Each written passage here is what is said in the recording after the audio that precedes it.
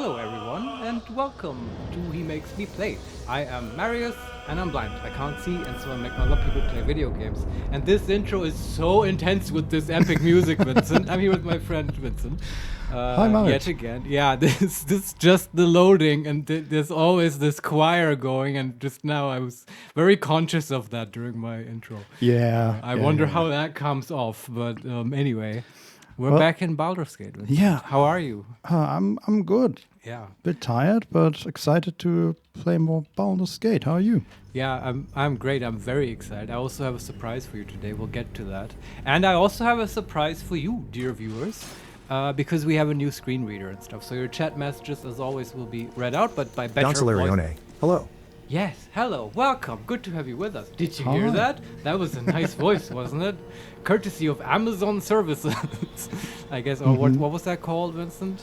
The service from Amazon was Polly, I think. Polly, that's right. It had a funny name, you know, like Polly wants a cookie, like a bird paradise. Anyway, there's actually more that you can do with those voices. We'll get to that in the break, so sort of watch out for that. But now I want to get right into it, Vincent. Where are we? We're in the Underdark. I'm already looting. Yeah, no voice. Larian, oh god. The quality went through the roof. At the rate. Yeah, Exactly, yes. This is like, to me, this is the equivalent of having a new graphics card or whatever, seeing everything in HD definition, HD high definition. Yeah. It's pretty good. I know. And we are still in the Grimforge. The Grimforge, Yes. exactly. And we are just on this small platform that I'm done looting now. Yeah, take your time. For my benefit, I always do it for myself as well, but also for people who maybe just clicked on this video or whatever and don't know. Last time, we continued our journey through the Underdark, where ultimately we want to get to Moonrise Towers, and we Eventually, came yes. upon people who basically got harassed by a bunch of deep dwarves. And then we went to their town. This was like a temple forge kind of Underdark complex where they were squatting, and we just messed them up. That's the summary. We killed all the tadpole people, the absolute worshippers among their ranks, and the rest, after we did that, sort of fucked off. Is that right? Yeah, basically. And we saved a bunch of gnomes, which I am ambivalent about. But they were deep gnomes, so it's okay. I kind They of were don't pretty hate them cool. less. Yeah. Yeah, I agree. And they may forge for us. So I think resource-wise, right now, after the big fight, we're still doing kind of okay, right? Don't need to sleep right now. We are all sort of at half HP. We have some spell slots left. We could do a short rest if we want to. Sure, and then we could just, I think we do have to explore a little bit more here in Grimforge. Yeah, because there is this other side, the eastern side. Yeah. And we somehow need to get there by using this very platform. All right. Because there is still this whole puzzle of the actual adamantium forge that is supposedly here. And I do kind of want to not miss that entirely. Yeah, kind of. hopefully we'll get there this way. Can't give up now. Let's see, can we come down here? Okay. I'm just using this platform I described last time to I move remember. our party from one side to the other. And now the question is, can Karlach... Like at an airport. Yes. A moving walkway. Karlach does not need the platform, so she can use the levers and then follow them just by jumping. That's pretty cool. Yeah. She's so No one strong. back home will ever Okay, believe and this. now we have this other area. Let's explore this tower real quick. Don't waste a step. So I'm basically starting all the way to the north, just by running that direction, sort of to where we found the deep gnome with the explosive barrel. Right. Oh, I remember her. Yeah, and now we are like 2 stories above her. Okay. And see if there's There's anything. tracks. Tracks. Footprints. Where do they lead? What are you hiding? Bloody footprints. Wait, are they leading away from the... I wonder if this is if these are the footprints Of the lady who Oh, yes. hid? Maybe. So, okay, we are standing just like on the other side, right after we went through the rubble that supposedly led to the forge. There was this platform that was built to protect the gate, right? So you Right. could be beyond the gate while still be Yeah. inside the fortress. And now we are on the opposite side of the gate on the same platform. yeah. And it looks like somebody somehow got onto this platform, got bloody, and then walked into the fortress, as far as I Okay. can tell. But let's see, we can interact with these bloody footprints. Yeah, let's do it.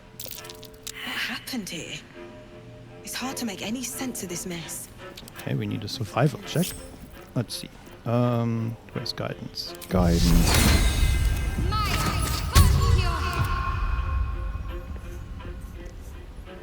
Something happened here. But what? Oh, we cannot repeat the check with other people. Huh. Interesting. Okay, That's- and it was... I Wow. approve of this, but it's a bit inconsistent because you can do that in other instances. Where am I Usually, needed? yes. Can we interact with any of the others? Maybe? I'm ready. Whatever So it there are takes. more footprints. Right. Something happened here. Nope. Could it But be what? just like, I don't know, an invasion or whatever? Maybe, but it's just one set of footprints as Yeah, far as I okay. can tell. There's also broken shackles. Something happened here. Maybe Okay. this was But the what? lady. And I this is- assume so. The Yeah. only question is, how did she get up here? Because this is like a good 30 meters above the water. maybe they sort of led the slaves through here or What to do? something. Yeah, but there's no way to get here, basically. Well, we got here. Yeah, but you would have to Moving ahead. mean to get here. Basically, this is not like this is a dead end. Maybe she was like trying to hide here first. I don't know. I wish we could ask her, but she's gone. We did everything in the Yeah. wrong order. Also, where do they lead, these footprints? Because they basically end at the doors, as far as I can tell. Well, they lead probably beyond the door. Yeah. Yeah, no idea. Okay, they just end. What is beyond that door? Where does this door lead? To the fortress. Again, it's a dead Okay. end, so the footprints Huh. start at the ledge and Yeah. then go into the fortress. Yeah. And then they just end when they reach the next room. I don't know. I feel like we haven't completely solved this puzzle, but I feel like we gave it a good shot. Yeah. I think the assumption that Yeah, that's the most likely scenario. that it's just Yeah, that the no- woman, yeah. Yeah, okay. The question is, can we get from here to the area where she was? Not really, though. As far as I can tell, there's no easy way to get down, unless you, like, Well, must have taken her a bit more effort, I guess. jump. Yeah, no idea. Anyway, there are also, just to describe this entire area, this doesn't seem like the Duergar have been here. Like, there are skeletons Mhm. laying about. There are. Oh, this is a dormitory. There's a dormitory plaque. Hmm. Come, Okay. all who are weary, sleep and forget. Okay, that sounds way more. That sounds like Shar. Yeah. Right? Ugh, and, like, I don't know. We have to get Shadowheart away from this cult. Yeah. We can fix her. I assume south is more stuff, so let's just see if we can enter the dormitories. Sure. Through the double iron gates. Yeah. Don't we give have me to trouble lock- now. we have to open the... I love how this feels like a real, actual dwarf fortress, like one you could build in the game Dwarf Fortress. Yeah. It does. Because dormitories is totally the thing there. Mm-hmm. That's where you put all the immigrant dwarves. Where the other? Isn't dormitory just a like a living area? Sure, like the Latin root is for sleeping, right? So I'm imagining a big space with a lot of beds where people can sleep. And the other dwarves, the resident dwarves, they have their own rooms, not a whole communal space. Yeah, makes sense. Although for beginning dwarves who are just founding a fortress, it's also completely normal to only have a dormitory because no one has rooms yet. Anyway, I'm talking about Dwarf Fortress. Yeah, I should play that game again sometime. I always enjoy it so much. Yeah, well, ask Stefan about that. Well, I don't know. Maybe I'll find someone else. Oh wait. This is okay. So there are. So we enter into the room, and again, this area is like sort of broken down. Yeah. There are, there were, I think, steps to the lower area where the where we encountered the ochre jellies. Right. But they have broken, and now instead there are only stairs that lead a little upwards to a second platform, and then even further to a third platform. This seems more like not like a sleeping area, more like a living area. Right. Um, Like a dining hall, maybe? Something like that. More, Okay. yeah, a dining hall. Actually, there are stone beds. Never mind. I love that they're made of stone. Yes. That actually would not work in Dwarf Fortress. Beds have to be made from wood. Sorry, I'm gonna shut up now. Have you tried? You can mod the game to make beds out of any material you Uh-huh. want, including soap. Yeah. And I love also that there are stone beds and then a few crates Yeah. and a weapons rack. That's important. Yeah, It is a dwarf Yeah. fortress. it is. I will shut up now. But Go watch Dwarf Fortress, the playlist we have. Yeah. If you want. there are a few skeletons laying about. Not Oh, dwarfs. yeah, humans. they had the saloon worshippers here, Mhm. right? Yeah. But there's also one special one that is called a Charan Inquisitor. Oh, that's good. We found that armor for Shadowheart, right? Yes, but this one looks much older. The other skeletons, I mean, I don't know. Maybe it isn't older. It's just it's not wearing anything. Right. But it has a harper key, Oh, an ancient key found on the body of a Shah worshipper. huh. That must have been a Harper agent infiltrating the Sharites. Maybe, or he killed one. Oh, good point, Vincent, because it's the Inquisitor. Yeah, Mhm. that makes total sense. He also has an undelivered letter, Ah, a missive stained with dirt and boot prints. wow, we can deliver this to someone's grandmother, I guess. Yeah, maybe. It was But probably a long time ago. Let's read it. Yes. Master Catherick, Ah. my whip has finally coaxed some particulars from the captive Harper. Aha. You were right. To wit, she revealed the location of her stockpile on a rocky overlook. Ah. I investigated but found the chest in question is trapped. Any attempt to open it might break its contents completely. The spy refuses to reveal how to open the chest, even under threat of death, only crying, "Lux Splendor," with every lash. Some type of watchword, no doubt. The interrogation continues. And again, please accept my most humble apologies for my earlier oversights. Rest assured, I will not misidentify any more of my fellow Sharans as spies. Right, they had an agent. May they walk forever in shadow. Justicia Sybil. Have we found this chest? I- Because there was this place, this overlook, I guess you could call it, I don't know. It was way back in, like, with the grove and stuff. We went up someplace where there was a waterfall, and then there was just this chest lying around. Yeah, but that's really far away. It's true, but, like, I mean, vertically, though. It's, like, up on the surface and stuff. Yeah.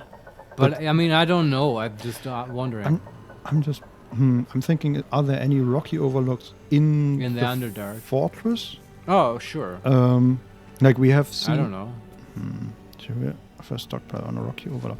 I don't know. Or in the What's Underdark, that you know. watchword?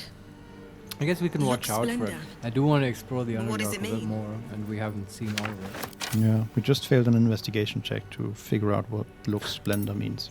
Well, it's okay, it happens Yeah. for the other playthrough. Oh, Scroll of Blight Oh, that's good against plants. and Scroll of Dark Vision. Alright. I should check these bookcases more often. Scroll of Scorching Ray. Bless you. Excuse I'm going to give you that to Will. And Scroll of Featherfall. good scrolls. Yes. And then that's it for the first level. And we can move on to the next, where there is not much to see, I think. The music in this game is so good. Didn't mean to consume that. Oh. There was a carafe of wine, just some camp supplies. I went to send that That to... sound though makes it. I don't know. Either it was really good wine or it was a bit stale and moldy. I don't know. I don't know. Yeah, but Butterscotch is slightly drunk. There's another skeleton. That has only bones. There's also Canticles of the Dark Mistress. Let shadow fall where the light doth creep, and silence cloak the din. Let blackness into lost hearts seep, and bid Our Lady in. Behold, Shah who shades our path. Behold, Shah from our born. Behold, Shark. Oh God! Way to troll Shadowheart, Vincent. Yeah. It's just okay. Behold, Shah, the primal dark, and I think my mind went because I'm always reading a bit Baby ahead. shark. Yeah, it's just you know that song? We have to play that song later. I'm not gonna. You can't make me. You probably don't know that, right? Because you don't have like a 6-year-old nephew like I do.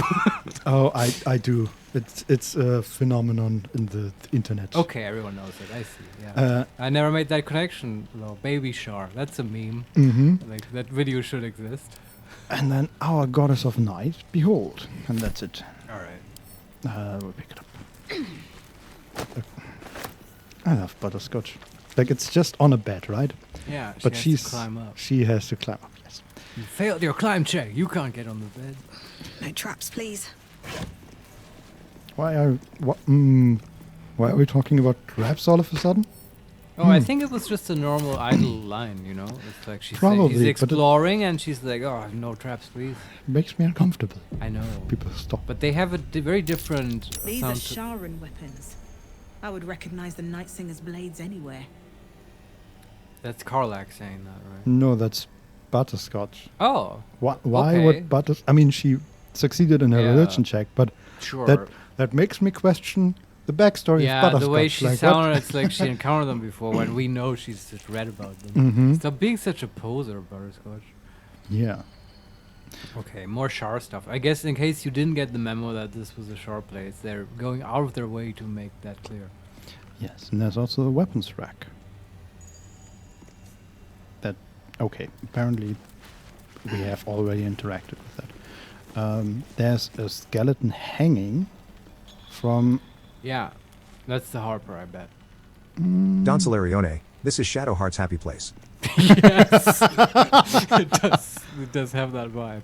Although she has been Yeah. sort of quiet about it. I'd wonder if there will be a conversation. about maybe. that stuff.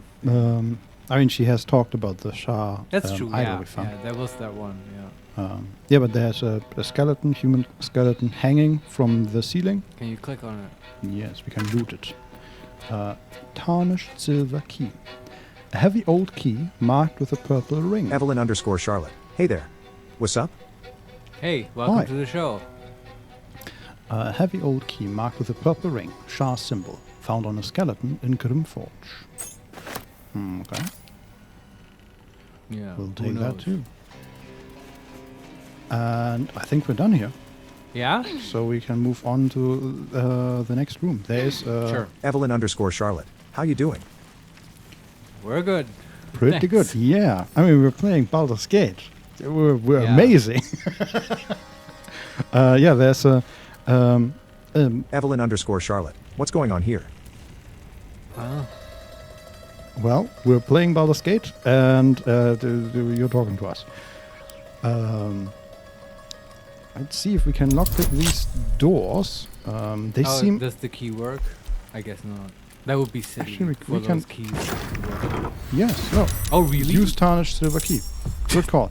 Okay, I guess. Also, yeah. we are immediately in combat. Oh, shit, with what? I wasn't expecting With this. 3 hell spores and a Maragon Legionnaire. What the hell is... I was not expecting this.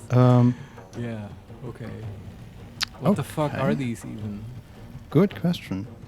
So they are... so I was a bit surprised because these wooden doors looked fairly Evelyn new. _Charlotte. Are you playing on PC or console?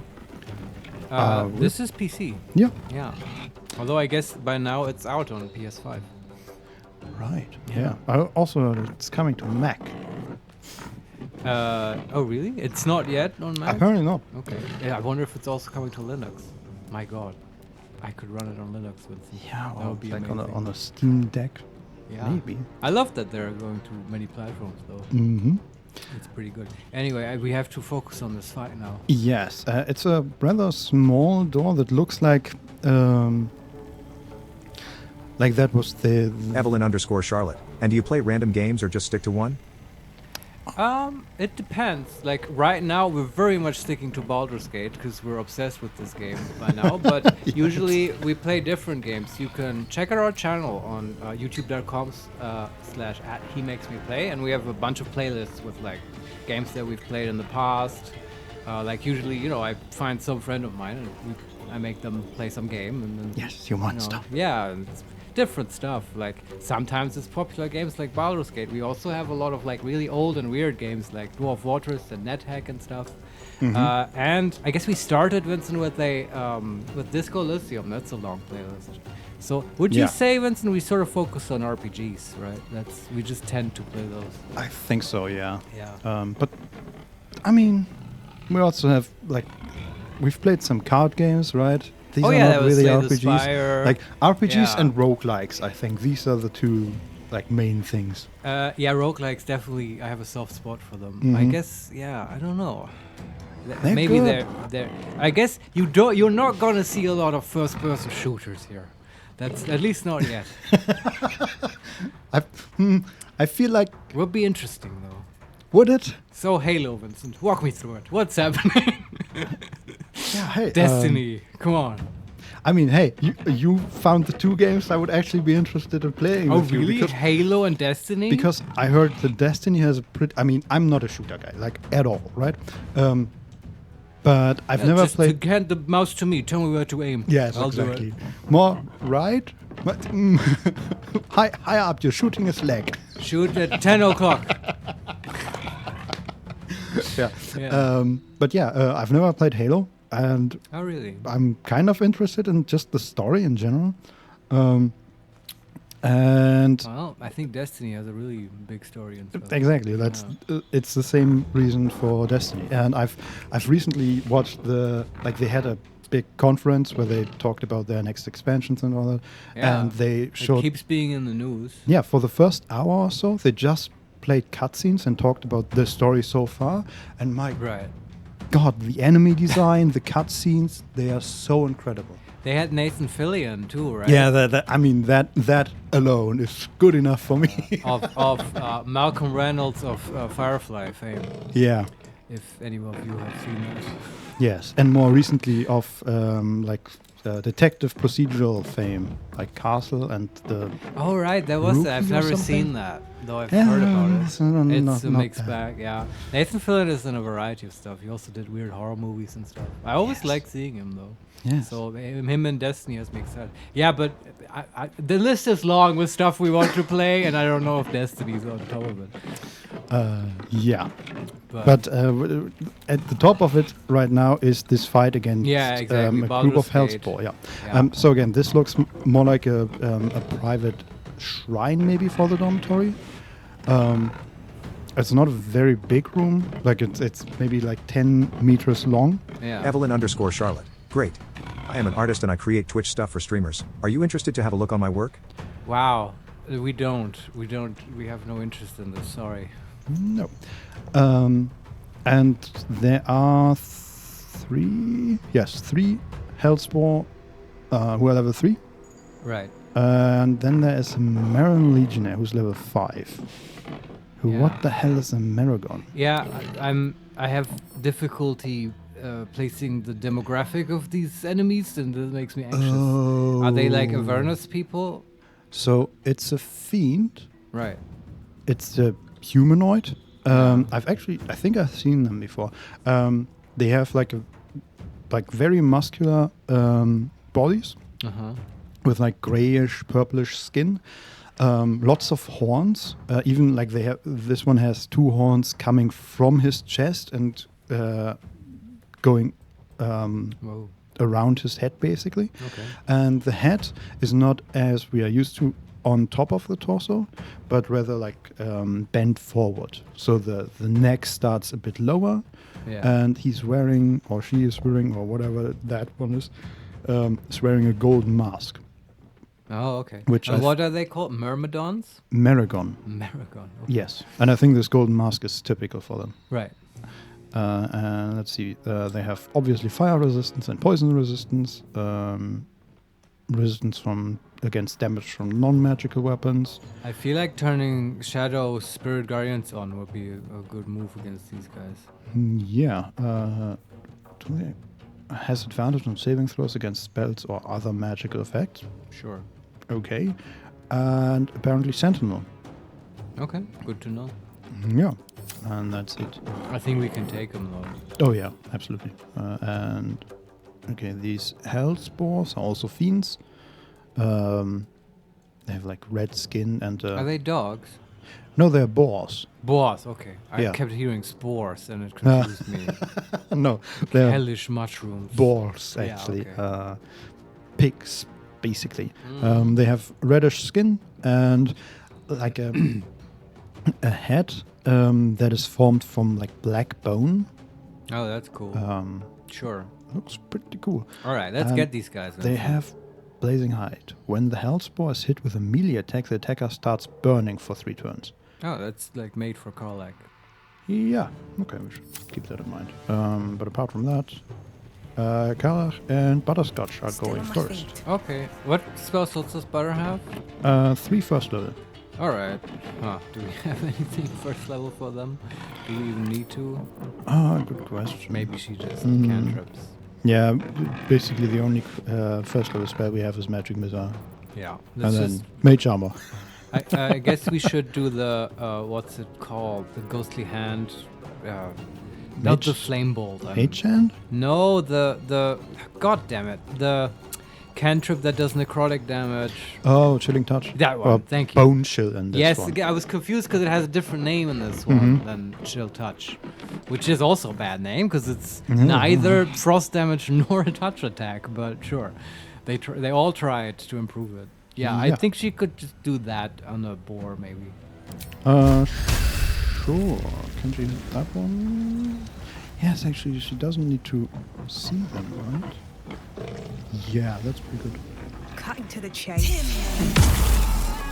So I've just hit the... Wow, that's a cool sound. Yeah. I just hit the closest one. And then Butterscotch can move back Right on my feet. on your little feet.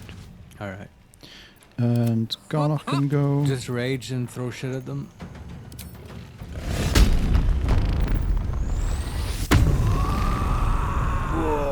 Also a cool sound. Yeah. Can she hit that one? Maybe.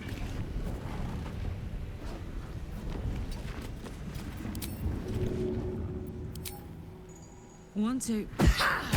Bam. That's the first one down. Nice. And then...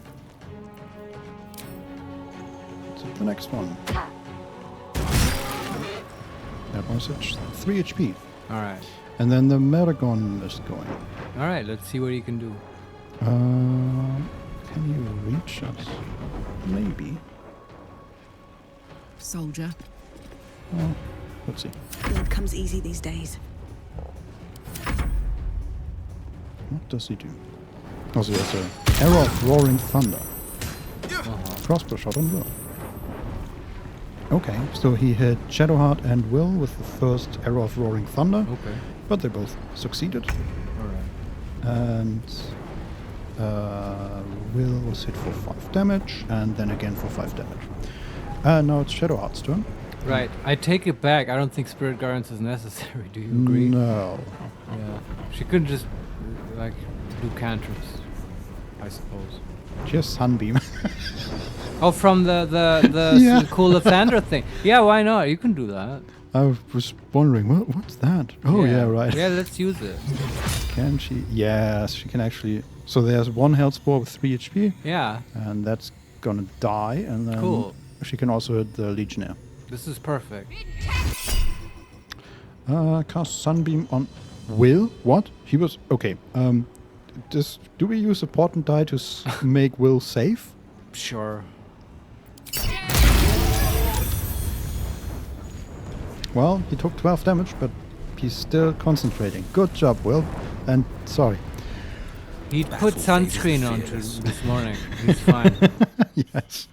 But okay, the health spore is dead, and that leaves us with the Legionnaire, and we can reapply the hex. Don Solarione, you're so overpowered. This is not a fight. This I is know. basically an animal cruelty. These are fiends. Yeah. Fiends. They are not animals. They are not beasts. They are fiends. It's a very important Yes. distinction. So the Americans, I think, are basically like the normal soldiers of the Hells Army. I see. Oh, no knockback because I turned it off? Yes, because I turned it off. But Even normal soldiers have gold masks in the Hell's Army. Yes. Pretty rad. Okay, and then you can move back. Fleet of foot. Can't afford to let up. And Shadowheart. Okay, there's one. The Hellspore's going. On I go. I'm just gonna move everybody behind. How Kara. many boars are there? Just one left. Okay, I see. And that one is dashing.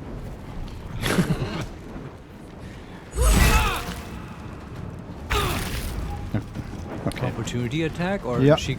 Okay.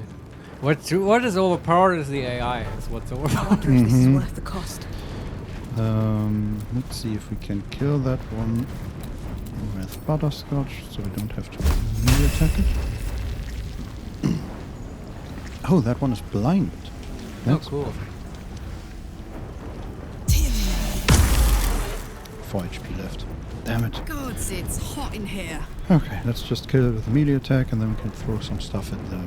Sure. Okay, so far so good.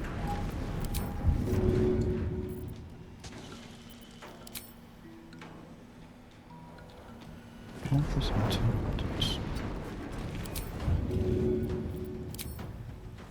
Want to do it? And where is it? And rage throw.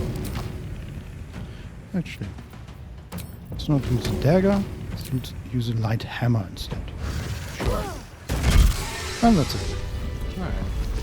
I really wonder what they were doing here. They were just waiting there till someone opens the door. Good question. No idea. And why is it a crime to loot them? Oh, it is? I guess maybe they were working for the door guard. But who's even in charge still here? We're like, who's policing this place? What's going on with it? Are they burning? This Karlach is still burning, but it's gone now. Alright. Devil foil mask. The mask's interior is lined with jagged bite marks, a single notch indicating the rank of foot soldier. Oh, yeah. The facade bears only an innocent smile and wide, searching eyes, seeking its own kind. And a Maragon Hellbird, which is a +1 Hellbird. Can you put the mask on Karlach or something? It's not... Actually, can you? Can't wear it. Strange mask. Looks familiar, but I can't quite place it. Wait, I'll give it to somebody else. Can you then... Still alive, so that's progress. No. Can't be worn. No, Could go I for was a just... good meal. When I gave the mask to Karlach, she made the Arcana check, which Yeah. is not the... Like, she Not a rolled a strong 6 and suit. Butterscotch would have succeeded on the DC 10 with Yeah, the 6. but maybe only Karlach gets to do a check because she saw it in the infernal armies and stuff. Yeah, maybe. But let's Although- try and put it on. On whom? Karlach. Sure, we have like remove curse and stuff if we want. Oh, that doesn't look good. No, wasn't expecting it, but does it give her magic powers? No, it's just the mask, Okay, never as far as I mind. can tell. Maybe in the right occasion it might Yeah, help. yeah, if you're dealing with devils and stuff. Mm-hmm. Okay, you can keep it around. Sure. Is that blood? No, never mind. Also, we What's the need story? to grab the dagger and grab the javelin and grab the light hammer. There's also dead ochre Nice. jelly in the middle of this room. Oh, but one we didn't kill. No, Okay, At I least guess things have stayed the interesting. Maragon killed it. I guess so. Ochre jelly slime, ruby ring, and some gold. I'll take it. Huh. There's also, I'm gonna save. There's an altar with a second devil foil mask. I'll take that. Huh. Another mask. Heavier than it looks. Wouldn't be very comfortable. Okay, no idea. There's also an elixir of fire resistance. Alright. And there's an opulent chest. Oh, nice. Hand crossbow, fire stoker. Sorry. Burned alive. Deals an additional 1d4 piercing damage to burning targets. Vincent. Yes. I'm a fire stoker. Twisted fire stoker. Well. You know that song? Mm-hmm. Yeah, okay. It was Prodigy for you children that were born after the 90s. The Stoker just made me think of the vampire movie. Mm-hmm. Ben Sure. Stoker. Yeah. Ben? I think so. Bram Stoker, I think. Bram. Yeah. Sure. What did it do? We don't use crossbows, so it was No, paying it's attention. 1d4 extra damage Oh, against burning targets. And there's also, wait, I saw a key there. A rusted key. Many keys in this place. I was gonna ask this earlier, like, how do keys function in this game? Do you have to actively click on the key to use it on a thing? No, just click on the door. Okay, so like earlier, it actually used the iron key automatically. Yes, but I right-click the door to pick its lock. Ah, instead of just trying to open it? Yes. Okay. Also, where's that rusted key go? Grave key. I want to look at this key. But we have so many keys. A heavy old key marked with a purple ring. Sharp symbol. Is that the same? I guess so. Okay, yeah, we have a tarnished silver key and a rusted key, and they are But why, like... identical in their description. I mean, they're all in our key ring, basically. Yeah, I'm just wondering, is this a key On my that way. tells us, Let's see what like, this there's does. a hidden chest somewhere? Oh, or that whatever? has a little tag on it that tells you... But no, I think this is just to open the door from the inside. Sure. Okay. No idea what that was about, honestly. Yeah, it's a bit puzzling, but I kind of like it. Yeah, also, I mean, we just failed the checks, right? Right, right. I feel like it's a D&D game, like 10 to 20% of encounters should just be random bullshit. Oh yeah, no, there's orcs here. Yeah, of course. Yeah, You can fight makes them sense. now. Yeah, Also, I found some more skeletons that are hanging, right. and I think we are done in this room. Let's have a look. Okay, maybe there are some more scrolls here, but that's it basically. All right. Yes, scroll of flaming sphere. All right. Now we run out and go for further south towards the forge.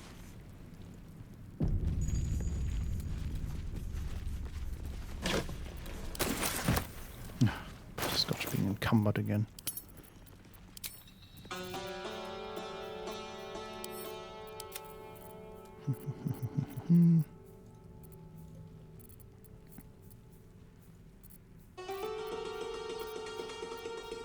So dramatic.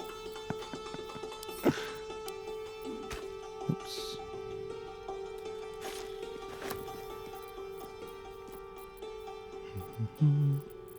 Just some inventory management.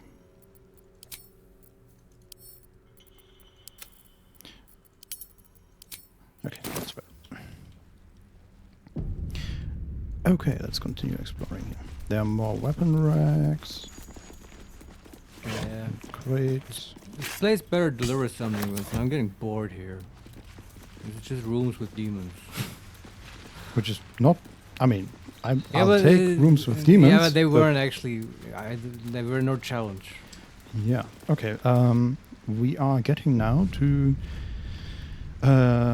the end of the fortress, basically. Right.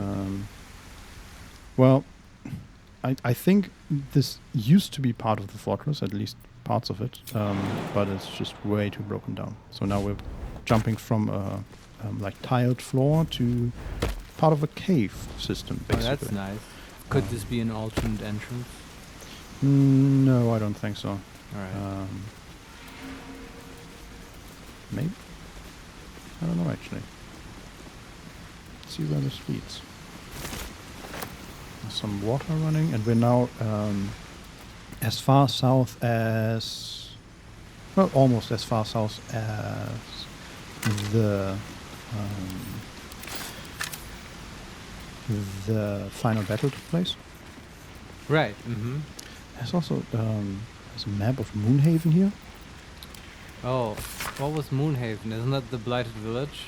Yeah, this war map offers a detailed plan to attack Don the village Solarione, of- I love that all dwarfs left, but 2 guys taking care of the bodies stayed for some reason. Maybe they really don't care about anything. Wait, who's taking care of the bodies? What? I mean, there are some dwarfs still. Oh, it's like there's dwarves still remaining here? Yeah, in the fighting area, Ah, just- okay. And what are they doing? just running in circles almost. Like they're. Don Solarione, oh, they all stayed. My bad. Oh, they did? But they said they would leave. Yeah. Maybe they're just packing up. Perpetually. This feels like they are meant to do something, Yeah. but the AI just got stuck in a loop or something. Because they're like 6 dwarfs, Yeah. and they all patrol with like a route with 3 different points. Like they're just Oh. running in circles, basically. Huh. Yeah, that can't be intended, right? Or maybe you're just not intended to see this once you're like done, right? We are done with this part of the game, so you know. That's how I took it, yeah. That in my mind, they would just walk away and despawn. Yeah. Maybe that didn't happen, I don't know. Oh, these are mirrors. I knew it. Mirrors? Yes. So remember in that arena room, there was an altar, and there was like a big stone circle. Yeah. Mm-hmm. Standing like vertically up from it, but I couldn't interact with it. And it looked vaguely like a mirror, but it was just stone. And now we're standing on another altar where the like that has been broken, and the mirror, which we can now interact with, and it actually says mirror, is laying on it. All right. Let's do it. Yeah, but first I want to finish reading that map of Moonhaven. This war map offers a detailed plan to attack the village of Moonhaven, encouraging soldiers to kill in merciless silence. Okay. That's, interesting instructions to your soldiers. Merciless silence. Oh, man. These guys are not the goodies. No, they're not. It's They could have done it, too. They were, like, Underdark caves under the village. I guess I'm assuming they lead to the Underdark, probably, yeah. but they probably Look do. like it. Let's see what this mirror is all about. Yeah. Oh, okay, Shadowheart came running up. And we cannot interact with the mirror, apparently. Shadowheart, There's can no you time to interact with the waste. mirror? No. How curious. I guess we cannot Never a dull interact with that moment. mirror. What if you wear a mask and you look in the mirror? Not a bad idea. Also, regarding mirrors, at the end of that room where the masked guy with his boars was,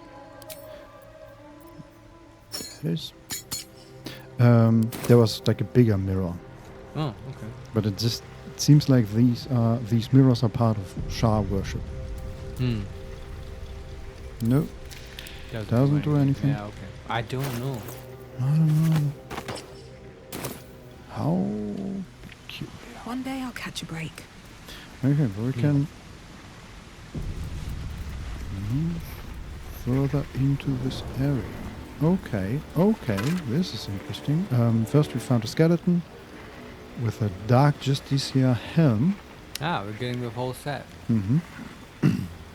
Stamped with Shah's own sigil, this helm was worn by the Night Singer's own crusaders. The darkness within seems deeper than night somehow. And it has swath in shadow. While obscured by shadow, the wearer gains +1 to saving throws when attacked, and +1 constitution save. Alright. This one's for you. And it also has a scimitar mold. Can be used to shape a unique piece of equipment. The mold seems tailored for you at a particular forge. Yeah, they totally want you to make a cool thing here. Yeah. But, like, we don't have much use for these weapons. Well, Maybe if we find a mold for an armor, that would be cool. Can put it on Shadowheart. yeah, we can now see that this temple goes much deeper than we could previously see. Alright. And we are standing in front of 2 levers. Let's see what they do. Sure. Oh, okay. There's a moving platform. But where does that help? Okay. So that moved from... you know how there's one large gangway in the middle above the fortress? I kind of do, but I don't think I'm ever going to get a full picture of the layout of this fortress. Yeah, And that's I fine. think that's okay. It just moved the platform from like this large gangway like breaks and doesn't continue over the arena area, but then continues a little bit. And this lever just moved one of the smaller platforms from the broken part to the next part. So maybe we can send some people to the gangway and then jump on there. But let's see what the second lever does. Sure. It puts it up. Still don't know what that is about. Maybe to help it jump? Oh no, it's just so it can be reached from the first part of the room. Okay. You know what I'm gonna do? I'm gonna tell Carla, because she's so good at jumping. This is the Super Mario part of the game. Basically. Because I've already seen that... What do you mean can't get there? Just jump, go. There is... in the deeper part of this fortress, there is a teleportation thing. So hopefully we can just bring Karlach there, and then we can teleport the rest of the party, instead of doing like the soul Makes jumping sense, puzzle yeah. with everybody.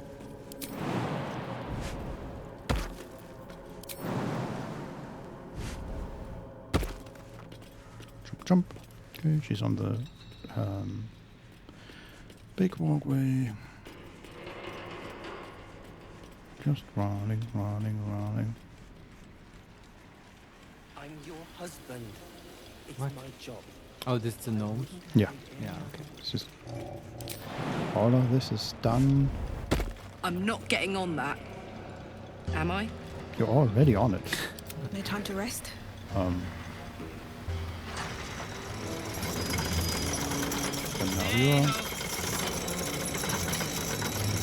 going all the way over here. Okay, can you just jump down? Looking ahead. I'd love to, thanks. How wonderful. Okay, Karach is on the second part of this thing. Are there any enemies? I hope not. I'm gonna save in case Sure. like some of these skeletons get up. I don't want to fight them just with Karach. She'd probably fuck him up. Probably. Waypoint. Okay. All right. And now can we just get everybody there?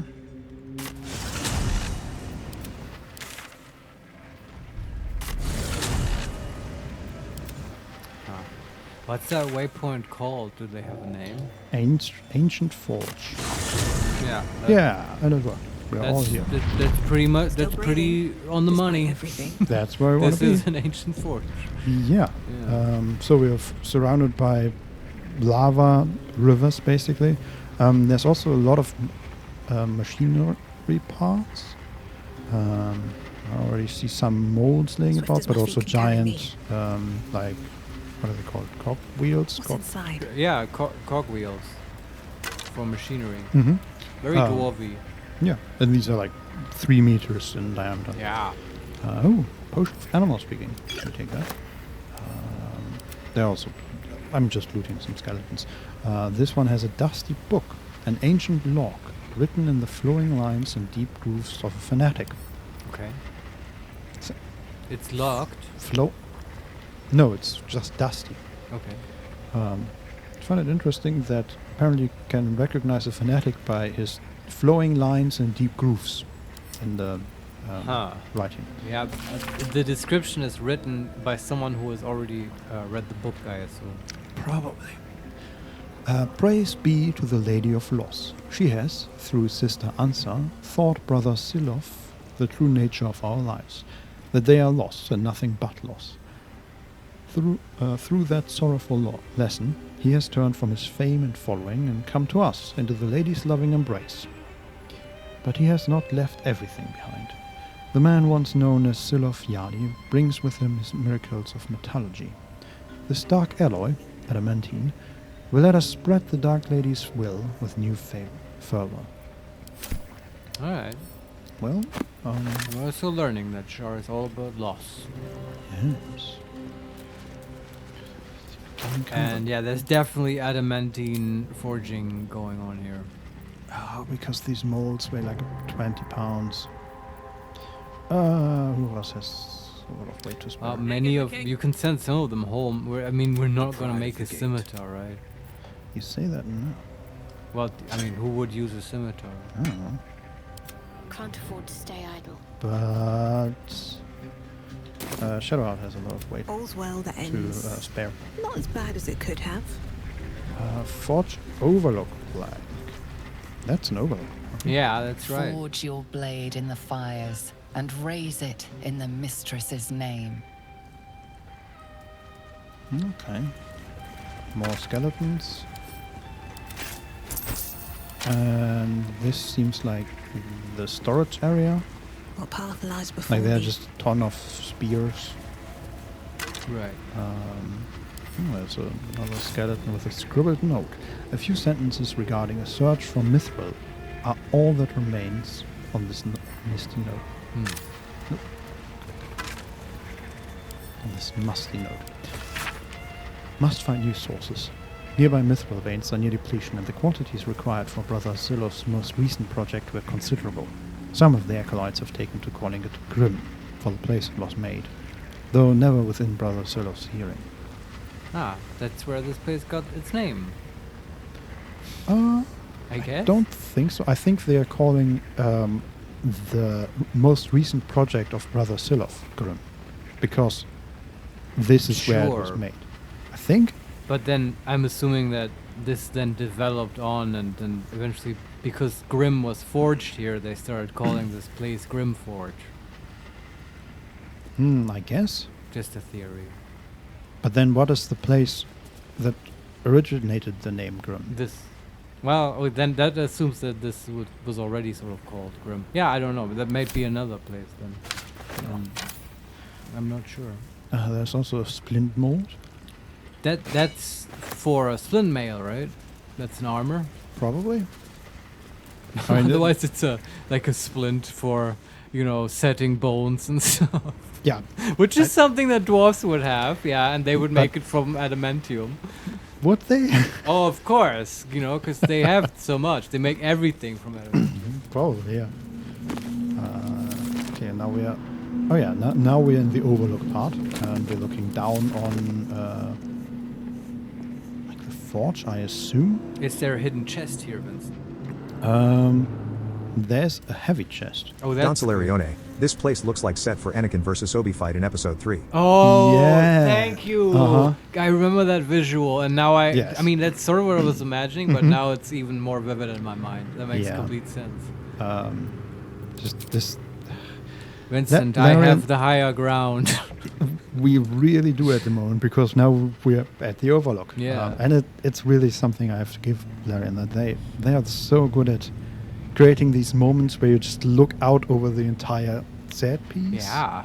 Right, and right now this Big is vistas. like we have this forge, which is a circular platform. Yeah. Has like a good 20 meters in diameter. In the middle of it is... Man, these sounds. In the middle of it is...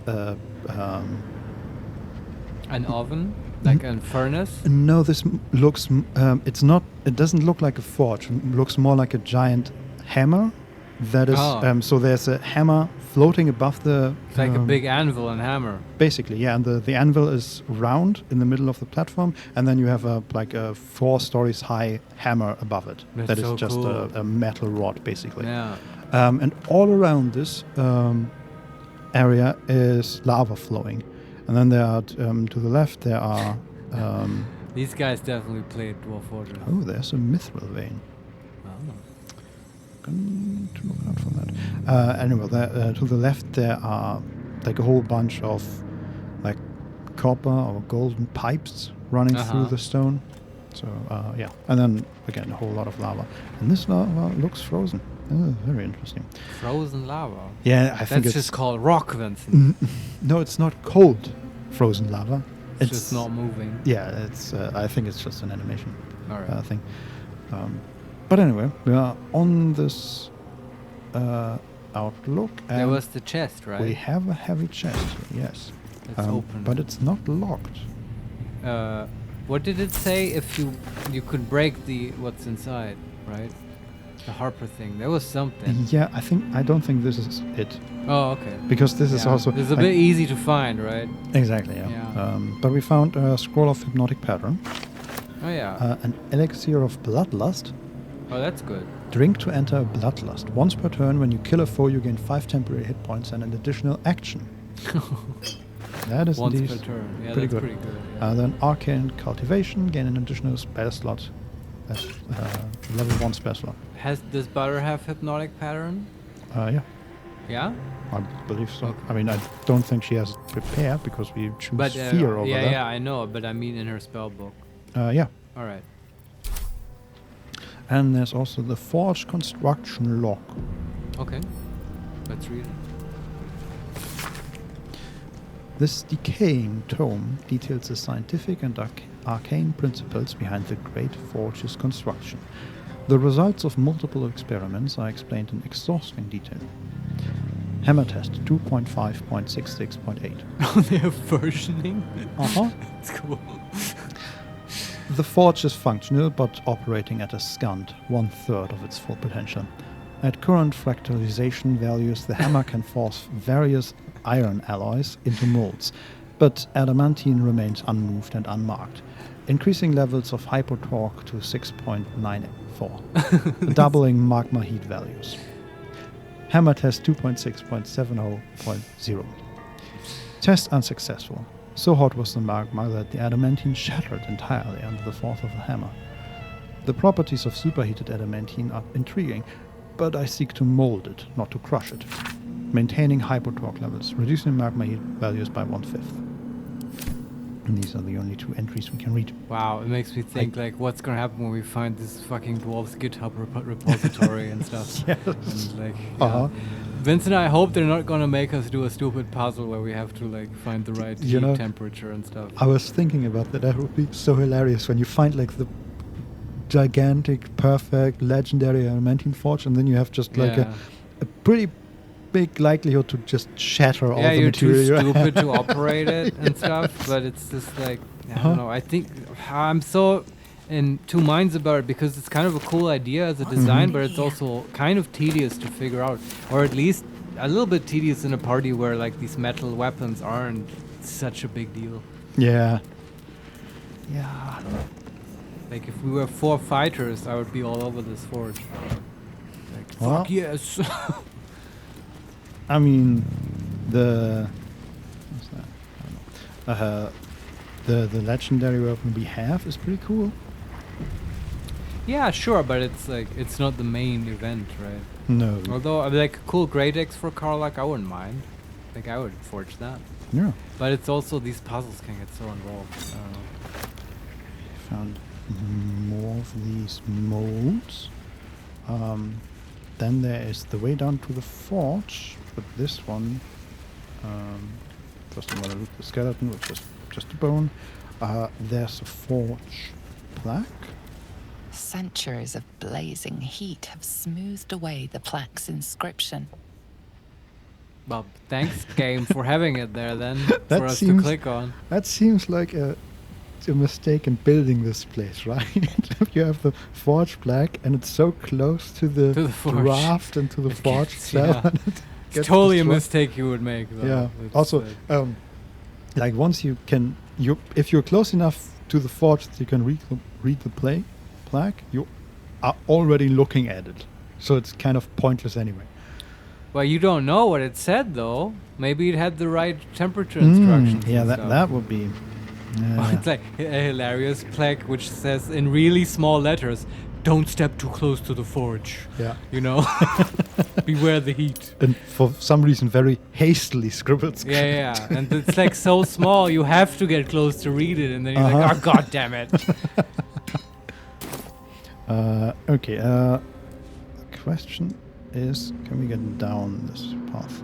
So there's like a long staircase. That reminds me.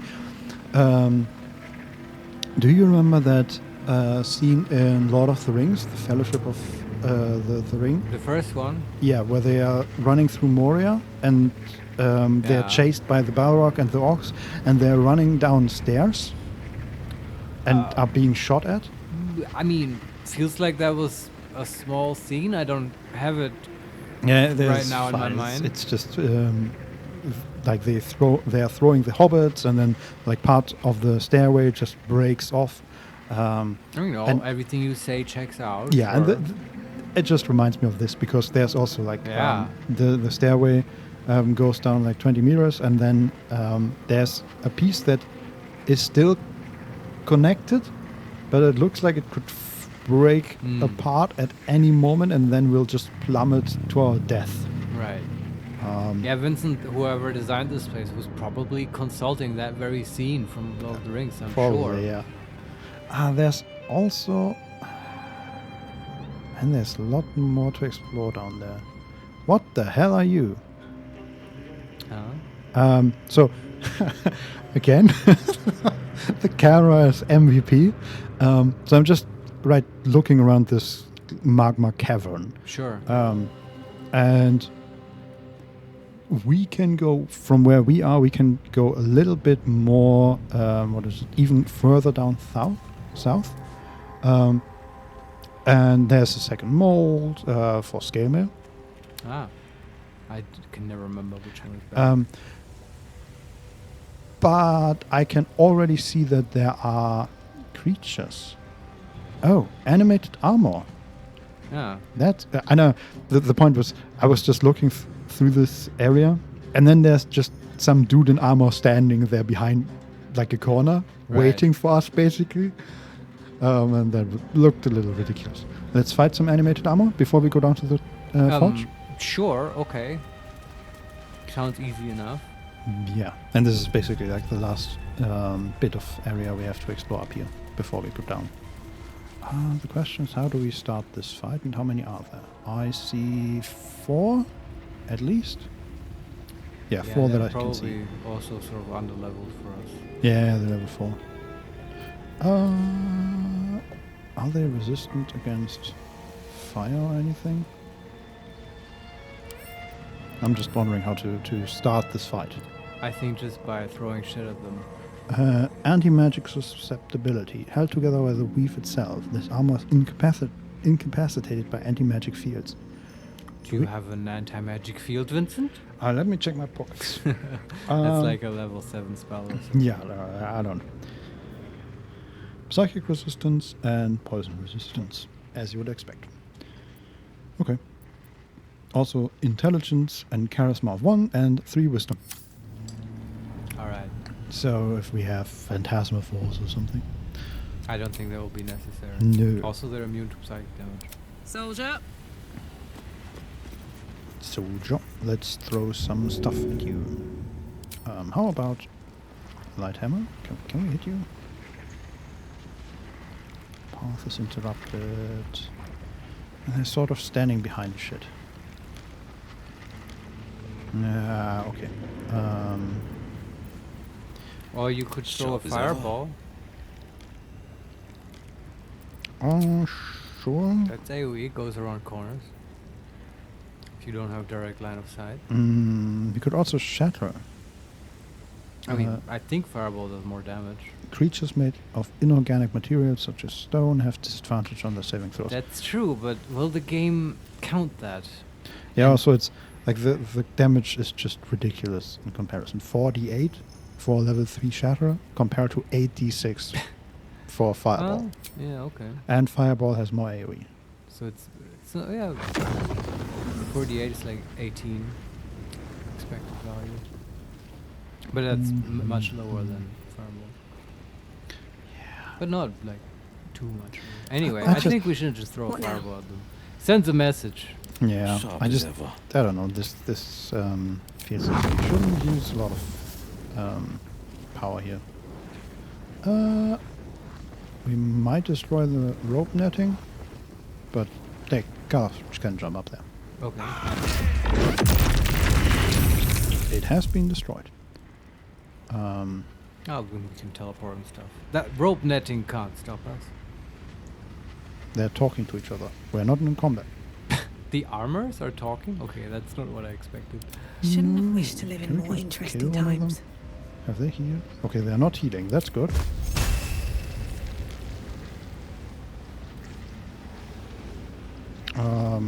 This is very weird. I mean, it's an animated armor. Those aren't usually friendly. It's like they're like automated defense by my systems. It's hand. completely appropriate to just throw fireballs at them. Yeah, I'm just gonna hit them until we are in a fight. Sure. Yeah. So far, we have succeeded. I mean, maybe when the dwarves left, they disabled the defense system. This is ridiculous. Someone didn't turn on the AI on this tin can. Okay, now now we're we're in in a combat. fight, Finally. Oh, jeez. This seemed a bit stupid. They're just a bit laggy, these magic armors. Yeah, basically. Processing request. Identified human. Yeah, they had to figure out whether we are enemies or not. Yeah. And it took a while. D&D should have more Daleks. Oh, yeah. Does it work? Yes. Okay. One day, I'll catch a break. Let's cook with fire, baby.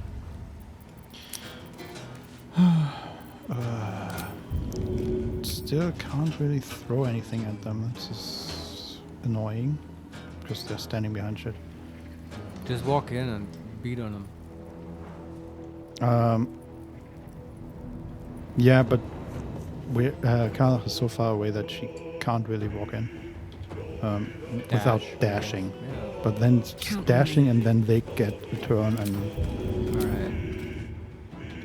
Okay, Karlach, you're This excused. is my time. And will you do not kick them back, please, and then you can... A bright idea. Very good, Hex and Eldritch Blast. And miss twice. Okay. Now the animated armor. Dashes. Wonderful. For low-level parties, these armors can be quite a challenge. At least if they're like in the PHP, I know they have like many attacks, and that can often trip people up. Oh, okay. I mean, If I remember correctly. they just 2 of the armors shot Shadowheart twice, and okay. out of the 4 attacks, she was hit once. Good job, Yeah, Shadowheart. but see, they have 4 attacks. 2. They have okay. 2 of them attacked twice. I see. But it's also in the PHP, the way I know them, they don't have ranged attacks either. So who the fuck knows? Well, I mean, they are just animated armor, right? They can do. You can give them any weapon you want, basically. Sure, but it lists that sometimes in the PHP if they are supposed to have like a goblin will have like a sling or whatever. Yeah, sure. Okay. Let's end this misery. One of them is dead. Ready for another round? Battle favors the fearless. Wait, which of these is... This one is next. Target is too far here. Well, move What's close. this? I assume we do not want to rage. Nah, Seems sort of ridiculous. I don't feel very angry.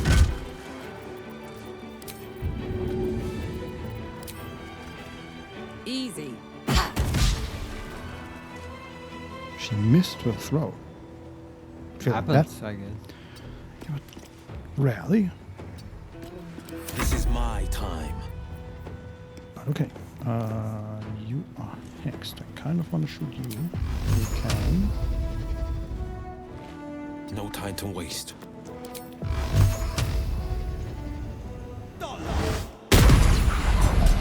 Okay, 2 at it. Cool. Kind of grouping up here. But, you know. What are you gonna do?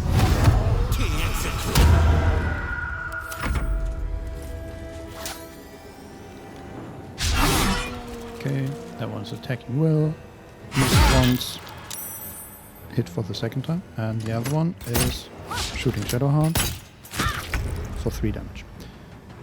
Alright. Let's Sacred Flame this guy. They have 3 wisdom and they saved both times against Shadowheart's Sacred Flame. That's unfortunate.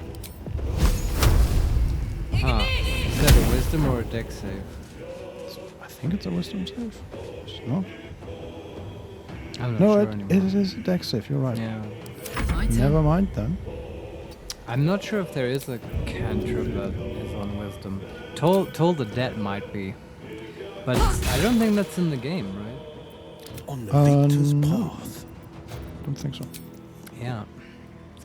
It's a very good one. How the hell can you shoot us? This animated armor is like standing between 2 metal parts, and there's like this minuscule slot between these metal things, and it's using that to attack Shadowheart. Very smart. It's like Yeah. behind a fortification. But There we not go. smart enough. I've got a long road ahead. So what were they guarding? That's what I want to know. Good question. I'm not sure. What next? Was that all thrown? Guess So so. far, it Let's get going. feels a little bit like this part of the fortress, Long way to like, go still. you know, regarding the DM, this was designed by my nephew No or one's stopped me something. yet. And then there's a room with magic armors. Roll for initiative. God to I mean, And then there's demons. Fight demons now. It's like, and then there will be a dragon, and then a beholder behind a keyhole, and like all kinds of stuff. I see your point, yes. I don't think that's gonna get a lot better here, because I don't think they're guarding anything. That was now cool loot here, but so what was the? Why were there armors here? I want to know. Maybe it was just sort of equipment, and it was just an accident that they got animated. I think so. Right. That I can mean, happen. one thing that they are sort of Making me guarding sweat. is that. Yes, please go. Is I think a mithril vein. Oh, okay. Sure. And there's also another skeleton of a Dark Justicia with functioning armor. Yeah, probably the Sharites put the armors here. Open up. Can we harvest those veins? Yes, I think so. Okay. Can at least attack them. Maybe if you like destroy it, then it'll drop some mithril. I hope so, yes. Okay. Is mithril just the ore going. for adamantium? Yes, Like you can melt it down and then you have pure adamantium. Moving it's in. not quite clear. I remember we read about this last time, Yeah, I and do too. that seemed, or the way I remember it is that mithril is used in the production of adamantine, Oh, but you okay. still need like adamantine ore. So it's more so like it's like a flux material when you make steel or something. yeah. What like the carbon. hell are those? So there's we are now again more in the cave area and less of Fortress. the fortress area, and we're about to move to this lava river, and right next to us the lava river flows over an edge and then down like a 20-meter drop. Ah, a lava fall. Mm-hmm, Nice. exactly. And at the bottom of this lava fall, there's like a It's a good band name, by the way. Throwing that out there. uh-huh. There is a sort of valley A with valley. yeah, whatever you would call that, like Yeah, sure. I just acoustically, I wasn't sure. a lower part of this cavern, Yeah. sort of on the same height as the forge. Yeah. And there are some structures, but like build structures, but they don't look like they used to be there. Like they just there we can see like part of a wall and one of these char statues, and but they're in the middle of a river of lava. Right, it looks like they just broke and fell down. Uh-huh. But Do you think they were there before and then they got sort of flooded with lava? it's not sure how they got there or where they were exactly before this, because Okay. this seems like maybe this area used to be that, but I don't see the direct connection to that bit of the stonework. I don't know. But also there, I was surprised because there are things talking down there. Talking? Okay. Yes. Denizens of the Underdark. Well, denizens is maybe a bit too much in regards to their intelligence, because all they're saying is ready to burst, and it's not clear whether that is like an effect. I mean, I can see there are like maybe lava elementals walking around, but this ready to burst might as well just be a notification of some effect Okay. that is like some So- environment effect. But there's no one talking now. Maybe not. Not You sure. see like messages or something? Yes, but it's just like a whole bunch of like 10 instances of ready to burst, and then there's this lava bubble appearing. I think, and I originally thought these might be like smaller lava elementals, but I think they're just bubbles that you need to care for. Ah, when the you- bubbles can burst. Okay. Exactly. Yeah. But we're not there yet. Okay. We'll get there. Oh, now we're entering the ancient temple. Ah, Okay. Interesting. Can't get much further here, but we are standing directly next to the lava right now. We need to jump over, and then we can hopefully do something with this mithril. Or we all fail our survival check. Can we, like, at any point maybe succeed in a check again? That would be great. Well, survival isn't our strong suit. No. Let's see. Defender Do we of the have people. do we have a pickaxe? I feel like we have a pickaxe. That would be the tool to use here. We have a battle axe that has like a Very- pike at the end of it, and we have a pickaxe. Very okay, good. there we go. Now Karlak does some mining. Is that what's happening? That is the question. Can equip it? Okay, let's just try that, because I don't see a way to... You're standing in front of a mine, yeah? Uh, Vein. Yeah, it looks like a a big piece of rock basically Yeah. that has like a blue coloration Right. throughout it. But is it clickable? Yes, but we will And attack do- it. Yeah, sure. And the two Let's options are attack it. attack and examine. No, it has a lot of resistances. Let's try. Yeah. Immune to radiant damage. Makes sense. Okay, we destroyed it and we found some mithril ore. I guess you solved the mining puzzle. Uh-huh. That's how we. That's how we get it. Yeah, apparently. Feels like that. Well, whatever. It worked. Yeah, it's fine. Makes sense. It's kind of what I expected. What weapon did you wear?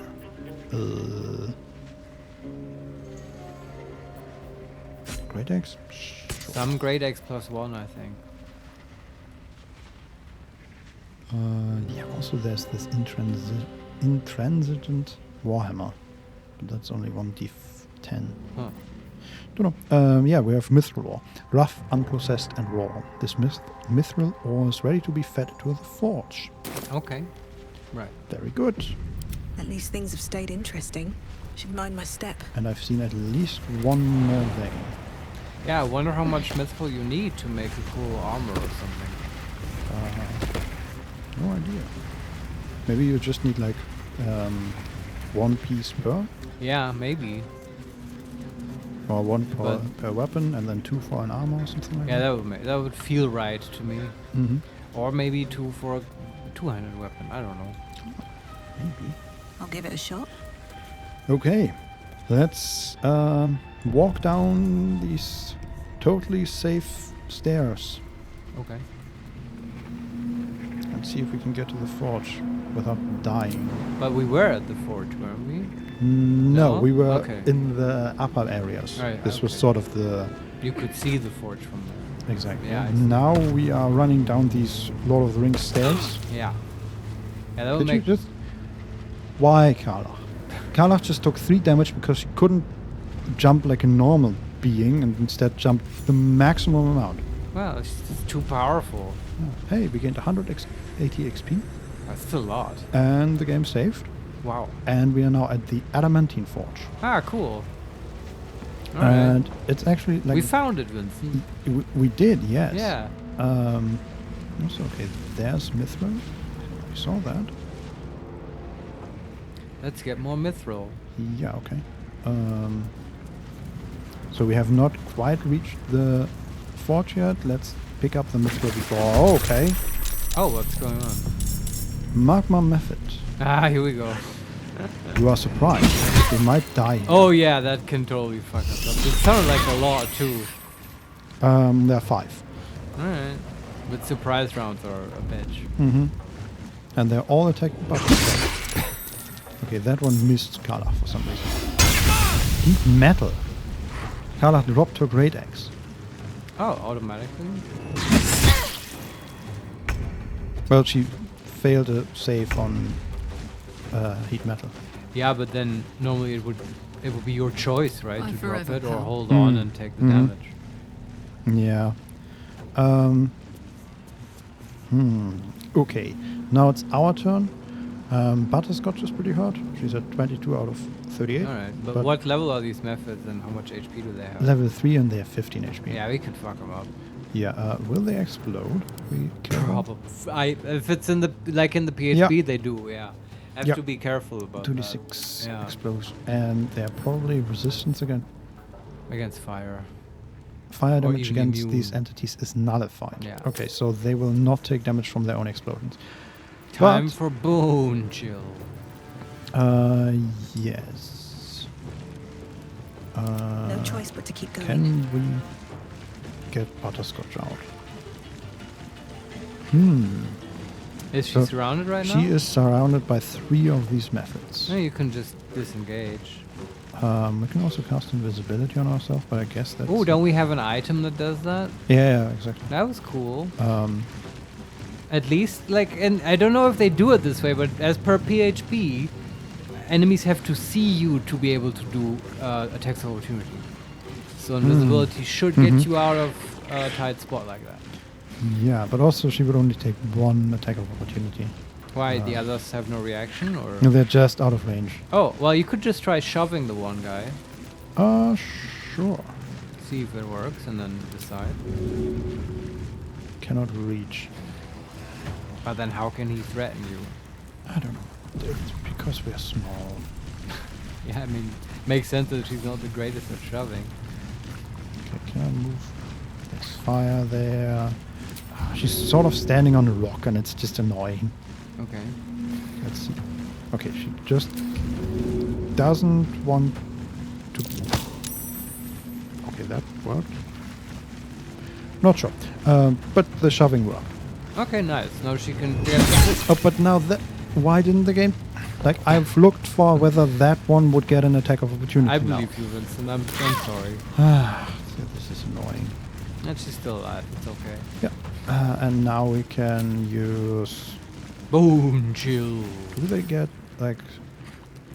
Damage... Cold damage against this entity is doubled. Oh, do we have Ray of Frost, right? We have Ray of Frost. Oh, that's very satisfying. Is one of them hurt? Probably not, right? They all have 15 HP. Okay. Let's hit that one. For 30 damage. That's a lot. Okay. That is a lot. Yeah. What did we roll? We rolled 11. Oh, and then we get +4 from our spellcasting ability modifier. Guess it Very also nice. gets doubled then. Yeah. Yeah. Okay, and then we have Karlach, who is weaponless, but She'll just throw stuff, right? here's the thing. Yeah, Karlach does not need a weapon. Are the methods small? You could consider throwing them. Yeah, I'm considering throwing one of them against another one of them. Yeah. Sounds good. Yeah, All that right. worked. How much damage? Okay, they have 5 and 7 HP. And one of them is prone. She only could throw a bomb in there, but they are immune Ooh. to fire. But I clicked throw and she just tried to strike him with the unarmed attack. Okay. Karlach, you're no monk. Well, Put your fists down. I don't know. I'm gonna shove him. There you go. Be shoved. Yes. Shove off. Yes, and then maybe she can... They can fly. She can't block. Time to push my luck again. Okay. Let's see what they do. Yeah. Heat metal on Shadowheart for Oh 14 no, the damage. thunder mace. Oh, she actually held on to her... Makes no sense to me. But okay. what? Heat metal disadvantage. Okay, what is heat metal? Metal is condition. Metal is glowing red hot. The caster can deal 2 to 16 fire damage. What is that? 2d8. Oh, 2d8, right. To the creature touching the heated metal. If the creature is holding a metal weapon, it might drop it. Otherwise, it receives disadvantage on attack rolls and ability checks. What does that mean? It might. It may would be the language of the PHP. I don't know. There Maybe was the also game just rolls in the background. Yeah, there was also no save, as far as I can tell. Well, sure, it wouldn't say that on the condition, right? Like, presumably you save. Yeah, when the but spell is nowhere casted. in the combat log was a save. Is that how heat metal works? No, right? Not in the PHP. You get a save. No, I think that's how heat metal works. Oh, but then really? you get a save if you want to hold on to your weapon. Oh, okay. Maybe that I've actually not used it very much in the The PHP. spell says cause a metal weapon or armor to glow red hot and force the wearer to let Don go or Solarione. receive. Maybe the mace was made from wood? Oh. Yeah, And or maybe it's maybe not it's metal. or it's just a light mace. But didn't she take damage? Yeah, but she's So- also wearing metal armor. Ah, it might be the armor then. Yeah. Okay, yeah. Um, Can't drop that. Cause a metal weapon or armor to glow red hot and force the wearer to let go or receive disadvantage on attack rolls and ability checks. If the creature is only wearing metal armor, it always receives disadvantage. If the creature is still touching the metal, you can use a bonus action on subsequent turns to deal another 2d8 fire damage and force the creature to let go or receive disadvantage. Right. Alright. Will is still back here for some reason. Okay. Eldritch Blast. Hex and Eldritch Blast. He's like super far away because he didn't jump.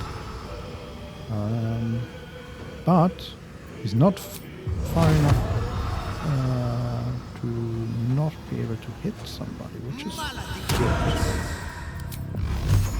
Okay. There's a 7 HP method that we could kill, but I wonder what happens if he explodes. Will he be pushed first and then explode? Yeah. I hope so, because otherwise the explosion will hit Karlach and Shadowheart. Let's try. Let's find out. And then there's another one. I assume that one ray will be enough to kill the 7 HP method, right? If it hits, yeah. Yeah, it has a 95% chance to it. Alright. And yeah, it should be almost always enough. And then we can hit the other one.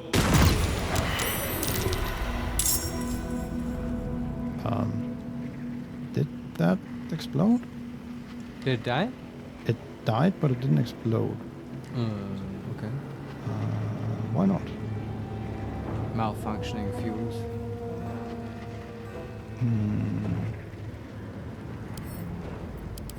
What does it say? When a method dies, it explodes. Nope. Just says when they die, they explode. I And don't this know. one didn't explode, but hey, love it. That's Okay. And the other one was hit for 5 damage. Alright. Then you can stay up there and be safe, I guess. Also, why are there more now? Oh. Like sometimes these creatures can summon more. I think just more spawned. Okay. So we are fighting 6 right now, even though we killed 2 already. We Or can one do already? this. 2 already. Sure. Whose turn is it? Shadowheart at the She- very end. She could heal someone. I don't know. Does Butter need healing? Yeah, and she herself might need healing. And Have we used Karlach? her channel divinity? No, I think her channel divinity is perfect here. Let's use it. Yeah, that's good. Oh! And she also healed herself for 6 HP in addition to the 18 she already got because of her ability to heal herself when she heals others. Yeah, Which awesome. counts herself, apparently. What do you mean? She healed others. Yeah, she healed Butterscotch, she healed Karlach, and she healed herself. And she healed herself 3 times for 2 HP. So she healed herself for 2 HP for Karlach, she healed herself for 2 HP for Butterscotch, and then she healed herself for 2 What HP. about Will? He didn't get healed? No, he's like, he didn't jump over the broken part in the stair. Alright. So he's like 60 feet away. He's like as far away and like way higher up. Yeah. Then this whole others is a bit of a misnomer in the description. When you heal others, you get. Yeah, When you heal a character, would be the correct I guess. description. Don't know. Or maybe I'm just misremembering. Do we want to summon a weapon? Does she have spell slots? She has 2 firsts, 1 second, 1 third. I don't know. I kind of feel like it's not necessary. Okay. As long as we can kill a lot of them. Yeah. Let's see what Butterscotch can do here. Ray of Frost. That will pop one. She's in melee with one of them. So, okay, she still has a 90% chance to hit. But she will then get hit by the explosion. which Maybe it will won't suck. explode. I mean, you can try shoving it. She has no other use for the bonus action, so... True. Always forget about the shoving. 45% chance. Didn't make it. Yeah, now it just gets frost in the face. Maybe it would make sense to me that they don't explode when you kill them with frost. Sure, but why did it work with the other damage with either force or necrotic? What do you mean, why did it work? That one also didn't explode. I think their explosion is just bugged. Which makes them much less dangerous. We did have methods though that where that worked, right? When on the island, remember the definitely, random? yes. Yeah, yeah. Why does that not work? Are we don't missing know. something? Explodes in a burst of lava that deals. No? I mean, it's not our fault. Seems pretty obvious what should happen here to me. No idea why it doesn't. Okay, I'm just moving Butterscotch back as far as possible because honestly there are a lot of enemies right now. Okay. Not none of it. Yes, attack color. That's fine.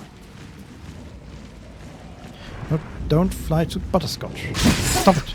Yeah, I like it. The AI is doing it correctly. Yeah. Okay. You can throw this method against this method, I guess. Oh, she failed her. Oh, the strength check. Yeah, for the first. No. Okay.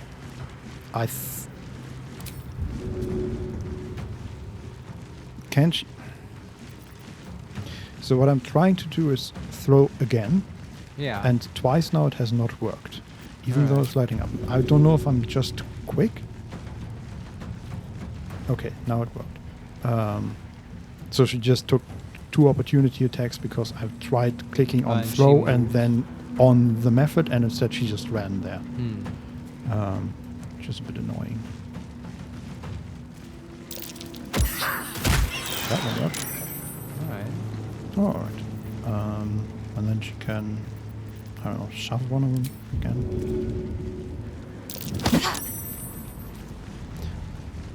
Okay. That was, how much damage was that? 12 unnecessary damage. But okay, I'll just be a bit slower from now on. Okay. It's Wilt's turn. He just shoots them. Bloody brilliant maneuver. Shall we just assume that they won't explode at this point? I guess so, yeah.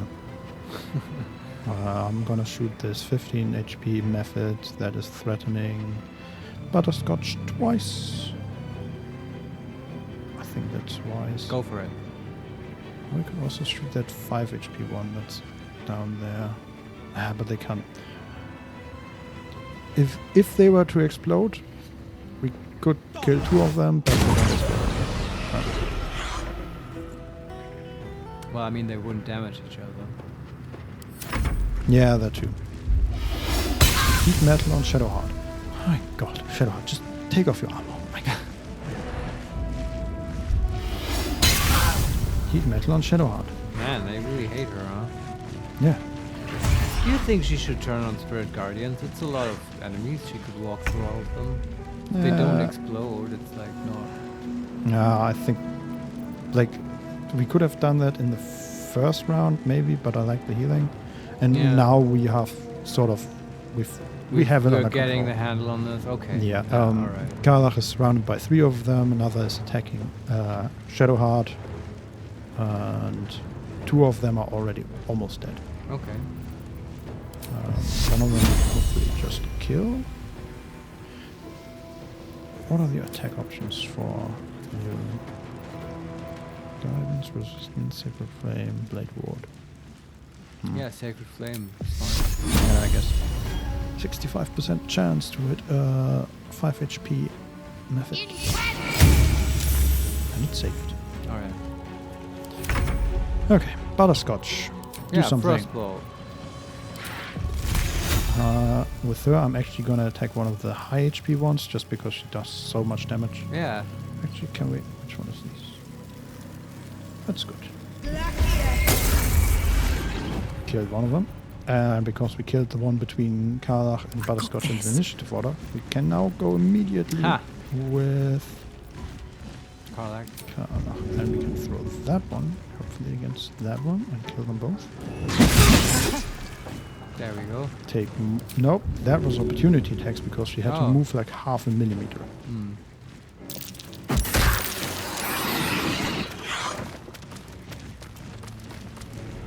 These enemies are weird. Now, one of them is spasming on the ground and like Is that the noise? stretching. Yes. It's having an epileptic fit. Uh-huh. Oh shit. Put something between its teeth, Vincent. So it doesn't bite off its magma tongue. Well, I'm just going to throw that one as far away as possible. And it died. Very good. That leaves 1. and because we killed all the other ones, now Will can go. Stupid. Will, blast him. Yeah. Oh, that one exploded. Now Did at it? the end of the combat, Karlach Oh. is burning. No, that's Shadowheart, but I'm not sure. Defender of the people. Someone need healing? Looking ahead. Can you quick save? Yes. Once we have all... Like, Karlach, don't jump. Karlach? Okay. She was about to jump and take another 3 damage. Okay, let's quick save. Let's loop these methods. And then, honestly, I feel like we are due for a long rest. Yeah, We're this getting this there. was a whole surprise round and stuff. I wish we could investigate the forge before we long rest and stuff. Yeah, I'm fine with that, but I will say, like, I guess we still have some spell slots left. Yeah. So Well, if it's just like Something good here, I hope. weak enemies like these would have been very weak if they didn't get a surprise Light on my round. feet. Yeah. Then I think we could take more like a big level appropriate fight at our resource level would maybe be a bit more hard. Can we still short rest? No, we have Yeah, used that's both a of them. problem. So there's like a sort of library here with a lot of scrolls. Scroll of Fire Shield, Scroll of Old Person, Scroll of Spring Cloud, and Grimforge, the history. A layer of soot coats this storm's thick hide binding. The binding of this book is thicker than its combined pages, which are surprisingly devoid of detail. Cool, thanks. Yeah. Interesting book. I really want to read it now. Yeah. We know little of the ones that came before, but we know they worshipped the Lady of Loss. We know they constructed the great fortress and named the next few words are smeared and illegible. But from whence they came and why they departed, this is a mystery even to Catherick Torm himself. What we do know is that Shah's Chosen has heard her call. Just as Grimforge served our mistress 800 years nigh, so it would again. Here, Thorm's dark justiciars shall arise. Here we will fulfill our goddess' pact. Here we will rebuild the lost city of Grimforge. So far will our shadows spread, and so dark will they be that Saloon's light may be forever extinguished. Okay. Sure. Nothing new there, right? Yes. More Yeah. But that'll fit my Then pack. help in building the timeline. Elixir of Fire Resistance. Then we have another book, Sharon Registry. The Ladies Worshippers. A registry of proud followers, recruited by her loyal paladin, Catherick Thorm. And then, in parentheses, pages upon pages of names fill this book. Some are only nicknames, others consist of multiple noble titles. All of them are scratched out and annotated with "no longer." Oh wow, they all died. Yeah, and somebody recorded that. Who was left behind to record all that? No, maybe they had this record while they were culting, you know? Like that a cult keeps a registry of its members. Makes sense to me. Yeah, sure. But at some point, like, the way I understood it was that every member of this cult left. Which is unusual, right? I actually don't know how this whole operation here ended. Yeah, that's... I don't know. Like, I'm unclear about it. I know probably Catherick eventually fucked over the Moonrise Towers, but how that came about, I don't know yet. Yeah, right. More I mean, we Mithril? do know about the beast. Yeah, more Mithril. Oh yeah, that was the whole beast thing, but I and don't I know what that means. I assumed that like most of them just died to the beast attack and whatever that entailed, Yeah. right? Oh, was that maybe also why there was a random Maragon soldier there? Because there was an infernal Had a lot on my incursion mind. in this whole And, forge, well, right? in it. Yeah, maybe. Makes a maybe little bit more sense than maybe we could have learned something there. Okay, that's that, as far as I can tell. Is there anywhere to go down? Doesn't look like it. Okay, let's actually get to the forge. Yeah. Maybe we can make adamantine equipment right now. So I should say there's a lot of like green mist around the forge. I don't know what Best be that's on my about. way. Wait, did we see that before? I don't. Green This must be the mist? forge. Maybe it's just What a poison gas. sight to behold. Maybe. Yeah, she said it. It's a forge. Usually, though, when it's like poison, I could mouse over that. No, don't talk to Lady of Sorrows, guide us. Did you want something? She jumped in front of the mouse cursor. A bit passive aggressive, Shadow. Yeah, we can talk to her about the Idol of Shar. But didn't we do that already? We can say you kept that Idol of Shar from Grimforge, I take it. Or Ah. I found that Idol of Shar. Here, perhaps you might want it. Yeah, that one. Give it to her. You She's not thought of proofs. me. Oh, that's nice. Thank you. It's beautiful. I'll find a place of honor for it in camp. Nobody's ever given me anything before. What do I owe you in return? That's not how this works, Shadow. It's a gift. Eternal gratitude, loyalty. Just Your put a life. statue of me next to it. Yeah. And mine can be life-size because, you know. Yeah, because of the whole size thing. Uh-huh. We can say, it's a gift. I'm not expecting anything in return. Mm-hmm. Number 2, I'll settle for a thank you. And number 3, golden riches will do nicely. Empty out their purse. I wish there was a joke tag in front of it, then it might be fun, but it's no /s here. Yeah. The number 1, it's a gift. Thank you. Lady Shard teaches us to forswear material goods. But I think she'll make an exception for her own image. I wonder... Perhaps this is connected to the Dark Justiciars. This is no coincidence, I'm sure of it. I need to keep an eye out for more signs. What do you mean, Learn Shadow? more about the Justiciars' presence in these lands. It could be important. We found like 5 Justicia As corpses. long as I prayed to Lady Shar, I've wished to serve her as a Dark Justiciar. There is scarcely a greater way to fully dedicate yourself to Lady Shar, save perhaps if you become the head of her church. Well, I mean, you can cosplay as one. We found enough equipment. Yeah. We need to look out. Okay, hold on. Butterscotch just opens up her pack and here, takes this helmet and this like- weapon and this armor. Yeah, and there's like a cardboard shield in there. Oh no, that was for a different cosplay. Consolarione, Shadowheart IQ 200. Connecting dots. Yeah, she is right here. She's a bit slow. I don't know. Maybe she Uh-huh. needs a break as well. She didn't strike me as like not super smart before, but okay. We can continue very well. Let's see if we find anything in the future. Number 2. If Dark Justiciars were once a power around here, all signs suggest that time has long passed. Number 3. We have more important things to focus on than chasing Sharan ghosts. The third one is always the bitchy option. Yes. Also, give me money. Yeah, it's like I don't know. The number 1, that's fine. We'll look out for it. Thank you. Sharan approves. I should have known you'd be understanding. For your difficulties connecting dots. Yes. Yeah, I'm glad though that we found a use for this idol. I was sort of wondering why is it there? There must be a reason. We received an item. It said we received an item, Idol of Shar. Well, Shadowheart probably got it, right? It's now in her inventory. What's next? Yeah, okay. That's the difference, I guess. Okay. All right. Can What you now? actually carry that last bit as well? Yeah, sort of.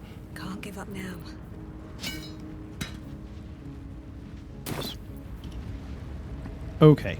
We are standing in front of the forge. The forge has a crucible and a mold chamber and Alright. just one lever. No, 2 levers. It has a mold ejection lever and a forge lever. All right. I And- think I can figure this out. And using the mold ejection lever is a crime. Another step forward. Is there a mold currently in it? Let's see. Because so the way I'm thinking this works is we put the mithril ore in the crucible, Mm-hmm. we put magma in the crucible, Mm-hmm. and probably before we can also slot in a mold, whatever we want, and then there must be another lever that pours the molten like mithril and magma stuff into the mold, right? Mm-hmm. And then we activate forge or whatever, and then we get a cool item. Something like that. Sounds about right, yeah. Yeah. And I that- hope we don't have to like put in 1/5 of the temperature and all this bullshit that the guy talked about on his GitHub page. doesn't look like it. Yeah, Let's see if I'm there's thankful. a mold in there No already. use.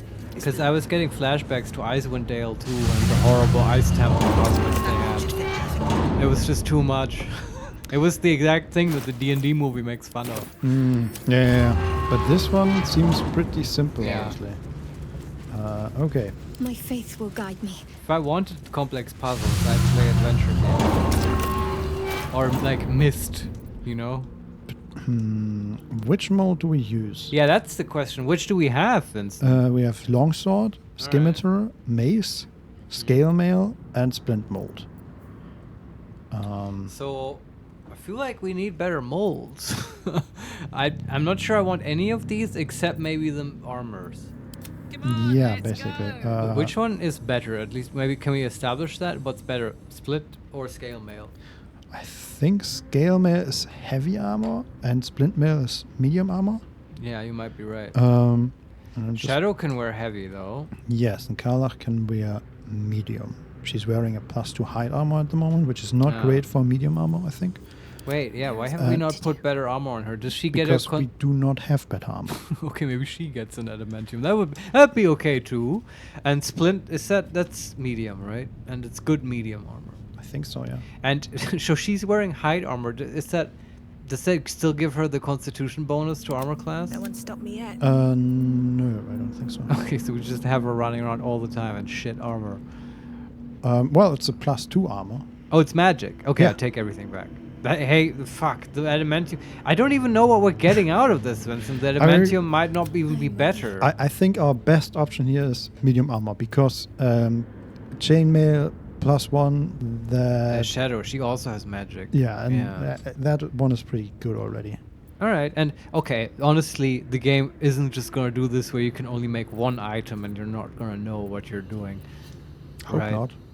Well, then let's just quick say. Oh, it says okay, scale mail mold, and then in parentheses medium, and splint Okay. mold heavy. Yeah, so but I still don't know what scale mail is the medium armor. I vote scale mail. And Yeah, the medium, right? Yeah. Yeah, me too.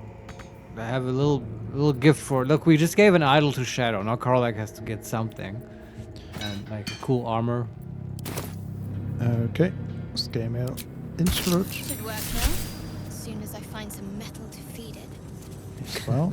I love how she's the smith. Yeah, Let's well, march. she has all the molds, but now Karlach has the metal. Okay. Put the metal in there. Insert. It's fun. It reminds me of like playing Okay. with Play-Doh as a kid. No time to rest. And now we just take the forge lever, I guess. Yeah. Here we go.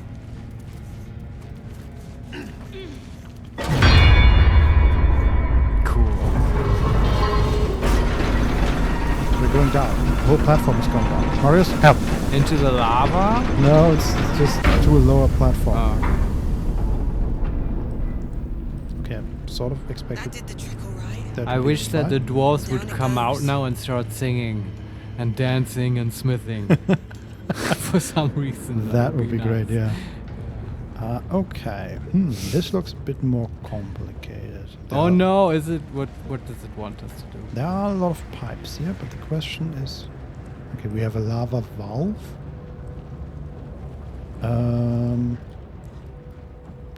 And we have a platform control button. Let's Can't slow try down. the valve. Actually, what is in the crucible right now? Mold and metal, but something's still missing. Yes, heat, probably. Probably, or adamantine ore, but somehow maybe the mithril is it. We have to experiment, I feel. Yeah. Anyway, let's try the lava ball. Yeah. Oh, we're in a cutscene. And the tiny butterscotch is working the wheel. And we have opened the gate for lava. And that is filling a ring around. Okay. There's something in the... some mechanical thing. I bet there's a magma demon gonna come out. Looks like a golem. An iron golem? Oh shit! Oh, I hope this won't fuck us up. We're not at... It's so much larger than butterscotch. It's Once again, boss time. Oh boy. Okay, so the whole area is filled with lava now. Oh no. So far so good. And we are looking at Grim, Oh, that's what this place is called. Eternal Protector of the Forge. Oh, you don't want to face an eternal protector. Yeah, especially not when you have like only level 1 specials. Can we cast Charm Person on him and convince him to help us? That is a golem, a construct. He's level 8. He has 450 HP. Oh my god. He has superheated as a condition. 2 turns remaining. Exposure to lava has caused Grim's adamantine body to soften. Can now be affected by certain damage type and is vulnerable to bludgeoning damage. Okay, so we want him in the lava, I guess. He has adamantine skin, made entirely from adamantine. This mass is about as heavy as a dragon and nearly as indestructible. Only intense heat can soften the metal enough to be shaped. Dark Vision, opportunity to attack Vengeful Guardian. Grim always attacks the last creature that hit it, if possible. Okay, that's good to know. Good to know. Also because all 4 of us are going at the same time because he's the only enemy. That's the only way it could go. Well, not exactly. Well, sort of. In this Whatever. case, yeah. the It's weird. I wonder if we can take this guy. 400 is a lot of HP, but I feel like we're gonna get extra damage from magma or something. And yes, this is the moment where I want to point out that this is technically called magma because it's still underground. And once molten rock gets to the surface, then it is called lava. Sorry, I had to get that in there at some point. But, And I know they're probably not calling it a magma forge, but that's what it is. I think it's called magma as long as it is part of like the Earth core. Well, okay, we're in the Underdark. Like what? Yeah, but we are like the mantle of the Earth is like 50 kilometers deep, right? Yeah, okay, I'm not actually sure about this whole where's the cutoff point, but that is sort of, that's the idea, right? It's like lava after a certain point where it gets ejected and stuff. And this still feels like very, liquid, sort of ready for use. Definitely. Lava, not, I'm cooling off lava. Anyway, I'll shut up about this. You knew this too, but I had to point it out at some point. Yeah, I didn't think about that at all. They call it lava. It's lava to me, fine. Yeah, I feel like lava is the more known term as well. Yes. Okay. This guy has... I think we try to kill him, right? Yeah. We at least try. We'll Maybe probably learn die, about... but but at least we'll learn about the encounter. He has immunity to fire, necrotic, lightning, radiant, poison... Immunity to radiant? And psychic. Right. Yes, that is a problem. Hey, it doesn't leave us much, but frost is definitely on the table. Yeah, it has half damage from cold, half from piercing and slashing, acid, thunder, and force. Right. And it has vulnerability to bludgeoning right now because of the lava thing. And necrotic, was that in there? I think he has immunity. Immunity to radiant and necrotic. Okay, spirit guardian's not gonna work. Basically, Shadowheart can't hurt this guy at all. Except by summoning a weapon, possibly a hammer that deals bludgeoning damage. No, they deal force damage, I think. The spirits and stuff, I think you can choose whether radiant or necrotic. No, the spiritual weapon deals force damage. Ah, I see what you mean. Okay, that's too bad. Or maybe they deal both? I don't know. Yeah, okay, how do we start? we just... But it's everyone's turn, I guess. Yeah. Well, it would be nice to less- CC this guy, but it's also... We have no spell slots to do that. Yeah, Kind I of. think... You could use a scroll. How about that? Scroll of Grease. Make him prone. Huh? Come on. Marius, Can't the stay on. entire platform is lava.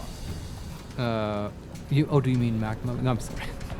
It's fire. There's fire So- everywhere. But, like, what are we standing on? We are standing... There's like one metal circle or stone circle that's about like 1.5 meters wide that goes around. And there are like some small platforms. And in for the middle, it's circle. all, like, lava. Yeah. And we are on the surrounding circle. Yeah. Okay. So, Um, what's the problem? What, like, we can Grease, still... Grease will immediately know. Okay. Now I'm also at 120 HQ or even lower, so I That's fine. didn't make that connection. But yeah, that makes sense. Also rules out web. So thanks. We could use the scroll of hypnotic pattern we found and try it on this guy. Is he immune to that? He had psychic immunity, but immunity to charm. Doesn't say so, but I don't think it says which conditions they are immune against. Yeah. Okay. Can also, I mean, we can try all sorts of stuff, right? We can use Tasha's hideous laughter. We can use stinking cloud. Like, Do we have those? yeah. Yeah, but I make don't him think laugh. That's the funniest. I don't think that's gonna work. But Yeah, but do you have a one that where you're sure it will work? no, Yeah, so we might as well try it. I don't see much else except, I mean, Butter can do the frostbolt, but we can at least try to CC this guy. yeah. Animal friendship, maybe that. He's not an animal. No. Okay. Tasha's hideous laughter. That's fine. Intelligence must be 5 or more. Oh, really? Right. I didn't know that. Intelligence is 3. Charisma is 1. Hey, Bane would be great here. Do you mean Banish? Oh, is Bane a charisma save as well? Yeah. Oh, wow. Yeah. But I don't, Bane would be pretty cool. I don't think we have it. Nah. Never a dull moment. What is will Hex?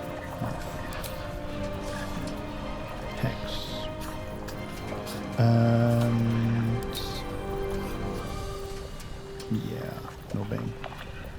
We found a, like, I have a strategy, an idea. We Yeah. found a potion of fire immunity, right? An elixir. Resistance, Oh, just for the... I believe. We don't have anything for fire immunity. Because we could put it on Carladge, and she could go in and just tank this guy in the magma. True. If she was immune. But we would also lose our biggest damage source, right? Because she deals bludgeoning when she can throw. Yeah, okay. She can still beat on him, but I guess the axe doesn't deal bludgeoning. Do we have a hammer for her? We do have a hammer, yes. But then she loses the whole bludgeoning damage of... Yes, I understand that. I'm just looking at... Where is this potion at? I have too much stuff. Yep, fire resistance. Yeah, okay. I don't think You we gain- have a source of You fire gain immunity. resistance to fire damage and can no longer burn. Thanks. Interesting. Yeah. Okay. Discard Carlac, yourself. It's go time. Yeah, she has fire resistance just by herself. I guess you can kite this guy if you spread out around the ring.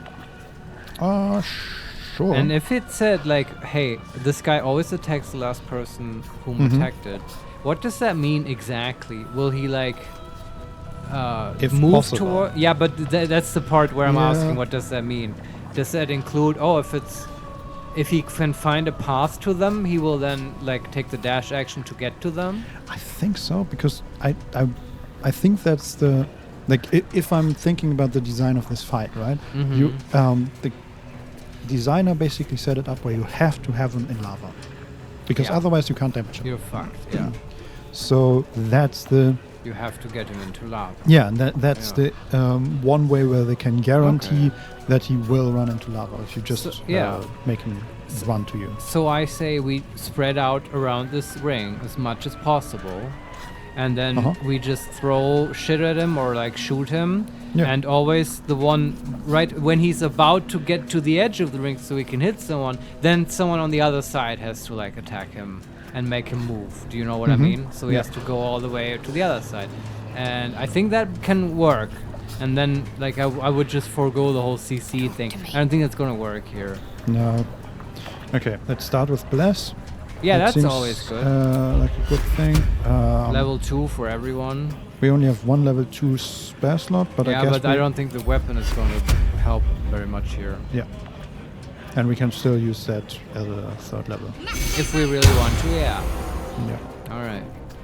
Okay, and then how do we get you to... Okay, we can just summon the weapon now, I guess. With what? And like, why do you want the weapon? Because it's just extra damage. Can it survive in the magma? I mean, I understand it to be floating. Oh, okay. But I mean, it doesn't even have flying, right?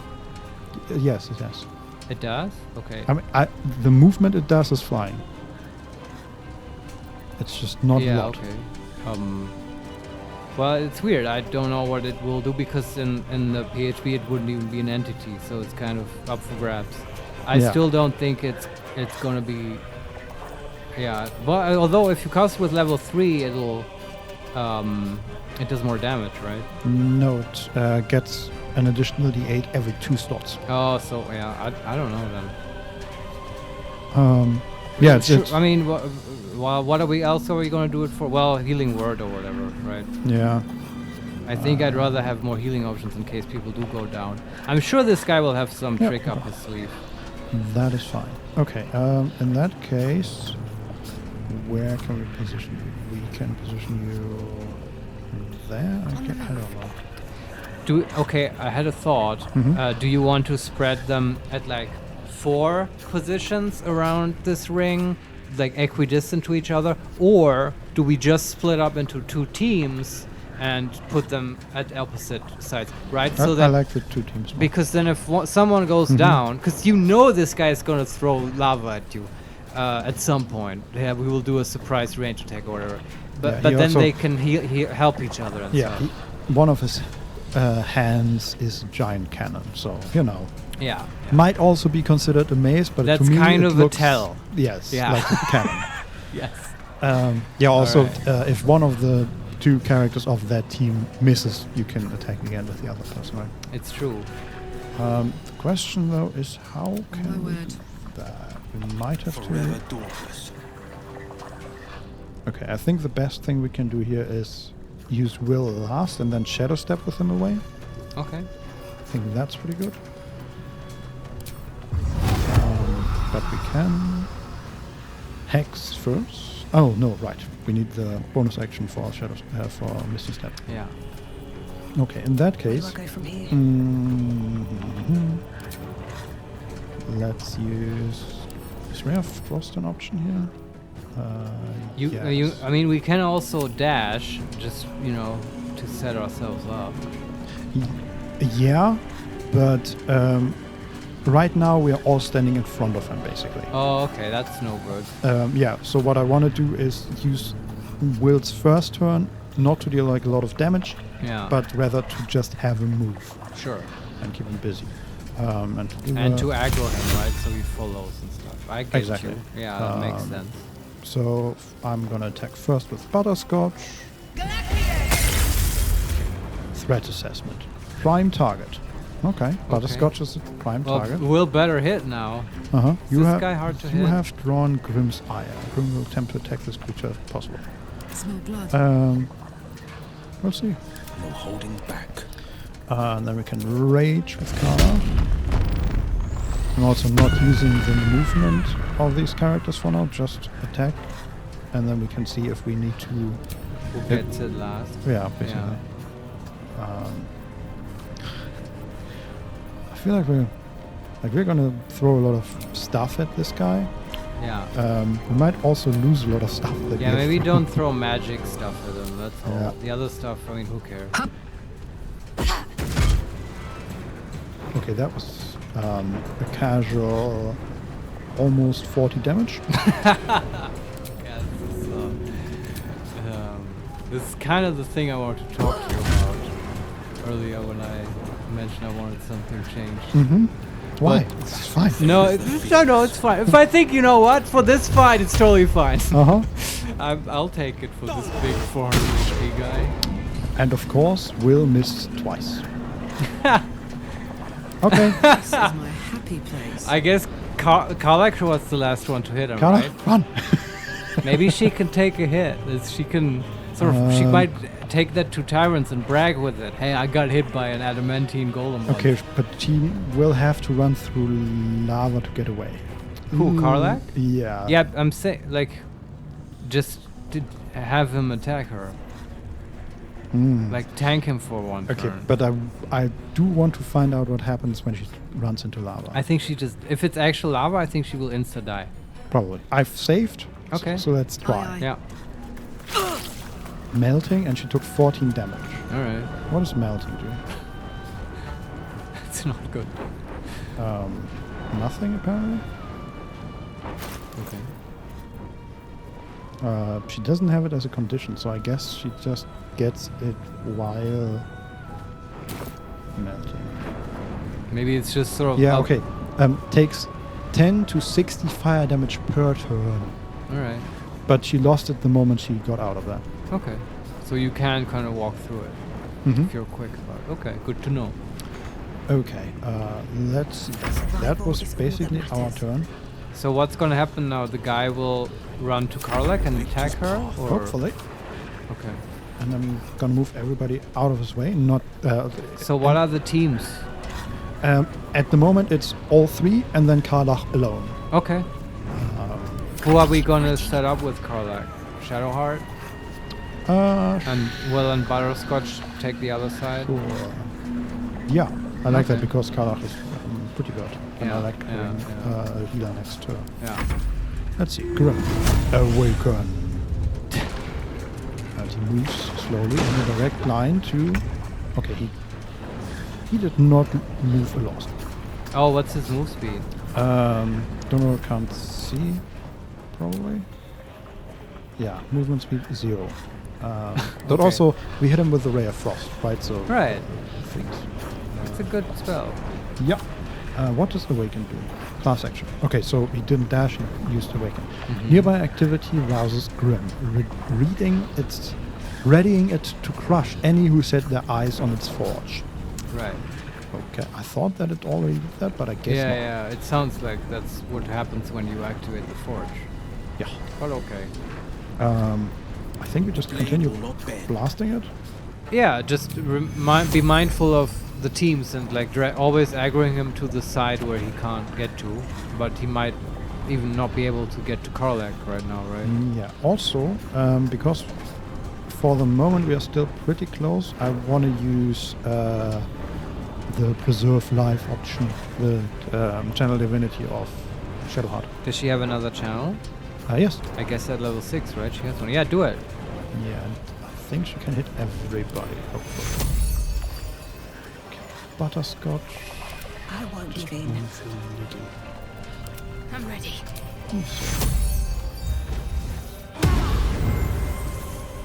Okay. Everybody Yes, is the power of Shar flows through us. everybody is basically healed, Alright. except for Kara, who's still at 41 HP. Alright. Okay, and now we try this again. I can't even catch my breath. Yes. Who do you want the golem to follow? Kala, still. So she goes last. Yes. Alright. That is the plan. And then once she has done her thing,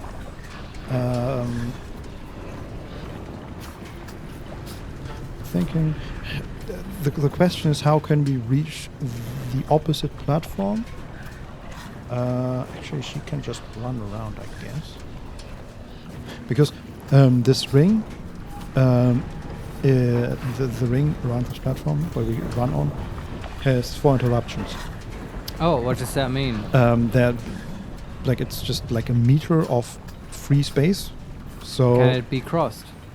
Or not at all? it can be crossed, but you take fire damage. Oh, you have to walk through fire. Okay. Or the lava, yeah. Or Yeah. the magma, whatever. Okay, but you you can do can- it in one turn? Yeah. The question is more how. you would need to jump to avoid it, right? And it's not a hard jump. It's just okay. We need to keep in mind we need some movement people can and teleport, some can jump. Maybe. yeah. Yeah. But I think if we just hit with a ray of frost here, and we have a 70% chance to succeed. Very good. Nice. That is another ray of frost. And then she can move there. And jump. Perfect. Nice. Okay, so Butterscotch is almost on the other platform. That's perfect. Good. Will? Okay, in this case then you can just hex and not jump. That will be fine. You can do that next turn. Do you want any specific hex? Strength. That's probably the best one. And then you blast. Immune to necrotic damage. Well, Oh okay. shit! Doesn't it deal force? Yeah, but the hex. Ah, does okay. not. Nothing we can do about that. Yeah. No time to waste. Don't run into. Okay.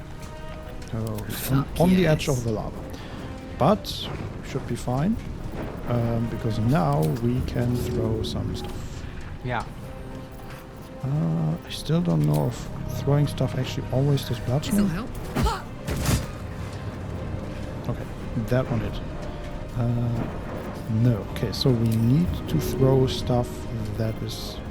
It's actual bludgeoning weapons and stuff. Yeah. Alright. Okay, we have a maul. So what's that?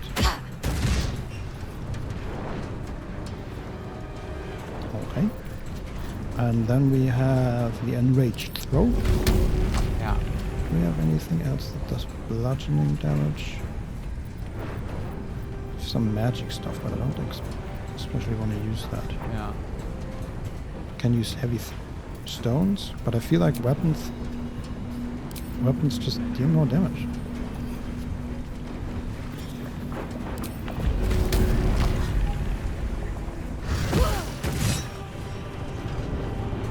And the Eternal Protector of the Forge is prone.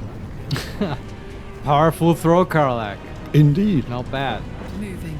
You could have had a major league baseball career. Mm-hmm.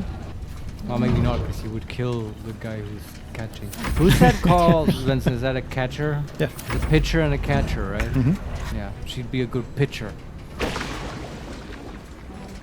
Oh boy. So the lava just receded? Oh. Oh, I guess, okay, we need someone next to the lava valve to reactivate that thing. Oh, okay. Okay, but Will can do that, I guess. Sure. Forever doors. Yeah, you can. This is a total, like, WoW encounter, It is. isn't it? I'm Like a gonna raid save boss. here. Molten Core, that was a thing. Yes. That was a great raid. Okay, let's activate that. We don't actually need to activate it now because he's still superheated. Okay. So we can just blast him for now. Alright. And again, we're in the new round, right? Yes. Are we? Mm-hmm. What has he done? Nothing. He just got up from being That prone. makes sense. Okay. So who do you want him to follow this turn? Still Karlach because he Okay. hasn't moved. Yeah, you're right. Okay, she goes last, I guess. Yep. Go blast him. Bang. Critical hit. But Alright. wait. Missed. We did 5 damage for a critical hit. Because we rolled 6 damage on 2d10. Yeah. That's not great. That is not great, but okay. What should I do? Then Shadowheart can move without stepping into lava. That's very nice. Right. What does she do actually? Sacred Flame. Wait, no, that's not gonna work. Yeah, she has no attacks. I was gonna say this earlier. Maybe I did, but she has basically no way to damage this guy. She can run up and just hit him. Yeah, but then she has to run into lava. There's no lava at the moment, but I mean, But then is he not in lava? no. But then he's not vulnerable anymore. Yes, he is because that remains for 2 turns. Oh, okay. Yeah, I guess then you're right. She could run in and hit him with a Lathander mace. I don't want It's not even necessary though. Yeah, and I don't want to run up to this guy. Yeah, It no. seems like a bad idea. Shadowheart can like point at him and curse. She have guiding bolt? How does that work? What damage does that deal? Radiant. Go fuck yourself. Okay. He really, like... What boss design is this, Larian? Unfair. Lazy devs. Not everyone has an option to be optimal at every moment. Could you do anything here? Pray. Divine intervention. I mean, yeah, you couldn't just heal Karlak if you want. Cure wounds on Karlak. No, I meant in damage-wise. No, I've thought about this. She has, as far as I can tell, she has no damage that this guy is not immune to. No. You're right. Just nothing. You're a sacred flame. Have fun. No! Well, okay. I mean, there's no reason to do anything Well, you can else. just cure wounds on Karlak. Sure. Next turn. Yeah. Okay, have you already moved? No, you have not. Ray of Frost. Always a favorite. Yeah, that's really good. Okay, she missed. Let's cook with fire, baby. Okay, that means this turn can actually... Oh, also, the weapons are staying around. That's good. Yeah. So we do not lose them forever when we throw them. Do we have any other bludgeoning objects here? Doesn't look like it. Well, you could just run in now and pick them up if I don't know if it's close enough. No, and they're like directly beneath them. Alright. So we would Right. get attacks of opportunity. No, I mean we have still a lot of weapons to throw, just no bludgeoning stuff. Yeah. We have like 6 daggers and a bunch of hand axes and stuff. Can't you just throw other objects that will deal bludgeoning? Yes, but they don't get damage on their own. Like if you throw a hammer, it deals the hammer's damage Yeah. and then all the other stuff. If you throw a stone, it just deals all the other stuff. Okay. Which I thought they count then as improvised weapons, Yeah. but apparently Just- they don't. But does she always? I don't care about this enough to investigate because there's a lot of questions about this whole tavern brawler thing. Mhm. With like, at what point does the damage bonus activate? Does it do it on all weapons and stuff? And The I tavern, just you always get the tavern brawler bonus, right, no matter what you throw. even if it's not an improvised weapon. Yeah. Okay, and I then- think like if you throw a potion like Alchemist's Fire and it breaks, then you don't get the tavern Alright. brawler. And is the damage bonus of bludgeoning type? Yes. All right, and then the question now in my mind is, doesn't it doesn't that outweigh the other considerations? But I guess it doesn't matter because you will get it regardless of whether you throw random objects. Yeah, or it's just like you want to dag- maximize daggers the- and stone yeah. deal the exact same damage, except that daggers also deal their own damage. Yeah, okay. And I'm just gonna throw daggers. Yeah, I agree. Okay, first hit. Second hit, he's down to 240 HP. Nice. Third hit. And he's prone again. Love it.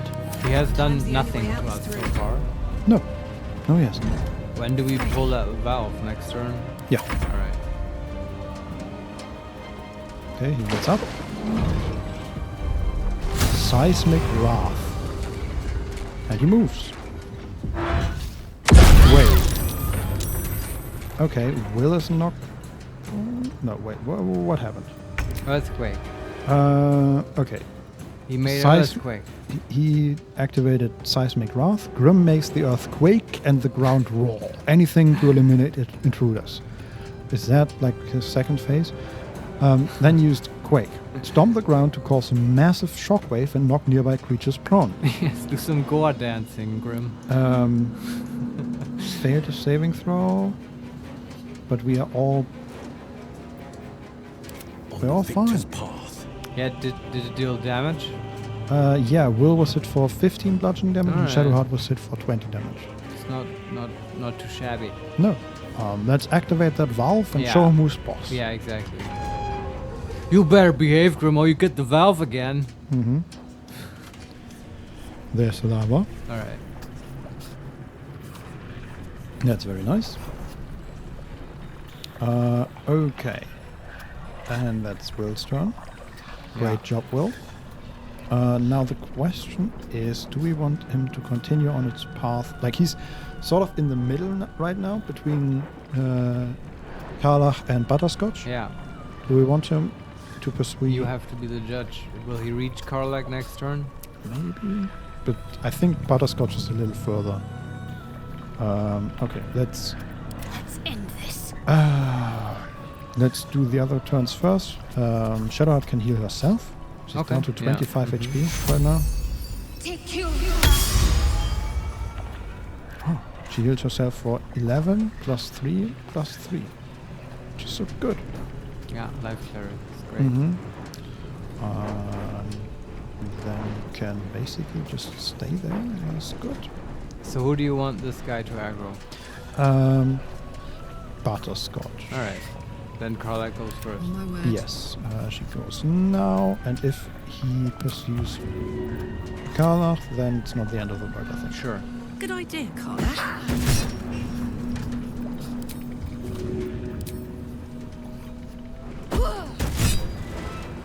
Radiant, yes, no. Oh, she missed with her special throw. Another fight.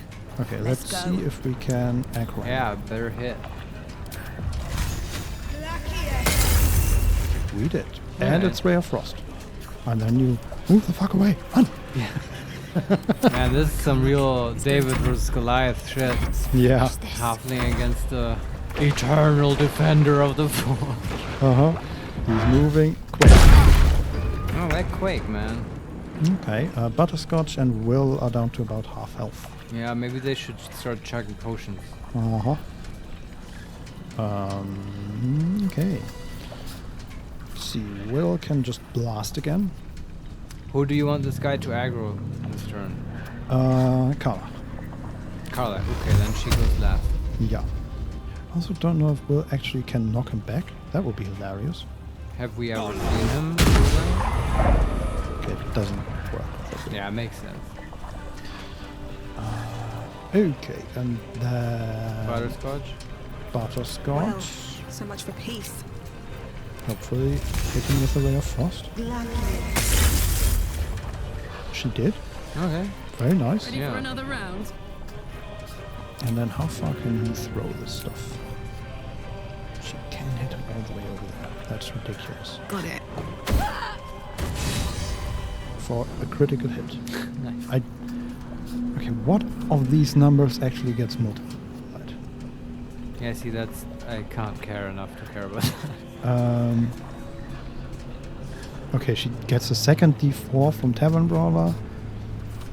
And a second D4 from something, I don't know. Normally and a crits will just second double all the dice. It's a simple rule. Yeah, but I don't even know what dice we roll Yeah, here. alright. So yeah, she did like 28 damage. Not What's his that HP? impressive.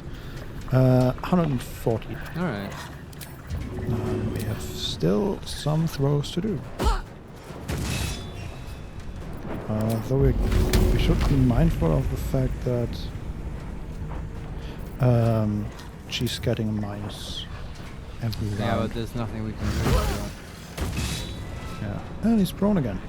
How lovely. Yeah. He's at 109 HP now. And he's kinda prone and sorry. he's slowed. Yeah. Yeah, this is like we're bullying this guy. Yeah.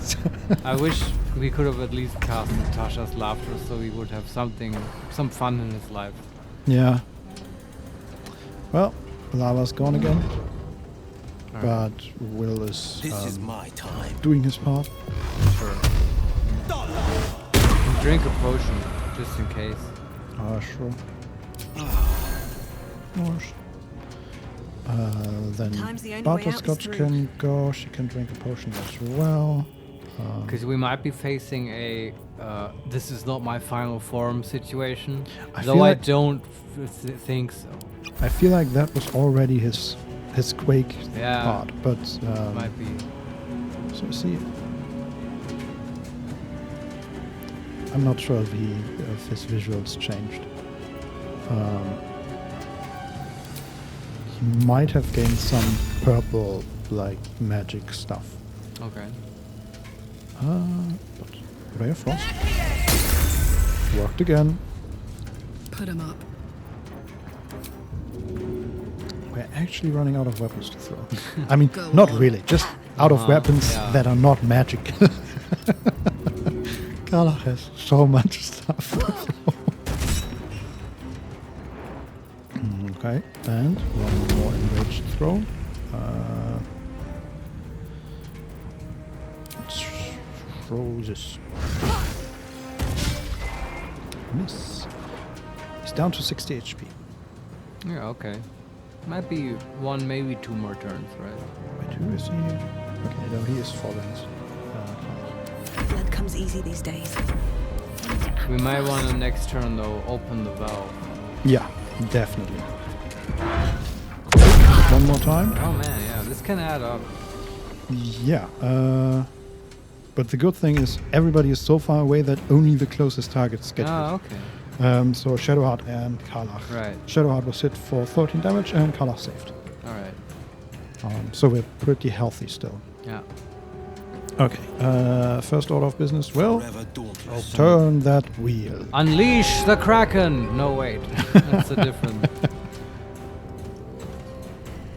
Melting. What's melting? I don't know. Some object is melting. Huh. Okay. And My Shadowheart can heart, do. Vincent. My shadow heart. My achy, breaky shadow heart, isn't it? Can she? Who do you want the guy to follow? To aggro. Butterscotch. Alright, then Probably. Karlach goes first, right? Yeah, I wish Shadowheart could do something here. No, it's not gonna happen. And we got this yes. anyway. Yeah. Okay. End him. That's it. Okay. Now we grab the big weapons. No hammers, but throw some great axes. For okay, he is this. I think. One last hit. If that hits, nope, she misses. Oh, That's unusual. I wonder if this is worth I the hope cost. Butter hits.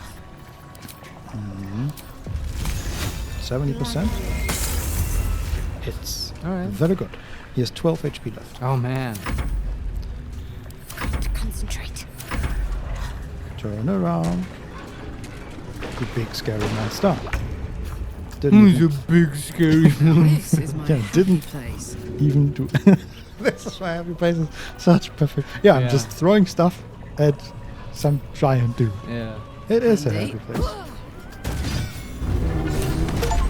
We did it. Achievement unlocked. Good. Very good. Okay, Nice. Karlach, you have some looting to do. Yeah, pick up your stuff, Karlach.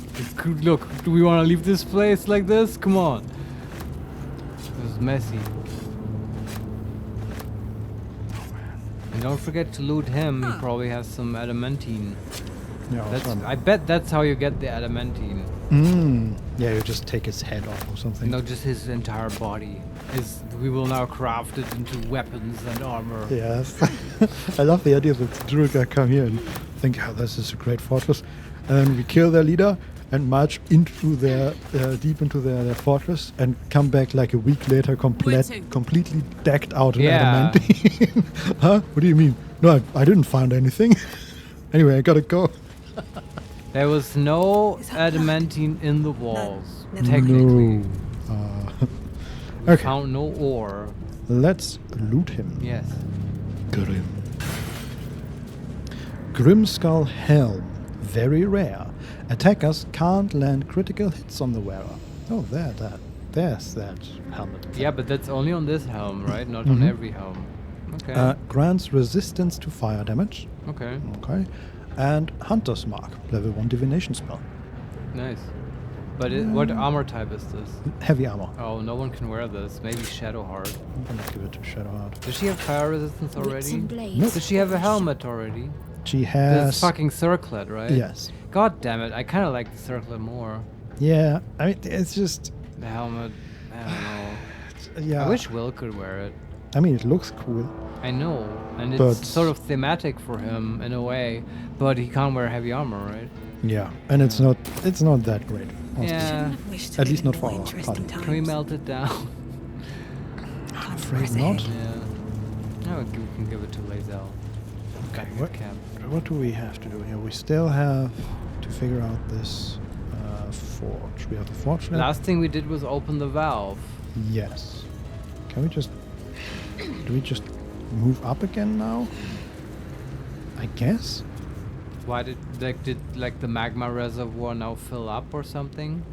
And it's like now we can work with it, or No, the entire magma just disappeared. yeah, but where does it go? I'm saying like maybe in the back of the forge there's now a reservoir that's filled up and we can put it in no. the crucible. It just vanished over the edge into the okay. magma river, All right. I think. All right. That does not help. No, but I mean, I'll try to just turn the wheel again. Yeah. Let's see what happens. Yeah, sounds good. Do we die? Did you quick save? After the Oh fight? yeah, there's plenty Alright, of times. Yeah, good.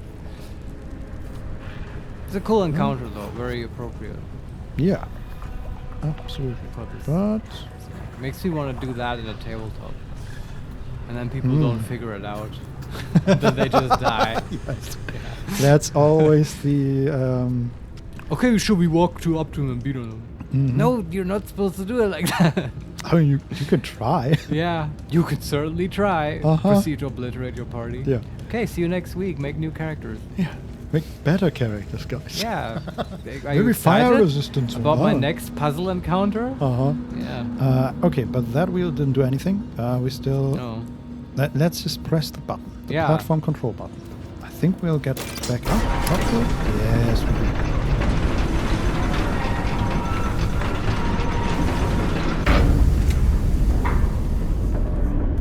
Okay. The crucible is still sank into the platform, so we can't really interact with that. Let's see what happens if we use if we can. The corpse of this giant golem is sort of blocking the mold ejection lever. But that's the one I'm gonna try. But we want the mold to be in there, right? Budge. Yeah, but my understanding is, well, like at what point do we eject the mold to get what's in the mold? Oh, but have you already filled it? Has that happened? Don that whole- Solarione, IQ test time. I don't know. Let's see what the forge lever does.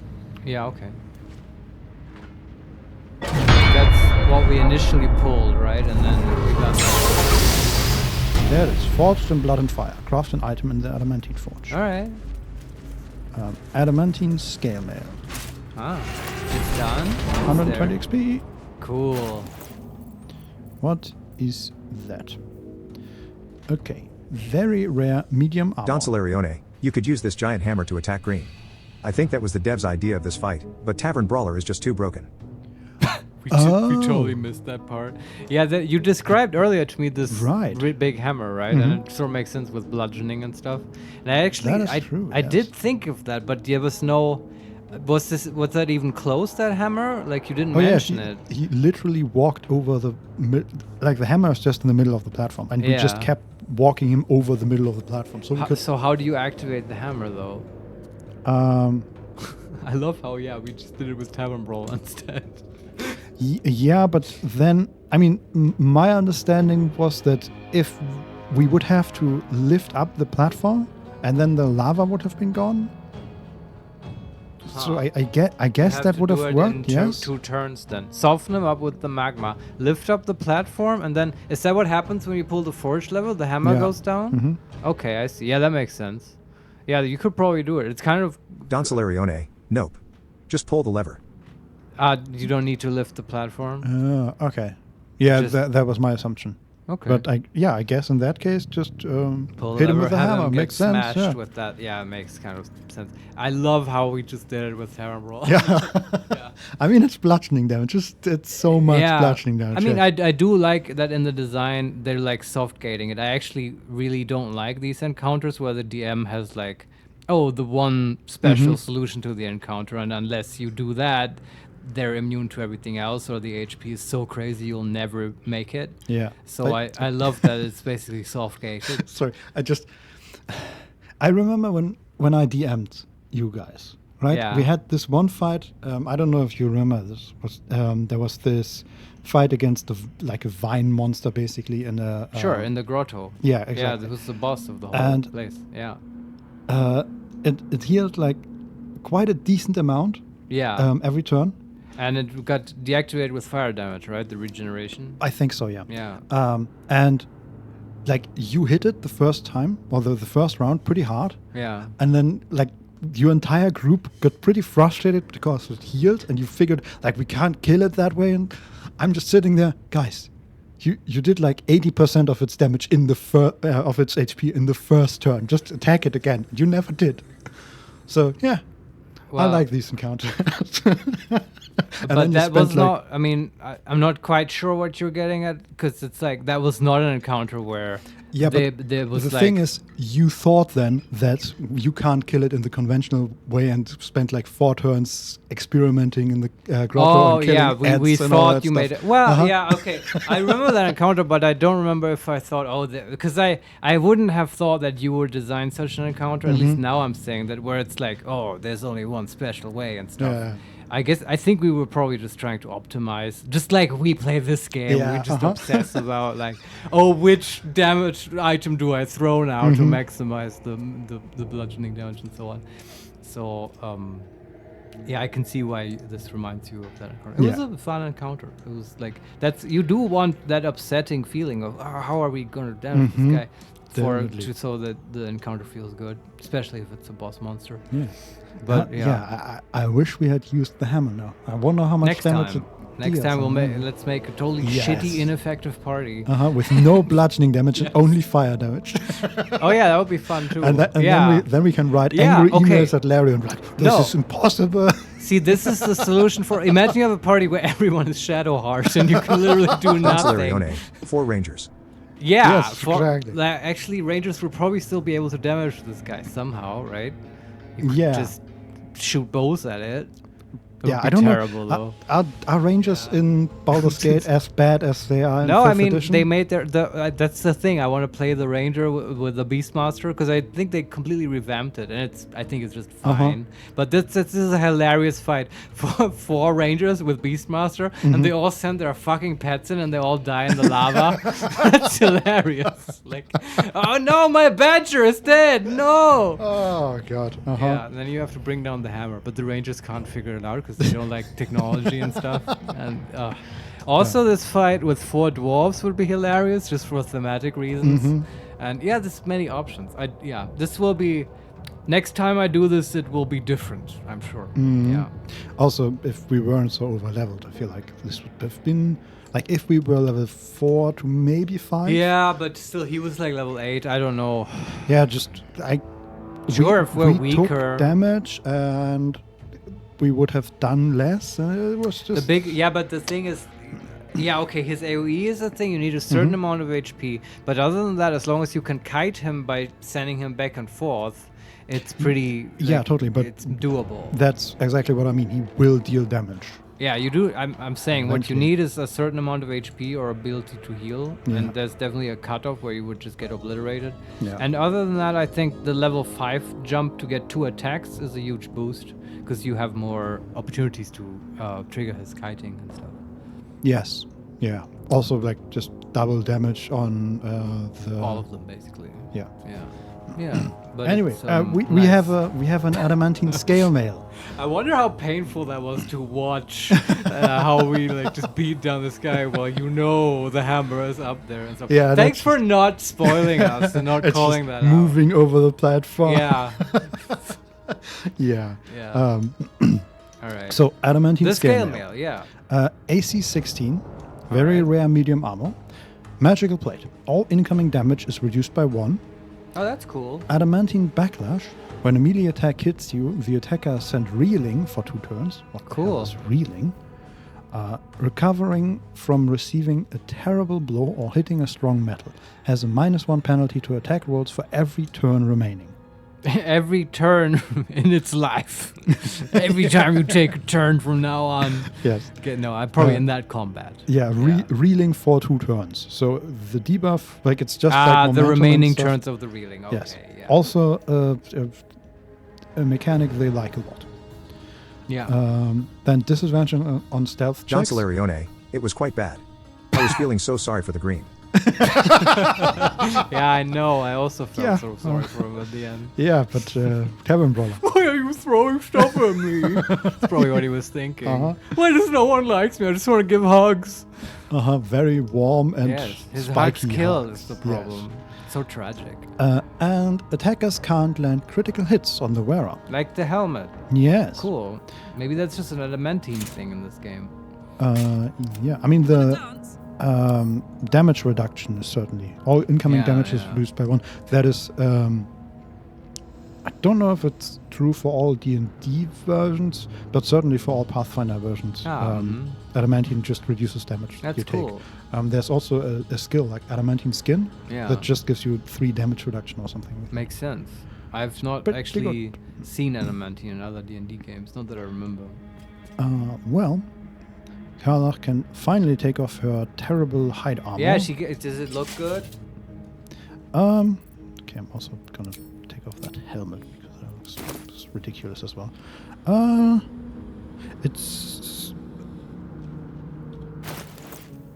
It looks good.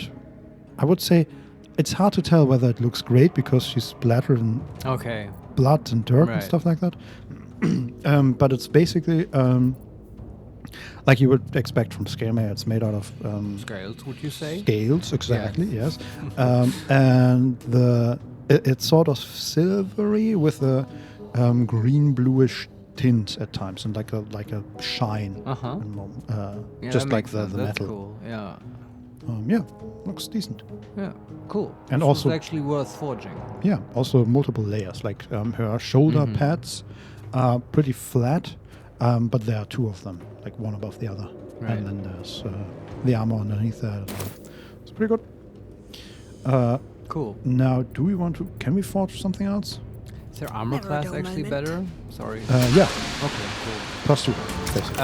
But what would you want to forge? I feel like we need a better mold. The armor for Shadowheart, the heavy armor maybe? Oh, I but- don't know. If that's it. What does her armor currently do? We don't have any mithril anyway. Okay, that's It's just I think it's just a just +1. +1. Okay, then that's definitely chainmail. better. Yeah, okay.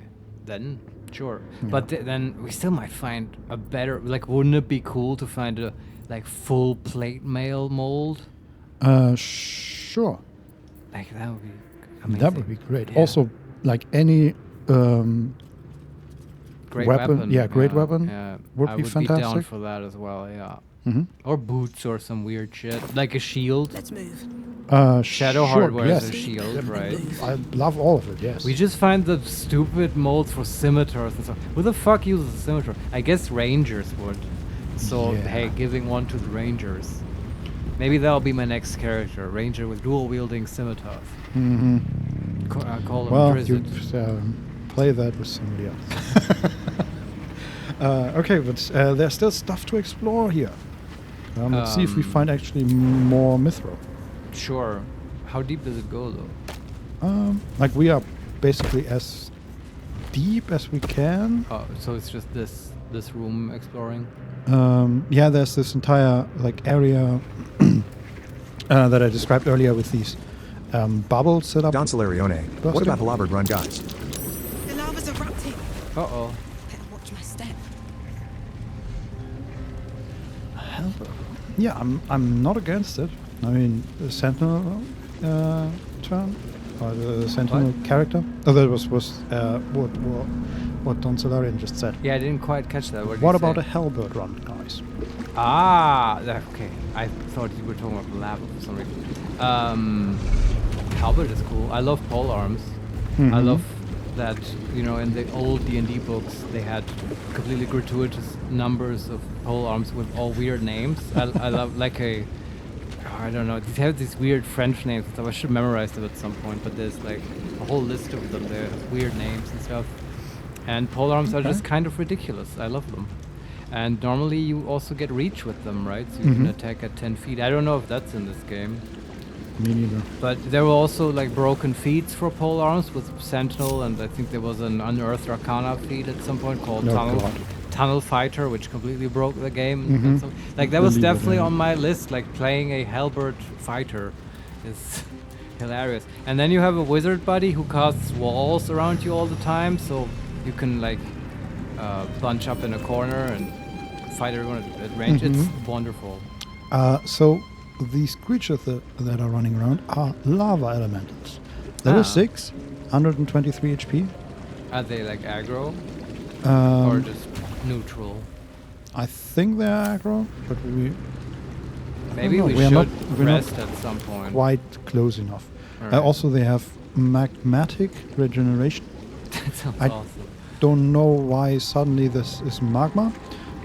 Yeah, right. They've switched because I tell you why, Vincent. Because it sounds cooler. Magmatic regeneration. Here's the stupidest thing: magmatic regeneration. Regain 20 to 120 hit points when starting a turn in lava. Okay, no. You know that they had this discussion in the Larian Studios, and now they're just trolling us. Yes. How often can we switch arbitrarily between magma and lava? Bastards. Yes. And then it has a magmatic disturbance. The presence of this creature disturbs nearby lava, making a bubble and explode. Ah, okay. Okay, and then it has dark vision and opportunity attack and AC 12. Sure. The question is... I don't want to fight these guys right now, I think. Yeah, I mean, I only see one. Oh, but it's also... There might... I feel like I saw a second one earlier, but maybe I'm just missing that. I'm also, like, between us and this thing is like a sea of lava. So we... How would you cross that? Figure out, like there are pieces of stonework like jutting up out of the lava, so we might be able to jump. But crap, then you have to fight this thing while you're in the lava, basically. Yeah, and that with would the lava suck. erupting and stuff. So best case scenario, you can somehow kite it out of the lava and then fight it. But then you can't fight it, then it'll be in the lava, and it's got magmatic regeneration. Okay, I could attack it from here. Oh, and we are standing on... Well, then you can kite it all the way, right? Yeah. So we can just kite it to here. I mean, it's always the thing, right? If it's just one, you can just kick it to that. Yeah. Sure, pull it. It's patrolling, and now it's out of reach again. Oh, so okay. Hey, we wait another turn. Did you hear, by the way? I wanted to say this earlier. We just didn't have the time. This was in the news. The news? Yes, I read this on Reddit this morning. It was breaking news. Unity has a new CEO. It's the Riccitello guy who used to be at EA, and he announced that they're going to make people pay. Users of Unity per install. The devs have to pay him. So you read about this? Yeah, and it's just crazy, and the whole games community is going crazy about it. Yes. Because obviously this, like, I read a post by some indie dev who has like a mobile game made in Unity, and it's basically free to play, right? But like every month, about 1 to 2 million installs, and he would have to pay a couple cents for each install. Oh God. And it would come down to it's ridiculous numbers. He would have to literally pay over $1 million to Unity each month, and it's just insane. Yeah. And I'm just excited to see how this will play out. Yeah. People are saying the guy is shorting his own stock, that because people were on the board of directors, they were like selling Unity stock before this thing. So and that might actually be fraud, right? That's like insider trading and stuff. That's ridiculous. But like then it's always like, how are you going to prove that and stuff? Like, is the guy willingly trying to get the stock of Unity down to sell and make money through this whole shorting stuff? I don't know, but I just find it fascinating to watch. And also, Unity in my mind was always this cool indie thing, right? I remember when it came out, and then everyone started using it and stuff. And now I guess people are moving on to Godot. Like Godot? Yeah, that's just a different engine. I've read about it a bunch, and I always thought you pronounce it Godot, but then it occurred to me that it might be Godot as in waiting for Godot, Godot. And I guess that might be a good free alternative to It's Unity. hot I don't in know. here. And also people no, like the Unreal Engine, right? Lots of yeah, people yeah, want to move to that's that. the only one I know. Yeah, that might be the better professional option. I'm just thinking about indie devs, right? What do you do if you don't want to shell out a bunch of money up front for Unreal? Yeah. Coming through. Because that used to be Unity, and I guess now no more. Anyway, On my way. we're already fighting, I guess. That's we are great. in a Yeah. fight with this monster. I feel like this guy is not a huge challenge. Maybe I'm wrong.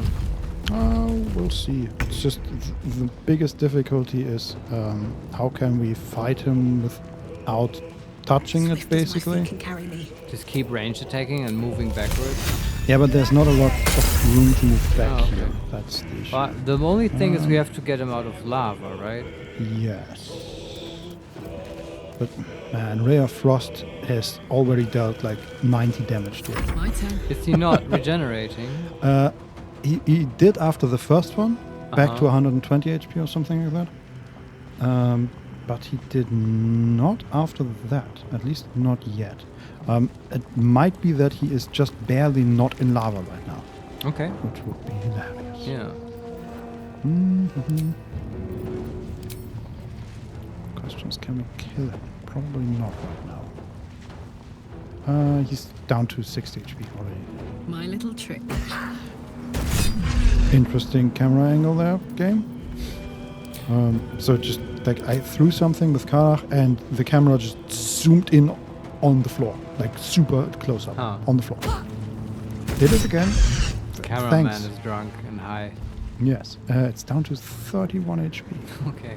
Damn. Be careful where you kill it if you may want to loot it, right?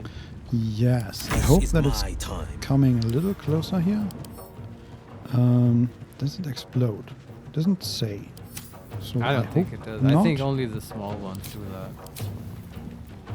Let's see. Can we kick it? Can't give up. Shadow Art has no target. That's very much in character. Yeah. 12 damage. Okay, maybe Will can kill it. It had 19 HP. All right. Come on, Will. Forever dauntless. Turn off the pushing. Unless you want to. Just don't want to push it in the magma. Yeah, no, but it's at the very edge of...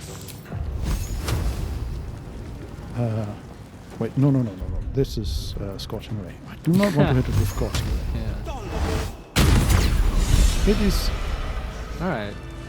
done. Outlander, the floor is lava. Karlach is inspired. Wait, what was the... The floor is lava. Defeat the lava elemental in the lava lake. That gives her inspiration? Yes. Karlach is a woman of simple needs. Floor is lava, me feel good. Yes. Let's see if we can actually... Okay, the lava is not bubbling anymore. Yeah. And that makes Don everything... Solarione, the elemental was not aggressive. It was just chilling here. You could just walk past it. Another war crime added to Butter's list. Oh my god, yes, Look, I'm sorry. Yes, but did you see what it did to the lava? Yeah, that's the thing, it's a hazard. It's an environmental hazard. Exactly. Yes. And because it is an environmental hazard, it's fine to kill it. We're just dehazardifying the area. Exactly. Like we did with the goblins. This is special cleaning operation.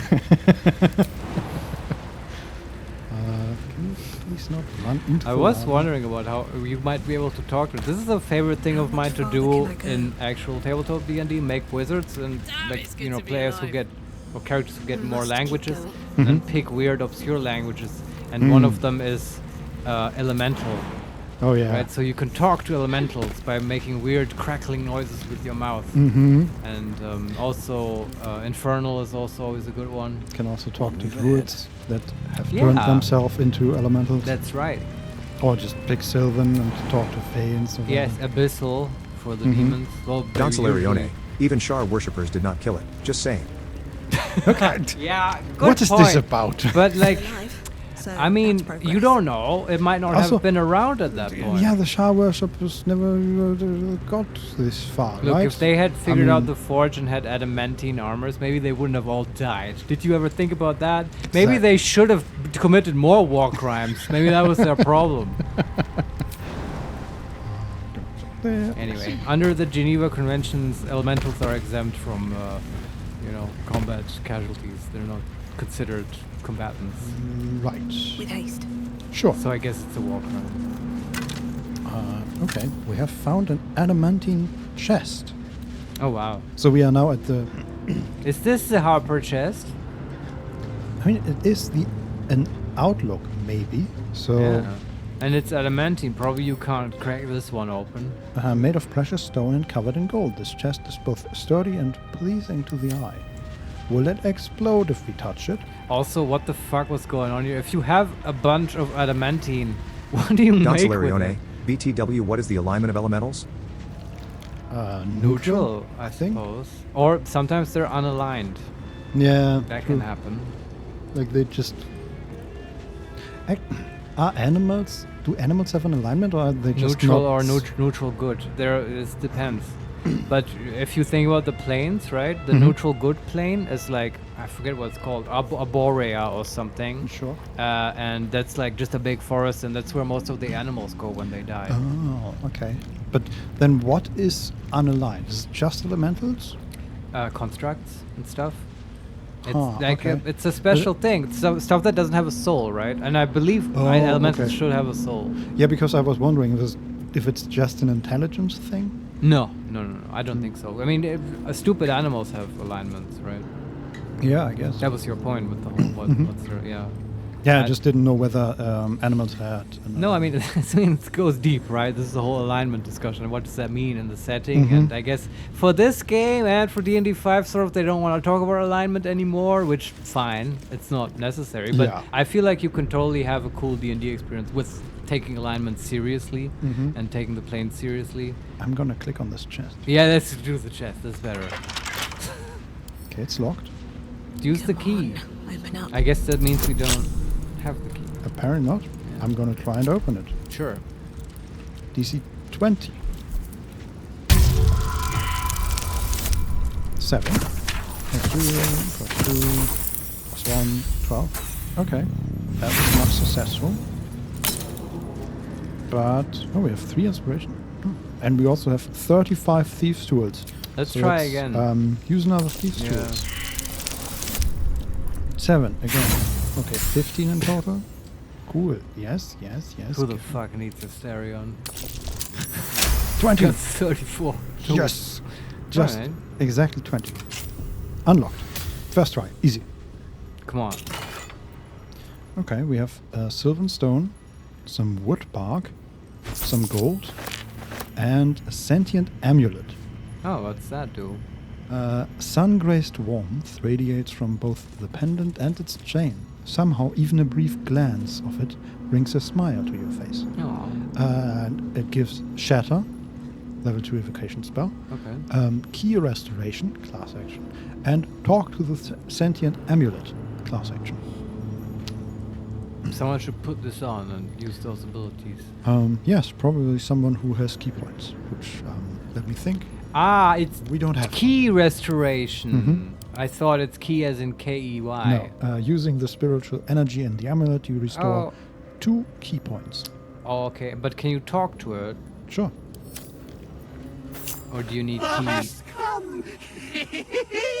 The amulet is heavy, but holds a subtle warmth, like it was left under the sun. Suddenly, the metal surges with heat.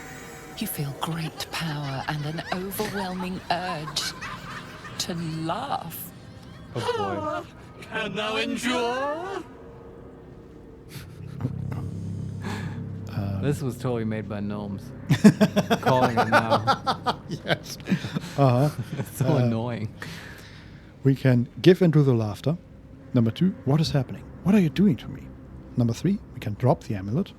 Number 4, wisdom, fight the urge. And number 5, wizard intelligence, reach for the weave. Let it shield you from this impulse. Butterscotch is putting it on? She is holding it, yeah. Yeah, do the wizard thing. I didn't even put it on. I just looked at it. Yeah, sure. Advantage. And this time it gives a reason, because we're a wizard. Yes, makes sense. DC 10. Obey Stealth my guidance. command, magic item, or I will feed you to my friend Gale. Yes. 18 plus 4. Butterscotch is like, nope, not funny. I don't get the joke. The urge flows into the strands of the weave, leaving only a sense of calm. Thou hast done well. For what is a laugh, if not one step toward madness? Thou art the one! Return me, take me home, and thou shalt glow with blessings. There's a like monk illusion standing in front of us. Ah, okay. And the speaker is Monk's Manifestation. All right. And remember, there was this quest about a monk and a mad monk's amulet or something. I don't remember that, but Yeah, you're certainly right. Yeah, we looted some item and we got the quest, and both of us were wondering, what is that quest about? What has that to do with Right. anything? Because the item didn't Wow, make sense. good thing you remember, Vincent. Well, I saw it on the map. I just didn't mention it Oh. before because this version is funnier. We can say, return you where? To whom? Yeah. Number 2, are you a ghost? What happened to you? Number 3, I could barely hold my laughter. What did you do to me? Number 4, equip the amulet. Number 5, stow the amulet. Number 6, discard the amulet.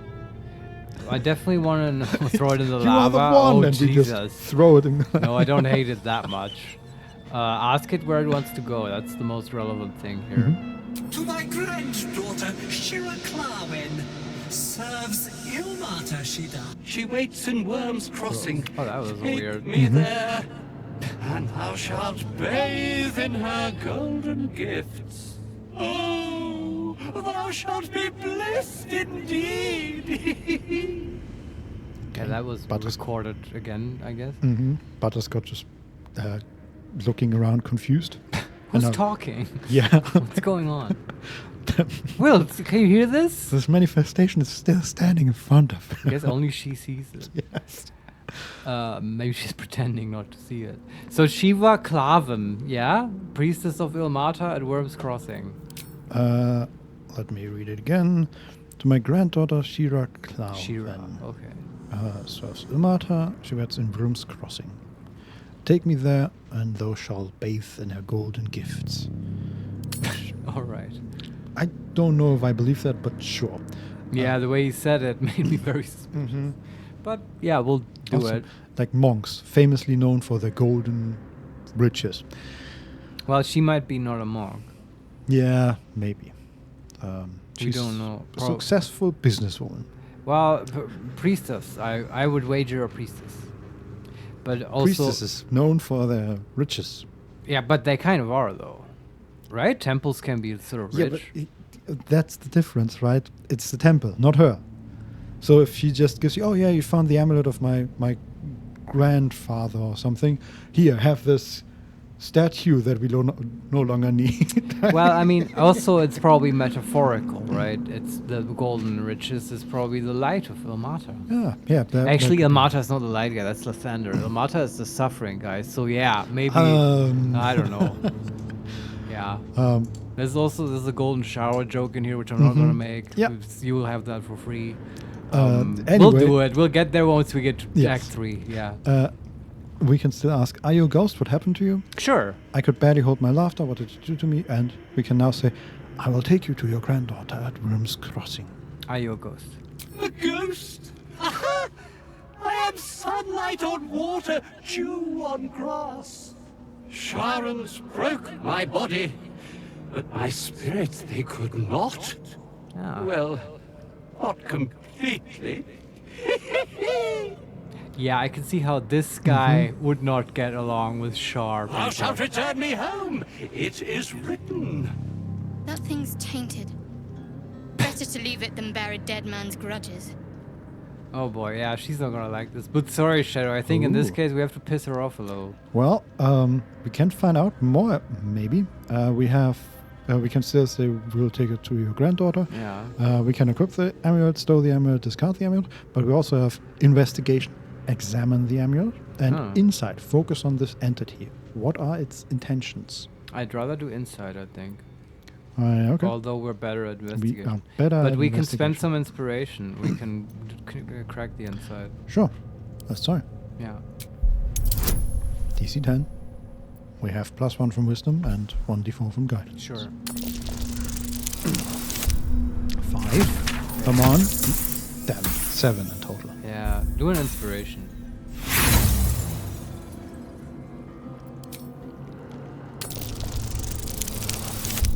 Five. Oh, Come on. man. Come on. No. 8 Man. this time. The sunk cost fallacy, I know, but I feel like now we have to spend another inspiration. Yeah. Come on. Can roll over 5. Critical success. Alright. Yes. Beneath the rampant joy, you sense the monk's fear and sincerity. Huh. He doesn't wish to harm you, but that doesn't mean he won't. If we refuse. I- Well, that's shitty, but I wasn't gonna refuse. No, maybe he just isn't like fully able to control himself or the magic Oh, he wields. okay, yeah, I see. We can still do the investigation. Do it. This one we are a lot better at. 12. Wonderful. DC was 10. Yeah, easy. 17 in total. Etched on its face is an image of the dawning sun. That's more of a Thunder thing. Mm-hmm. Yeah. Okay. And we have a new check. Religion. Consider the inscribed image. What could it mean? Yeah, do it. I hope this Man, has some payoff. we Lots are- of checks. We are really good at religion. Well, it's an int skill. Yeah, we have and proficiency. So we have +7 from int and religion Nice. proficiency and guidance. And Yeah. DC is 10. 5% chance to fail. 13 +4 +1 +3 total of 21.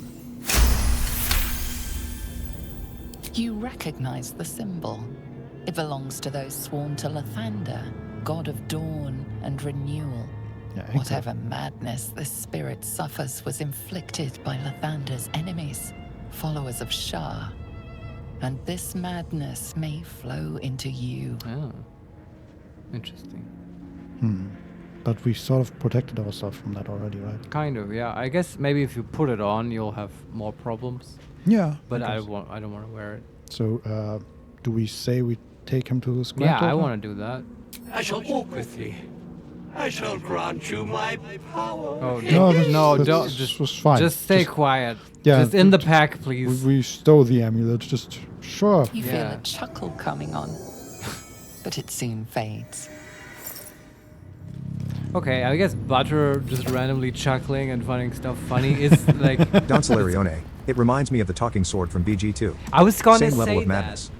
Yes, and should I love play that that. too. It was called Lilarcore, and it had the best lines and stuff, and would just, yeah, start a conversation. It was a good sword as well. And talking swords are totally a D&D staple. Absolutely. Yes. And I like this version of it, and I'm intrigued. I want to know the story behind this. Makes me wish we were playing a monk, because this is There's lots of goodies for monks, for sure. Yeah, but the thing is, I don't want to play a Dark Urge monk, though. I have Not to think. yet. I have some time to consider, think about it. Is there anything else here, or are we done?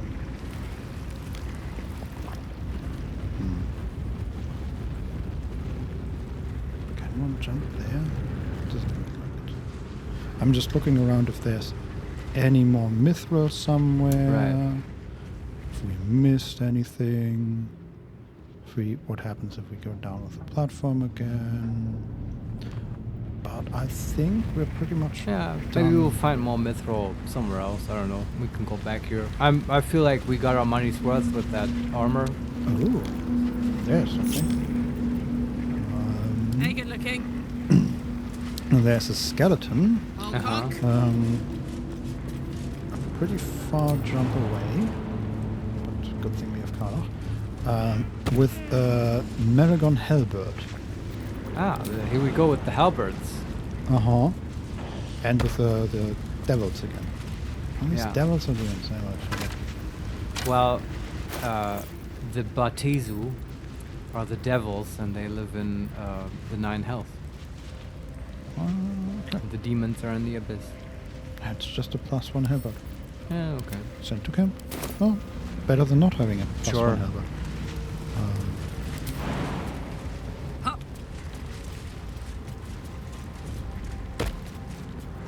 Okay. Is there anything else here?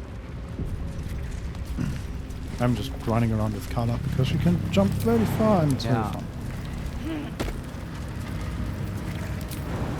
And I did see like 2 skeletons at the... Can't get them. Well, I disagree. There's another Marigold Halberd. Knew it. Guess they had a real battle here. Mm-hmm. Forces of hell. There are another dagger. Okay. But I think that's it, basically. Ooh. Okay. So there's... I don't think we can get there, but there's also like... beyond this river of lava, there's an even lower part of the temple that looks very much still intact, actually. Like properly intact. But unoccupied at the moment. Alright. Such a big place. Yeah. Oh, yeah. She's encumbered from all this stuff she's carrying around.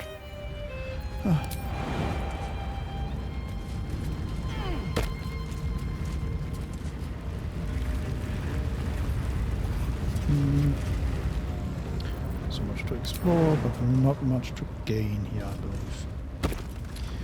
Feels like we're done here for now. Yeah, I agree. Maybe we return when we find Mithril or whatever. But I say we go back to camp, take a long rest, and we take a short break. I agree. And after that, we will probably, at least that would be my suggestion. Well, one, I do want to do some talking and respecking and stuff, and we'll get to that. We are about to take a long rest, right? Yeah. Because there are 2 daggers in that lava. Okay, never mind. I was willing to... Oh, you're willing talking to about killings. Just to, yeah, I think we'll take a long rest. Can definitely get those daggers if it takes HP. we have taken them already. They were just barely in range for us to just take. All right.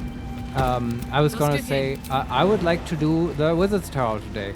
That's still in the Underdark, right? That I heard about. We might be like sort of over level for this stuff, which is sad. But I want to see it just because it's a Wizard's Tower. I want to know what's there. I like wizards. And maybe we'll find that stupid Balin dwarf or whatever on the way.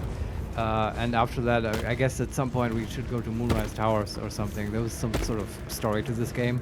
Yes. There was, wasn't there? Yeah. But so there's much more to do today, and I'm excited. But now we'll take a little break and go to camp. Yeah, I'm just running up these stairs just because I don't trust them. Can't you just teleport to camp? Actually, yes, we could actually... I always forget about... I find the fact that we can just teleport from anywhere to anywhere. I know. I was super irritated, but now I just accepted it. It does turn it off in very, like, super dramatic situations. Like, remember in the Githyanki crash? We couldn't just go to camp. We had to, like, aggro the whole crash, I guess. Also, vote for Lazelle. Everyone says that. Yes. You should vote for Lazelle. Okay. Make the crash great again. Forge, that's better, and we can go to camp. Alright. Okay. We are in the camp. We're in the camp. And talk. Might be useful. Does look like it. Do you want to do all this stuff when we return from the break? Yeah, I was just checking. Okay. I mean, I'm sure we'll have, people will talk to us when we sleep and all that stuff. Probably. Yeah. Okay. Let's take a break. Just a quick 10-minute break. Does that sound good to you? Yeah. All right. So we'll be back in 10 minutes for some camp action and then Wizard Tower action. So see you then. See you in a bit.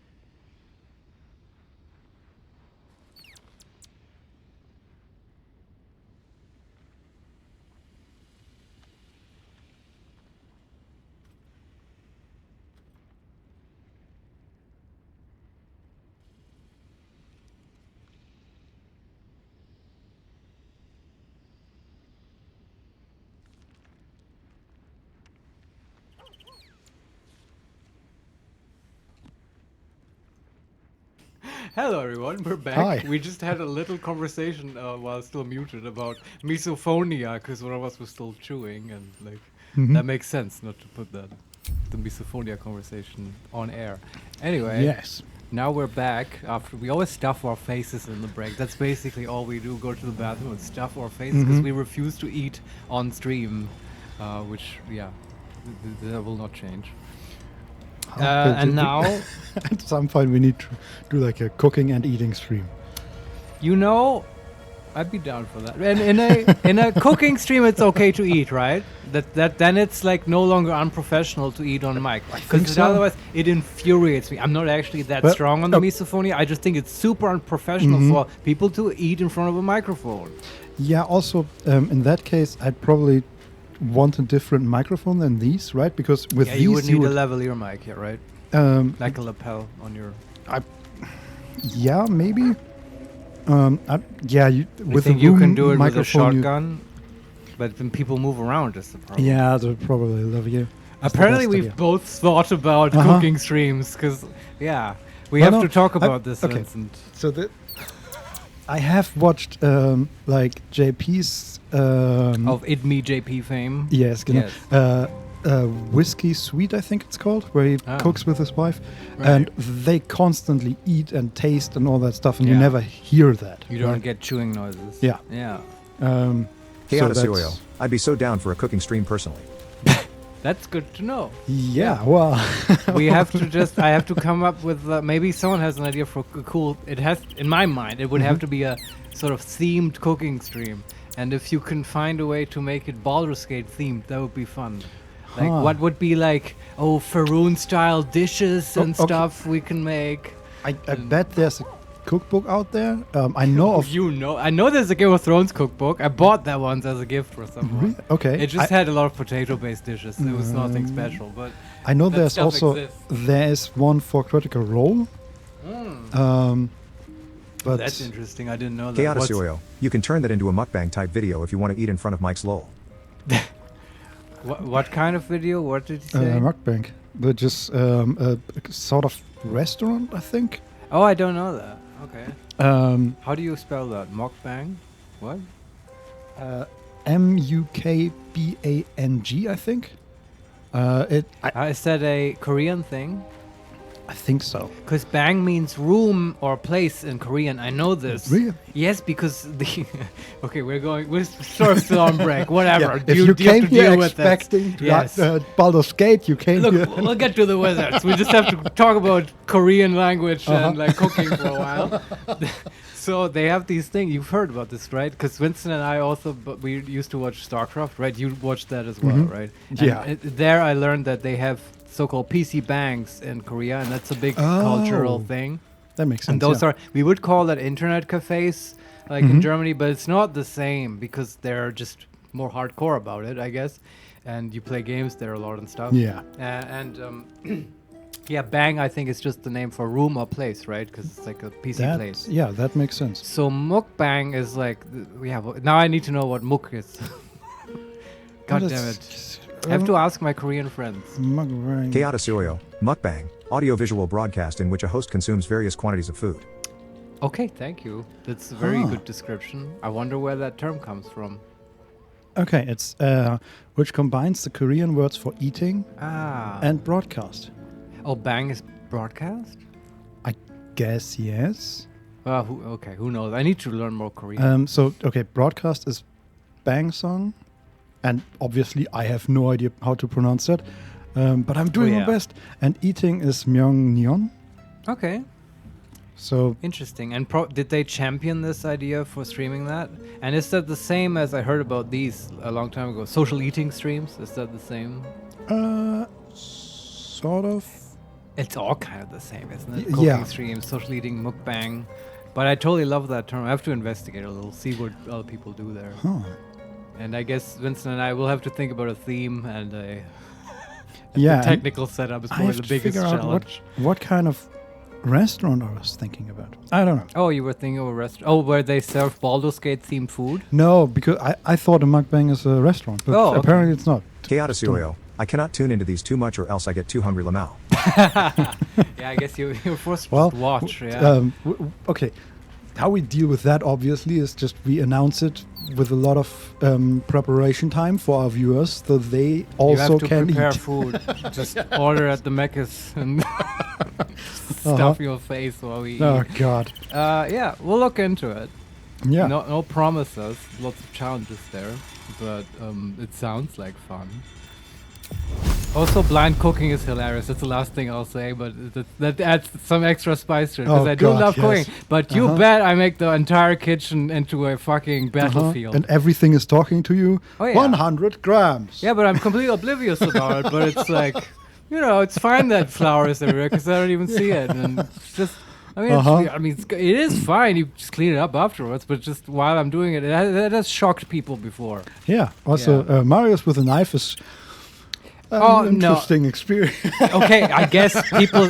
Yeah, that's also the thing, right? People see that and they get scared. But it's actually, I've never had like any mishaps. None I remember. I didn't mean for you, because you know where you are. But if you move around with a knife in the kitchen and cool, I am also there. Yeah, that's always. No, that's actually, there was a point, we used to have more of these like social gatherings and stuff. Where there's lots of people here, and that's actually, I do not like to cook in the kitchen when there's like a shit ton of people in the kitchen. But actually, I would be the same if I could see. Like, it's just, if you're cooking in the kitchen, then and you're having a party, it's like, get the fuck out of the kitchen. Like, let the cooking people cook. I mean, it depends on how big the kitchen is, but yes, I agree. Most kitchens I've been to, like 2, maybe like 3 a normal people. German kitchen. Yeah. Yeah. We do not have these giant kitchens with aisles and stuff like that. I love me an American kitchen with an aisle. That's the best thing ever. But you need to have American style homes for that. Yeah, and American style, like locations with a lot of space. Lots of space, yeah. Anyway, let's go to bed. All right, there was this whole game we were playing. So before we go to bed, here's more like management and talking and stuff. I want to change something, Vincent. What do you want to change? The amount of carbon in my beverage, apparently. So we've been playing Karlach for a while, right? Yes. And it's like super fun and stuff. But I think that it could be even more fun if we help the game in challenging us a little bit.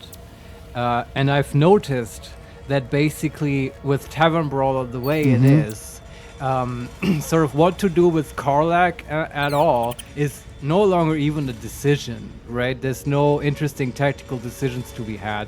It's just, it's Karlach's turn. She's probably just gonna Gatling gun someone to death this turn. It's like you basically know once it's her turn, one enemy is just gonna get removed, at least one, and it's just I don't know. I thought it was fun while it lasted. In my mind, it was cool to try out. I loved the whole thing with throwing children and stuff. But that's also the thing. The jokes kind of it had its run, right? Yes. We've also lost the child, which I'm still upset about. Yeah, I know. It was for science. You made a sacrifice. You may have noticed we have not thrown any bodies since then. I know. So I'm proposing to just respec Karlach and to the same barbarian and stuff, keep everything the same, but just change that feat to great weapon master. And that's still a good feat. It's strong, but then we will have interesting choices, right? Do we take the plus 10 damage or not? And like the whole tactical landscape changes. He's no longer overpowered. And we also have to think about actually getting her into melee. Sure. And I think it might be a more satisfying gameplay experience that way. Honestly, okay, I'm just gonna talk to this. Fate spins I feel like as it should. If I had the choice Dost between thou require a new ally? With us, thanks. Yes, whatever. With us, would you like to hold this amulet for a while? Okay, still barbarian. Because I feel that if I had the choice between a fighter and a barbarian, I'd rather take the fighter because it has more complexity. Yeah, it certainly has more choices. I mean, yeah. Let's talk about it, Vincent. It doesn't fit. I would rather have. I do like her raging and stuff, yes. right? and we discovered her as a barbarian. Mhm. But I mean, I agree. I remember like playing Lae'zel. I thought was fun. Yeah. It was kind of cool, but I don't know. I feel like if you already have great weapon master, that will give her some tactical choices. Mhm. What is not the case? Like, Sure, there's no barbarian subclass that has like interesting. It's just not the idea, right? They don't get cool abilities like Yeah. the superiority dice. Yeah, I guess the berserker with the extra attack is already the most complex thing. Yeah. Does that have, by the way, does that not have sort of anti-synergy with the Great Weapon Master, right? Because on a critical or when you kill an enemy, you get an extra bonus attack, bonus action attack, and the Berserker will give you like the bonus action attack, right? Yeah. This won't stack, so every time we rage with the Berserk, the Great Weapon Master bonus attack won't help, right? True. I So believe that's the case. That this is anti-synergy, and it irks me, Vincent. Would you consider? Could you imagine picking a different barbarian subclass? Don Solarione, Sure. paladins are also fun, especially with the oath mechanics. I believe you. Is the oath actually fun though, or does that not just fuck you over because you're constantly breaking the oath accidentally? I don't know. Also, I just like her as a raging barbarian. Yeah, I don't see her as a paladin. I would consider a paladin for my next playthrough. Like, it's interesting. I don't think, like, in all the games I've played, in all the CRPGs and all the tabletop RPGs, I don't think I've ever played a paladin. Except I've like definitely played it at like the a table. one level paladin dip to gain some saves. Or Okay, something. sure. But I really But need to at some roleplay-wise? point play a paladin. Yes. I liked playing a paladin when I did it in the tabletop because I mean I did play with just a 1 or 2 shot or whatever, but I like this whole adhering to rules, and I feel like it really helps you roleplay. But that's therein lies the danger, right? Especially for newcomers, it gives you easy guidelines, but then that's where that whole cliche of like the lawful stupid paladin comes from, right? Because then you harass your friends, and It's you're what my like, paladin. Don Solarione, yep, Dart Urge Paladin is constantly breaking the oath by accidentally killing innocent people. yes, that's kind of hilarious. See, yeah. and we kind of do that as well. Yeah. So, We don't even have urges. We just have whims. Yes. Butterscotch is a dark whim kind of character. yeah. So let's stick with barbarian. Yes, but which subclass? Would you consider the just being tough subclass where you take no damage from anything? If we want her to be in melee, that's probably not a terrible idea. Yes. Yeah, why not? That was the bear. It used to be the totem barbarian, and you just stack bear totem. Does that still exist? I think so. Yeah. All right. Because I don't want the wild magic barbarian, although maybe? I don't know. But it's kind of stupid. I don't know. So we have the options are Wild Heart, Berserker, or Wild Magic. Oh, yeah, Wild Heart is new, right? That used to be the totem thing. That is the totem thing, yes, and Wild Magic is, well... What does Wild Magic give you? Rage Wild Magic. Enter Rage that releases all the magic roiling inside of you, Yeah. causing a random magical effect. But what do you get? It's just that sometimes the magic effects are good. I guess so. It doesn't say anything about the magical effects. And then you also get, as an action, Magic Awareness. Anyone within range adds their proficiency bonus to saving throws against spells. That's very strong. That's a bonus action. Oh, a bonus action. Yeah. All right. I mean, okay, that's good for sure. But I think, how do you feel? I still want just the damage reduction. Barbarian is simple. Yeah, I'm fine with either one. Honestly, the wild magic stuff is... It feels not thematically fitting for Karlak. Why would she have that? No. Also, like, I don't want more randomness. I want more tactical, interesting decisions. And though randomness might give us that, it might also just fuck us over for no reason, or just be do nothing, stupidly or overpowered again, or whatever. I don't know. Let's just take the damage reduction. Yeah. Okay. Then we gain. Speaking of animals. Oh, that's cool. And that's awesome, actually. Then we don't necessarily need the potions. True. Choose your bestial heart. You can change your heart whenever you level up. Okay, that's also good. Bear Heart. While raging, you can use Unrelenting Ferocity and have resistance to all damage except psychic damage. Yeah, that's what I know. Unrelenting Ferocity is an action that is 1d8 plus 2 healing. Muster up your stamina to heal yourself. Can only be used once per rage. Wait, but hold on. I need some explanation here. So does this mean that when you rage, you don't automatically have resistance to all damage types? No, Unrelenting Ferocity is separate. It's totally separate. Yeah, it's like Second Wind. I see. So you can... It's an action instead of a bonus action. And what does this then do exactly again? It just heals you for 1d8? Plus 2, yes. I don't know where the plus 2 comes from. Maybe it's Constitution? Yeah, probably. I already factored it. But that's not super impressive, I have to say. Not at this level. But you can use it once per rage. Okay, yeah. Which is like... I mean, I'll take over it. a day, it's 4d8 plus 8. Sure, but in action and stuff, I guess you use it at the end of a fight to just heal a little. Yeah. When you know you've won. Probably. Okay. Like, yeah, the action part is a problem. But it's like, I noticed that with Lazelle, her second wind is actually, like, it's doing a lot of work. And we only get 3 of those. But it's like, okay, now with this ability, like with this rage and I don't want to call it bear. No, it is still bear, right? I'm just getting confused with the names. Bear but Heart. anyway, here you have a different strategy for how to deal with HP and stuff. You just take less. Yeah, but you can also, in addition to that, you also gain the healing. And of course, for a barbarian like this, each point of health basically has more value. Yes. Okay, just for completion's sake, can you read the other subtitles to me? While Eagle Heart. Yeah. While raging, you can use Divine Strike.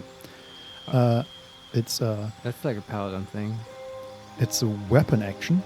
Okay. Leap down onto a foe, knocking them prone. You won't take falling damage. You must be above your target. Requires rage.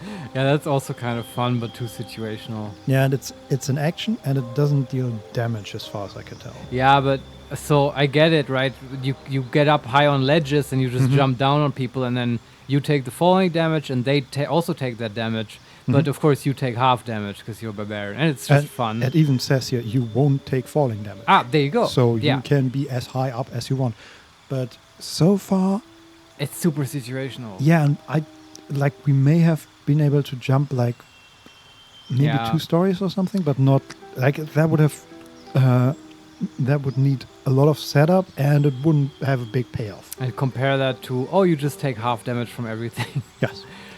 Still, it's fun at a table. I would consider this so you can annoy your friends by trying to set up every fight so that you can climb on something high and stuff. Yeah. That's what, also fly, right? Just fly up real high and then drop the barbarian. That's fun, but you can't do that here. Or you play a halfling barbarian and one of your other barbarians throws that you? one. Oh yeah, yeah. You would have more freedom at the table. Okay, what's the last one? Also, there's a lot more. Eagle Heart gives you this Divine Strike, but also foes have disadvantage on opportunity attacks against you. Oh, okay. And you can use Dash as a bonus action. Oh, it's the mobile barbarian. Okay. Then we have Elk Heart.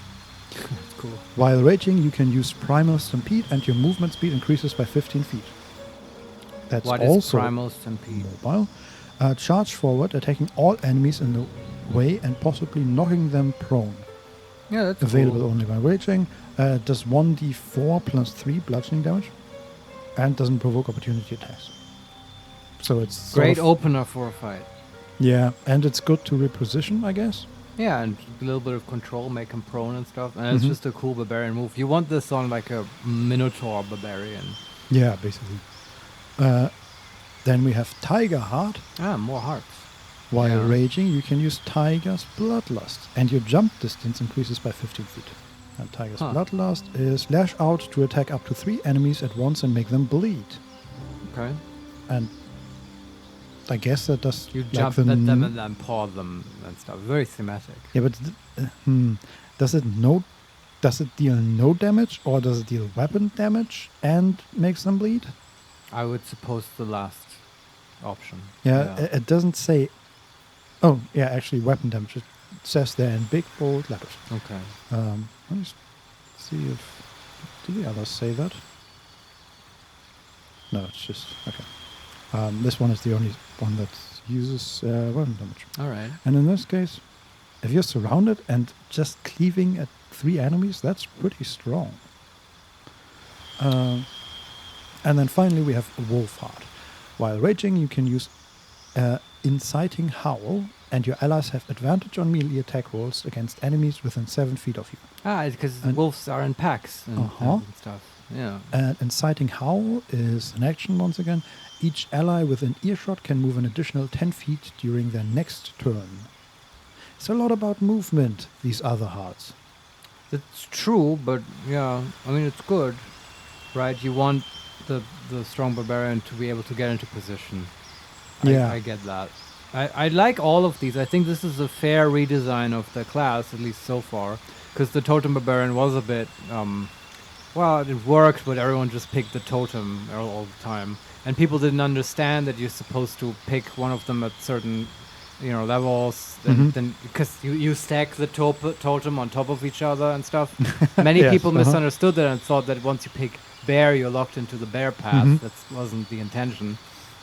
And I think this is just clearer. And I like all of them. I would consider just hacking the PHP to just use this, for barbarian players. Seems fine. Though I admit I don't remember everything about the totem barbarian in the PHP. I feel like a lot of these are just, okay, you can move more and get a special attack. Which is, I don't know. I guess it's okay. I just like, if you have certain playstyles in mind, I think you'll find something here for everyone, right? There's lots of options to just, explode and open the fight. And if people want to do that, you can figure out, do you want to drop from above or like just barrel into them and stuff. I feel like that's something that the fighter doesn't quite do as well. Yeah. This whole initiating fight, and they're giving you a lot of options here, and it's very thematic for barbarians, I think. And it's just, I think for us, the first option is the best, though. It's still, it's just this whole, you take half damage is so strong, and that also just gives you this tactical advantage of being able to just open fights very brazenly. Yeah. We have one last decision to make. Yes. The feat. The game asks us about our appearance. Because when we choose the bestial heart, we can add piercings. Oh, I'm here for it. Don't you think? I mean, Karlak already is rather attractive, isn't she? Like, do you think piercings would improve her? Is she the type for that? Well, they don't give us a lot of options. We can have like bear piercings, eagle piercings, elk piercings, tiger piercings, and wolf piercings. Vincent, what is a bear piercing? They are all earrings with the claw of the animal. Ah, okay. And then like small piercings, like studs at the end of the eyebrows. Okay. And at the middle of, on the bridge of the nose. Yeah. And then also that's not good. I don't like that one. Nose ring with the that's funny. skull of the animal, I think. Also called a septum. Yeah. And what do you think would look good on her? Also, doesn't Butterscotch have an eyebrow piercing already? I think so, yeah. Yeah. I don't like any of them. Oh, really? Yeah, it's too much, honestly, in my opinion. Then maybe the earrings is the least. No. It's all of them. All of them. Yeah, but which is the least bad? Maybe the septum? No, again, you get all piercings. Oh, I totally misunderstood that. You can just decide. Wow, she's just totally decked out in metal. Yeah, that's why I meant it's too much. It is too much. You're right. All you get to decide is either you don't take them or you take them, and then you can decide what kind of style they are. Never mind. We get the option of not taking them. Yeah. We don't take them, right? Oh, all right. Yeah. I am a fan of that. Yeah. Sorry. I thought we have to take them. That's okay. Yeah, but I mean, no, Karlak wouldn't do this, just suddenly have a bunch of piercings. Are we done with the level up? Where's the feat? That's level 4. Okay. We just did level 3. Yeah, I understand. We can change our bestial heart, which we don't want to. No. And we can select the feat. Great Weapon Master, right? Yeah. Although I will say... where is it? Doesn't have the strength bonus. That is. She will have a lot harder time to set that up, right? Because she can't give herself advantage. Actually, yes, she can with reckless attack, right? Yeah, which we've sort of never used. Yeah. That's the whole idea with the Barbarian. I used to play this for a while, actually, at Tabletop, and it's super fun. Yes. Okay, and level 5. More. That's the thing. It's not like... This is still very strong. It's just that Tavern Brawl is so ridiculously broken. I would still play Tavern Brawl if they would just fix it. Right, what's there to fix? It's fine. Well, the damage riding applying several times. Yeah. It just seems actually buggy. Animal aspect. Adopt the powers of another mighty beast. Oh boy. This is 11. Aspect of the beast, bear. The aspect of the bear infuses you with strength. Your carrying capacity is doubled and you have advantage on strength checks. Wouldn't you like that? Carrying capacity doubled. Yeah. It's sort of not really though. So this is like Totem, by the way. You get to basically pick different animals at each I still point. wish they would just tell us what happens at later levels when we pick these stuff, but Yeah, okay, I Larian, understand fine. why they did it. Then we have chimpanzee. You gain resistance to falling damage and throwing camp supplies blinds targets. Throwing camp supplies? Because monkeys fling poo. I guess. Oh, that's so funny. And they knew that Tavern Brawler was broken. So you could throw salamis and stuff and it would do stuff. That's hilarious, but probably not for us. What are the other ones? Crocodile. Your movement speed increases by 10 feet while standing in water-based surfaces. On slippery surfaces, you also have advantage on saving throws against being knocked prone. Okay. Eagle. You can see in the dark up to 40 feet and gain advantage on perception checks. Huh. That's cool. Yeah. Elk. Giving yourself and nearby allies extra movement speed. But how much, game? How much? It sounds like the best one. Movement speed. Karnach. How far you can move each turn. Yeah, I know what movement speed is. I don't know. Might be 5 feet, might be 10 feet, might be 400 feet. No idea. I feel like that's the best one. How do you feel? Actually, that's it. Aspect of the elf. Elf. Yeah. That's a great band name. Aspect of the elk. Grant yourself and nearby allies a +5 feet bonus to movement speed. It's not that much. It lasts until long rest, I guess. So you just have permanent +5. For you and everyone else. This would be very strong if we wouldn't cheese Longstrider on everyone. Yeah, basically. Honey Badger. Oh, there's more. Okay. We are halfway through. Oh, wow. If you're poisoned, frightened, or charmed at the start of your turn, you have a 50% chance to begin raging without expanding a rage charge. That's funny. The Honey Badger, I get it. Yes. Yeah. I like it, but also I don't think it's very good. Sadly. It's not going to come up very often. No. Stallion. Dashing grants you temporary hit points equal to twice your level. Okay, we never dash, but remember, she might dash because she has to get into position now. I'd rather throw a salami than dash. I'd rather die than dash. Yeah. It's just a waste of the action. Dash before dishonor. Then we have Tiger. You add an additional strength modifier to attack rolls against bleeding or poison targets and gain proficiency in survival. Interesting. If you want to design your party around it. Proficiency in survival is interesting, though. Does she already have that? I don't know. Okay. Do we have any way to make somebody bleed or poison? Bleed, sometimes with spiritual weapon, maybe. Yeah. Some of them. And maybe poison we don't use. Yeah. Wolf. You gain proficiency in stealth and can use aspect of the wolf. That is, you and nearby allies add your dexterity modifier as a bonus to stealth checks. Oh. Don't really stealth. Not that much, no. And finally, Wolverine. When you attack a bleeding or poison target, you also maim it for 1 turn. Now, what is maim? Movement speed reduced to 0 and has disadvantage on dexterity saving throws. Removed by healing. That's cool. I wish Karlak could impose bleeding on someone. Yeah, and more than once per short rest, if she hits. Yeah. Which one is the best one? Maybe the first one. Maybe the bear is just the best. Either that or Bear is best. the advantage on perception checks is also pretty okay. Is that just always on? Always advantage? I think so. And but is she a tiefling? Yeah, right. And she has dark vision already. Yeah, the dark vision is wasted, but advantage on perception check is sort of okay. How about proficiency in survival? We failed survival checks before. We did, but she's not a very wise character, so. But I mean, proficiency will outweigh that. I mean, you can't argue that it wouldn't then be still an improvement. No, it's another, like basically it's a 5th character that rolls a d20 with a like +1 to survival. Yeah. Well, no, not +1. What?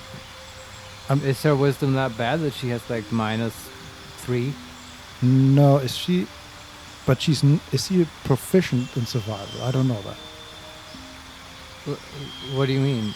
Like, if she takes this, she would get proficiency in survival. I thought she.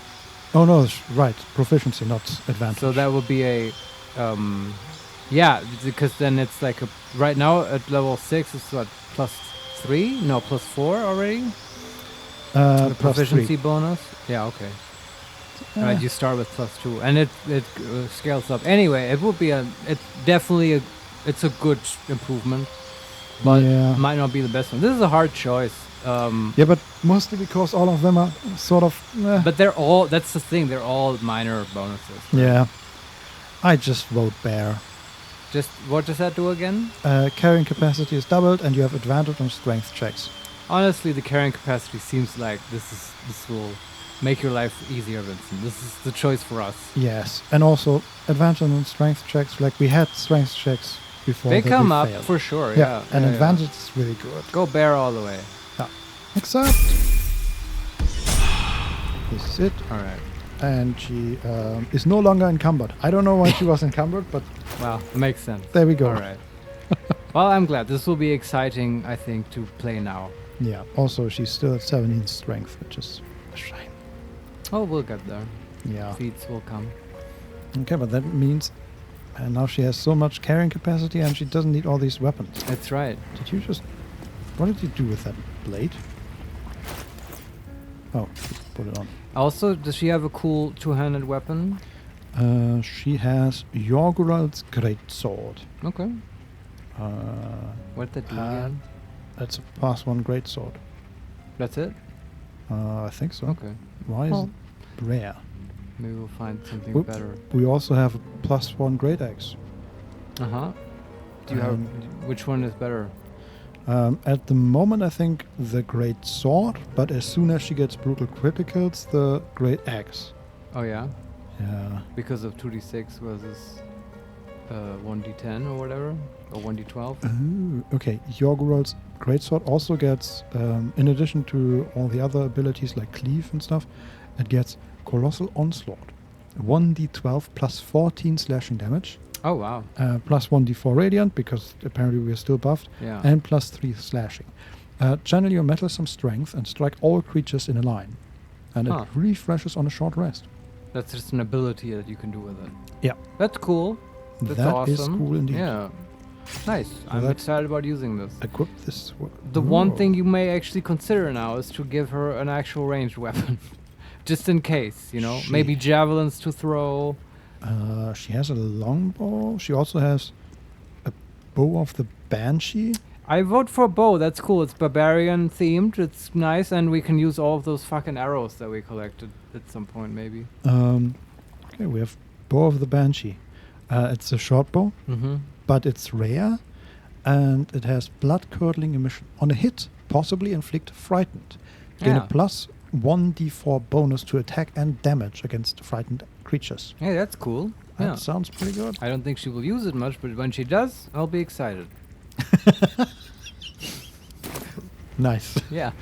Okay. Well, there you go, Carla. We are now No one back home will no ever longer believe throwing this. stuff. I like how also, in my head canon, Mhm. she came like from the armies of hell in like Zariel's employ and stuff, and she was a berserker barbarian, like full of rage and anger and like fighting stuff. And now that she's on the surface for a while with us, with Butterscotch and stuff, she's discovering like nature and spirituality, and now she's a bear barbarian. That's her spirit animal, right? And yeah. she's coming down a little. Still has that fire, but expresses it in a different way. Yeah, I also like Karlak is healing. I also like the idea that we had her like not be in the middle of the fight for a while, so she Yeah. can like figure out like a strategic mind for the fights, and that's why she threw so much, so she doesn't get overwhelmed by the emotions in a fight. Yeah. And now that she has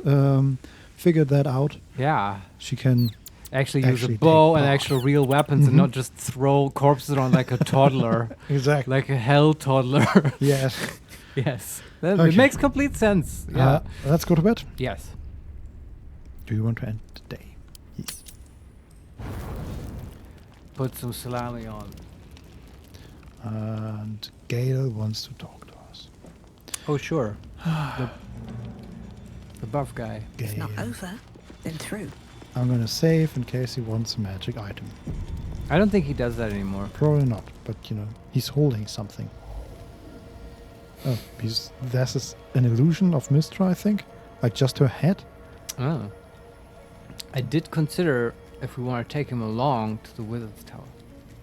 Just because it's like a roleplay thing. The two wizards Maybe. investigating the tower. Yeah, firebolt, firebolt, firebolt. Yeah. We can say pretty. Or number 2, wizard. Is that Mystra I see in the palm of your hands? An ambitious spell indeed. Or number 3, cut it out. That spell of yours is attracting mosquitoes. Man, joy kill. Wizard. Wizard. Why is he not saying it? My, you startled me. It's miles away. So Liar. he was looking away from us and looking at this image, and we were like walking to him when we picked the option. Right. We can say, is everything all right? Or we can say, wizard, care to tell me why you were conjuring an image of the goddess? Well, it's his girlfriend. He's like Yes, looking at old pictures of his girlfriend. Yes, this is not good. Yeah, you should move on. Yeah. Yes, but not to Not to us. Yeah. Okay. Lazel, she's right there. Yes, just No one wants her.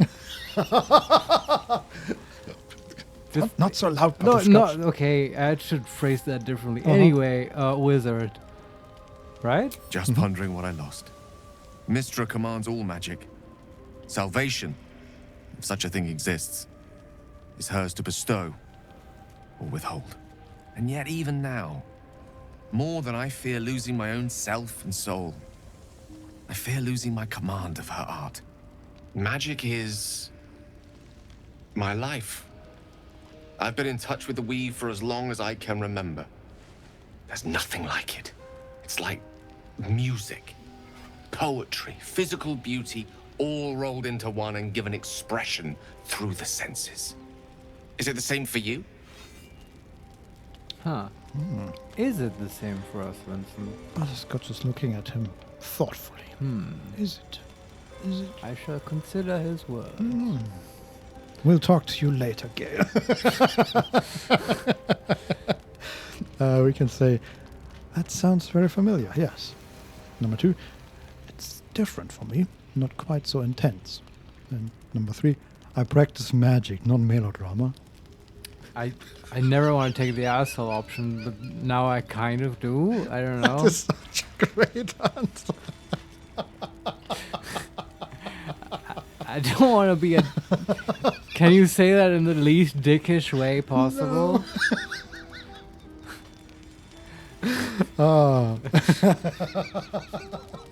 Because he did, lay it on thick a little there. I kind of want to say it, Vincent. Yeah, me too. Yeah. You wouldn't say that if you felt what I feel. Gale disapproves. Yeah, Perhaps I sorry. can show you what I mean by reaching into the weave together. Oh boy. Oh no, I've heard about this. I know what he's trying to do. I don't want to do. I don't want to get. Keep your hands to yourself, Yeah. mister. Oh shit! Clothes stay on, Gale. Yes. I put on my robes and Oh my my wizard God. set. Do you know where that's from, by the way? That's from Something Awful. It is? Vincent and I had a conversation about Something Awful. Mhm. Like nobody knows what we're talking about, but it is. It's a very old meme. Yeah. Yeah. Goes back to chat logs that they made. Yes. Yeah. We can say, by all means, or it's getting late, perhaps another time. Man. I think by all means is the only option here. No, it's not. We have can- to find out. Right, But does we that have okay? to find out But I said, what is in the weave. Did you shut up, Vincent? You just want to sex Gale, is what I'm hearing. You know, Because what that's what's gonna happen. What when I we do really this. want is to sex Mystra. Well, and I hope it to- didn't to work use- out for him. Yes, but he was stupid and he made mistakes, and we're not going to make these mistakes, Marius. We're a more powerful wizard. Yeah, Butterscotch handled the mistress of the weave. What do you mean the that- mistress of the weed, bitch? What do you mean I killed your pet elemental? What do you mean, hammer? We just threw like hammers at it. Was that what you mean? Yeah. Anyway. Anyway, magic missile. Now you sound like the stupid laughing amulet. Can we just give this to Gale and then run away? Just drop it. He's like sexually dysfunctional because he's laughing too much. And that's how we diffuse him. Brilliant. Yes. The plan is coming together. Okay. So honestly now, did you quick save before this? I can quick save right now. Oh yeah, okay, that's fine. No, because I'm scared about getting locked into a romance with Gale, where we do this one thing, and then Will is gonna be like, oh, I see, like, Gale really needs your attention more than me, blah blah blah, and then we're locked out of Will, which I think Will is the one for Butterscotch. I don't think this is one of those. Yeah, we'll see. But now you saved, and it's fine. Now show me the magic trick. Then follow my lead. Oh God. Gale approves. Yeah. He's moving Did behind us. you hear how he said that? Oh, we are. Okay, he's standing next to us, and he's magicking. Okay. Now you. Okay, so far it's like innocent, right? And we can, number 1, wizard, imitate the gesture with ease. Number 2, sleight of hand, imitate the gesture quickly and decisively. Number 3, arcana, imitate the gesture slowly and as precisely as you can. Number 4, performance, imitate the gesture with a flourish. And number 5, actually, never mind. Magic is just not for me. That's dumb. I'm going. Wizard, right? Yeah.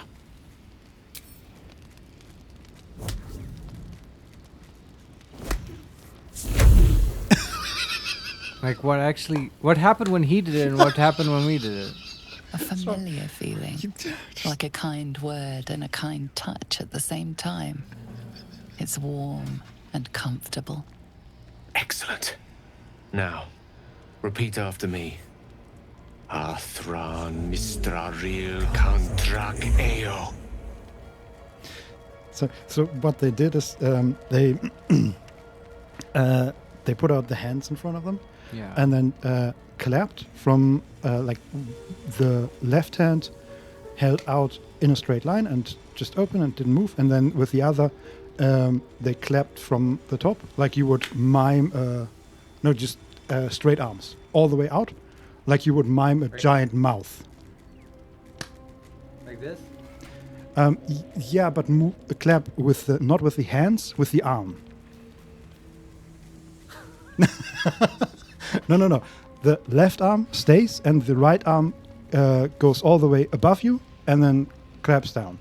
Yes, basically like that. So when you said mouth, I was gonna do like this. Right? Yes. Keatasuyo, like an alligator. Exactly. Yeah. Okay. It can't be an alligator. Sure. Makes sense. And the reason why I was laughing is that when Butterscotch did it, the first or second time she clapped, just behind her, Scratch appeared. Oh, okay. And it looked like she summoned him. Yeah, that's how he normally knows he gets the treat. Yeah. That looked hilarious. Funny. But what's the magic? It's not quite clear. There's just like an explosion of blue, greenish energy in front of them. But no idea what it actually does. Okay. Now we say the magic words. Yeah. So what was it? Althran Misral Ril Kantrach Au. Something Mistral. We can wizard an easy incantation. Simply repeat after Gale. And then we can, number 2, intelligence, repeat the word slowly but carefully. Number 3, arcana, you sense power in these words, speak them deliberately. Number 4, performance, repeat the words bold and proud. And number 5, actually I dislike tongue twisters, let's just call it a night. Yeah, this is like for non-wizards. It's like super interesting. Yeah, if and Ben we just Barry, has to do it. Yeah, we just do the wizard stuff. We just ace it. Yeah, Nothing to teach us, Gale. No, I'm mostly interested in what the hell are we actually doing? Look, I went to wizard school and I had no friends. I know this shit. Yes. Okay. Yeah. Wizard, an easy incantation. Okay. Ah, yes. The scent of rosewater and a sense of well-being. A sliver of weave that tastes sweet on the tongue. Very good.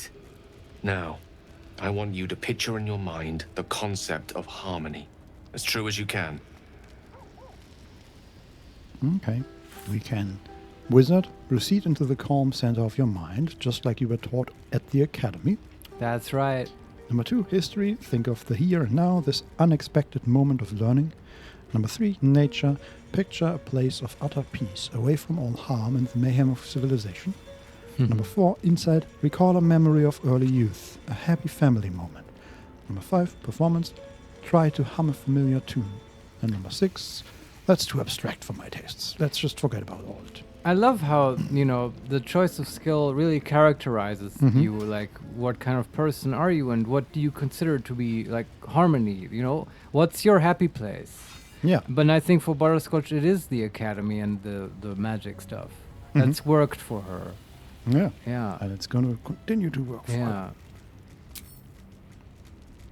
Okay. Zoomed out a little. Okay, another explosion of color. And there's an aura of bluish energy around us in a circle. All right. You see, or is it sense, the unmistakable presence of Mystra, the Lady of Mysteries. There's something like the anticipation of a kiss, then the pleasure of being cloaked in peace. Oh, he's looking at us. You are safe. You are nestled in the cup of Mystra's hand. Look at that. We're channeling the weave. How does it feel? Like, mate. Totally unsexy. Yes. Also, mate, we're both wizards. Like, this is not unsurprising that this worked. Yeah. Though I wonder Don though. Solarione, Gale the pickup artist. Yeah, he is. Yeah. Damn it. Man. I was wondering how many people did we pull this off on, and like how often does it work? Oh god, yes. Oh god. Like, yeah, it's that. Chaotic Gale, can you stand a few feet back from me? Thanks. Yeah. He is very close. Gale said, are you happy to see me? Yeah, also we had Is that your magic wand? Yes. Oh god. We can say in response to his question, how does it feel? We can answer magical, sensual even. Maybe not. Number 2, effortless. You're a wonderful teacher. Also maybe not. Number 3, wizard. Incredible. Though, of course, I could have managed it by myself. That's perfect. And then number 4, feels like a good time to call it a night. Wizard option. I'm so glad we have this wizard out to just be totally professional and nerdy about it and kill any kind of like libido that's going on here. Love it. You're hard to please, aren't you? Yeah, if by please you The mean weave seduce. connects you. The moment feels intimate. We are so close. And it's like the Face height to difference face? is... No, it's That's the issue. We are not face to face. We are face to belly his button. belly. Yeah, I thought they fixed that. I guess no. If he kisses us, he will bend down. I think they no, wrote that they would like, fix that. That is fine. It's just it feels even more intimate because of that. Yeah. How do we get out of this? We can say, or we can hold on to the moment. It's a good night for intimacy. Number 2, a satisfying end to a wondrous experience. It's time to let go. Or number 3, you are in no mood to be so close to Gale. Release your grasp on the weave. Okay. So what's the difference between 2 and 3? He just like raised his eyebrows, like he suggestively. Yeah. Oh, huh? Uh-huh. Like my magic. They don't teach this at the academy. I got more if you wanted. God damn you, Gale. I mean, he's not bad. I do think, the voice actor is charming. He's a sexy wizard and stuff. I learned that he's apparently really buff. It's all great, but just not for this playthrough. Yeah, also, like, we have already told him, hey, Gale, would just like to be friends, Didn't please. we? Yeah. Yes. Yeah, that's this is kind of like a dick move, man. That's cringe as fuck. The next, like the second talk we had since then. Like, yeah, dude. Man, what a hornball. Yeah, get it. Yeah, get a girlfriend. How about Yeah, again, maybe suggest Lizelle just over there. Lizelle knows no magic at all. She has no magic in her life nor happiness. Just go to her. Yes. Just give her both. Give her your heart and your vote. Can we just ruin the mood by talking about Lizelle's campaign? If that is how she gets votes, she has a lot of work to do. Oh, yeah. Well, she's not the kissing babies type, so... yeah. So that's all fun. I think that number 2 is... Is that sexual in any way? It just says, okay, this was nice, but now we let it go, right? I think so, but... I want to take that because I don't actually want to be a dick to Gale, and I do think, so far, it is nice to share some magic. Why not? Yeah, okay. Also, I want to stop looking at his eyebrows. So, agreed. A satisfying end to a wondrous experience. It's time to let it go. The weave evaporates, and as it does so, you realize the night feels suddenly cold and lonesome. Because we're missing Mistra, obviously. Yeah. There it goes. How easily things slip away from us, no matter how hard they were in the obtaining. Good night. Oh, he's I enjoyed sharing a moment of magic with you. We were... Okay, he's walking backwards very slowly and suggestively, like, hey, if you want to. Still here. Yeah, I don't know. I feel sorry for him, but I don't know. Sorry, but we have been very clear in what we want with him or not want. He has plenty of other options. Yeah. Like, I don't know. I wish we could, like... it's great how you have romance options in the game. I wish they would also allow you to be a... How do you call that? Like, arrange marriages for other people. How would you call that? Like, where you arrange couples and stuff. Yeah. There must be a matchmaker? term. Yeah, like a matchmaker for that. That's right. So you can, like, manipulate people to...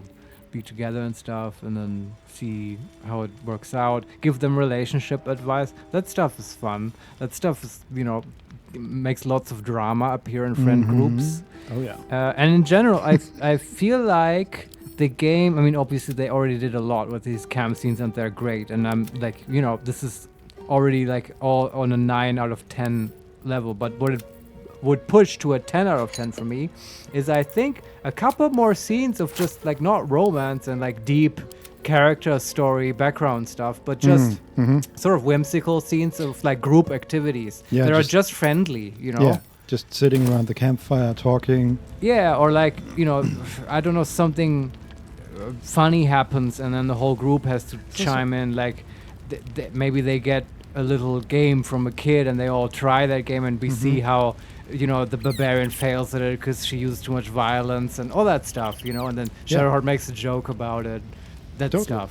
I also, I think it's a bit weird how they all have like their separate tents, which makes sense, but like this is a camp only in a very loose sense. Yeah, the whole almost. camp is like a weird other world reality. Yeah, but yeah. then the sleeping arrangement is for like sleeping bags around a fire. Yeah, this makes no sense unless you think this is for the peasants that we carry around who carry our stuff that are off screen. And I'd really like this. I'd like this camp a lot more if there was more like intimacy. Yes. Yeah. More feeling of a group.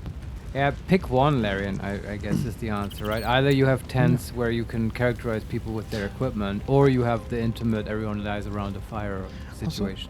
Also, I don't know actually. Has it ever happened that one character has talked to another character in a dialogue? Well, what was it when Lae'zel and Shadowheart were almost killing each other? Weren't they sort of talking to each other there? Maybe. Or were they both talking at us? I mean, I do think that they kind of avoided that, right? This whole group situation thing. It's my impression, and I imagine it's because their whole dialogue and cinematic cutscene and face animation technology was very complicated. Sure. But probably maybe a little bit difficult to make that happen in groups and stuff. I don't know. Yeah, it's just I'll be super curious to learn what now that that we process talk. was. Yeah, now that we talk about it, I remember and can compare it to Mass Effect.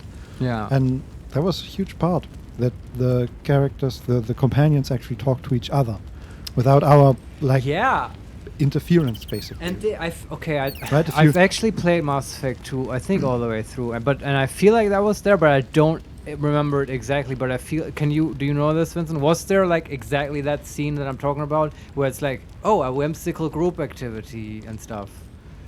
In Mass Effect 2 or in 3, I don't know. I've never played 3. In 3, okay, 3 is sort of special because there's this whole Citadel DLC. Okay. Which is like a DLC right before the end, where the whole point of the 8-hour DLC is to get everyone back together and talk and. Okay, I saw that on a video. Is that where you get locked into a room and stuff, and then someone makes fun of Shepard? This like a spoilers, I guess. Doppelganger Shepard. I don't know. I think so. Yeah, it's really good. That sounded whimsical. Yes, for sure. But that's also like a special thing, right? Yeah, it's a DLC and all yeah. that. Like whimsical. Okay, maybe not. Maybe I'm wrong. But definitely. You long for the Dragon Age Inquisition experience. Oh, Characters chiming in and getting in relationships with each other if they aren't with you already. There you go. I knew there's a game that does it, and I guess Dragon Age was the one, right? They also they're very strong on the whole relationship thing. Yeah, that's absolutely a game. Played the Inquisition thing. I have neither, but I believe it, and what I heard about the game that checks out. I've only played the first one, the Origins, and it's definitely a series of RPGs that I feel like one might return to at some point. Maybe check it out again. You're not a big fan of those games? I'm a big fan of Origins. I'm not a big fan of 2, and I've not played anything since. Yeah, I don't know about the later ones either. I just really liked Origins. Yeah. And I love the relationship stuff and so on. And maybe they've gone better with time and patches. I don't know. Maybe. Anyway, we're off in the weeds discussing stuff. Yes. Let's go to bed. Yes, that's right. Why does it select 104 cam supplies? Why would you do that? Tell me. I really wonder what the algorithm is to select this. Maybe they're just randomly rolling items until they are over the threshold. Okay, we're at 81. Let's do this properly and not trigger anybody. Can we please have something with 3? But Vincent, it's one supply. It won't matter. Say that again. There you go. 80 out of 80. It's very important to be correct. All right.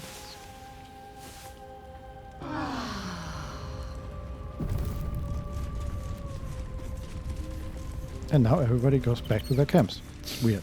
Yeah. Okay. All right. Do we take Gale along, or do we use another buff bot? Who do we? take out? Well, we would probably kick out Will. I don't know if I want to take. Do you want to? I'm ambiguous about ambivalent. And I mean. I'm not a big fan. He's of not really Gale. combat ready. No. No, we take Will. It's fine. Gale can buff us. Yes. He's good at that. This is how we interact with Gale. This is his contribution to the team. Where is Will? And I hope Yes, well. that at some point he will get a character story mission where we do have to take him out. Well met. Well met indeed. Are you sure? The blade stand and just... Goodbye. Yeah, I hope so too. Yeah. Hopefully we can. Okay. Hopefully we can meet Smithra, Yeah. and then Maybe he it'll can bring us deal with closer. this insane. I mean, horniness. honestly, ahead. with I'm the listening. other characters, it was If worst sort comes of to much worst, more clear to I will me be what their long deal gone is. before. Yeah. Like Karlak, okay, she just had even paladins we had to kill. Lazella had the crash, that was great. Shadowheart has the whole artifact thing, How that's can I fine, help? it'll come into play later. And Will has the With Duke, and that will also come up later, I'm sure. But with Gale, I still have no idea what actually needs to be done there. I feel like I just clicked something. I'm just gonna reload. I Oh, don't know okay. what I clicked in Gale's communication thingy. And I was not listening to you. My apologies. Oh, it's fine, I was just sort of, filling the air with my thoughts, as That's I tend to good. do. That's Good. I actually forget myself what I said. something about the point. Oh yeah, the just point comparing of Gale. comparing the characters and their missions, and everyone has clear objectives in my mind, except Gale. I don't know what to actually do for him. Are you sure? Yeah, The blade stands at the ready. And just... it was clear at the beginning, right? Just give him magic Yeah, items yeah. and that's it. And now it's unclear. He's just moping about his girlfriend, Yes. his ex-girlfriend. Yeah. I'm sure. Don Solarione, How can I Gale help? is trying to find a girlfriend. Yeah, very obviously. So I guess that's funny. Like you have like these With epic quests of like, oh, break contract with an evil devil ready and for you. kill the paladins and stuff, and then you get him a girlfriend. Well, at least he's honest about it. Well, kind of. No, that's unfair. I guess he was honest about his intentions. He sort of laughed us out. Yeah, I mean, he should still have gotten like a hint. Yeah. That was an actual hint. There was a very clear declaration of our intent. Yeah, but the way the magic interaction turned out, it was actually fine. Like he wasn't being a dick about it at the end. You didn't see how close he was to us. Yeah, but that's okay. Sure, yeah, it's fine. They are sharing magic after all. It's not the only thing he was. Anyway. It was so magical. Yes, it was. Anyway. He still doesn't have any third level spells, right? Yes, remove curse, but that's it. Yeah. Okay. Is that blood? No, never How mind. can I help? We can also talk to him and say, Wizard, do you have much experience being a teacher of magic? I suspect so. Yeah, do it. Sure. I've had a pupil or two, but never for very long. Their ineptitudes tend to irk me. You do seem to be a precocious talent, though. I can always tell when I meet a keen mind, receptive to Mistra. Keep it up, and she might just take a personal interest in you one of these days. I would like to point to our wizard set. Yeah, we're a wizard, all right. Yes. We can also say, I was wondering, that condition of yours, why does it require magic? And number 2, if you ever feel the Netherese magic overtake you, what will you do? Or we can just leave. Number 1. Think of it as tribute. The kind a king might pay to a more powerful neighbor to avoid invasion. As long as I pay, there will be peace. But should I ever stop, along comes a war. Then I can assure you, the battlefield would extend well beyond the borders of my body alone. An eruption the size of Waterdeep, I think my exact words were. Holy shit. Still makes me wonder, why has he stopped? Why haven't we why has there been no need for that? But also maybe just because we haven't progressed the main story. Maybe, yeah, but I also wonder that.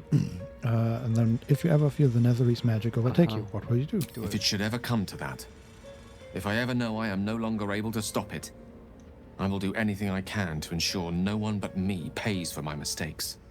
I will find the remotest place on the surface of Faerun, or perhaps far below in the depths of the Underdark. I will await that death, alone. I promise I will not betray your trust. You kept me by your side despite the menace that I am. If worst comes to worst, I will be long gone before the curtain falls. Oh man, Vincent, can we push this whole Gale is our utility buff bot to the absolute limit and just use him as a nuke at some point at like, I don't know, some powerful enemy? That would be hilarious. Okay, we don't even have to use him as a nuke. We can just threaten to use him as a nuke. Which is how nukes are used in real life, exactly. right? Yeah. Yeah, boy. We face the Gith Queen again and we just say, meet Gale. Yeah, we have an ace up our sleeve. Yeah. We just have to provide him with fresh girlfriends all the time to keep the nuke supplied. And then we'll have, options in like big fights. Mm-hmm. Interesting. I question the wisdom of that decision. Yeah. Sure, Gale. I'll be here. Need to find a way forward. And then we... Laura _ Carvalho _R. Hello, everybody. Hey, Hi, Laura. Welcome to the stream. Well met. I hope you are well. You just missed another time of being almost seduced by Gale. Yes, we got away just... Laura _ Carvalho _R. Oh, I have a third voice now. Oh, that's right. Yeah, we have a new voiceover thing. We improved it. It is now Amazon Services, Amazon Poly. Yes. And that's much better. And also, we shouldn't forget about this, Vincent. We'll have a surprise about this later when we do the longer break. We'll talk about it then. There's some cool features with this voice. Yes. We want to introduce. But now, let's... leave camp? We leave camp and we want to go look at the Wizard's Tower in the Underdark. That I was excited about doing that today because I love wizards. And now I want to say, Vincent, we're off to see the Wizard's Tower, the wonderful Wizard's Tower of the Underdark. I know Laura. Isn't this voice great? Listen to him. Yeah. Yeah, it is We great. thought so too. It took us a while to choose the right one, but I think we found it. Yeah. Yeah. Before we do the Wizard's Tower, I will mention that we have a new marker on the map. Oh, yeah? Harper Stash. Ah, so here it is. Laura okay. _ Carvalho _R. Your voice is indeed very nice, Mr. Yo-Yo.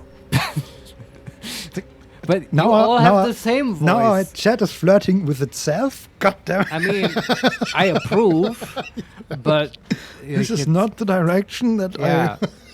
But, I mean, yeah, we'll get to it later in the break. We'll get to the voices later. But how do we get there? How is it? Where is it?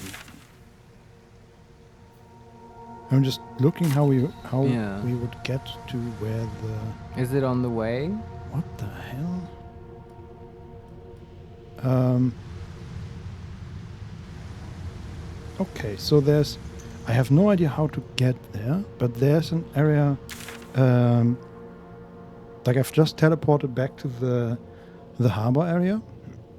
Harbor? Yeah, the Grimforge I see, yeah. thing. And there is an area with 3 chests. Okay. But it's like outside the fortress, and I'm not sure how we would get there. But I kind of want to get away from here, Vincent. I kind of want to go to the Wizard's Tower. That's fine. And we can do this later. We'll, will not remember, but I have. Well, no I idea mean how the to get Harper there. chest and stuff. Yeah, we will not remember. It's fine. We don't have to do it. I have no idea how to even get there. All right. I mean that is also kind of an obstacle. So where do we go? Underdark Beach. That sounds good, right? A day at the Underdark Beach. Sure, yeah, that Yeah, sounds like a we good could also- time. We could take the boat. I What don't know. kind of bikini do you wear at the Underdark Beach? Probably a drow one. Gale, keep your hands to yourself.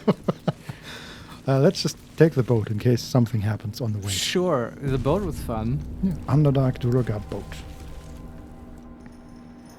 The boat beckons you aboard. That's a great sentence with lots of alliteration. I have to give it to them. That's a good one. Board and sail to the cave shore. Yes, please.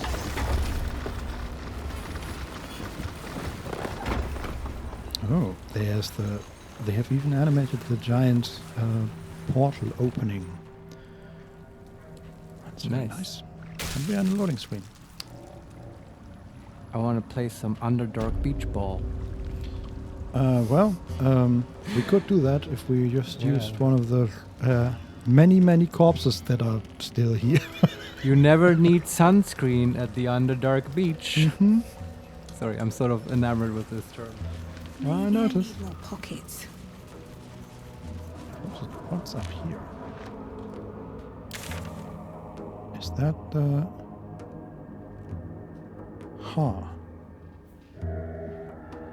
Search the cellar. Okay. I don't know if this is the correct path, but I'm just gonna see where this leads. To the Wizard's Tower? Yes. Yeah, okay. We will have to do some searching. Yes. So we're still sort of in this village. Hey, we could also, is the village on the way? We could talk to the gnome lady, tell her, hey, by the way, we saved your people. Oh no, that's so the. Although didn't we already do that? I No. forget. Okay. So the Myconid colony is at the very north, and the Arcane Tower is at the south end, Right. Southwest end. Okay, which are we closer to right now? We are pretty close to the Arcane Tower, Then let's go there. and we are in that village. So the Duergar village, or the gnome village, I guess. There was some. Oh yeah, Splattered Diary. That was the one. A badly charred diary with property of Wulbren written on the inside cover. In one of the few legible entries, the author wonders if he'll ever see his friend Barkus again, now that he's departed for the surface world. You found this right here now in the gnome village, or yeah. Okay, but was Barkus the gnome who was tied to the mill? Probably. I don't remember. Yeah, neither do I. I hate gnomes. And then there's The Approachable East, Volume 5. I think we've read this. Let it be known that Zambia should be avoided at all costs. It is clearly home to an industrious sort of fellow, the sort who is quick to dismiss the country's history as a Netherese vassal state, but will steal your notes from the Dale lands and sell you to pirates all the same. Thankfully, these pirates were set upon by another group of buccaneers who were more than happy to take a scribe on board.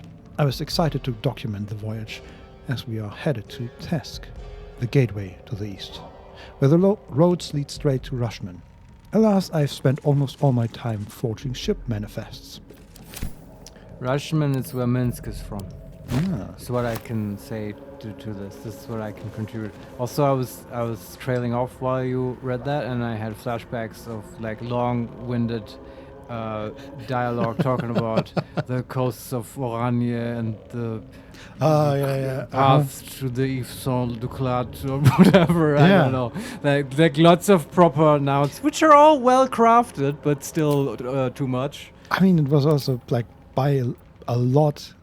It was the shortest Approachable East volume. Oh, okay. Usually they are my favorite one. Good then. 2 pages long, and this one was more, maybe more a bit more than half a page. So yeah, I love how they call it approachable, knowing full well that it's not approachable. Well, no, I think it's fine. It is fine. It's totally fine because this is literally the only book that does that, and it does it consistently, and it's kind of funny by now. We also have A is for Azutath. and other gods. We found lots of books like this in Number the 6. the children's school in the Blighted Village. Yes. Let's see. I think we've read that before. Ilmater hears the martyr's cry, takes in the ill and the oppressed. When one to help the others die, then by Ilmater they are blessed.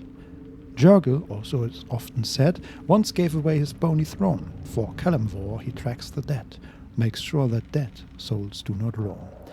Kalimvor, Lord of the Dead, will take your hand when death arrives, makes sure souls are correctly led to all their proper afterlives. Interesting.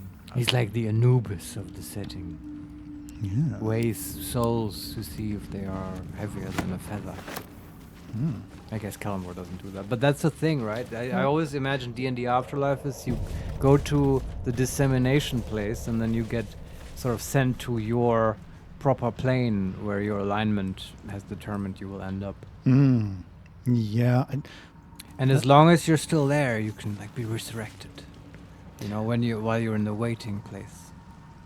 I guess so. It's yes. just in my mind. I don't know if that's canon.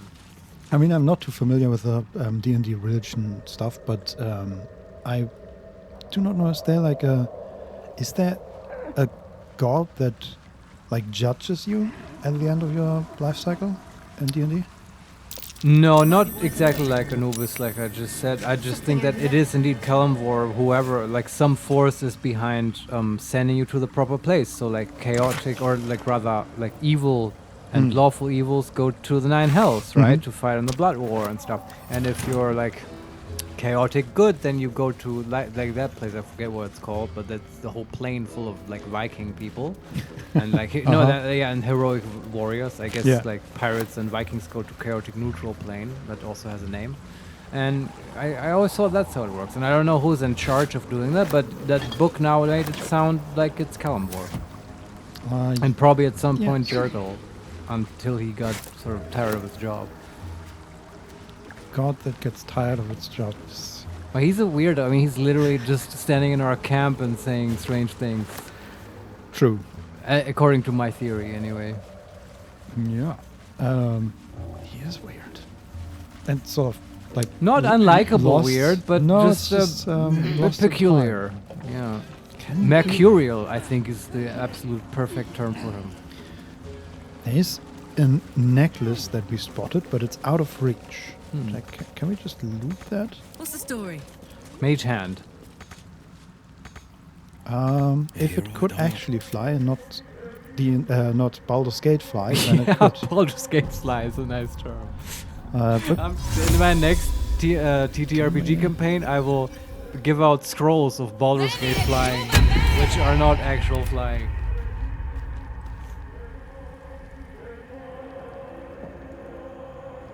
They're not even levitating. They're just kind of cosmetic hovering. Yes! You got it? It worked! What was your mage hand? Yes. Nice. No one back home Did will you ever throw it? believe this. Yes. Nice. Sort of. I'm glad mage hand finally has to another press use. ahead. It has a couple by now. I mean, we did this once where we set it up as a turret to throw alchemist fires. I think we're sort of past that. Yeah. Needing and that. in this case, they could probably have jumped from up here onto the thing. Yeah. I don't know. But we may have been able to do it another way. But hey, this time it worked with Mage Hand. So what's the necklace? It's just a golden necklace. I think it's just to I was sell. hoping for magic. Yeah, no, it's tiny ageless flower petals fill the amber stones of this necklace. It's just worth 35 gold. Okay. But I think... Okay, let's go over here. There goes... Whoa. There was the hand dying. Of course. What is this area? So remember how we found these explosive mushrooms? Yeah. There's a whole other area here that also has explosive mushrooms. Oh boy, wasn't there an illithid that told us to pick up a really special mushroom as well? Yeah, it is not this one though. These No, are sure, but it torch might be here if there's lots of mushrooms. Yeah, but even though they told us that, I think then their next sentence was, hey, go to the mage tower, she has one for you. Oh, okay. Okay, we're on the way there. These explosive mushrooms, you can just blow them up, right? Just be safe. Okay, they're not close enough to actually... actually like Do damage to us. yeah, or create a chain reaction. Oh, okay, Right. there's the borrowing thing again. Something's burrowed in there. Oh, interesting. Something big. Yeah. I wonder if it's a Boule. Because I'd like to fight one. A very iconic D&D monster. Yeah. Could I Always mean room if for more? it's an actual Boule, like I know them from 2nd edition, then it could totally fuck us up. Yes, I think the 5th edition ones are not that strong, No. but we'll see. Yeah. I wonder if there's the nest around here. Oh, This- Boule nest. That's Yeah. scary, man. I don't know if they Perfect actually... ring with mushrooms. Nature or magic? The music's certainly ramping up. I was hoping for a treat. Did you hear that? A perfect ring of mushrooms. Nature or magic? I Well, mean, we've had a exactly. teleporting ring of mushrooms before with the hag. So, can we step into it? Wait. Maybe. Do we still have the staff of the hag? Because I think we needed that to activate it. Or maybe I'm wrong and it was just I always don't activated. remember. Um, I know, I don't remember. we have so much stuff. We have a goblin drawing. That was from way back.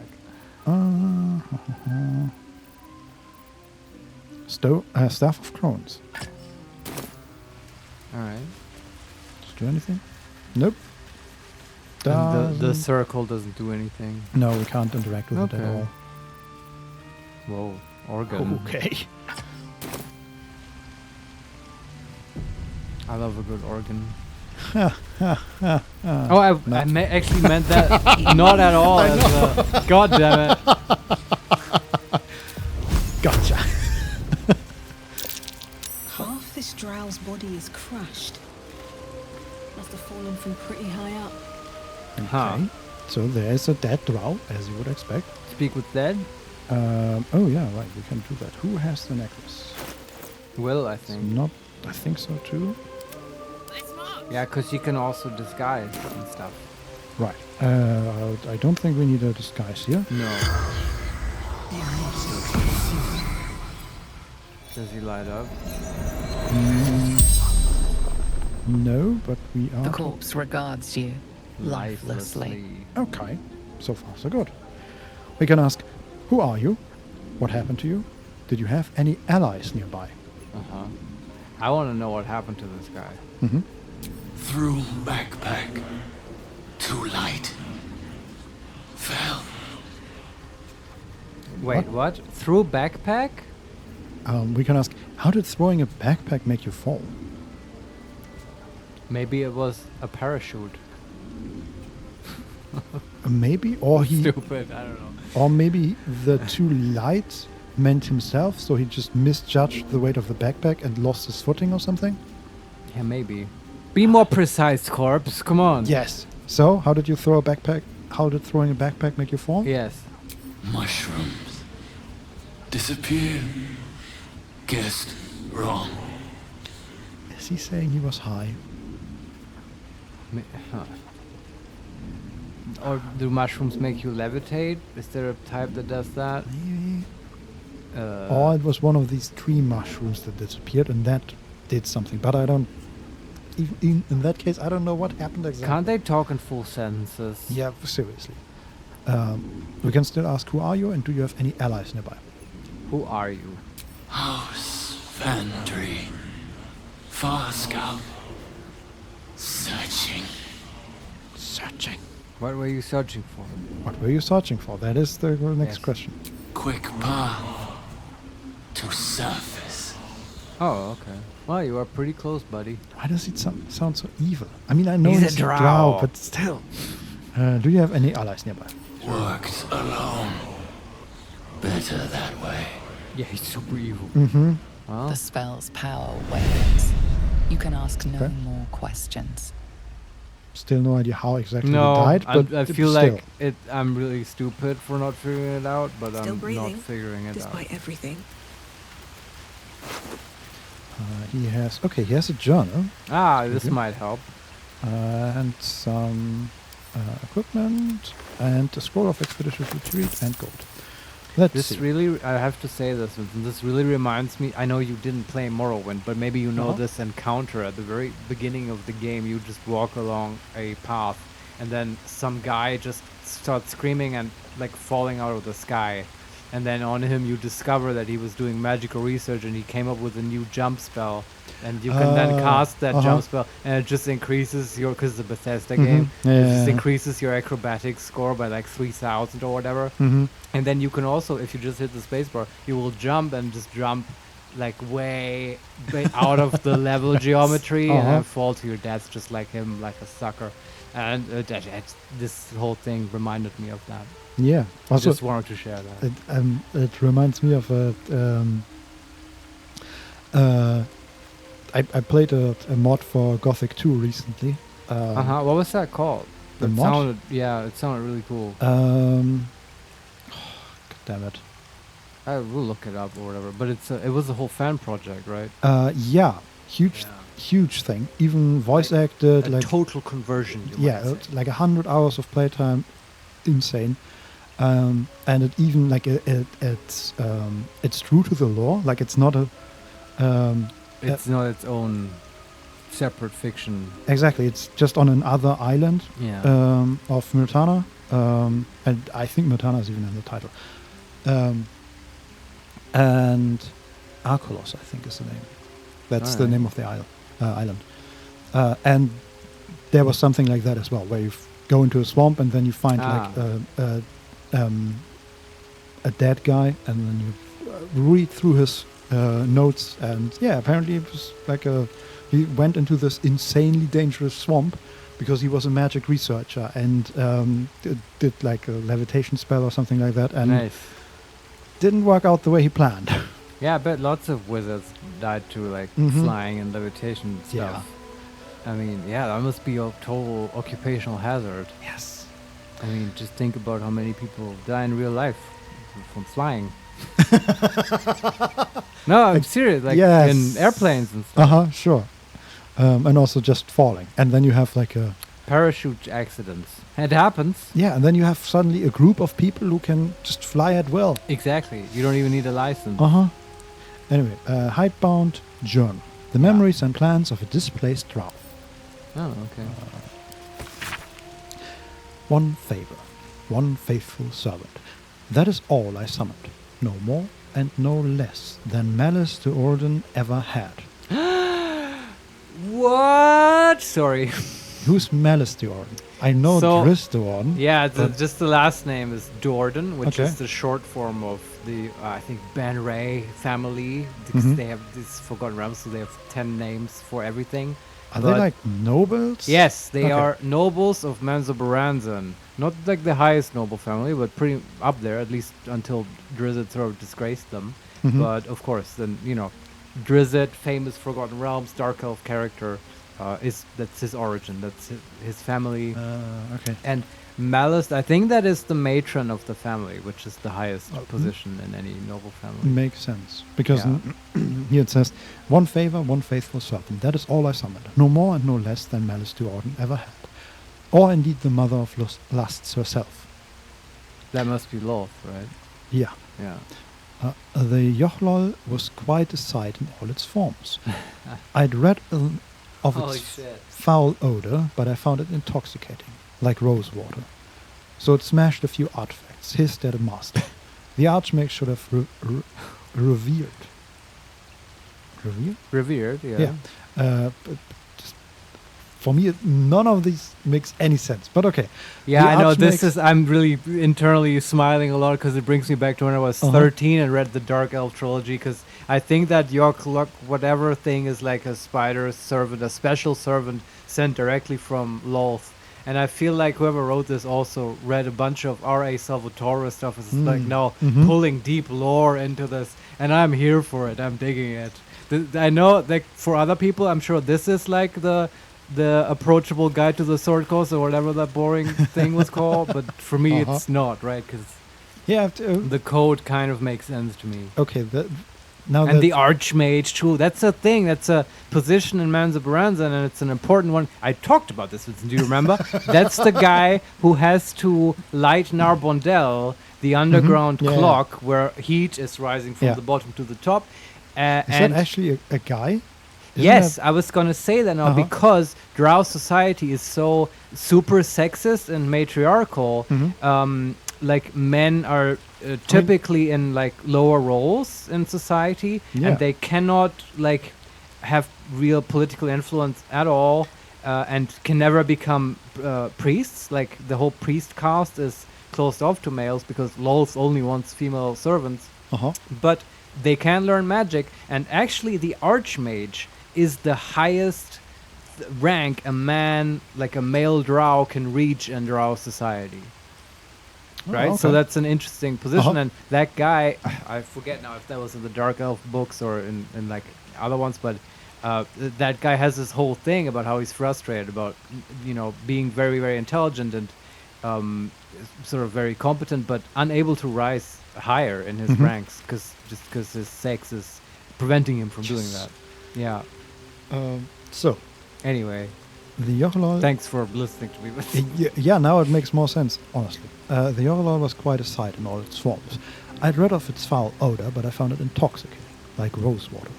So it smashed a few artifacts, hissed at a master. The Archmage should have Lore_Carvalho_R. Thanks for the lore. I'm glad exactly, you yeah. Thanks. So it smashed a few artifacts, hissed at a master. The Archmage should have revered me for such a conjuring. Instead, he threatened to curse me, to make me a drider. Yet my time will come. Soon I will return to Menzoberranzan and Saussure. Then the Archmage will worship me. I will be served. Fascinating. So a drider is that's like nothing clever. It's you think it's not that, but it's completely that. It's just a mix of a drow and a spider. That's a drider. Yep. It's like a centaur, but like as a spider. But check it out. Okay. I didn't know that the drow became them. I always thought they were sort of like a separate instance.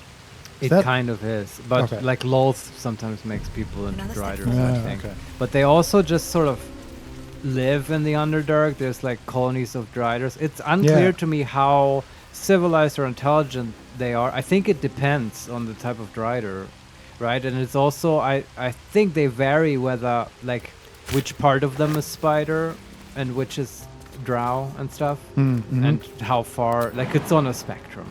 Let's just leave it at that. And it's all this is all relevant, sort of, because I think there's a drider that's been mentioned, right? The drider with the moon lantern or whatever. True, yeah. Yeah. Who can get us? I don't know if I have that from D&D or something else, but I remember that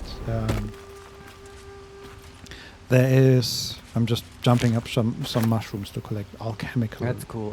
Stuff. Let's see how far we can actually get up here. Okay, she failed an investigation check. I don't like that. Anyway, what I was thinking of is that I don't know if I have that from D&D, but there's the thing where you like the higher rank the drow gets, the more spider-like they become. Yeah. Okay. So it might not be a like permanent, complete transformation, but like the high priestesses might be able to turn into a drider or even into a spider. That makes complete sense. Yeah. I don't completely remember if that's actually the case, but it's very likely I don't remember everything. So you might be right, yeah. I do think that's the thing with UNT, right? It's a total other lore thing, but when they get more powerful and higher up in their ranks, they turn more and more into snakes. Yeah. Including ridiculous things like having hands as snakes. Yeah. It's just sort of goofy. But okay.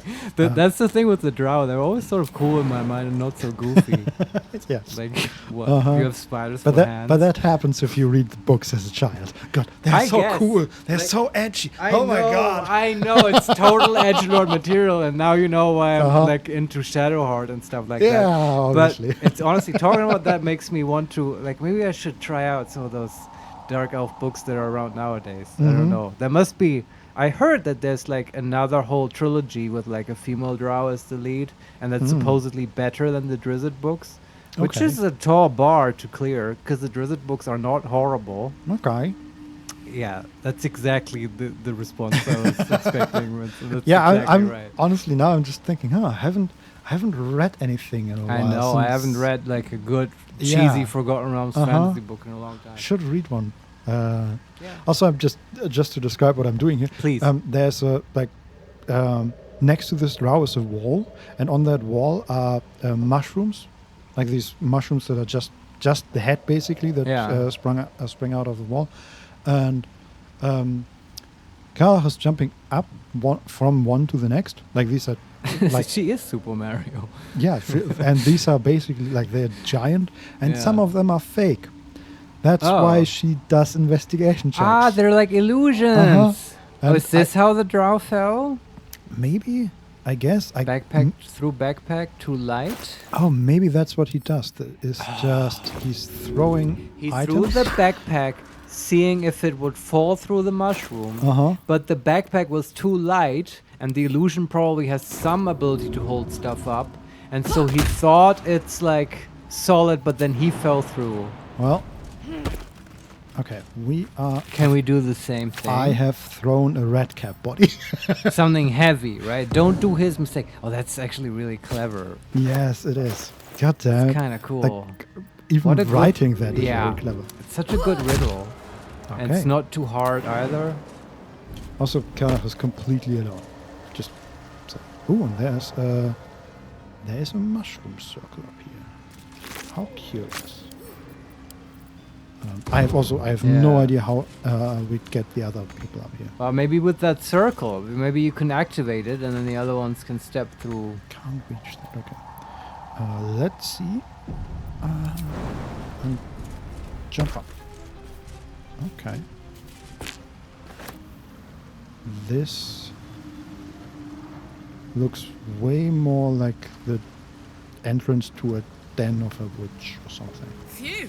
Like this. Wizard's Tower. Yeah, we have... Okay, we failed another investigation check. I don't like this. Yeah. We are... okay, we are at the south end of the map, but we are slightly more east than the Arcane Tower is. Uh-huh. But... The music's getting more arcane. It's sort of Alice in Wonderland. Also, if I look at the map, which I wish we could just turn off these quest markers, just because they're sort of spoiling. Right. This area leads to search the cellar, find the cellar. So I assume it leads to the village. Yeah, but like the tower or some other... This cave, you mean? Yeah, this area where we are right now. This is just... Yeah. It's a grassy place with roots and like animal carcasses. Yeah. And the roots obviously lead to... the roots and the grass obviously leads to an opening in the wall. Yeah. But there is like a rock where you would expect an opening. So I think the investigation was just to check that that is an illusion. Can you just walk through it? That worked with illusions before. Let's see. I want to see if we can get the others here first. Okay. Okay, Karach is activating the mushroom circle. So that does work. That's good. Yes, very good. Now you can get everyone through. But also, I don't know if I want to investigate the cave, because then that will probably lead us up in the village and stuff. And sure, away we from don't the have tower. to do Interesting times. I was just wondering where that's... Yeah, I agree, it's interesting. But I like to do this thing where, we set ourselves goals. Yeah, let's go to the tower. And then that just feels more satisfying to me. We have activated the mushroom cycle. and can go that way once we choose it.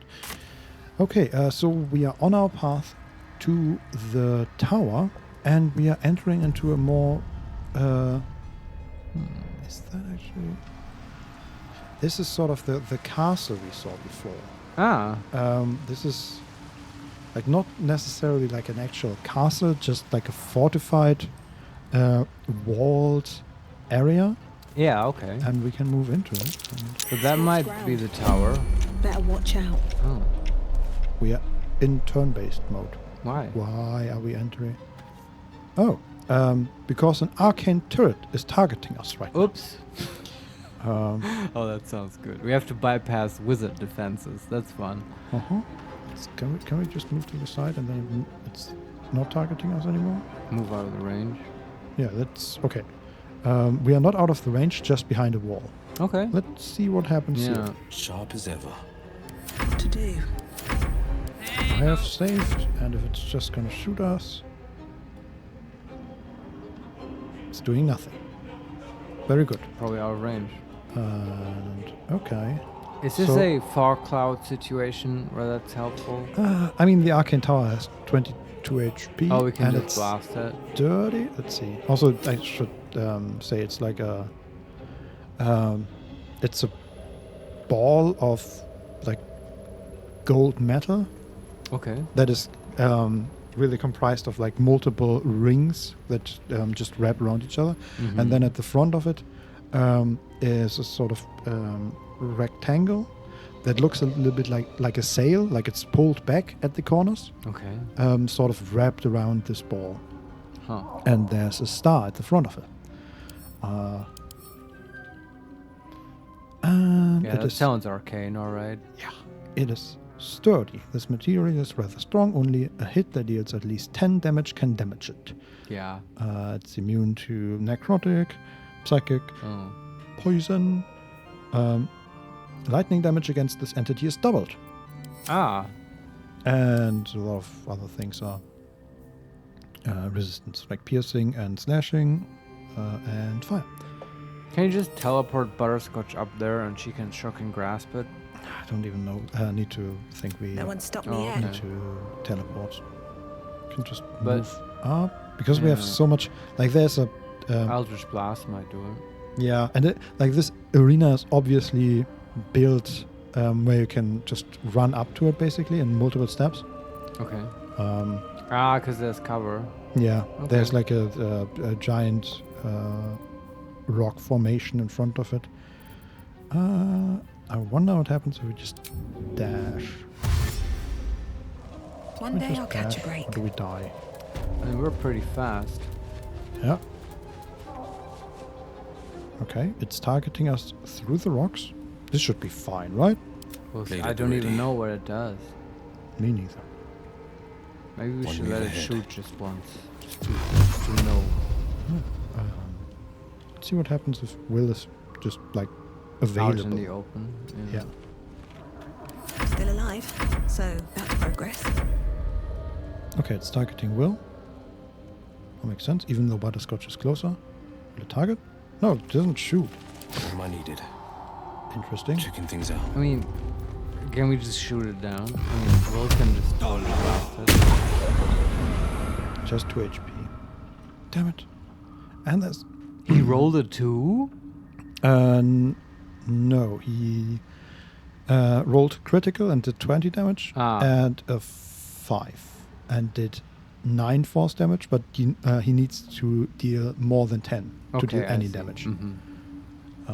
Okay, that's unfortunate. Also, there's a All's second well that tower. ends not as bad Second as it turret. could have. Yeah. Okay. Let's see, let's throw some fire. Okay, first one is down. Well, Very that good. was easy. Any more? I only see one more. And that is on the way, or directly in Here we front go. of the tower, basically. Okay. Let's get going. Okay. On my Everybody way. else, just follow. Got to press on. Got to press on. Yes. Don't burn yourself.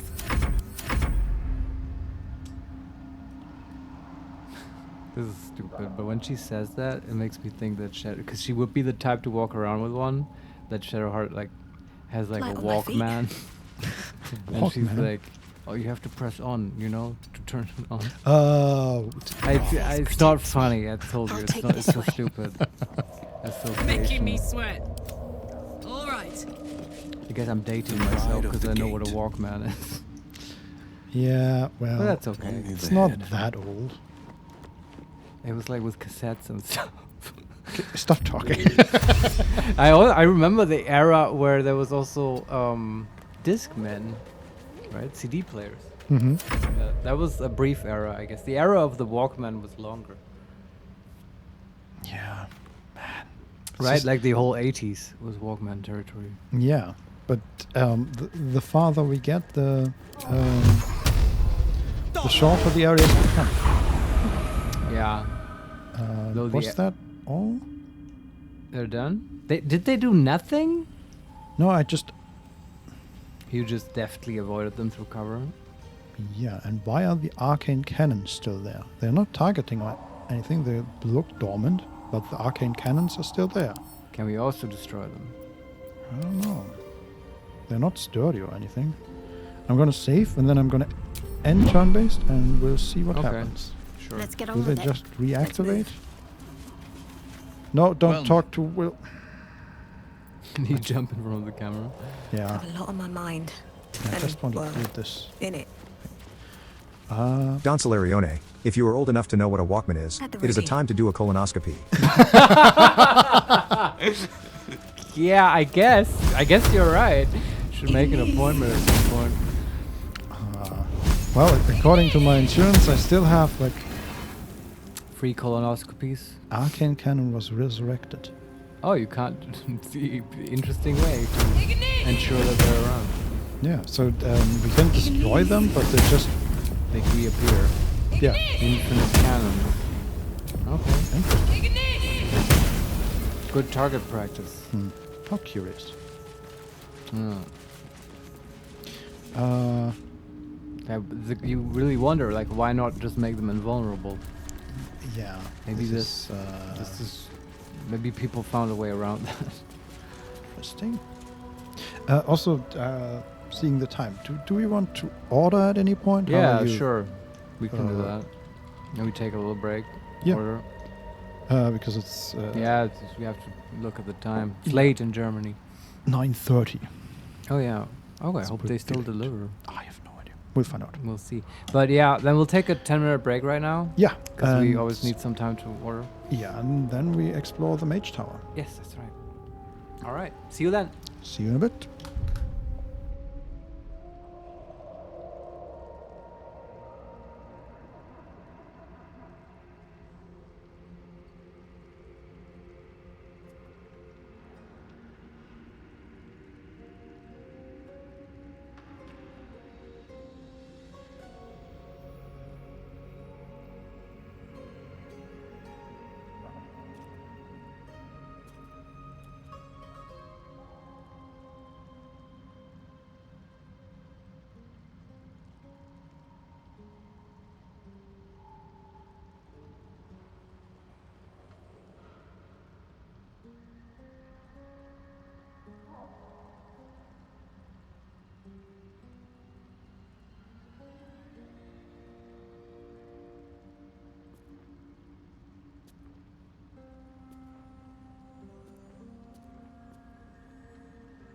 Laura_Carvalho_R. So is now the time when we can play with the voice without bothering them?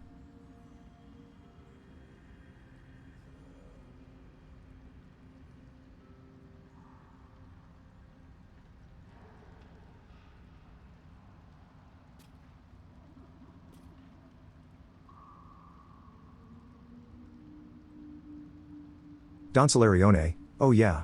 Chat's taking over.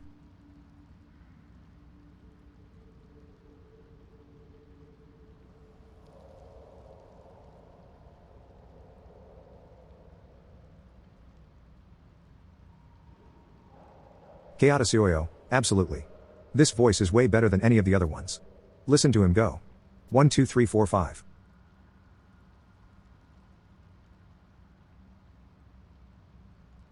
Laura underscore Carvalho underscore R. How's your day, guys?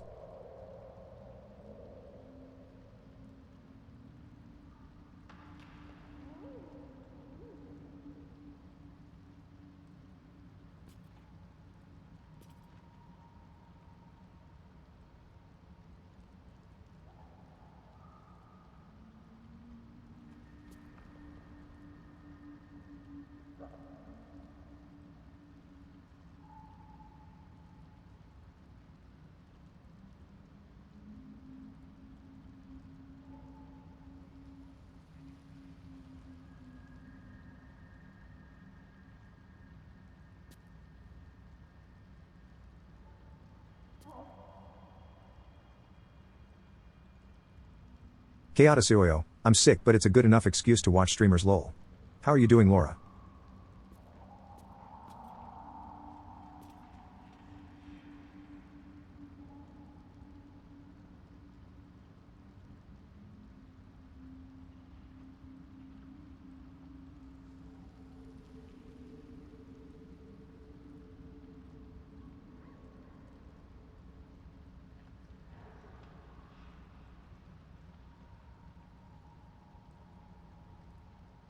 Chaotisoyo, hello to anybody listening to this back on the YouTube archive.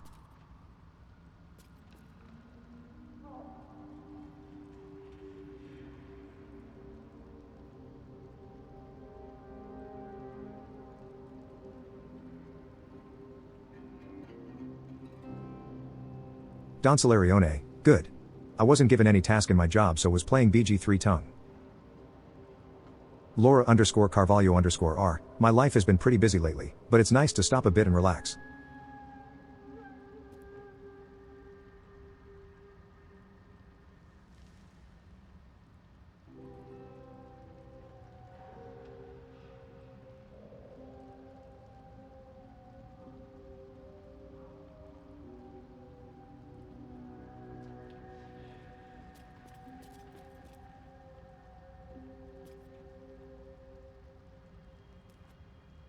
Laura underscore Carvalho underscore R. Also, I hope you get better.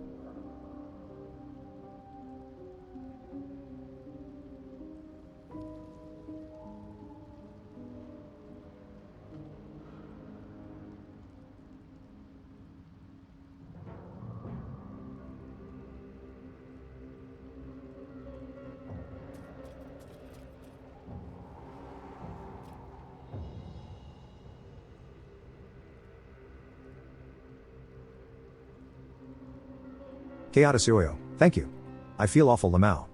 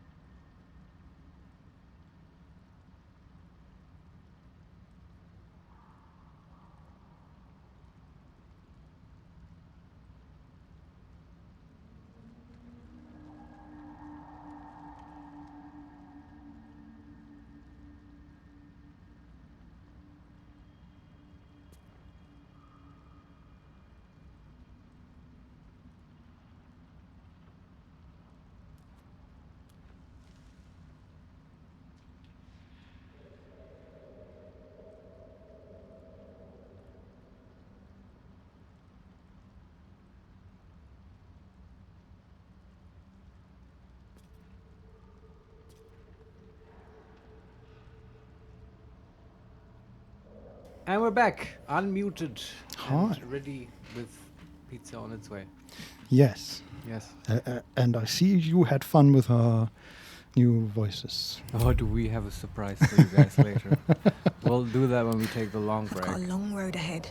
Now, yes, exactly. Long road to the Wizard's Tower. Off to see the wizard, the wonderful Wizard of Oz. Yes.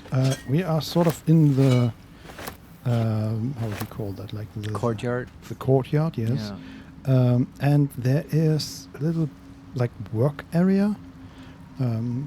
We collected some bronze ingots. Okay. And there's also a letter to Yer. Huh. Dearest Yer, I don't know if you are coming back, if you will even read this message. But if you do come back, could you wait for me?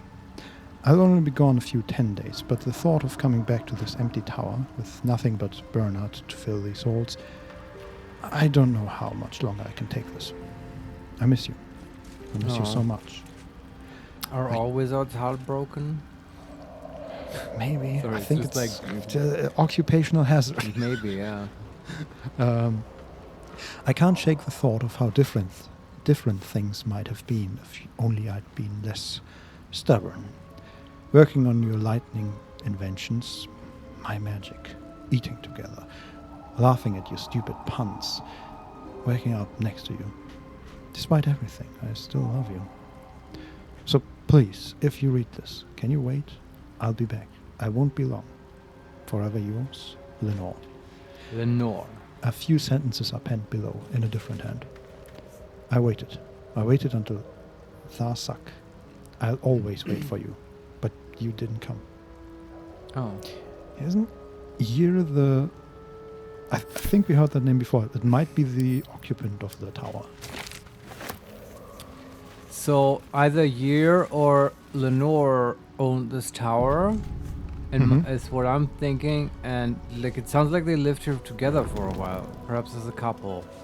I mean, yeah. And then there was a falling out of some sort, and then Lenore sort of went away, but wrote this letter to Yer. And Yer went asking him to wait. Yes, but also I think, and then Yer like moved out for a while. Yeah, maybe. And then Lenore had to move out or go on an expedition or whatever and left this letter and then that's what I mean. She left and like asked him to wait. But then she never returned. Yeah, and he did wait and then wrote, "Hey, you didn't come back." Yeah, but he said that he's still waiting. Or she? I don't know. There's also a heavy chest, which we can... Also lightning magic. Get ready. Yeah. Right? Yeah. Wonder what's past this. DC 15. Let's see if we can open this. With a 4, probably not. Oh. I guess we used another one of our 32 tools. Try again. I wonder once we get to Baldur state, there'll be like, first house we enter has like 40 locked chests. And it'll immediately use up all of your... We need a thief after all! Yeah, well... At like level 12. But at that point we can just knock. That's true, we have that spell, yeah. Knock. Knock. Who's there? Consolarione, DC 50. DC 50, yeah, exactly. Yeah, you can't make it with just well, the tool. That would knock. work. Yeah. I guess knock doesn't have a DC No, associated with it. Yeah. I mean, wizards are just better at being thieves than thieves are. Yeah. There is Skybreaker in here. It's a light hammer, uncommon. Does 1d4 bludgeoning. It's a +1 hammer, and it gives you Searing Smite. Look, we just stopped using Tavern Brawl, and now you're giving us this game? Yeah. Come on. It's cruel. It also says, and they shall have celestial light, even if we must crack wide the heavens to bring it. Alright. Yeah, it's a throwing weapon. It's kind of like Wait, were they trying to make Thor's hammer, and this is the pathetic version that they could muster up? I mean, it's not lightning damage or thunder damage or No, any but of that. Skybreaker, and it's very thematic for Thor, right? I bet they were trying to add lightning damage. It didn't work. They worked on like, oh, is it returning yet? And it doesn't work either. They have a fight. Maybe this is what they broke up about. Oh, okay? You're not talking about Larian. You're talking about the couple. Yeah, exactly. Of course. No, not Larian. They could make a Thor's hammer if they wanted. Exactly. Yeah, maybe. Yeah, that's my theory. I mean, it's not. They were just got randomly 95 XP. Okay. And there's also randomly for participation a ribcage here. Ah. And another mushroom. Oh, this is just a different path you could have taken to avoid the tower. But we just, I see. We dealt with everything. them. Yeah. As we do, always. That's right. Look, turrets are not combatants according to the Geneva Convention. I wish we could. Okay.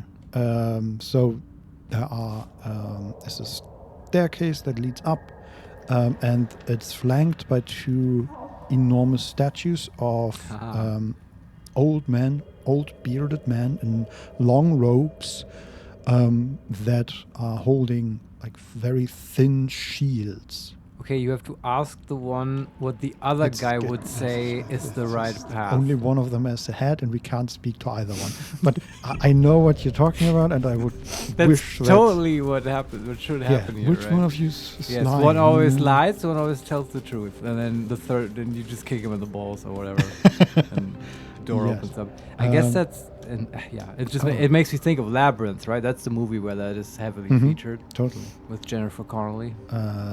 Yes. Classic movie. Go watch it if you want. Yeah, I should watch it again.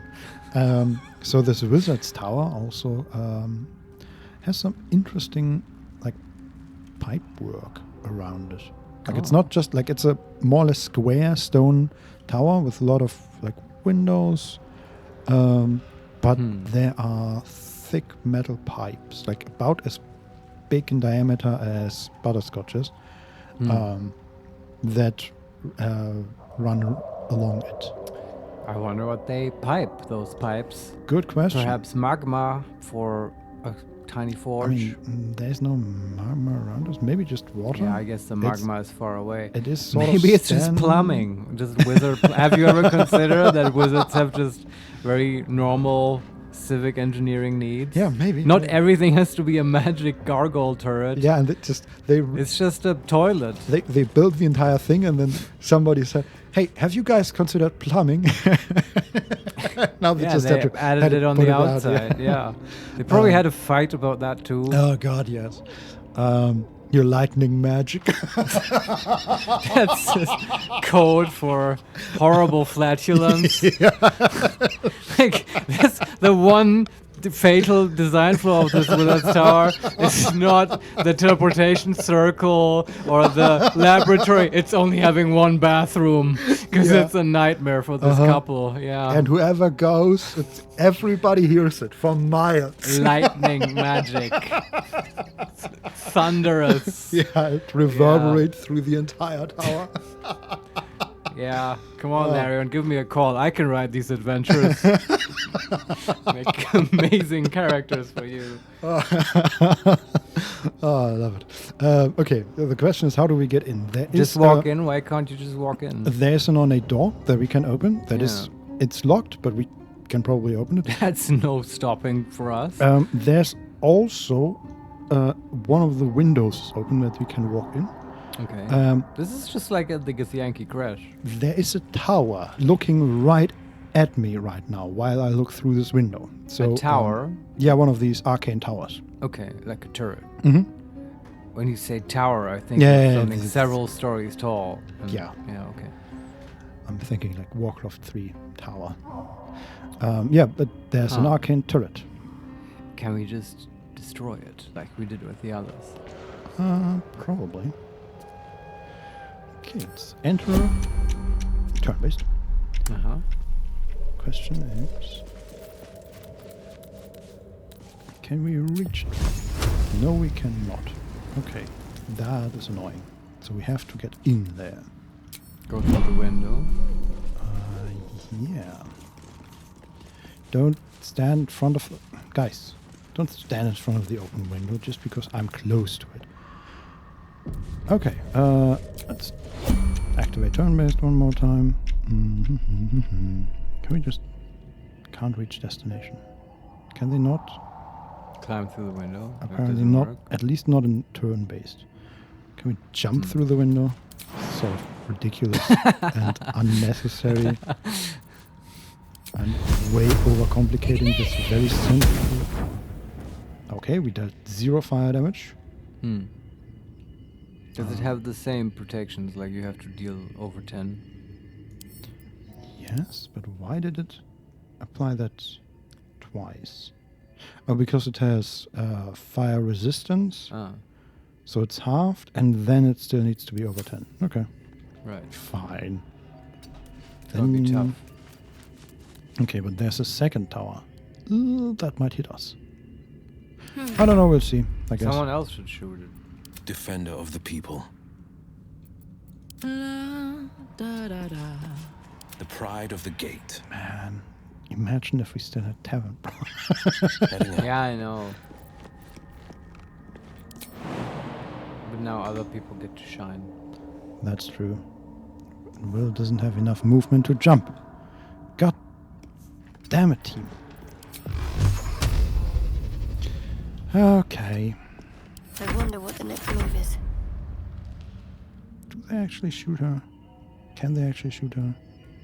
Doesn't look like it. Okay, Butterscotch These things have stayed interesting. safe here and can just hit them. Okay, for 0 damage. You could try Frostbolt. They might not be resistant to that. Let's see. There's less damage, but Oh yeah, you're right. Just one die. Uh, One die size less. Yeah, they have fire resistance, but not frost. Yeah, and if we could get into melee. Whatever comes, I'm ready. Ray of Frost, very good. Lovely Warlock. It's Ray of Frost.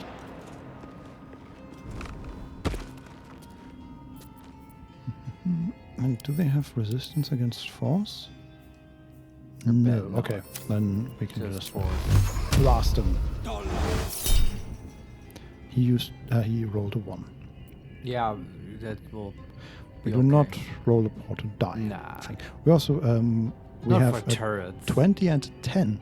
That's pretty good. The 10 is kind of but 20 is awesome. Yeah. That's a critical. We can automatically give someone a critical if we want. Mm-hmm. Can you just? Okay, you cannot. They might hit Will. I've never actually seen what they do. Whatever it takes. That's true. I'm sort of curious. Yeah. And we I start bet they just shoot magic missiles. basically. Alright. Okay. The force damage and hit for 1d4 plus 1, 1d4, 1d4 plus 1, 1d4. Yeah, okay, they deal like a lesser, worse version of magic missile. Is it 2 turrets and they each shoot 1 missile per turn? No, 2 missiles, but only one of them gets a plus 1. Okay, weird. I don't know. But anyway, this is not that much damage. Can't you just have Carla run in there and beat on them and we'll be done with these turrets? And that's one of them done. Never a dull moment. Excellent. And then the other one is sort of out of range because it's quite far away. These boots have seen This everything. is probably just to keep the gnomes away from the tower. Yeah. We just autosaved, which is an interesting moment. I think it expected us to walk into the My room, face protects me. but we didn't. What a charm. We should just stay out there, I guess. I don't know. Also, unlike magic missile, it has to be in line of sight. Okay. Magic missile, we can Looking shoot ahead. from wherever we want.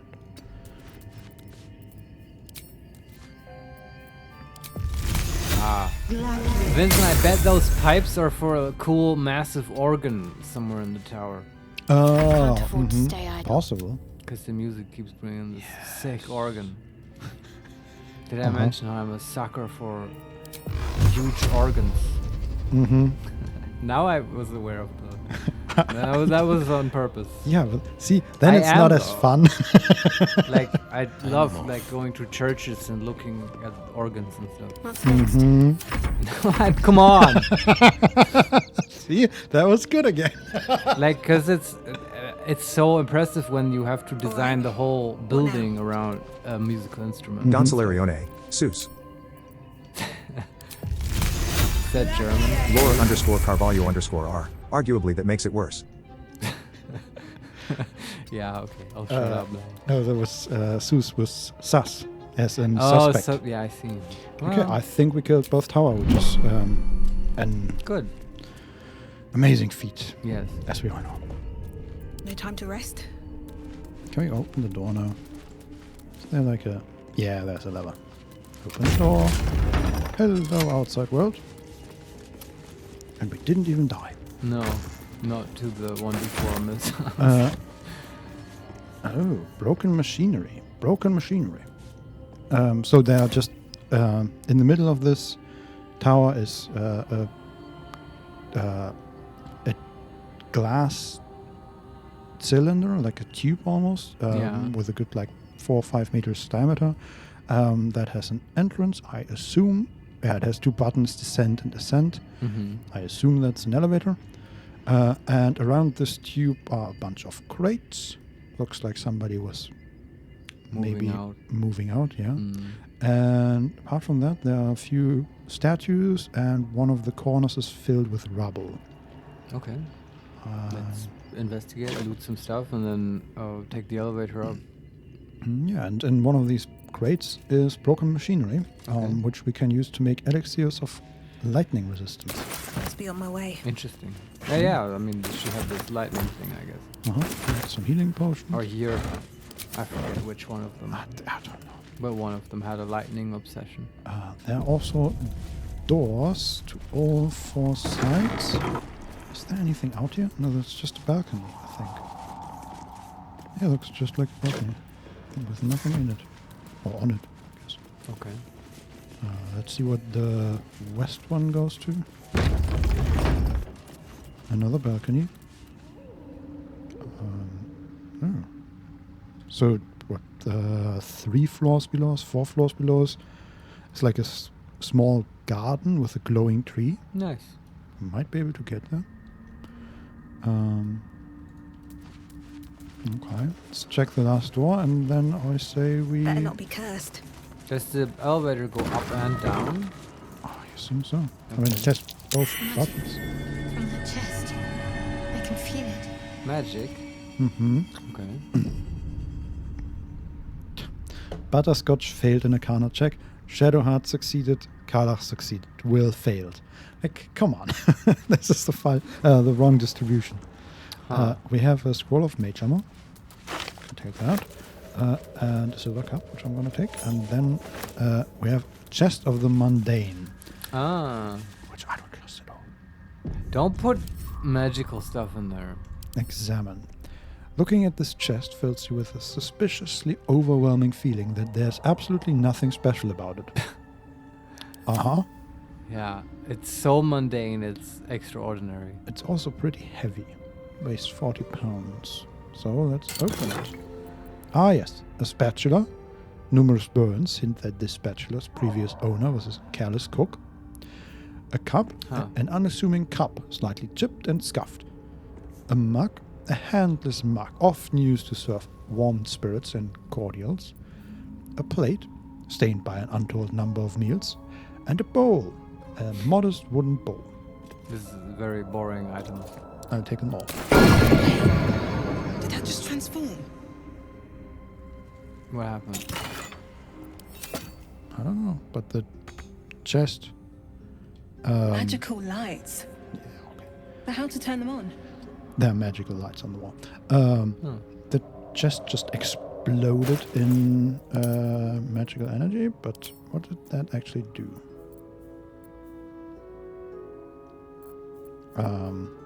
We did not get any of these items as far as I can tell. Can you like not take them out? Is it preventing you? No, they are not in there anymore either. Okay. So where did they go? Just get destroyed? Okay, so okay. I think what happened is, so the last item I looted was Scroll of Mage Armor and then Silver Cup.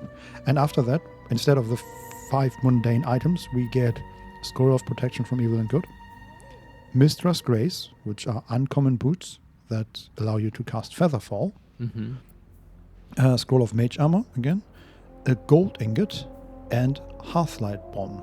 Bathe the nearby area in light. Illuminates 30 feet radius. Okay, Okay, so does that mean those were the items in there and the just like masks stuff that's magical think- as mundane stuff? Yeah, I think so. Alright. I guess that's a great way to deter thieves and stuff. Yeah. Unless they get the idea of taking something out of the chest. Yeah. But why would you if it's just a dirty plate? Exactly. Right? And it's just, I mean, standing on a random balcony on the ground floor in a wizard's tower, whoever would think this is something special or weird. It's interesting. I took it and sent it to camp, by the way. Very good. Although, yeah, it's too heavy, right? To you. Well, it's not useful. I kind of thought, just from the name, I thought if you put magic in there, it becomes non-magical, which is kind of true, but it's apparently reversible. Yes. And I was... And also, I don't think it actually changes the item itself. It's just probably- illusion, right? At least that's how I would do it in I mean, I knew about the existence of this chest from the patch notes, because apparently it used to be the case that when you put items in there, the weight gets changed and like to something very, like a cup, so very low. So it was a way to, carry around huge amounts of weight. But that doesn't no longer work. So it's sort of not very useful now. It's sort of a mockery of actually useful items like bags of holding. Yeah. But yeah, what I thought was that it just, dispels magic on stuff. And you could use that for maybe a puzzle in the tower. Don Solarione, I heard that there is a bug that corrupts your saves if you put too many items into this chest. Oh man. Not 100% sure though. I believe it completely. I totally believe that because it's kind of a special item. Yeah. Do we want to ascend or descent? Yeah, well, I feel like descent first.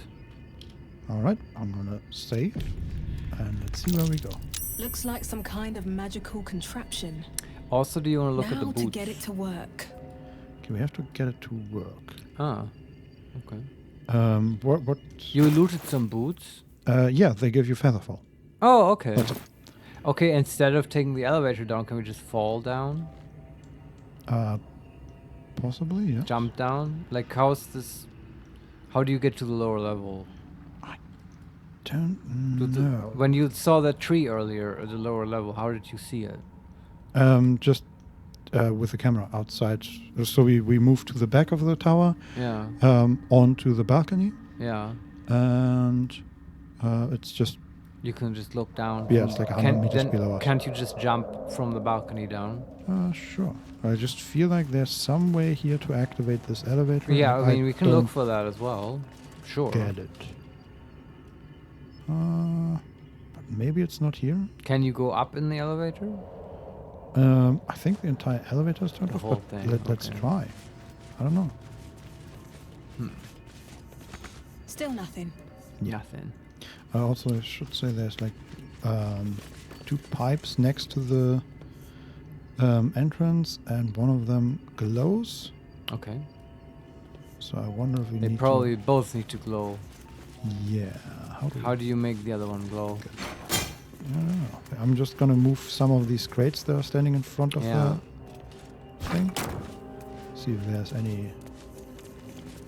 Okay, we can't move that.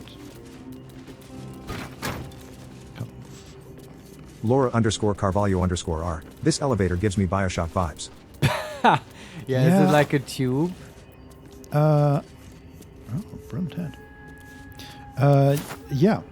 Basically, it's just like a floating disc in the middle of a glass tube. And the pipes you mentioned also, I mean, depending on how they designed it, that could have a sort of Jugendstil kind of aesthetic. Right? Like what's the other term? Art Deco. Right? That was the whole Bioshock thing. Yeah. Maybe it's a nod to that game. And also, what nice callback to Bioshock, man. That was also a good game.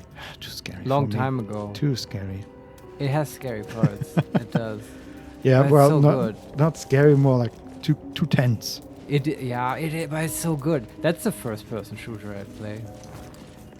Maybe not exactly that one because I know it by now, but like that caliber of game. I mean, there are other Bioshocks, right? The second one, and then Bioshock Infinite or whatever. So Bioshock 2 I actually played. It was fine, but here. not the same. Bioshock Infinite I never played, and it sort of, I don't know, it looked sort of amazing, but also for some reason not Laura super _ appealing. Carvalho _ R. It's my favorite franchise ever. I'm always spitting Bioshock callbacks.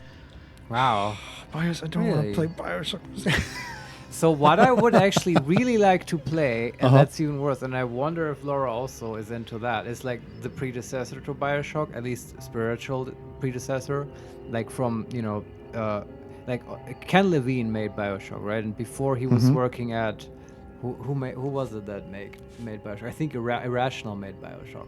And before that he was working at Looking Glass, and they made two games that are very Laura well _ renowned. Carvalho _ R. System Shock. Yes, I'm talking about System Shock. Do you like that one as well? Because that one, I've never played that one. I've sort of started playing it, but I'd like to actually play that one day. But do you know that they just released a remake of System Shock? I heard something about that. Yeah, but like, is it an official remake or like a fan? I believe so, yes. Like a fully, completely remade game of System Shock.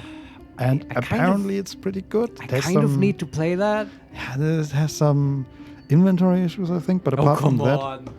Yeah. Which game doesn't? Apparently every game has that, yeah. Yeah. There's also there's Dusty Book here that I didn't see before. All right, let's get back to what's going on here. The beginning of this book proudly declares it to be a play by Dame Inia, followed by an extensive introduction and 23 pages of notes on the text. So it is an organ. Though the book itself seems barely touched, one stanza is encircled twice. There's a light in every living thing. It's crawling towards the surface to survive, and in its wake, it tramples everything. We'll kill the rest, so that the one can thrive. Okay, I feel like that is... Seems like the owner was quite the literary type. Yeah. Laura _ Carvalho _ R. I've never played it, but the remake is on my playlist. Ken Levine also announced Judas recently. What's Judas? Oh my god, I'm learning so many things. What is Judas? I need to know. I guess maybe we can look it up at the break. I don't know. I haven't heard of this. And I don't know what Ken Levine has been doing. But I'm sort of curious. I grew up with like Dark Project, Thief. That was the other game by Looking Glass. And that, I don't know, that was an awesome game. I loved it. Yes. Okay, I don't think I've completed that one. That I would actually... That I would play. That has one level that as a child scared the shit out of me. Because normally you like break into mansions of lords and stuff and steal their scepters, and then suddenly they drop you into this mine and you have to go through, and there's like a scary zombie there. And it does this thing where, like in Resident Evil, where you can't kill it, or you can just down it and then it gets up after a while. And so it's always in the level, and it's just... That gave me so much anxiety as a kid. And Bioshock, I guess, does similar stuff with the big daddies and so on. I mean... Yeah, I don't know. Unkillable. Not a good time. So, yeah, I think... Oh, this is... Yeah, I'm very intrigued now. I have to consult the HeMakesMePlay playlist, of what we have on there, and then just put System Shock at the top, I think. And I have to look at what Judas is. So in regards to this, I feel like because of this book... yeah, we have to solve a puzzle by music, right? I think it's regarding light sources. Yeah, there was light Laura stuff _ before. Carvalho _ R. So basically after Bioshock Infinite, 2K was pressuring for a fourth game and he didn't want to do it, so he created the studio Ghost Stories. Now we have both the Bioshock 4 announcement and Judas from Levine. Oh, there's Bioshock 4 as well? And Judas is like his personal version of Bioshock? I'm not sure, but like I didn't know about the Ghost Story studio either. That's fascinating. And I guess 2K was the publisher, right? I have to look into this whole thing. But thanks for the info. This is actually, it's great. I didn't know about all this stuff. Let me look at the book. Laura _ Carvalho _ R. Yeah, but Bioshock 4 is from 2K / Irrational Games. Right, and I guess he's not involved in the project anymore. And so it's not really his creation. I think the same case that was true for Bioshock 2 as well. I don't know. Sorry, Vincent, we're having Bioshock talk here. Yeah, It's no, like go the ahead. Game is on pause for a moment. I'm just. This is. Just to read this again. There's a light in every living thing. It's crawling towards the surface to survive. And in its wake, it tramples everything. We'll kill the rest, so that the one can thrive. That's like about the tadpole, right? It's like harkening back to the themes of the game, man. It's also about light and shadow, like Shar and stuff. Yes. But yeah. in specifically this case, I feel like this is what is supposed to explain to us what we are. Yeah, that also, right? But if you're a good designer and a scenario and level designer, then you can do both, the themes and the puzzle and stuff. And I think you're absolutely right. It also, I wanted to say this earlier when you read it the first time, totally sounds like a Leonard Cohen song to me. It's just my association. Like, ring the bells that still can ring. There is a crack in everything. That's how the light gets in. Haha. That sounds right. That's what this reminded me of. I mean, I don't know too many Leonard Cohen songs, but but sounds similar, certainly. Maybe just because I have a Leonard Cohen songbook literally lying in the next room. Of course you do. Are you wearing your Leonard Cohen shirt? I have actually no idea what shirt I'm wearing. I feel like it might be the StarCraft shirt that I have somewhere, but I'm not sure. The monitor is in the way, I can't see it's the shirt. Okay. Well, another thing to do in the break. Look at my shirt, I guess. What is this stream, Vincent? I don't even know anymore. Like, this tower is not giving me anything. The tower is very, I would describe it as meandering so far. I mean, making us prone to be distracted. Yes. By admittedly interesting things. Also because there's just, like, it's just a square room with not a lot in it. Mostly rubble. Yeah. I'm just. So where the pipes that light up, right, next to the door? Yes, I was trying to figure out where they lead. Yeah, where do they lead? They go into the metal and then into nothingness, as far as I can tell. Can you just what happened? Like, I don't know if you can click on it, but can you like cast light on the non-lit pipe and just light it up? I think it's lit up because is that a word? I don't know. Lit up. Lit up. Yeah. It's lit up because there is some magical fluid going through it. Yeah. But I am happy to try. Yeah, I don't know if it's like selectable or whatever. It's light. It's not. Yeah, okay. It was a long shot. Yeah. So then my question would be, okay, where do the pipes actually go? What's the source? And maybe we can fix it there. Good question. So there are, like, these pipes basically all go directly into the ground. Yeah. Where we can't get, like the basement. Yes, exactly. Yeah. I don't see any, like, there are also some pipes around this room, mostly on the ceiling, but I don't see them going anywhere. There's not like an obvious part of the unlit pipe missing or something? Not as far as I can tell. All right. Is there anything else outside the tower that might help? Can you just... Fluoride shard. I just, earlier I hit one of these. There's a corner with some rubble and some glowing gems, and I destroyed one of them, and it gave us a purple fluoride shard. A common underdark crystal, fluoride seems to form anywhere where light is scarce, though only bigger stones are suitable for mining. Okay. Okay, can we do anything with that? Probably alchemy. Right. Can't slow down. No, it's not a regent for anything. It's just... It's an action. Is that just a light source, like a torch? What happens Maybe if we it's throw it? used in this tower as a puzzle thing. Yeah, I feel like there's this group of crystals around a statue, and I just wonder if there's something we are missing around that. Maybe I should destroy them. I don't know. Maybe that's the lights the poem is referring to. I'm just going to destroy the other two. The crystals? Yeah, so they're worth 4 crystals, and they're growing out of the rubble, so, you know, maybe they are fighting for resources in some weird way. Sure. Here we go again.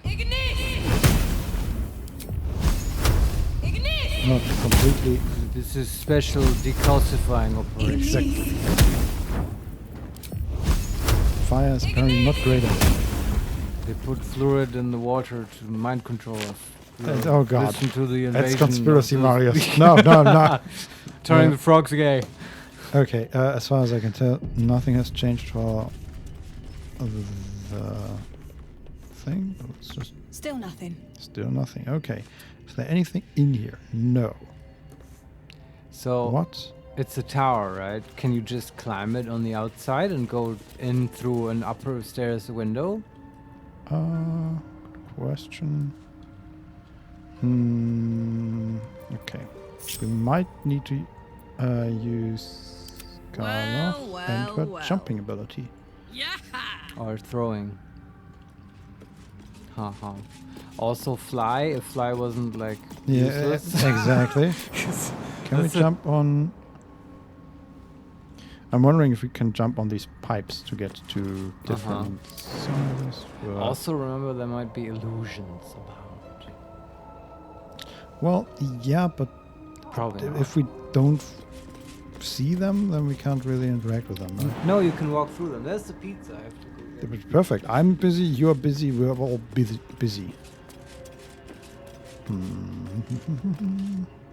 Okay, there's one gem left.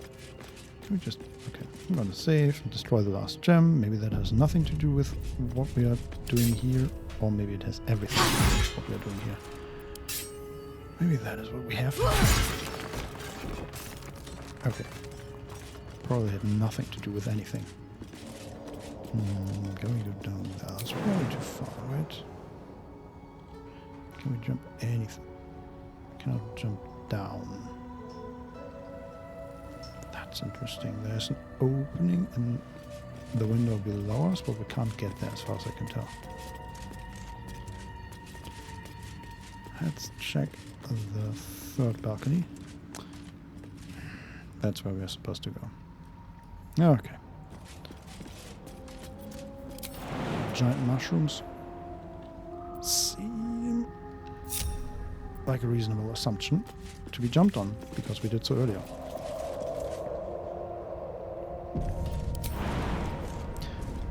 Let's jump there. And then from here... Can we maybe jump down there without dying? Yes, we can. We're so good. Yes! Got it. Okay. And now... Marius coming back? I don't know. Could maybe go lower, but that seems like a turret. I figured it out. Oh yeah? Yeah. So on one of the walls on the outside, there were some giant mushrooms which we could jump on and then go down the tower. Oh, okay. Now we're standing on one floor lower on the balcony in front of a door. Alright. Is there anything in here? Mushrooms. Mushrooms. This looks like... The Mushroom Kingdom. No, like a... like a mushroom farm or garden. Okay. Mixed with like alchemical experiment chamber, stuff like that. They are like dried mushrooms. Never wanted the easy part. Also like very well, what do you say, not preserved, but in good condition, not as... Laura _Carvalho_R. Butterscotch's dreams. I know. Basically, yeah. This is... She's just like, hey, leave me in here for a week. And I will bring great results. I will have the solution to our tadpole problem. Now, I wonder if Butterscotch would just start eating these mushrooms, right? Yes. Which of our characters would stop her? Would one of them? No even? one. Yeah, probably. She would not eat them alone. She would force the others to Oh God, go yes. along. And it would be great for a while. You know, they'd be like, oh, wow, let's just lay in the underdark grass and everything's so nice and friendly. And like, oh, let's play on the underdark beach and it's all good. And then one day, the mushrooms will trick them into eating way more than they can handle. And then they meet the Mind Flayers. Oh, yeah, and we just received an update on the quest, help Omelum investigate the parasite. That Who was Oh, that was the illicit. And this is where the mushroom is, the special one. Right? That makes sense. We needed Timask's boss, which we just found. Nice. And, Tongue of Madness we also found. That was... These are the two mushrooms. Okay. So we have both mushrooms. That's great. That's cool. Because I want to interact with the Ilthid guy more. I kind of really liked him. Okay, there are some exploding mushrooms, which I'm not gonna touch. We could set them off if you want. Yeah, but this is like we're already like robbing this place, which is just like a mushroom garden. I see what you mean, but we're not robbing. This is abandoned. But this part doesn't look abandoned. Oh. That's the thing. But wait, do you think someone is living here? Yeah. No. Yeah. Not Don in the Solarione, BG3 themed cooking stream could be centered around mushrooms. Okay. Yeah, people do. Yeah, well, that's a great idea. If only I was a bigger fan of mushrooms. I guess the wildest thing I like to eat is, do you call them champignons in English? What are they called? I think so. Yeah, just the most basic, lame kind of mushroom. Actually, that's not true. I will also eat. Fuck, I don't know English mushroom names. Like, how dare you? Pepperlings? Is that a thing? No. I have other no types idea. of mushrooms. Yeah, You know? And yeah. I think they should be featured in a BG3 cooking stream. Yes, which is apparently something we're planning now. And we have some options in Germany. Oh yeah, we can cover the mushroom part, but I feel like we need. I don't want to eat just the mushrooms. We need other themes for dishes. Yeah, yeah, that's a great idea though. There's also there's a threadbare book here in one of the cupboards. So that implies it's been read a lot. This threadbare book looks like it once contained a play, but most of it has been lost to time, vermin, and an unfortunate ink spill. Only 2 full sentences are distinguishable. How can I trust? How will I ever know? How can I show myself, my darkest me? Yeah, this is like Edgelord Tower. And like for creative people and stuff. It's like, I mean, I know there is a riddle in there, but now I'm wondering, okay. In these sentences? Yeah, it's like the second part of the book we found one floor higher, right? You mean in all, like there's a riddle in this tower and then it's literary stuff. Yeah, I think so too. I don't think we have all the parts yet to put it together. It also, because of how it's written, it made Laura _ Carvalho _ R. Mushroom confit with bread is great. You already have both bases covered. Because of the bread. That's right. Oh man, why did you have to bring that up? Like, I wanted to bake today, but like Vincent is enjoying this. I asked Vincent for batteries because my fucking flour scale broke, and it's like not easily replaceable because it's a talking scale, obviously. Because how am I going to use it? Yeah, it's very loud and very aggressive. In true BG3 fashion, add a pig's head to the ingredients. Yeah. I guess so. Yeah. Okay. I guess we should watch out what other food items we find. I guess we need blue cheese and all that stuff. Oh god. Aragos cheese. Yeah. I think we have collected everything that is on this level, as far as I can tell. So in the basement level? Yeah. There wasn't well, it's not really a basement level. It's just the lower level. There's at least... It goes lower still? There are at least 2 more levels below this. Oh, wow. And maybe there's an actual basement. So can you go lower with the same trick outside? Jumping on mushrooms? If the elevator works here. Probably not. Still nothing. No. Still nothing. And but do you see the pipes? Do they also go through here? And can we find the source? Like, it's probably at the very bottom, right? There's some kind of generator, and we have to hook it up, and then the elevator will work.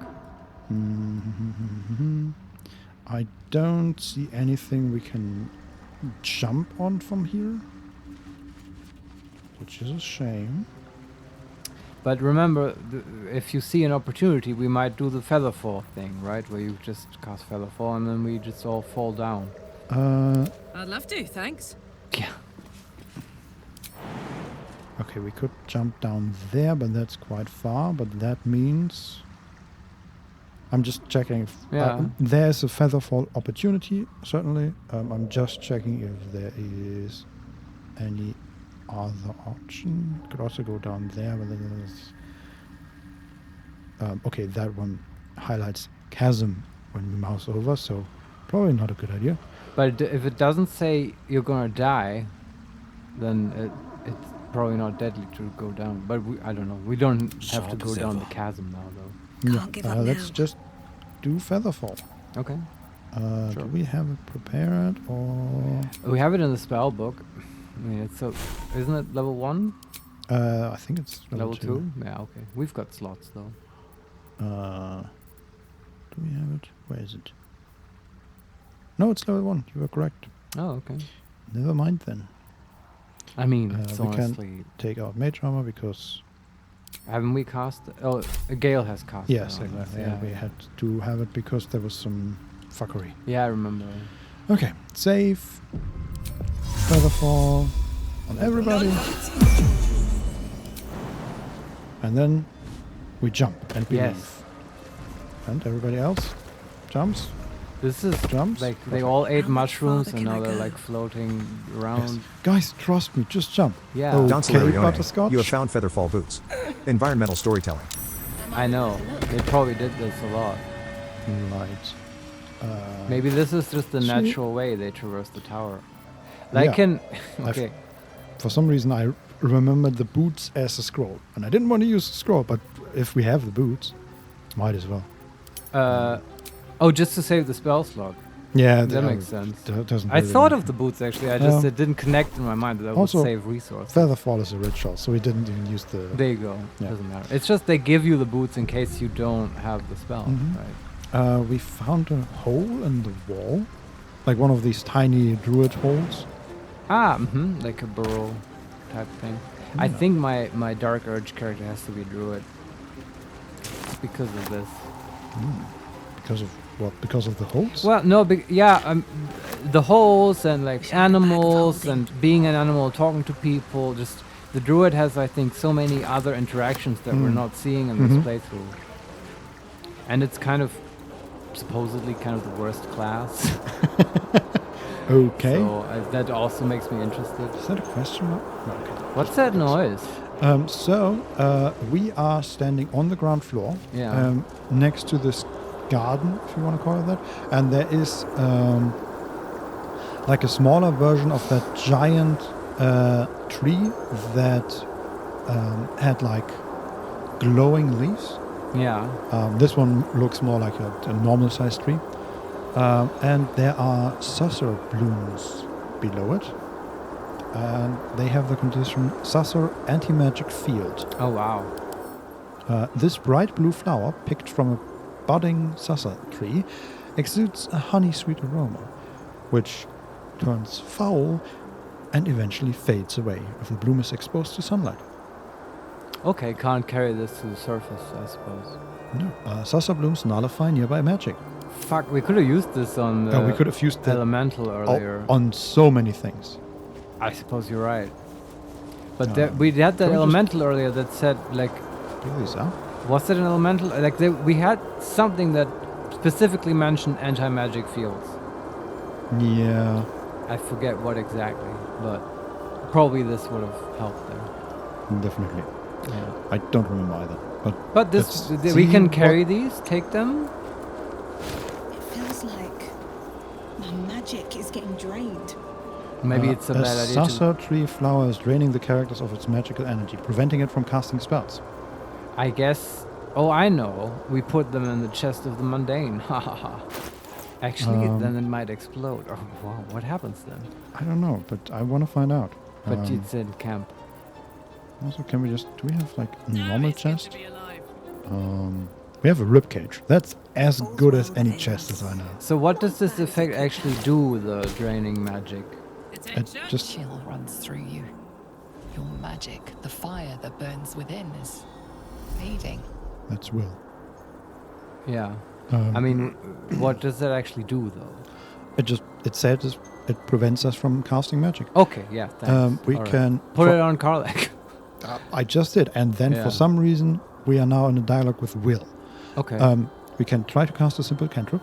We can close our eyes, breathe into the feeling, or fight it. You need your magic. You need it. Oh. Try to cast a cantrip. The magic in your fingers sparks, but your spells fail again and again. Oh shit. Consumed by the Susa flower. No, don't do this to my will. He has magical dysfunction What's now. the matter? I could swear this plant's got you flush. We can say, it's the flower. My magic is gone.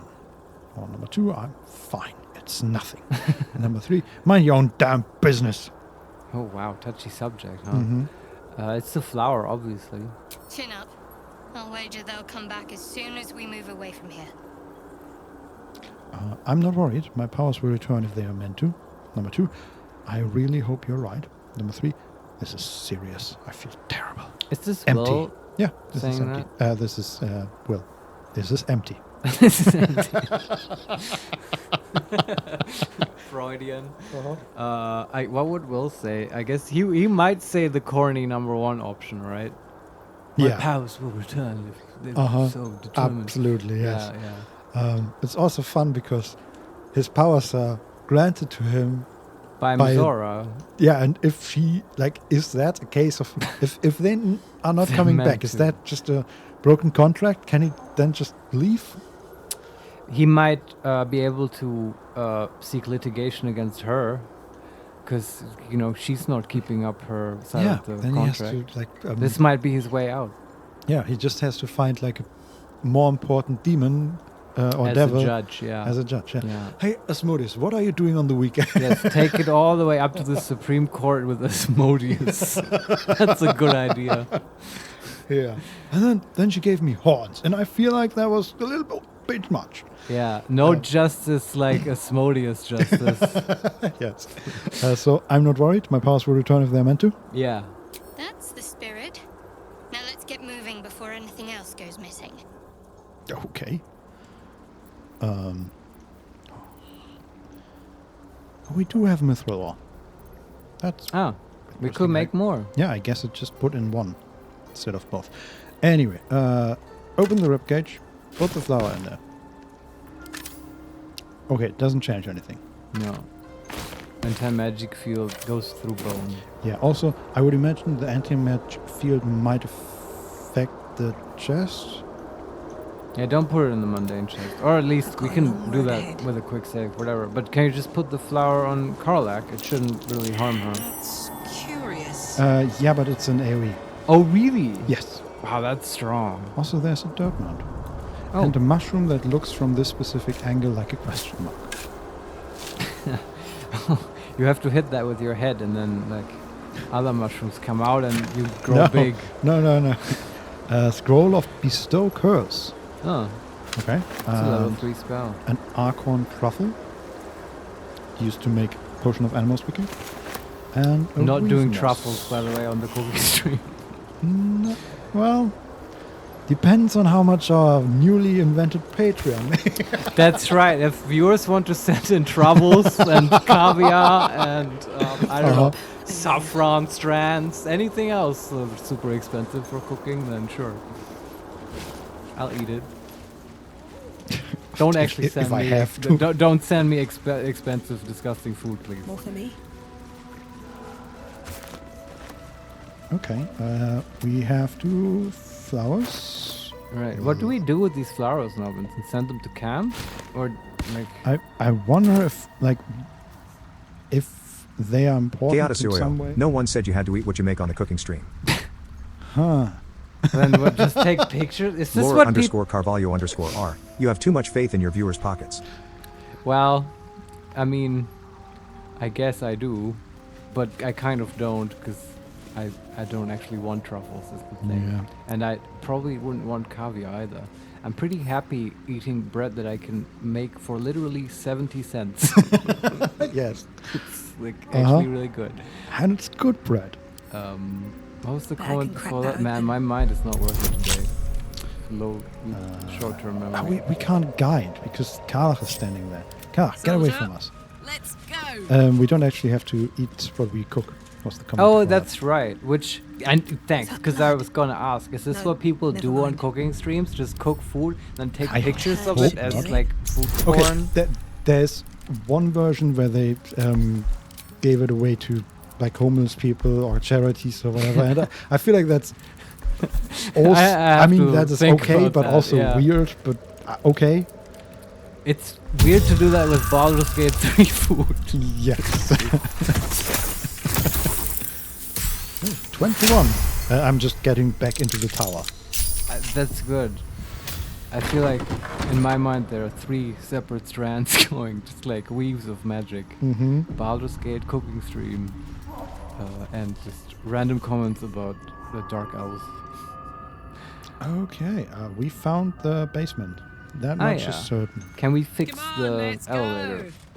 go. No one stopped me yet. Maybe. This looks much more. Okay, there's a lever. That's interesting. This looks much more like a laboratory. By the way, sorry, how did you solve the flower problem? Are we just running around with an anti-magic field? Yeah, now? I just for now leave Karlach a little bit behind Yeah, us. no, that's a good idea because I Need to thought find a way forward. that Because- might be relevant for puzzles in the tower, right? Yeah, and the AoE is not that big, honestly. Okay. It's like And it might be super powerful. You can like have a Laura walk around. underscore Carvalho underscore R. I need to go. Hugs to you too. Bye. All right. Hugs to you bye. too. We'll see you hopefully next time. yes. That's the other side of the hole. And distillation sets and more mushrooms and nightlight front. Also looks like some essence of nightlight. Okay, so it's also some alchemic stuff. Treatise on the anti-magic properties of sorcerer tree flowers. Don Solarione, tavern brawler with anti-magic missiles. How broken would it be? That does sound amazing. Yes, you You find. throw the flowers. Imagine that, like Oh, you, boy. as a wizard, right? You enter into the fight, prepare your fireball, and then somebody just hits you with a flower, and you can't Oh my cast god. anymore. Oh my god. This crazy bitch literally from hell throws flowers at you that make your magic go away. That's horrible. That's a wizard's nightmare. And so degrading as well. Yes. With like flowers. Can't even cast shields and stuff. Oh my god. I mean, I said earlier how Karlach has become like, more spiritual and calm down. And now she's going around killing people with flowers. It's become sort of an issue. She's probably like dancing around. But still brutalizing Like a- people. It's, yeah. Like a war hippie. It's exactly right. Yeah. Karlach, war hippie. That's the new subclass for barbarian, hippie. War hippie. That's okay. I might have to work on that. It's a cool barbarian subclass. Anyway, there's a book about these flowers. Yes. The Anti-Magic Properties of Sorcerer Tree Flowers by L.D. Hurst. What does Susur actually mean? How's that spelled? Susur. Susur. Is that referring to something? It's the name of the tree. Yeah, I know. But How did they apart come from up that, with that name? I have no idea. It sounds very similar to early 20th century linguist Ferdinand de Saussure. And because this tree has been so literary and about language, I thought, maybe is that intentional? I don't know. I don't know. No, it might just be my weird brain making connections where there's none, but please go on. Also, isn't Hurst like 1900 George businessman? Hurst. Yeah, where's the Hurst come into this? Where did that's you the read author of the Anti-Magic Properties of Sorcerer Tree Flowers by L.D. Hurst. L.D. Hurst. Yeah. I mean, this is not random, right? The authors at Larian, like, they could have picked any name. Mhm. Why did they choose this? Like, Yeah, I mean, I think it's written differently. This is Sure. Hurst. but like for many people, who've watched Deadwood, like you and I have, this will bring up associations. Yeah, that's where I got the name from. Yes. Yeah, he's a piece of shit capitalist gold person. George Hurst. Anyway, for those knowing about Susur trees, their magical properties have always been a topic of debate. Not only their ability to create an anti-magic aura, which is complete enough that even those unattuned to the weave can feel its effect, but also, and most interestingly to those living in the world above, the way its roots, bark and flowers can be harnessed to make magic items. Yeah. Rumors of such items are rare, but spread in settlements bordering the Underdark. Their existence, however, has never been confirmed by any of our clerics, nor by any other reputable scholar. I hypothesize that these items are no mere legends, and indeed in this treatise I will endeavor to explain how I myself created items that have anti-magic properties, and that use the magical absorption of Susur tree flowers as a power source. And then in parentheses, lines have been drawn on the following pages as if the author intended to fill them with writing, but the remainder of the thin book is blank. Oh, that L. Dot is... Lenora, maybe? Yeah. Wasn't that the owner of this? And she probably investigated these flowers. That's probably why she built her tower in the Underdark, so she could investigate. Because it doesn't work on the sunlight surface. And also then maybe that the elevator is powered with the flowers. Maybe. But, well, it said that the magical items are specifically anti-magic items. But she also mentioned that it powers something. I don't know. What does that even mean, to craft magic items that are anti-magic? They're still sort of magical, right? Yeah, the items themselves might be considered magical items, but if their function is to disable magic... yeah, but it's like, dispel magic is a magic spell, right? Okay, it says... how I myself created items that have anti-magic properties and that use the magical absorption of Susur tree flowers as a power source. Okay, so these are two different things. And this is how it makes sense in my mind. These flowers sort of don't just cancel magic; they just kind of suck it up and gain nourishment from surrounding magic, perhaps. Yeah. There's also Fringe Philosophy, Volume 5. Okay, this one more point for the Susur thing in my mind. He said French, right? Sorry, I heard French. Forever, yeah. Sorry. There's no French people in Baldur's Gate. I should know this by now. That would be hilarious, yeah. The publisher... Don Solarione, Gale is just a big susser tree. That's right. I actually thought, what if we feed this flower to him? Like, oh God, hey, no. Gale, I brought you a little gift. You're my special boy. Yes, Eat this. and then he implodes. Yes. and rips a tear in the fabric of the real No, life. he just loses his problem, but also all his powers. That would be horrible. Like, magic is all he has. Yeah, but he's literally said that. If the thing within him is really part of Mystra, right? And she's she or her being is the same as the entire weave. Yeah. If we destroy that, however we do that, that might also like forever unravel the weave, and that wouldn't be good, Marius. We've had that before, the sundering and stuff. I don't know. Yeah, but then we can't do that. That's irresponsible. We would get another 4th edition, Vincent. Yeah, we can't unleash that. Like it feels like just an irresponsible thing to do for a level 6 wizard in some camp in the Underdark. I mean, level 1 fighters fight in the armies of hell. So that's true. Yeah. So I like that. The idea of like all the wizards in the world all of a sudden losing their magical abilities. Anyway. Yeah. Have fun being a level 10 commoner. Yes. With lots of HP and not much else. Don Solarione, is Susser Flower powered by atheism? By atheism? What's the connection there? Well, gods haven't factored into this much.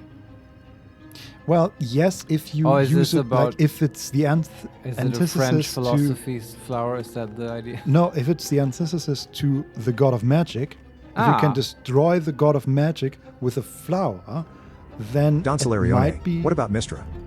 Yeah. exactly. Vincent is onto what you meant. Yeah, Not like me. I'm slow today. I'm sorry. I don't know. But then it gets like it is created from the Underdark. So is the Underdark the antithesis of God? I don't know. I don't know. They're Underdark gods, like Lolth exactly. and Orcus. I don't know. Yeah, I don't know. We need to research this and find this author. There's a lot to think about, and I feel like you can probably play around a lot with these flowers if they're as anti-magical as they claim to be. Yes. And other stuff in the environment reacts to that appropriately. But I definitely think it's going to be important for the puzzle in this tower. Yes. Anyway. Yeah. Back to the book. The publisher's notes claim this volume promotes magical theory too radical for the mainstream. This excerpt is attributed to High Artificer Tora Bryn of Baldur's Gate. Okay. Attributed to her. What? Yeah. This excerpt is attributed to High Artificer Tora Bryn. So she wrote this? I think so. But I thought it's by Lenora. No, this is another book. Ah, sorry. This is Fringe philosophy. Right, you're right. Yeah.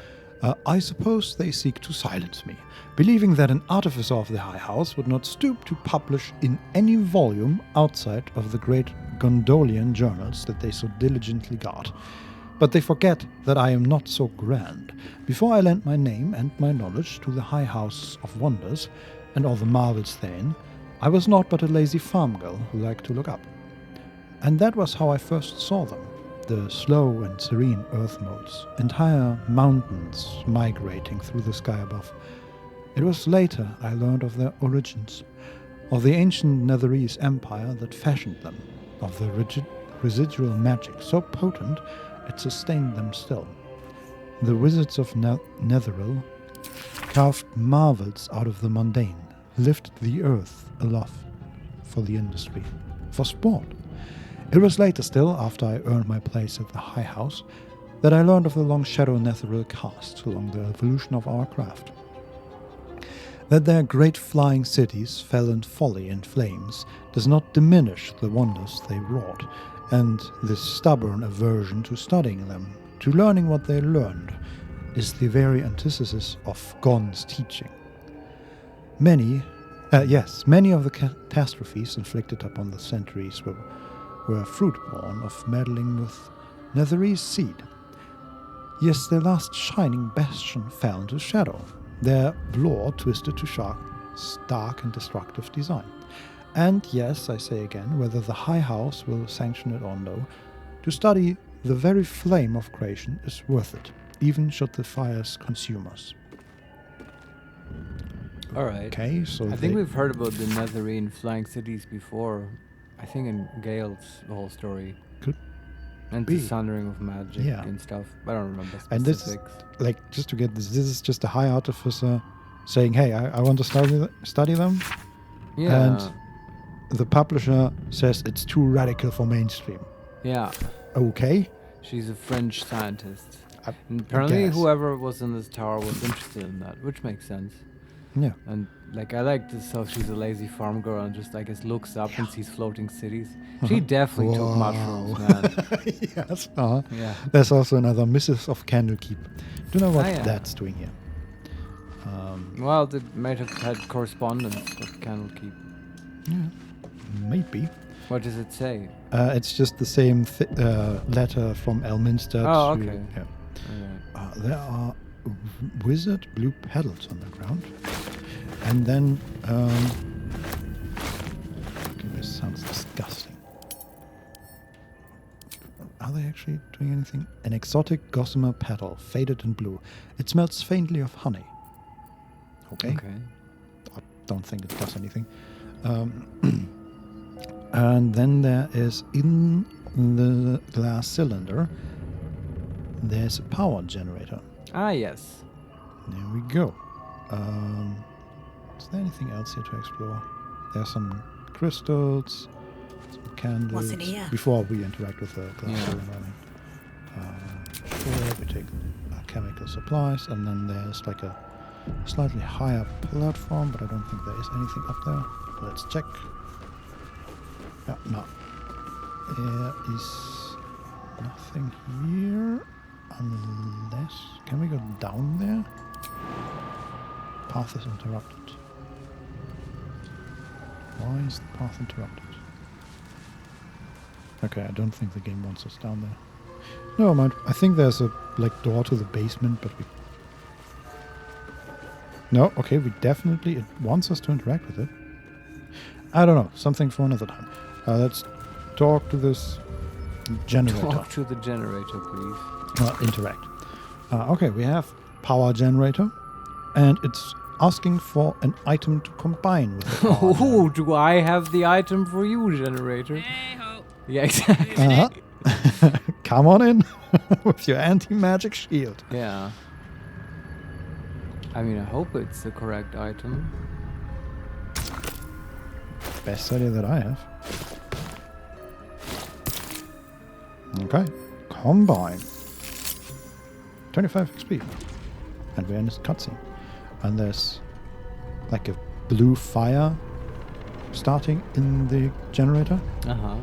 And the elevator shaft is glowing blue-white. And so is the elevator. Is it an actual elevator or a levitator? Yes. I guess it is. You just float up through a tube? No, it looks like there's a metal platform, plate a that cabin. you... Oh, okay. Yeah. Also, the cutscene is just showing how the turrets turned off. And at the same time, the lamps outside, the magical lamps outside the tower have been turned on, and... That's cool. It's probably a beautiful place. Yeah. And the pipes time to rest? are all now filled with like bluish light. Nice. Okay, now that we have done that, I still wonder, how can we get to that basement door? Moving in. Is that a way? Okay, I figured that would be... Okay, so there is a... there is a second staircase down. Uh-huh. And there is a metal door on the other side, at the end of it, that goes to like a basement. Yeah. But it is behind a wall of stone. And I thought for a moment that maybe there was some... we need to succeed on a investigation check or something, Yeah. but we haven't rolled anything. Can you just walk through the wall? That might be a thing. Also, there we can stand on... Oh! Okay. Whoa. Thank you, camera. That was wild. So what I thought was just a platform, and I tried jumping down and all that, it's actually a wooden staircase that leads up. And the camera just didn't show me that at all. And then somehow I just moved to the very corner of the platform, and suddenly we're on a staircase, and this is a whole second level. Okay. What the hell? Oh. There's a necklace. Uncovered Mysteries. Rare. It gives us Detect Thoughts as a level 2 divination spell. No. Take that. And... Okay, this just leads to an elevator. Which we can take. I mean, the elevator, right? Yes, Anything of use? the elevator. This is like the entrance we can take. There's more French philosophy. Still, I wonder how the hell we can get... Can you just take the elevator down and get into the basement that way? No, because at this level, the elevator does not have a descent button. Okay. Well, as I said, the wall you saw that apparently obstructs the staircase to the door that you saw, that might be an illusion. You can try walking through it. I am willing to try. Or, like, I don't know if you can somehow throw someone over the wall or like teleport down there or get there through feather falling from above. Okay, it doesn't look like we can move into it. Wanna dance? And Karlach does not disable it with her magic, anti-magic field. Yeah. Um, Good call. I don't know. Maybe we did miss the investigation check. That It's just a secret door. would suck. Yes. I don't know how we would get in there without. Soldier? Okay, there's a Let's move. lever, but I think that is for the other door. Yeah. Okay, that's just for the door we used to enter. Uh-huh. I don't know. Have to keep Let's going. just. Go up, maybe we'll find Yeah. an answer. Okay.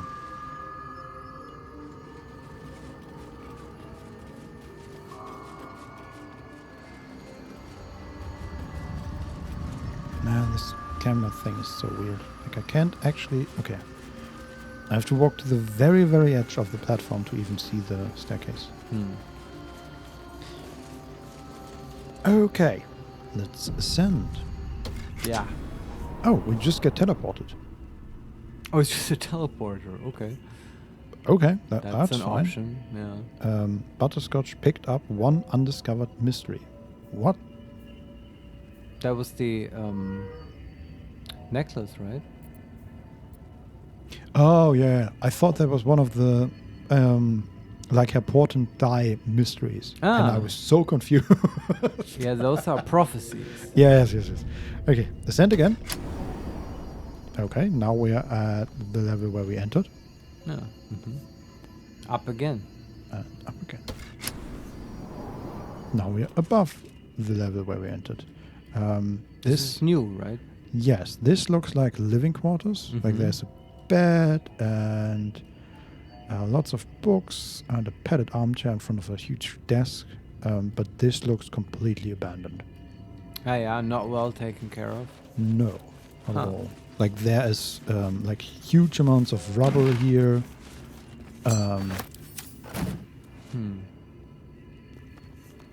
Okay, I'm not gonna loot all the like silverware and stuff like that. There's a wooden chest though. We can have a look into. Scroll of charm person and some gold. We'll take it. Yeah. Some piles of books. Nothing in them. There's a lot to read here, I think. Makes sense. The careful art of Tirasu ciphers. And it looks like that is something for Lazelle, because It's like a ring. an engraved disc of Githyanki origin Oh. contained a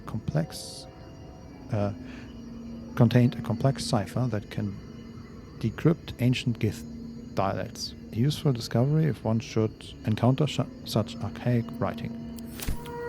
Yeah, That's- nice. Wish I would have found this before we went to the fucking Gith crash. Yeah. But Well, it was okay. We had at least we had have it a now. Gith Yankee with us, so it's okay. Yeah. Then we have a torn out paper. The writing on this torn out strip of paper is shaky and blotted with tears, making it barely legible. No. The silence stretches on. I'm all alone. Please, can I hold your hands just for a while? It's kind of sad. Yeah. The waiting was getting difficult, I assume. Then we have a book to the grey.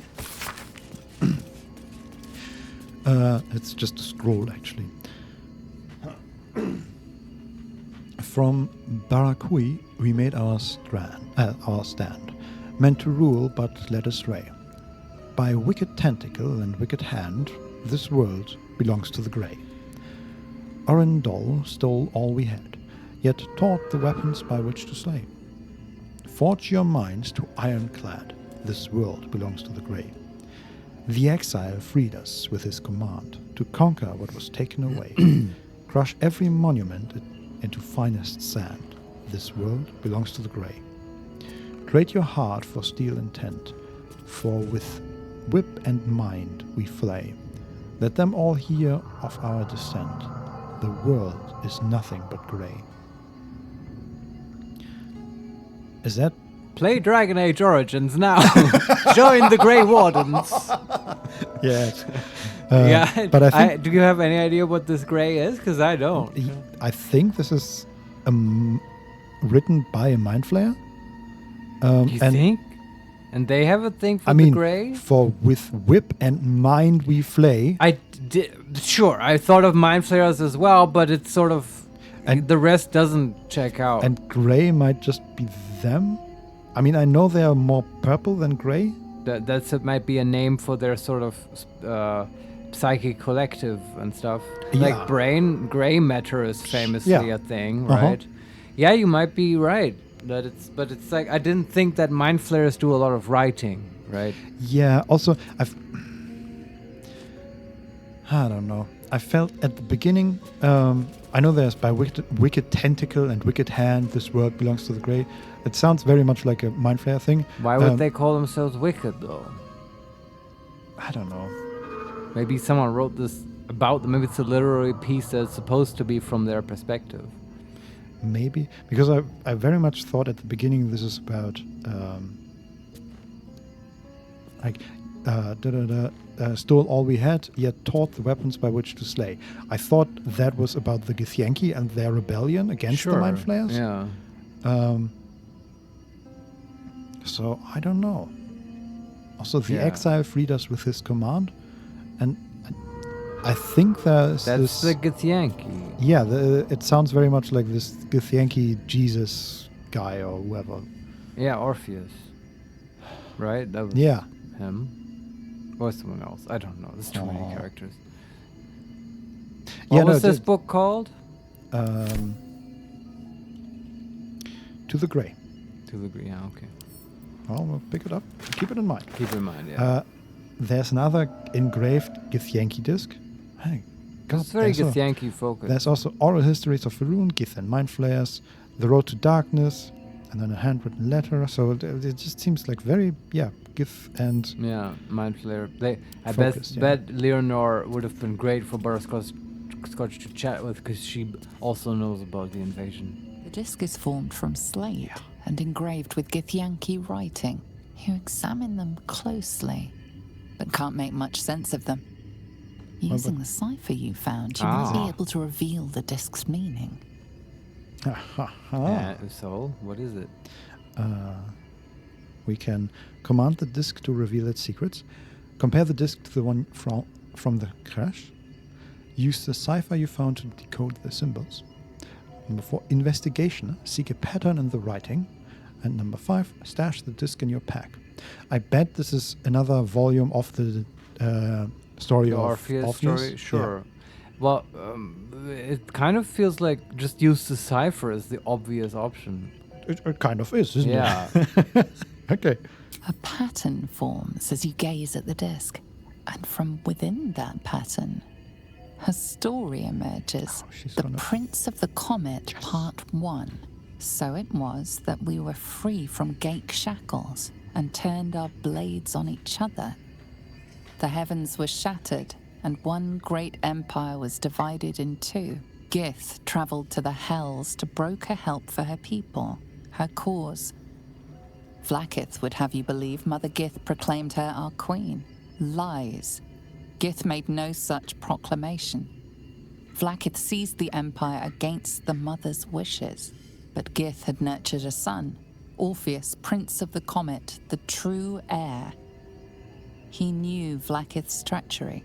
Orpheus rallied Gith's honor guard and declared the throne for himself.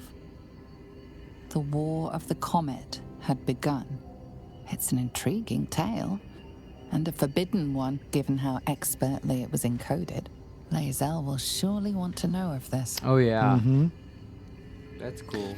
So, strange disc. Are these Githyanki markings? Lae'zel might know. Yeah. No shit, Butterscotch. So in this,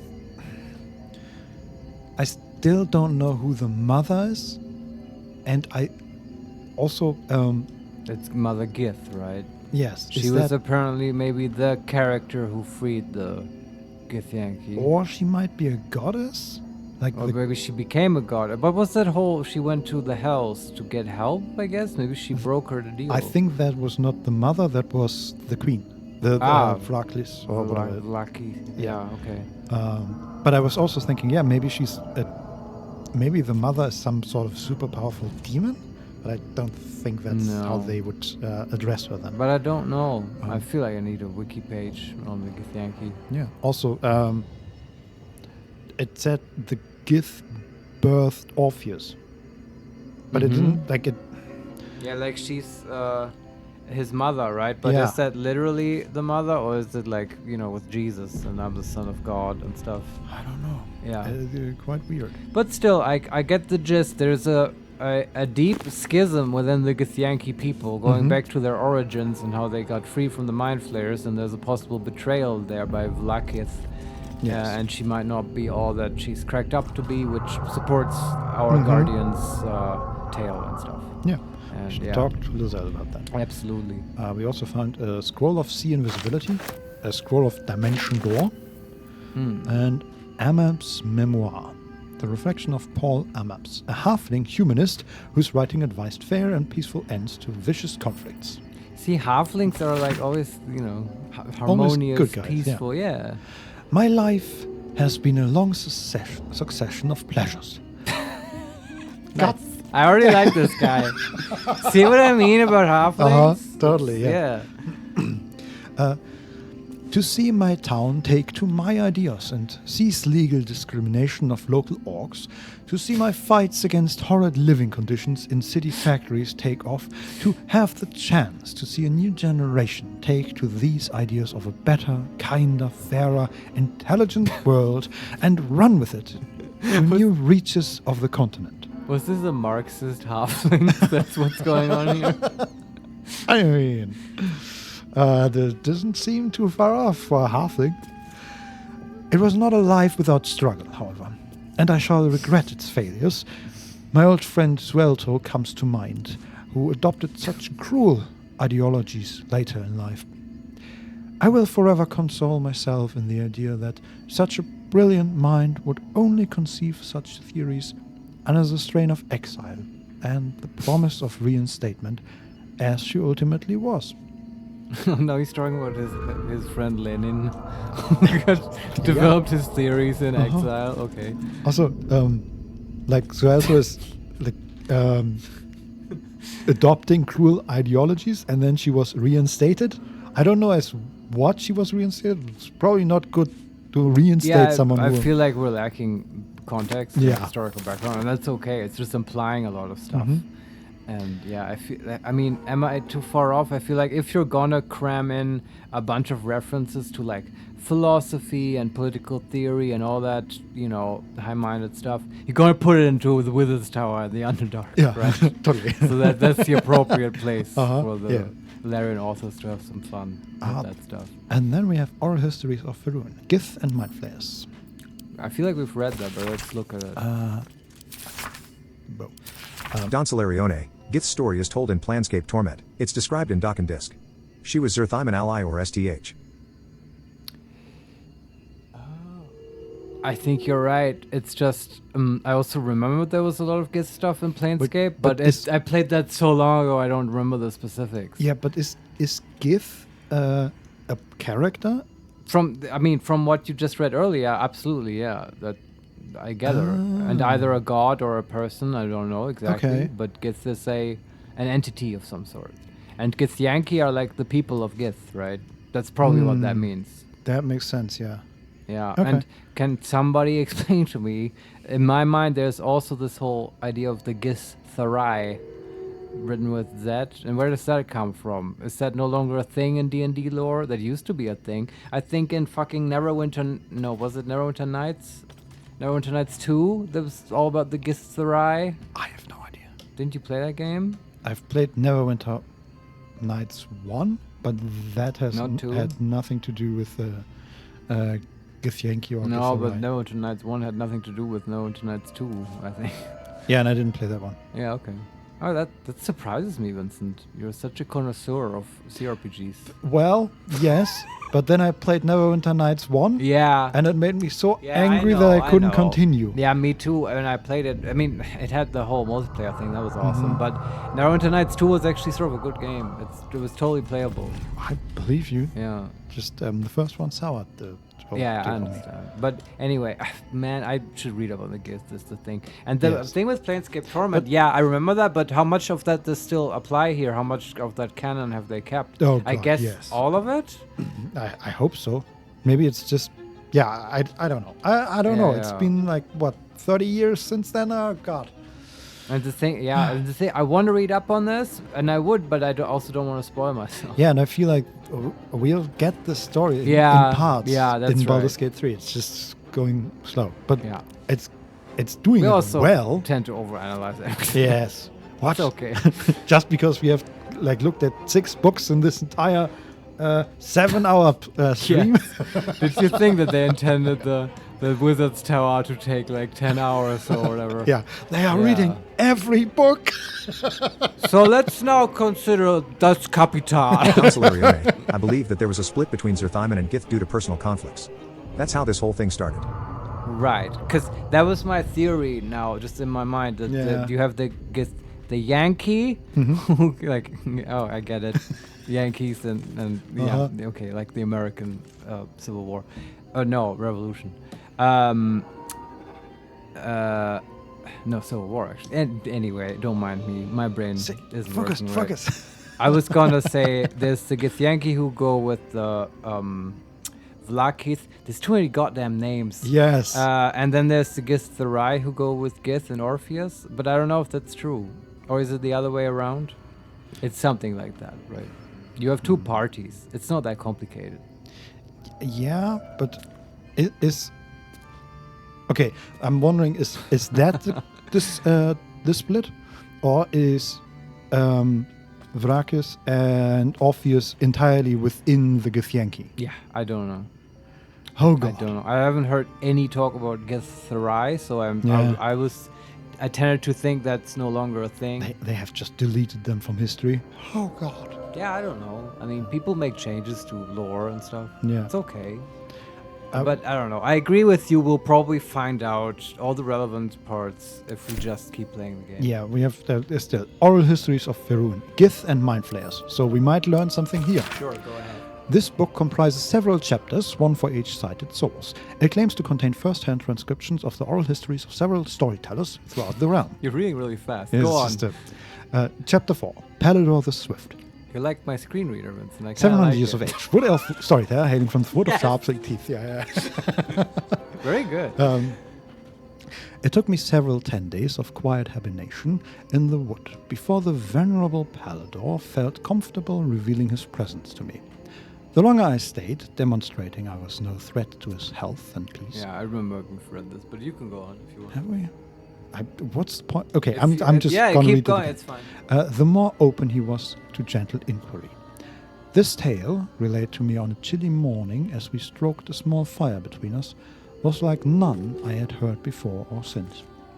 I asked if it were fiction, and he insisted emphatically it was as true as his own right eye. Long ago, before my eyes and ears, before your lonesome squirrel, dear scribe, there was an empire of people, or perhaps only belief. An empire of brain-eaters, soul-wasters. They called themselves Illithids, the flayers of minds. The children of Gith were bowed, bent in service to the flayers, a passionate people made to serve a cold belief. The flayers were untouchable, their minds a great oppressor. No proud will or passion could break Gith children free. Until at last a reckoning, its source unknown, its power unproven, but its events history-making. The cowed would not be cracked. Gith's children fought back valiantly, their freedom theirs, the flayers spent, and broken till today. I don't remember reading this, but maybe we have. Yeah, I mean, one of the hundreds of books we've read by this point. Okay, that's sure. The Roads to. Okay, The Roads to Darkness is another book. That's new. The Roads to Darkness. An epic tragedy about power, corruption, and loneliness. Isn't there a book like Road to Perdition? And that's a movie too, right? Yes. Haven't read or seen it. No, neither have I. I've only seen a Family Guy spoof episode about it, so means I'm basically an expert. Okay, well... Which was called Road to Rhode Island, featuring Brian and Stewie on a road. It was great. Family Guy is a fun show. Well, this is great because now you can help me understand this one. Yeah, I'm an expert. Go ahead. Prologue. A lonely road. Thunder and lightning. Enter Soreth. Soreth. New sounds through damp and dark oppression break. Is it the foe, that foul, contemptuous heel? Or art thou friend, as rescuer from my lonely wake? Come out of love for me, not love for blood and steel. Enter Ryza. Ryza. How would I know, Soreth? It's been so long. What do I know of you, and you of me? Soreth. Wait. Do you hear that sound? Enter Amphius. Amphius. What's this? Those figures, so familiar both, but still you seem so strange. Soreth. It's Amphius, Ryza. Dear Amphius, what happened to your face? It pales as death. Soreth. Your eyes are black as Shah. Amphius. And you? I saw your teeth. They are sharp as blades. And what is with this road, so slick with blood? What happened here? What happened to us all? Excellent. And prologue. Act 1. 10 years prior. The rest of the play tells the tale of 3 elven friends, their paths to power, and how, corrupted, mad, and lonely, they killed each other. Family Guy episode was a lot funnier, I can tell you that. Okay. I believe that. It's got potential, but they should edit out one of the characters and replace it with a talking dog. Works for most things, including the Family Guy episode. Also, Scooby-Doo. I guess Scooby doesn't talk, but his nephew kind of does. No, his nephew, the little dog, does. Doesn't Scooby-Doo talk to... No. He just gets scared and starts shaking and jumps into... What's the stoner guy's name? into his arms. I forget his name. I thought he would... I mean, I've never really seen it, but I always thought he talks. Okay. Maybe I'm wrong. It's really long ago, even for me.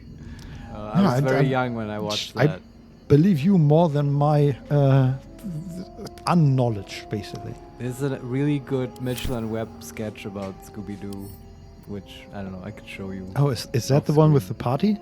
Yeah, they have a whole thing where they keep planning parties and considering to invite famous characters. Oh, okay. And then they sort of talk about them in an It's great. They have one with James Bond as well. Oh, God. Oh, we should invite James. No, I don't know. He always brings these gadgets. Yeah, and he makes the ladies uncomfortable. Do you remember when he talked about his martini? Yeah, he won't shut up about it. And that kind of stuff. They're great. I wish they would keep doing that. Nowadays, they just do panel shows, if anything at all. Which they're still great at. But, yeah, I guess. What was this stream again? There's a handwritten letter. Yeah. I hope then we are... I guess because this fucking tower just gives us stuff to read all the time, so it makes us, distracted and thinking of other stuff, and it derails us. But it's okay. Dearest Lenore, I'm not sure I should say this, but your last letter really worried me. Why, in all hells, would you tame a boulette? Oh! Yes! Okay. Fuck that makes sense. That's a good sentence. Why in all hells would you tame a boulet? By the way, I think you would call it a boulet, and I'll talk about later. There are no French in Faroon. Okay, this is exactly what I'm going to talk about. But later, I was saving this for when we encounter the fucking boulet, okay? Because I have a boulet story. Okay. We'll continue. Just because you found it near Myrna's grave doesn't mean that that's a sign. I'm really worried about you, Lenore. Boulet is not a pet. Using it as a guardian is one thing, but you sound quite taken by it. I know you don't want to come back before you finish your research, but if you are feeling lonely, you know my door's always open. Lots of love and hugs. Amarith. P.S. It really warms my heart to hear that you put the autumn crocus flowers on Myrna's grave. I remember she liked to roll around in them, even though she'd always sneeze after. She was such a soft, loyal dog. I wish there was more I could do. Okay, So she lots of stuff here. She replaced the dog with Boulay. Yeah. At first I thought Myrna's or whatever the dog's name was, that was a person. I thought and that so too, yeah. this whole Lenore thing is now a story of incomplete mourning, that she can't quite grieve for the loss of a loved one. But look, I know people get attached to pets, and I've had pets and they're wonderful, but you know, you don't get that much attachment to a pet. So I don't think that's the case here. But still, it can fuck you up. And so she got the Boulay, and it's a bit of an unhealthy, you know, it's lonely in the Underdark. She had other stuff going on. Who knows what the Boulay did for her. Also, the person who wrote this to her, is this the, what was it, Amarys or whatever? Is that the same person where we read the book, the fringe scientist who was staring at the skies? No, that was she herself. That was Lenore. Was it? Yeah. Are you sure? No, I don't think that was Lenore. But it says... attributed to blah blah blah, it said, and that was not Lenore. Wait. French philosophy. Is this volume 5? Going deep into the Tower of lore books now. High Artificer Tora Bryn of Baldur's Gate. That's what I was thinking of, but that's not another person still. Like, this is not the Amarys who wrote this nice letter. Yeah. Okay. Completely different character. It's lots of characters, but it makes sense. She's basically a fantasy scientist, right? And like Lenore, and she has lots of correspondence with other scientists. Also, isn't Lenore some sort of beauty cream? Or something like that? Well... Lenore... Oh no, it's... okay. I think it's... let me... Isn't it like Linda is Spanish for beautiful or something? Correct me if I'm wrong. Lenore... Yeah, there. If I say it like that, there is some kind of cosmetic product, I think. I think it's actually chocolate, but I might be completely wrong. Also a nice thing. No idea. Yeah. Anyway, we're again getting off. Let me consult my book of symbols now. Yes. We have Soul Coins at Treatsy as a book. I think one more thing, though. There's relevant to the game thing I wanted to ask. It talked about the grave. I don't think we talk about the game here. No, this is all. It's all in the game. The letter talked about the dog's grave, and she planted flowers on it. Was that like the mushrooms we harvested or something? Like, I'm saying, did we find the grave? Because obviously I want to dig it up. Okay. Obviously, okay. Whatever. I think it might have been next to the tree.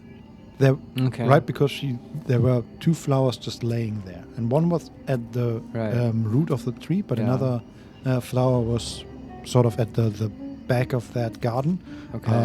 So there might have been a grave. It might be unmarked, right? And the dog always loved to roll around in those flowers. We can try digging there later. Yeah. Maybe, we also, I think we did dig up something there. Oh yeah? Yeah. But still, there's just consider more you might find a magic dog collar which we can put on Scratch. Yeah, or just a dead dog. A dog corpse. Yeah. Anyway, notes from the Soothsayer. I feel like we've read that as well, but no idea. Each chapter of this book details a unique case study, and the Soothsayer gelled in her. Its 23rd chapter is conspicuously dog-eared. The Frightened Noble and the Ochre Omen. Is that just the... Wait, go on a little bit. Maybe it's a different type of story from the same book. Hereunder I have transcribed I remember the word Hirana. Anyway, I have transcribed a conversation between myself and a young nobleman of my lifelong acquaintance. Yeah. Typically, he came to me for guidance in matters of love and fortune, but his visit to me on one particular occasion stands out particularly in my mind. Also, I do remember the second use of particular. Particular occasion stands out particularly in my mind. Yeah. But that's certainly intentional by the... Yeah, and the fellow I met with was ochre of skin with ears like an elf and the nose of a half-rotten corpse. Yes, he's talking about the gift. And then I made a Voldemort joke. It was, sure. Exactly. Okay. There are so many books here. Totally no. Luckily, there are also some paintings we can take. And we're just looting, would you place. say? Yes. Yeah, but it's clearly abandoned. Well, I kind of want to know room, certainly, yes. what happened to Lenore. Portrait of Marcus Miles. Okay, for some reason it's super low res. But how do you know that's not just what Marcus looked like? Maybe, yeah. So like One Punch Man. Come on, let's go. Isn't Marcus Miles also a weird name, even for Forgotten Realms standards? I feel like there is a Spider-Man version that is. It sounds like a superhero name. Yeah, for sure. Something Miles. Yeah. No, also maybe a reference to Miles Davis. Oh, maybe. Miles Morales. That's the name. Oh. There's a button. Like there's a window that overlooks the courtyard, and below that window is a glowing yellow button. Maybe that turns on like a portal view to somewhere else or something. Yeah, or it turns off the towers, which would make sense if you ever want to have guests. Sure. Turn off your automatic turrets. Yeah, let's see what happens. Push it. Strange place for a button. Especially one that doesn't work. Okay, we did kill the turrets. So, yeah, okay. What path lies we don't before know, me? though. There's also a wooden chest. Mage's Friend. Arcana +1. Religion +1. What is that? A ring. Oh. No, don't drink the alcohol. She keeps doing that, man. She's got a thirst on her, this halfling. Yeah. Does Butterscotch have a ring slot free? She has the ring that allows her to cast invisibility, and cool. She has a +10 movement speed ring. Also pretty nice. I feel those are better than the one we found. Yeah. Could put it on Will. I think he has a slot. Defender of the people. Yeah. Still alive? He's kind of a mage.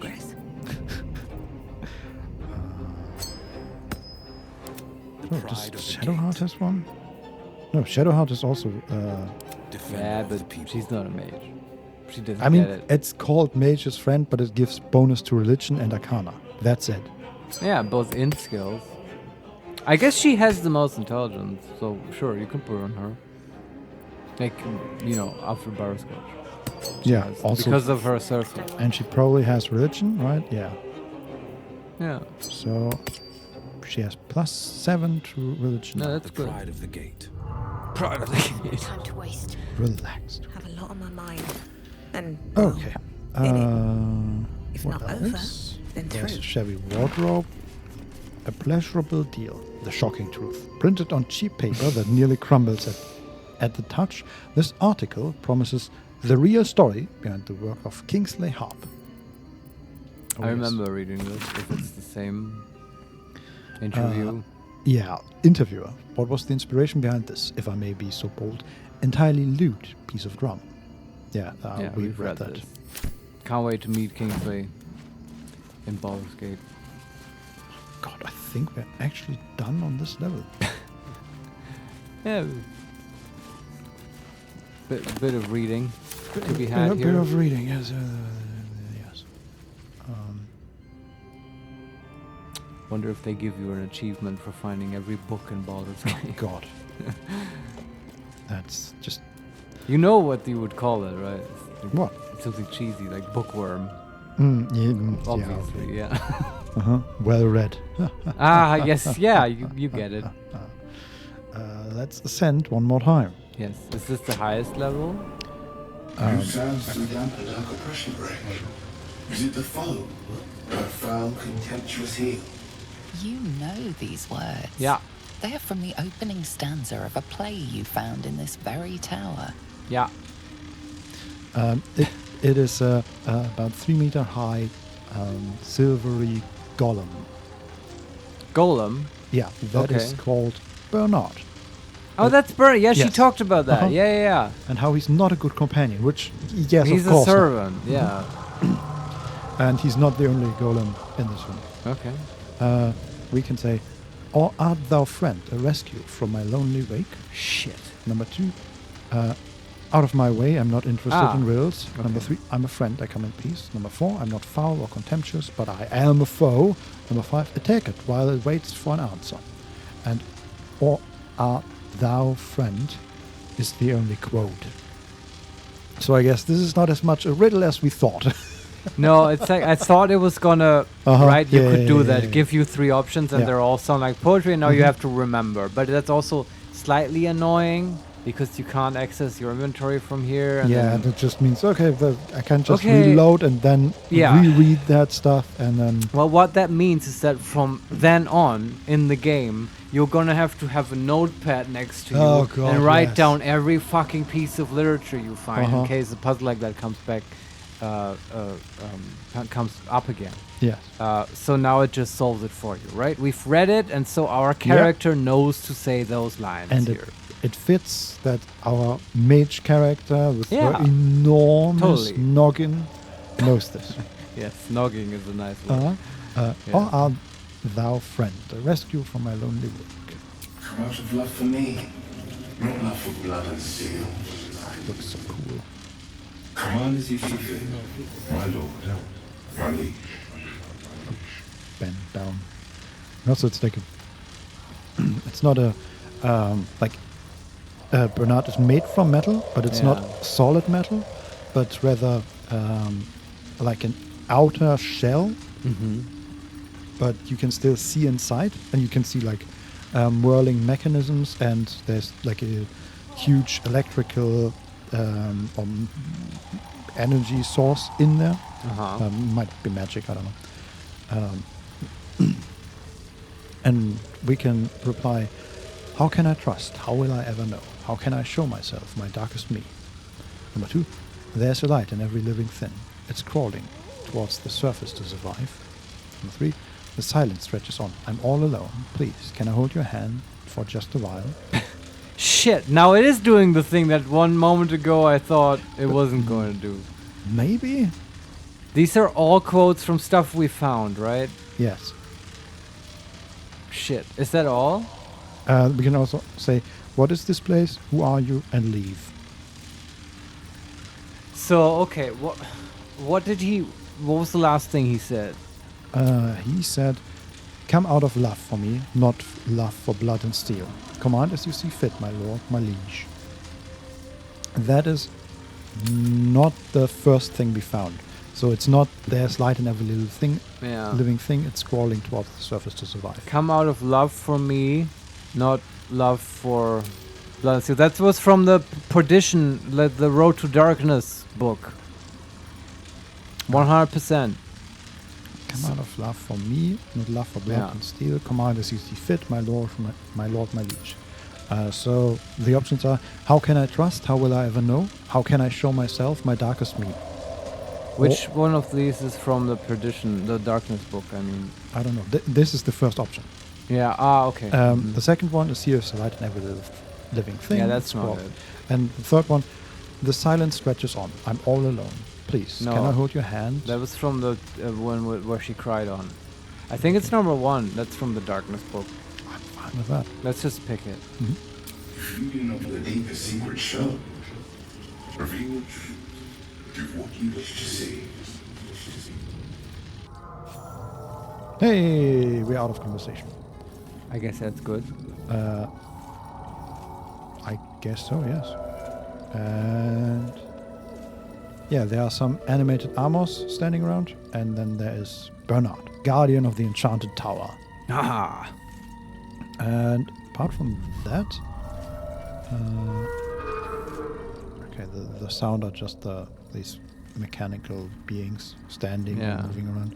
He's kind of an ineffective guardian if he's like up on the upper floor and you literally have to go through the entire tower where you can loot everything and have to repair the generator until you get to meet the security person. Yeah, but the question is, what is he even guarding? Okay, if there's even better stuff up here, then I take it back. But yeah, so far it seemed like all the good stuff is elsewhere. Or what is up here, Vincent? I don't know. It looks like this is the most broken and in repairs tower. Yeah. Or part of the tower, because like it has no ceiling as far as I can tell. Again, thanks camera. And there's just like a wooden shack up here, and like a crane used to, I assume, lower or pull up materials, and there's a wooden platform where they were building stuff. And then there's there's a desk. Is there anything? Okay, there's broken machinery, which we know is used for alchemy, which is wild to me. Then there's patched parchment. Great. The paper is torn and patched in many places, as if it was well used but treasured. On it is a small poem without a name. These empty sheets are all that's left of you, the last of all the thoughtless gifts you gave. I will hold on to them. It's all that I can do. I can't throw them away. I've never been that brave. And she really, she was struggling. And also, throwing shade here, all the thoughtless gifts you gave. Yeah. A thoughtless gift is sort of not very nice, right? No. Implying. Yeah, it's also, she could have written, what I'm saying, what I'm trying to say is that thoughtless gift may also mean that it was just that she gave gifts without thinking about them, or without intending to give gifts. Oh, but that would be thoughtless sound. no, It sounds definitely negative. Yeah. It would be an unintentional or accidental gift, or whatever, which is sort of neutral. But also, who wrote this though? Was this Lenora writing this, or Ear? I think it's Lenora. Lenora. Okay, yeah, me too. I don't know. Then there's guiding a light. What is that? That's a ring. What's it do?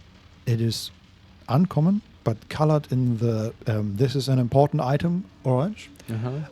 It allows you to cast light, the evocation cantrip, and it says, used by the previous owner to access both the Underdark's darkest corners and her own basement.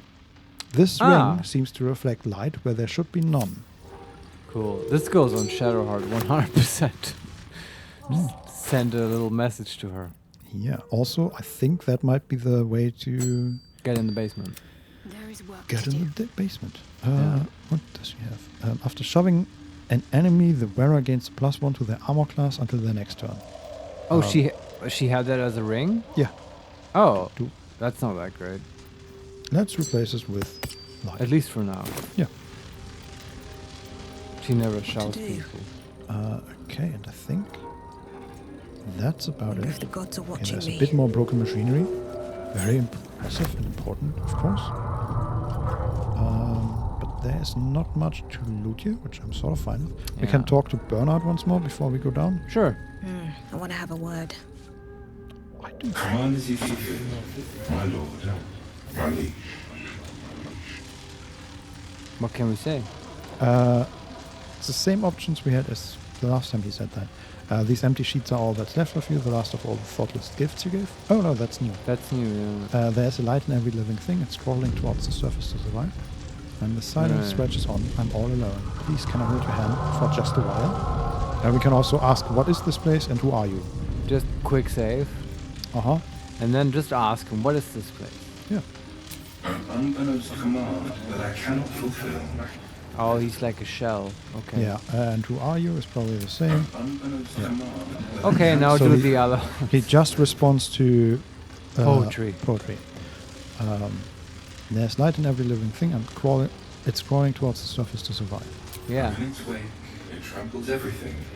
We'll kill the rest, so that the one can thrive. And now we're in combat. Yeah, I'm not surprised. Can you quick load? Yeah. No, I'm just experimenting. I don't want to fight this guy. Totally. Also, this is kind of expected. We Me kill too. everything. Yeah. Yeah, okay, that's the kill command. That's probably like if she's in trouble or whatever, that's the secret engage aggression command. Yeah. But I do wonder... She could have a dinner party and be like, oh, there's this piece of poetry I want to recite to you. And then she said it and the golem kills everyone. Yeah, and then she casts Misty Steps and Invisibility and waits. Yeah, and closes the door on me. I see you're not a lover of poetry. Command as you see fit, my lord, my liege. Do the other ones. It's going towards the surface to survive. Silence was on. I'm all alone. Please, can I hold your hand for just a while? Yeah. Then we'll probably allow him, ask him to guard us. Of course, my love. Don't be afraid, sweet girl. His hands close around the air next to your face, as if he's taking the hands of someone taller. Yes. What can I do? Say, would you like a hug? Oh, he's a hug bot. This was like... she like programmed him to give her some company and stuff. Yeah, it's kind of sad, kind of sweet. I don't know what to say. Also, he has gigantic hands, like very, very long hands. Yeah. That have way too many digits. No, not digits, but the joints. Joints, yes. Yeah, like okay. 6 or 7 on every digit. Right. It's wild. Do we say yes or no to the hug? I kind of want... I mean, it's just a hug. What's going to happen? Do it. Well, we are a halfling and maybe I know the size is wrong, but, you know. But, come on. I want to see. Yes, please. Come here. For just a moment. Let it out. Remember, you are loved, Lenore, so much. You're doing great. And everyone will be so proud of you. Oh. As I already am. He's just miming it in front of us. Interesting. Okay, and then? Man, this Lenore...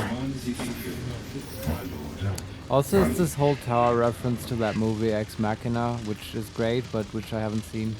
You think? Why? Doesn't the main... or like the villain in Ex Machina creates a female robot sort of slave that he keeps in his house? Yeah, but it's much more about her intelligence and her, like, breakout. Sure, and okay. I don't really Bernard see that doesn't seem that type, yeah. No, he's more like a programmed robot and less like an AI with actual intelligence. Which is but sort of the reason just why she goes pretty wild and mad. Right. Now, obviously Bernard will not do that, I don't think, but he has this aspect of being here to comfort his lord. Yes. Or lady. Yeah. And there was a second robot in that man's house that was more along those lines, more like an earlier version that was used more for comfort and yes. Yeah, okay. Also not great. Okay, and then we have these empty sheets are all that's left of you. The last of all the thoughtless gifts you gave.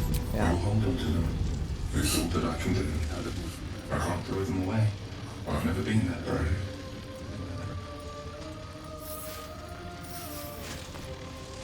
He gave us something? What did he give us?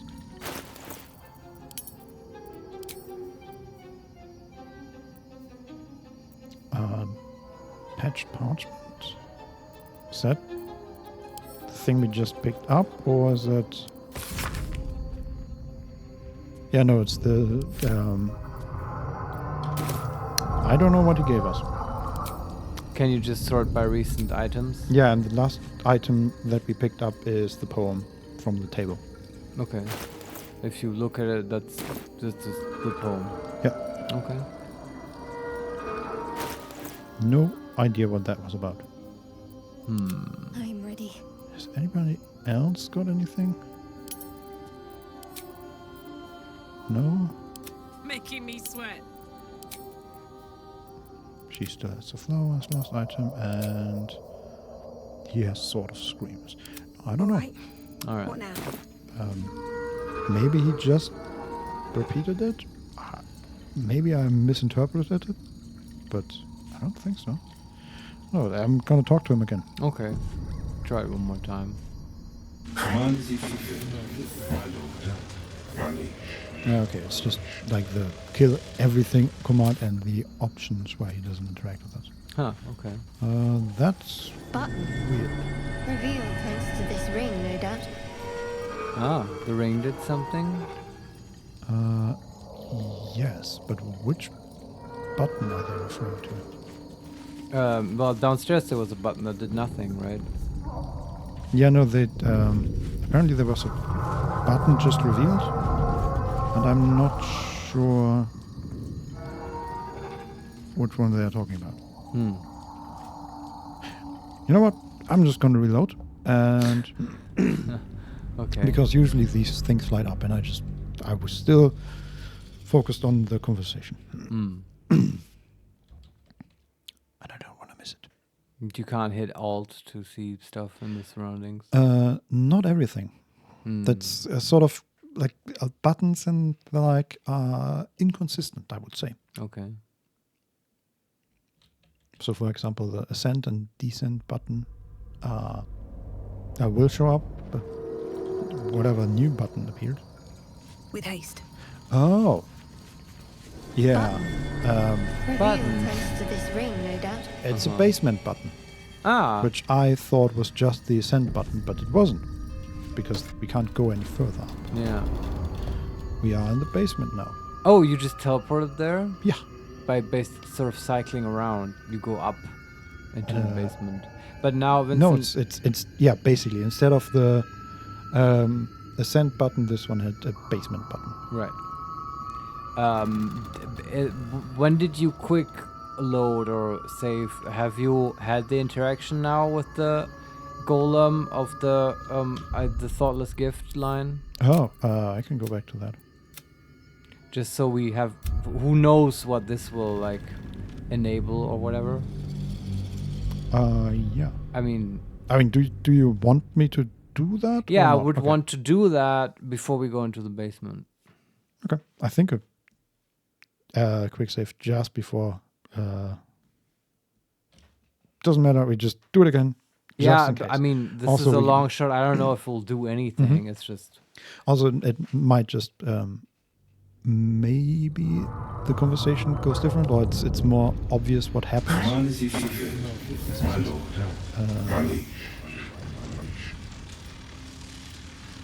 I'm humbled to know there's all that I can get out of it. Okay, she's obviously pocketing something. But what? Is it just... I don't know. He just gives you that piece of paper. No, because then we would have two. Yeah, maybe he takes it from you, gives it back to you. I don't know. It's just, I just wanted to have this interaction, have done it, clicked it. Who knows what the game will flag now?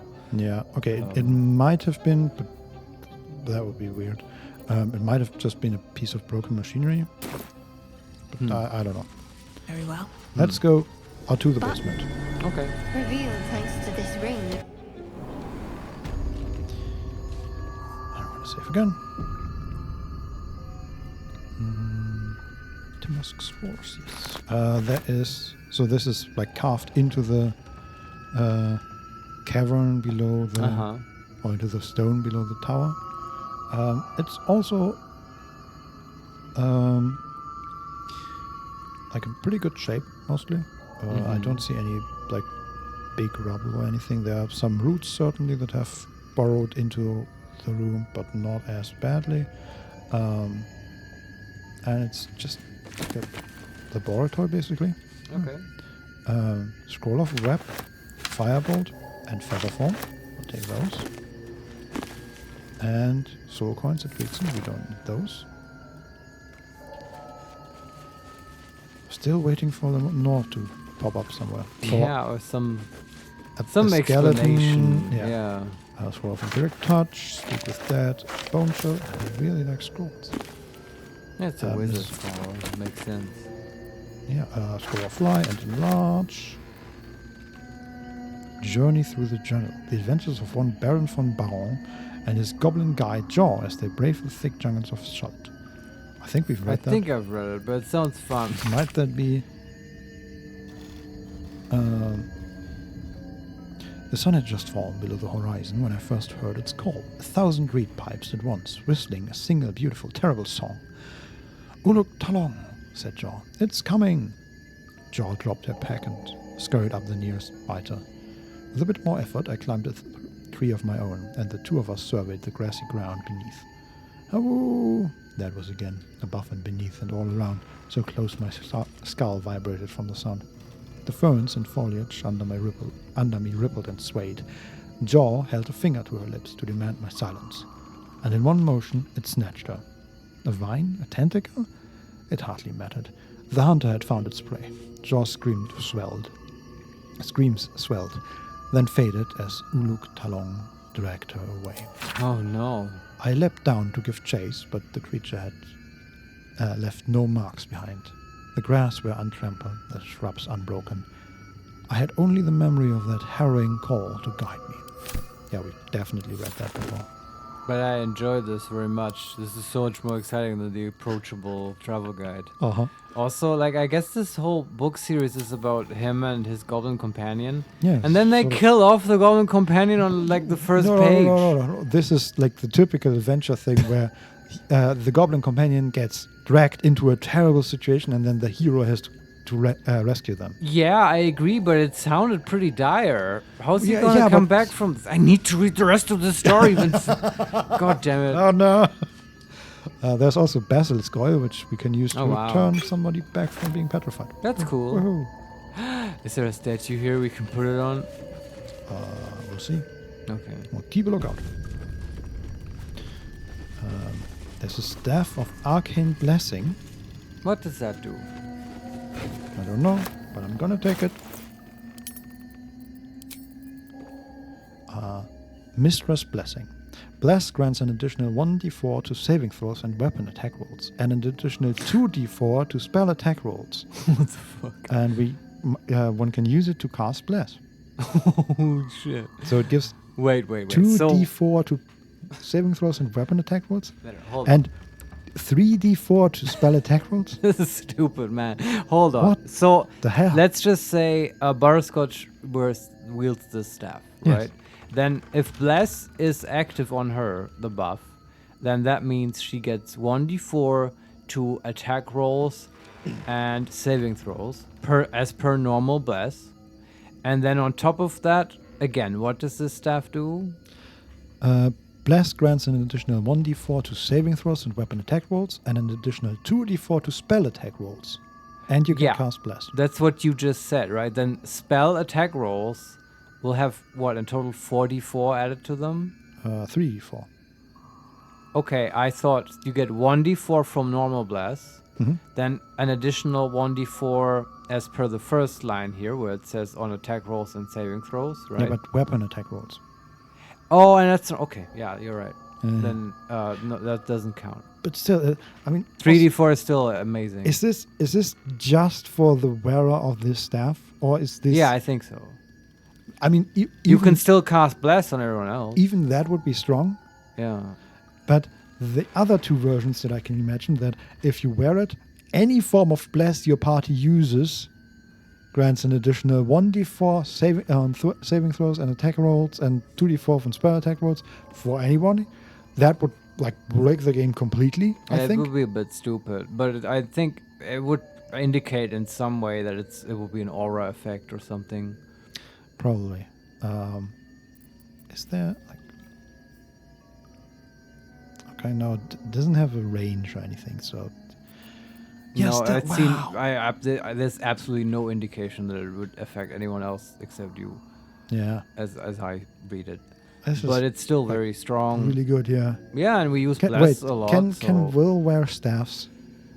Good question. This is probably the pride of the gate. He certainly does like He attack. can. Yeah, I think Okay. it's probably better on him than on Butterscotch. Yes. Although, So now our Gatling gun warlock yeah. gets 3d4 to spell attack rolls when he's blessed. This Hold is on though. Here's the thing ridiculous. to consider. He was already really good at hitting stuff. Yeah, but not that good. Yeah, but there's not more to hit chance than like 99%. Like, No, do but you know what I mean? on the golem boss, for example, he was Right. at 70%. Okay, yeah, then it's fine. I'd still consider putting it on Butterscotch, just because it does the other stuff as well. Yeah, but Butterscotch is wearing Melf's first staff, and that gains a +1 bonus to spell save DC and spell attack rolls. Yeah, And that's the better on her. You spell have save completely DC convinced me by reminding me that we have the cool Melf staff. Yeah. Oh, good talk. No, because she does more. It makes sense, right? Because she does more of the controlling and absolutely, stuff. yeah. I like just the bless boost, where it's like it also makes you less prone to be controlled and stuff through the saving throws. Mhm. Concentration saves are boosted by it. The thing I would consider is, I mean, they will probably end up with Will, but consider putting it on Shadowheart herself. She traditionally has the most problem with hitting Shah's blessings anyone. upon you. I didn't want to talk to you, guy. Yes, And it will, but- you know, she always has easy access to blessing herself. True, but she also usually has concentration spells up, and with a Well, staff. bless would be concentration. Yeah, but with a shield, it's more unlikely that she will be hit, right? Because she gets the extra Yeah, you armor could class. replace the Lathander mace. Yeah, but the staff is. Oh, this wield is a two-handed. okay. Yeah, I didn't know. Is it a think. magic wand or is it a two-handed staff and stuff? So Will is think gonna so. walk around with a two-handed staff. I guess yeah. that's fine. Yeah. I mean, he can do it, so why not? Yeah. He's not going to use his rapier. No, he does not. Looking ahead. Okay. There's a row of books here. Disorders of the Nerves and Minds, a treatise. I don't know if I actually read that one. There came to me a woman who I shall henceforth call R, greatly distraught at the unusual tempers of her husband. I think we've read that. Yeah, that's about the Sarevok Yeah. thing. Yeah. Wow, you can remember Swift as that my feet name. can carry me. Not bad. Well, Sarevok was the villain of Baldur's Gate 1. So yeah, that's okay. kind of burnt into my memory from Fair enough. early childhood. Then we have excavation of the enclave of Naloth. Elminster said Naloth was a wonder to behold when it floated in Faerun's sky. He was surely right. This Netherese enclave was once a jewel in the empire of magic, with towers that pierced the heavens. And yet it fell, just as all Netherese enclaves did, crashing down when Karsus' folly ripped magic from the world. But even after it Right. collapsed into the sea, its ruins still held a strange, twisted beauty. I traveled here from Haluran when I heard the sea had retreated and the ruins of Neloth were visible once again. Alas, I was not the first. Looters have stripped the enclave of its material wealth, destroying much of its esoteric riches in the process. I found arcane books used to make campfires, their magic lost now to the ages. I have met some Shadovar here whose interests align with mine, and we have agreed to search the ruins together. I'm grateful for these allies. The ruins are mostly filled with thick-skulled adventurers, but I cannot shake the feeling that someone is watching us, waiting to see what we uncover. Well, that sounds like another D&D party who's having fun, exploring dungeons. Also- And that was the story that Gail told us about, Mhm. with Karsus and stuff. Typical villain thing, right? You just wait for the adventurers to be Right, successful, and yeah. then you swoop in. Yeah. So is this it? There's a metal door.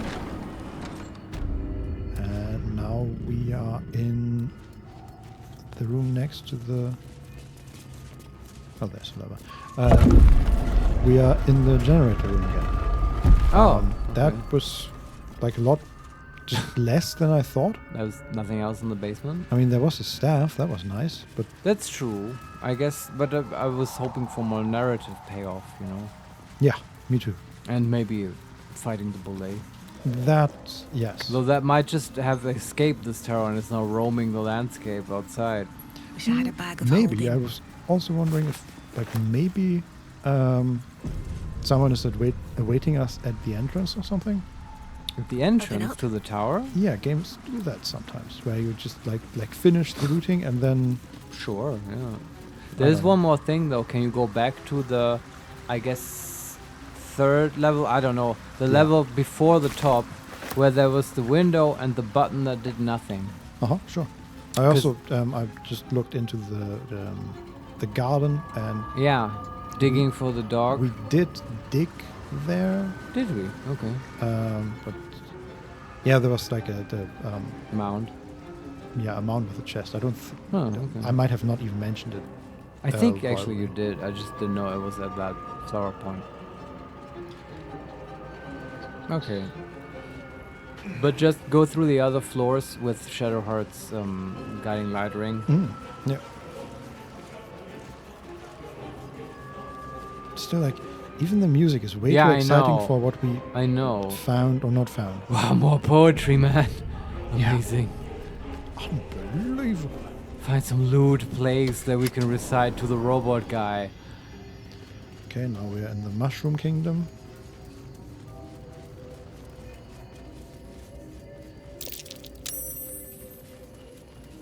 Oh, that was just too close to some of the more spory mushrooms. Right. Oh yeah, we found all the mushrooms we needed. Yeah, basically, like, for the Mind Flayer. In regards to the quests we had, we could have ended the run in this room. Like, just get but into the staff was worth everything. Yeah, that's true. That's gonna be fun. It's also, like, if Shadowheart wants to concentrate on something else, Will can just do the blessing. True. Though you probably can't upcast it, but that's okay. Yeah, and also, he probably wants to use is it called? Hex. It's probably not as good as... there are situations where I think it would be okay to not hex and bless instead. Like, if you want, you know, it's a situation where you want Spirit Guardians up, but you also want bless. Now you can have your cake and bless it too. Blessed cake? I have heard stories. Blessed be thine glazing. Sacred be thine crust. Your taste cometh. Exactly. First it caketh, then it cookies the way. We're stupid. I think we need a break at some point. Yeah. I'm actually looking for like a good dramatic cliffhanger point to eat pizza. Nothing. But this tower is just too meandering. Yeah. Which is fine. You want this, you know, it's some nice exploration. You can have that in a game. Sure. It's just doesn't fit our pacing. Burnout was not as interesting a moment as I had hoped for. Like, I had hoped for an RP moment, and yeah, exactly. Maybe we missed it with the robot. Maybe it bugged out on us. Who knows? Gotta look up stories about this tower, I think, on Reddit and stuff. Did you get to that level with the button? I moved to every floor. Okay. Looked at everything. Yeah, I can look at the button again. But nothing new was revealed as far as I can tell. Yeah, okay. Then I guess we're done here. You can click the button again. Sure. Strange place for a button. Especially one that doesn't work. Okay. Yeah, it's so weird. Missing something there.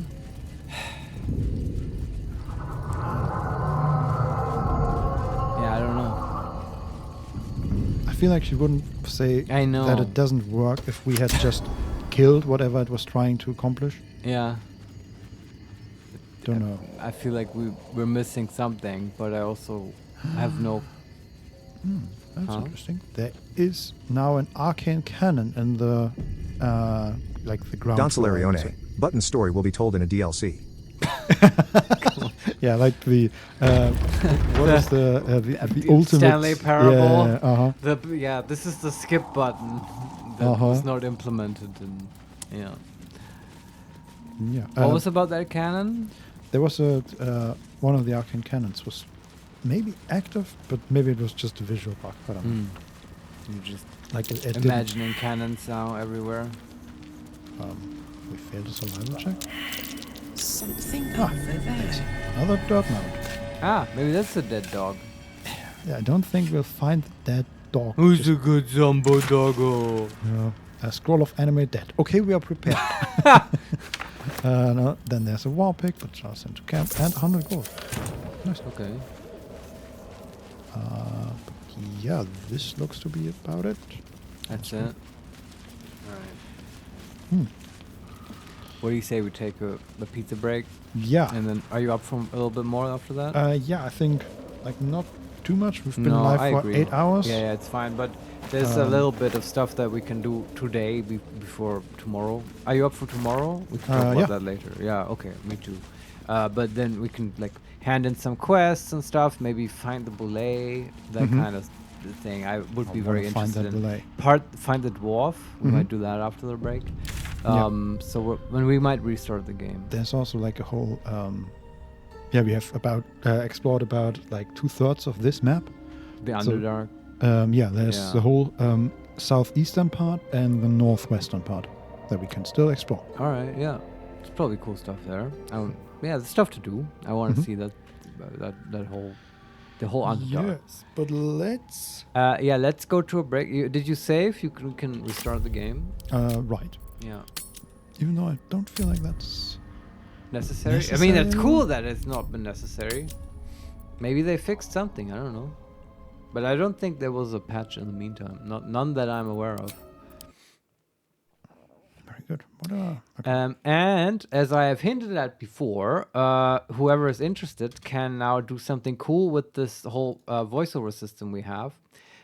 And the fact of the matter is that users in our chat can set their own preferred voice. So you can have individual voices if you like. I mean, you can also stick with the default voice. It's quite good, but the whole Amazon Poly service offers a variety of voices, which are all sort of good quality, but they can pick male or female or have different dialects. Like you can sound Australian if you so please. And it's also kind of cool because everyone can have an individual voice and it makes you instantly recognizable for me and for everyone else who hears you. And there's a way to do this, Vincent, right? Yes. Let me look at the commands. The one thing that you, Vincent, have to do now is to enable the permissions for people in the chat to use the set voice command. I believe it is !set voice. No, the set voice thing is already available for everybody. But, right, okay. There's the sample thing, right? Yes. Yeah. And we will demonstrate this now, so you will know what we mean.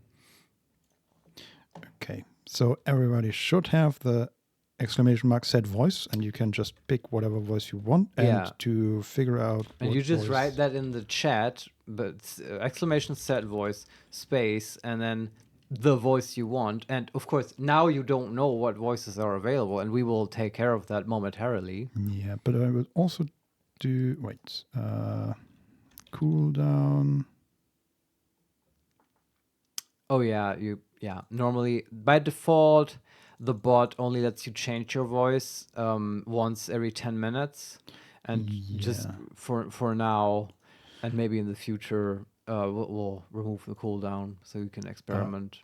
For now I have set it to 1 minute, I think. I hope. Okay, you set it to 0. I don't want to break something, so I'd rather not. Why would it break though? Because I don't know what happens if I just delete the number and the No, don't just set it to 0. It's just like, no cooldown. Okay, we'll try that. I hope it doesn't just delete that entry. No, it's fine. Yeah. All right, I would get angry at the program if it deleted your thing. Well, I would write a sternly worded letter to the developers. Yeah, sure. But what we have here is voice sample. And it's voice sample feminine and masculine. And here you go. You can. This is the command, right? Is that. Yes. Can they do that? Exclamation voice sample? Yes, I will press it in a moment, and then Right. you can do it for the remainder of like the 30, 40 minutes. Yeah, break. to your heart's content. Just spam everything if you want. And it should hopefully just reads through the yeah, we'll different demonstrate now what happens if you do this. Here you go. Feminine voices. 1. Ivy. I speak with an American accent. There you go. 2. Joanna. I speak with an American accent. 3. Kendra. I speak with an American accent.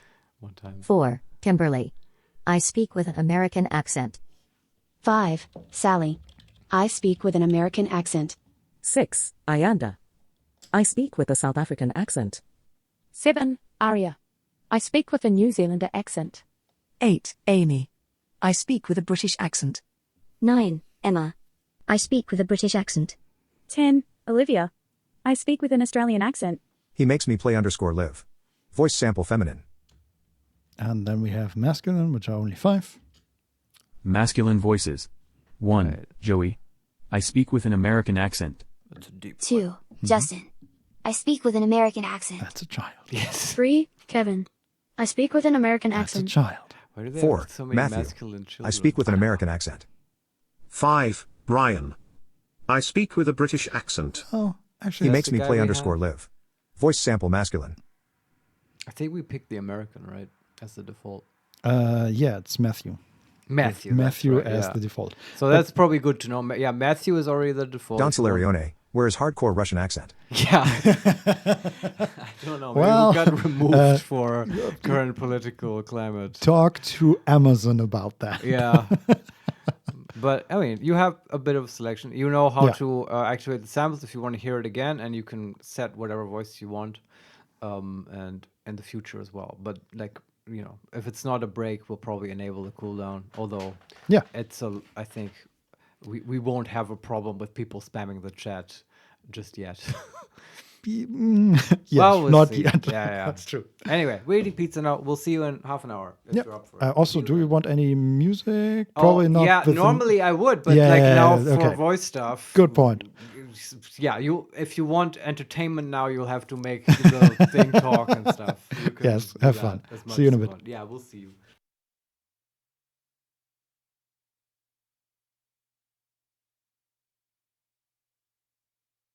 Don Solarione. Set voice Joey. Don Solarione, test.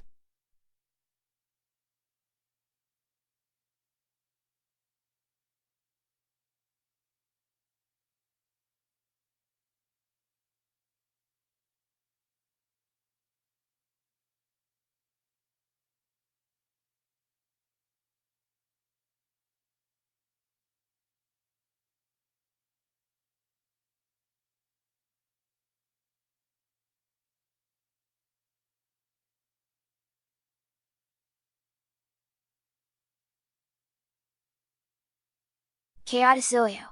Set voice Justin.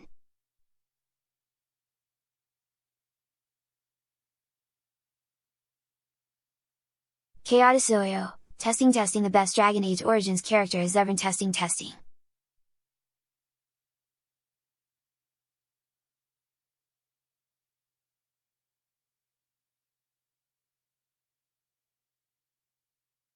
Chaoticilio. Wait, Lamau, that's the kid. Absolutely not.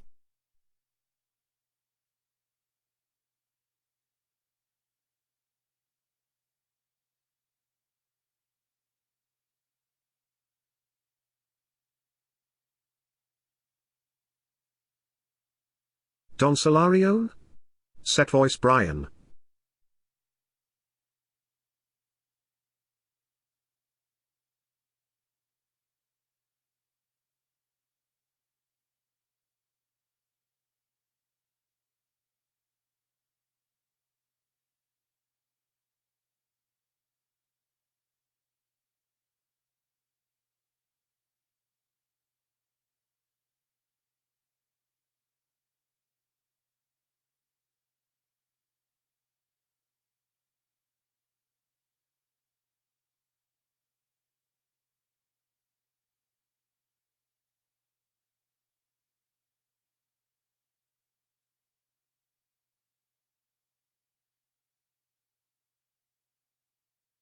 Chaotis Yoyo.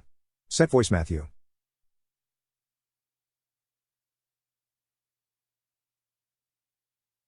Chaotis Yoyo, let's go with the OG.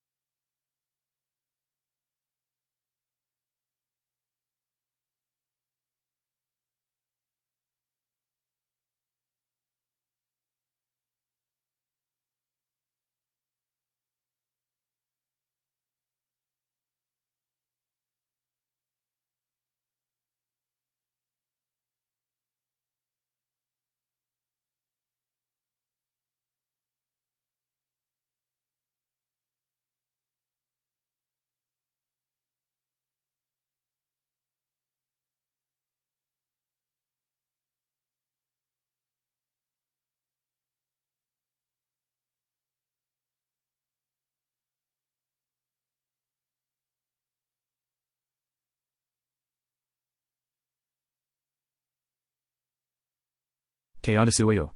Set voice Joey.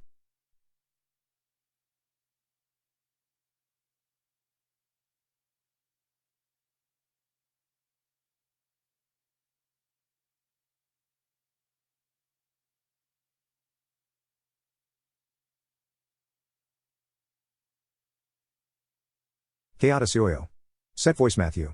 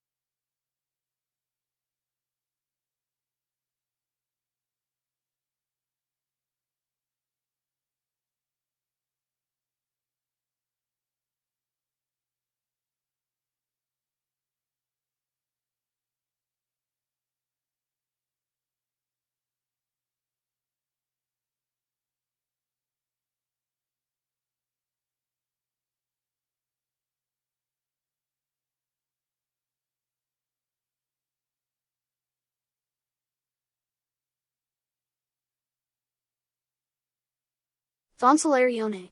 Said voice Kevin.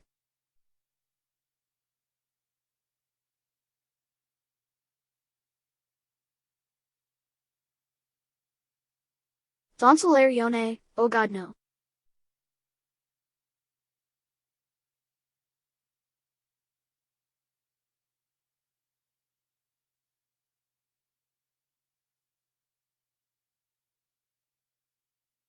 Dancelarione.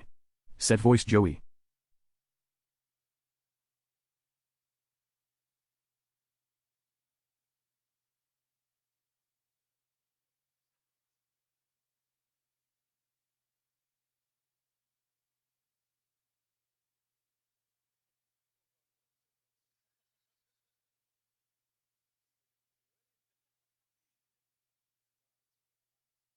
And we're back. Hello, everyone. Hi.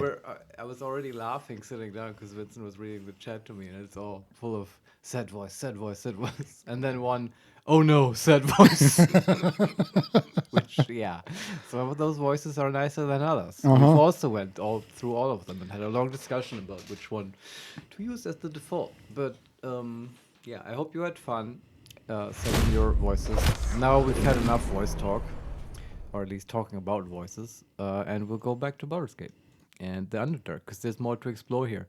And I want to hand in quests, I want to find Barnes, or whatever the fucking dwarf was called that was lost, and possibly I want to fight and kill a Boule, and tell this sort of thing I wanted to say about Boulets, which I'm overhyping, which is not actually that interesting. Yes. But that would be the cherry on top for me, that Boule. I hope we find it. But Yeah. I mean, they can't like show it and show it again and show it the third time and then It's just like, forget about Chekhov's land shark, right? Yes, exactly. You can't bring him up and then not have him jump up and almost kill you.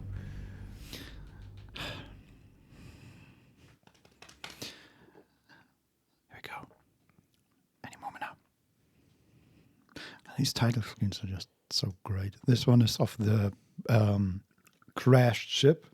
Right. With these giant tentacles laying on the floor. I hear in that game Starfield, it just uses your screenshots. Well, which works for that game, I think. Yeah. Also, we should probably Yes. Karloff still has the flower. We should probably send it to camp right now, right? Yeah, now we've already used it in a puzzle. What to do? It still might be a useful item for random waste a step. stuff later. Yeah, but not right now. No. I mean, if you have it on Carl, you can't like buff her and stuff. Not that we do that very much, but for instance, the long strider, if you cast that on her, does the flower disable that? More for me? It's unclear. I mean, she still has the buff. I just don't know if it's inactive while she has the thing. But I've already sent it to camp. A proper anti-magic field suppresses magic while it's in it, but would not like remove the buff. Yeah. Once you step out of the field, it would be on you again. Oh, there's also like a spider net up here. Very interesting. You can burn that if you want. There's so much more to explore. So let's get to it. Where do we want to go? We are sort of close to the southeast area. And let's go there. Okay, we still have this whole mushroom thing, but that's that's on the way back probably. Yeah, so let's skip that and let's move into the direction that we saw. Okay, we can use what? How do we get there? That's very interesting. There's a cracked rock which we can use to climb up or down. Like in the Albert cave. But I don't know how we actually get there. And it seems like just to be a cave.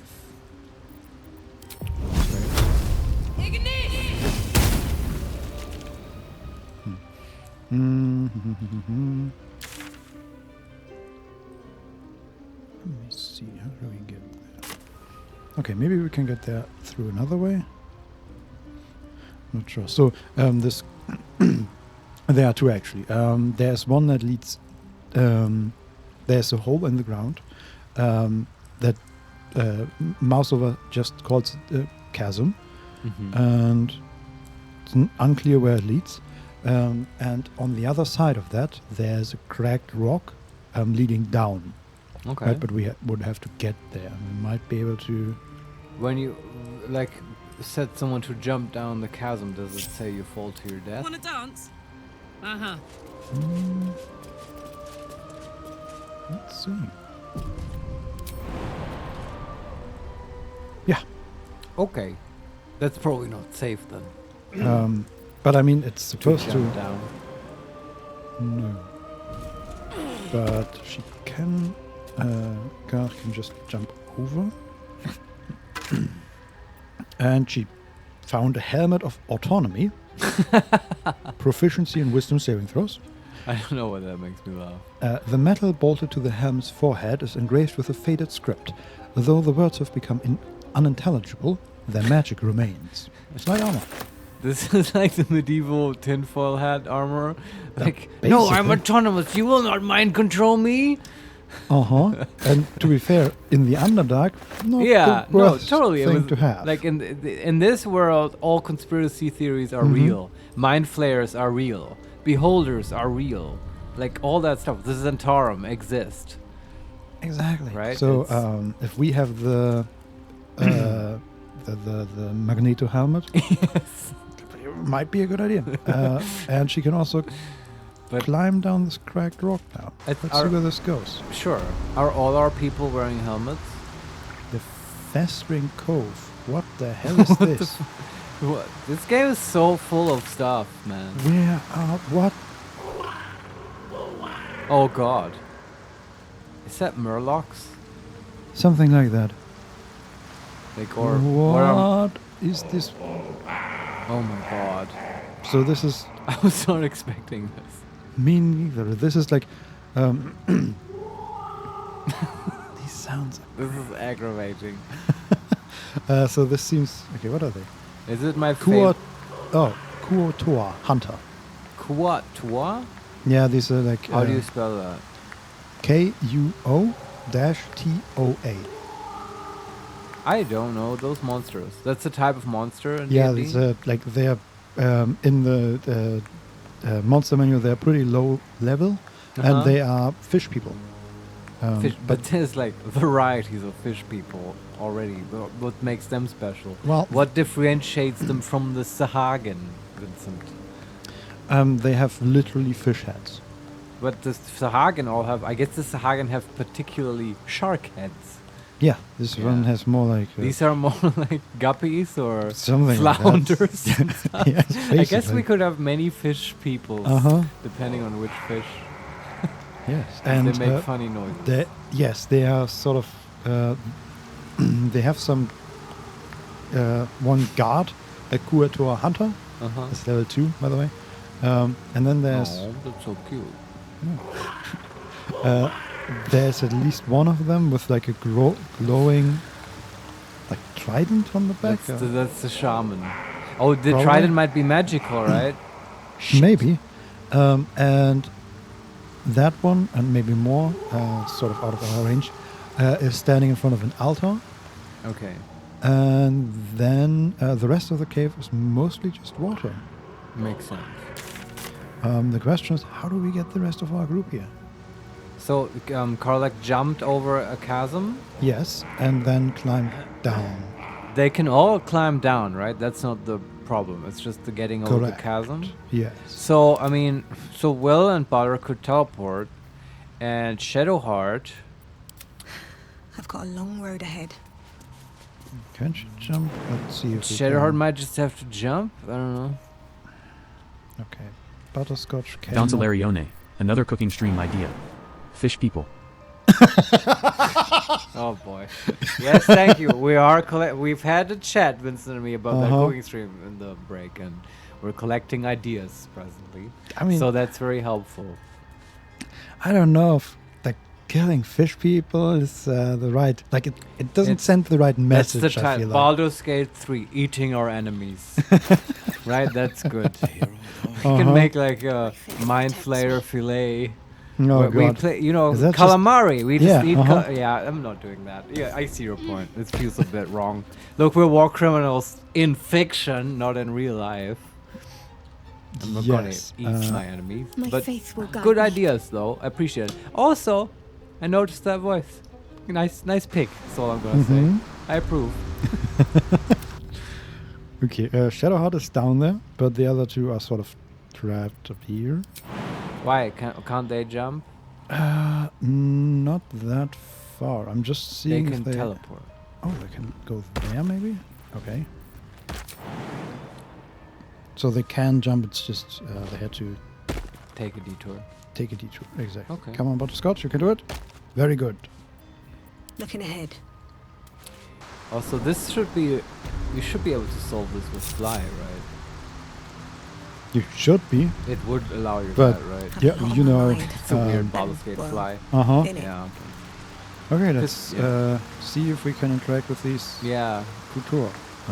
Do you need to speak with fish? I see at least 5. I don't know. They used to be, in 2nd edition, they had potions of speaking with fish. Really? Isn't that just covered by speaking with animals? Oh, like you're thinking much too economical here. This is 2nd edition, okay? Yeah, okay, fair enough. But I always found that potion to be very evocative. Speaking with fish. Time to press ahead. What happens if we just run up to them? So there's a whole bunch. Quick save, yeah? Oh, quick save. Excellent. But they're all level 2. Yeah. Even their leader, Pool Drip the Zealous, is so level 2. And all of them have the buff Buald's Faithful. And Buald's is in all caps. That must be their god. Chance to apply bleeding to targets. Wow, that's a really lame blessing. It is. Yeah. And they are These sounds chanting at an altar that has a Kuator skirmisher on it. That is obviously dead and surrounded by blood. Oh, they like sacrificed one of their own? I assume so. Oh, these are like evil fish people. Either that or maybe he died with unrelated reasons, and they are. Yeah. This is more like it's a bit of a stretch, I would say. I mean, this might be a. Or unless they're trying to resurrect him, but honestly, bleeding corpse on an altar usually screams human sacrifice to me. Or in this case, Kuator sacrifice. But it might also be like a what do you call it? Like a corpse cleansing ritual or something like that. Yeah, for a burial, right? But like a wake. That yeah, it's possible, but it's unlikely. About yeah. 87% human sacrifice. Why are there teeth hanging from there? Anyway.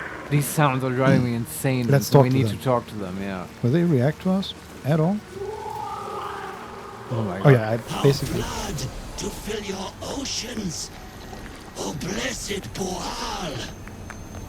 Our bones to build your temple in the deep. A wave of pure devotion washes over you. And with every surge, you feel a presence grow in response. Bird priest, promises. Your god wants proof. Wants blood. These beings are Kuatoa, former Mind Flayer slaves that manifest their gods through sheer belief.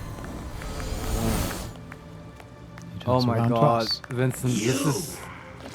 Our Lord of Murder demands sacrifice. You will be an offering for the great god Boal. Hey, they're worshipping Baal, the god of murder. Oh, yeah. They just misunderstood something. Maybe they read about Baal, and now they have a fish version of Baal. This is so interesting. Vincent, this is so amazing. I did not know this, but this is apparently... Surreal. They look kind of cute. Yeah, I can imagine. I kind of want to not kill them.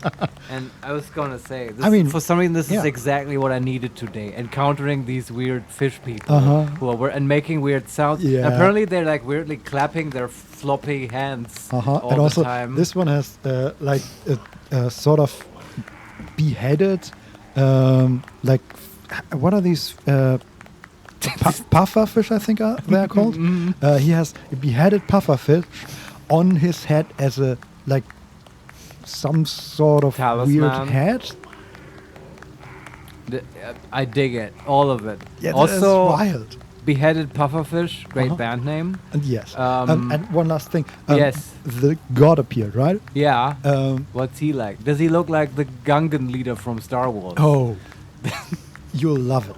Yes. Imagine a gnome, but made out of blood. No. Oh no. Honestly, more like a red cap, to be fair, with like a huge head and all that. But I don't know why this has me so excited, Vincent. I wish there was more. Because it's great.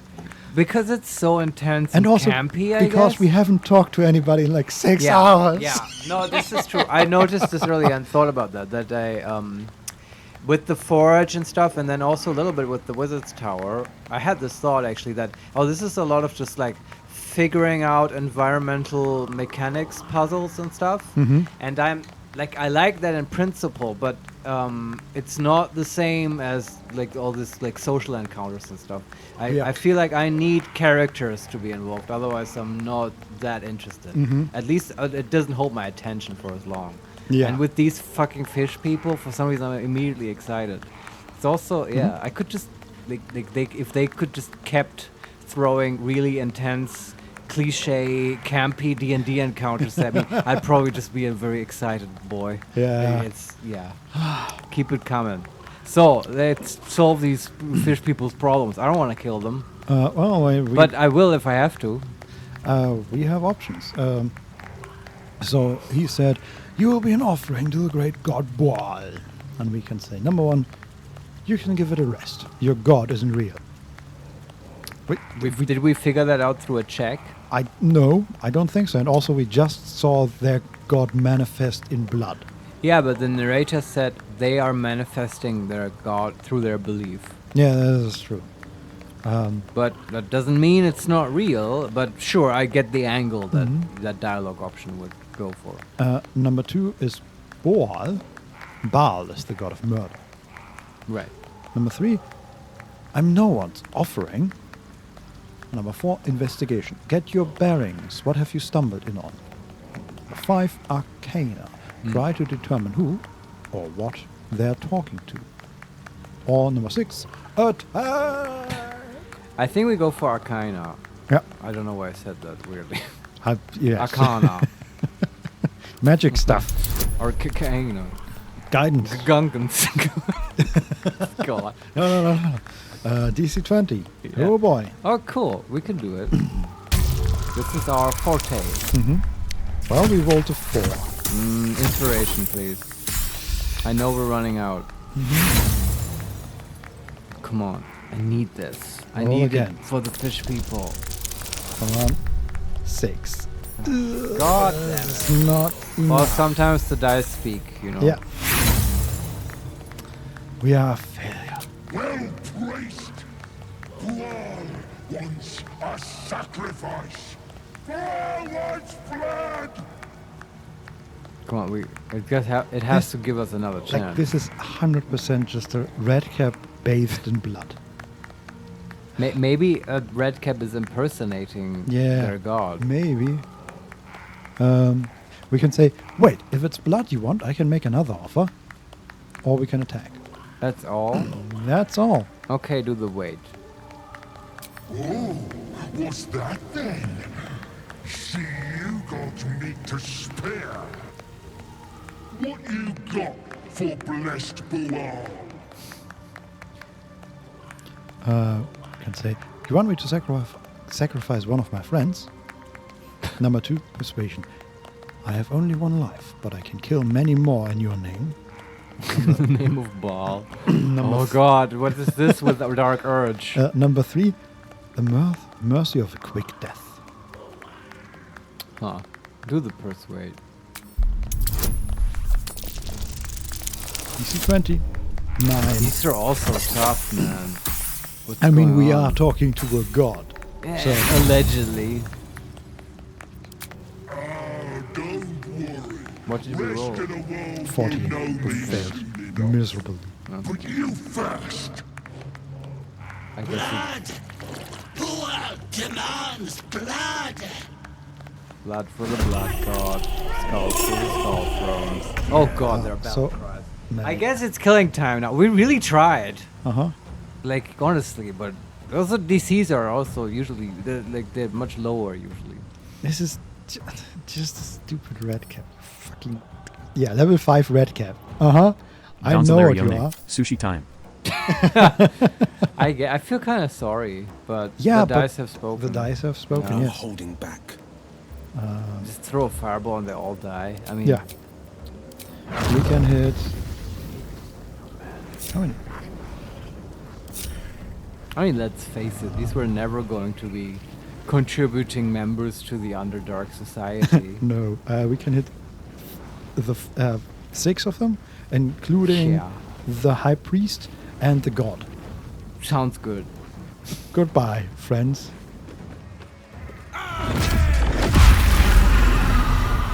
I believe Well, humans and fish can coexist, but one today- of them survived with 1 HP and the God is still there. Alright.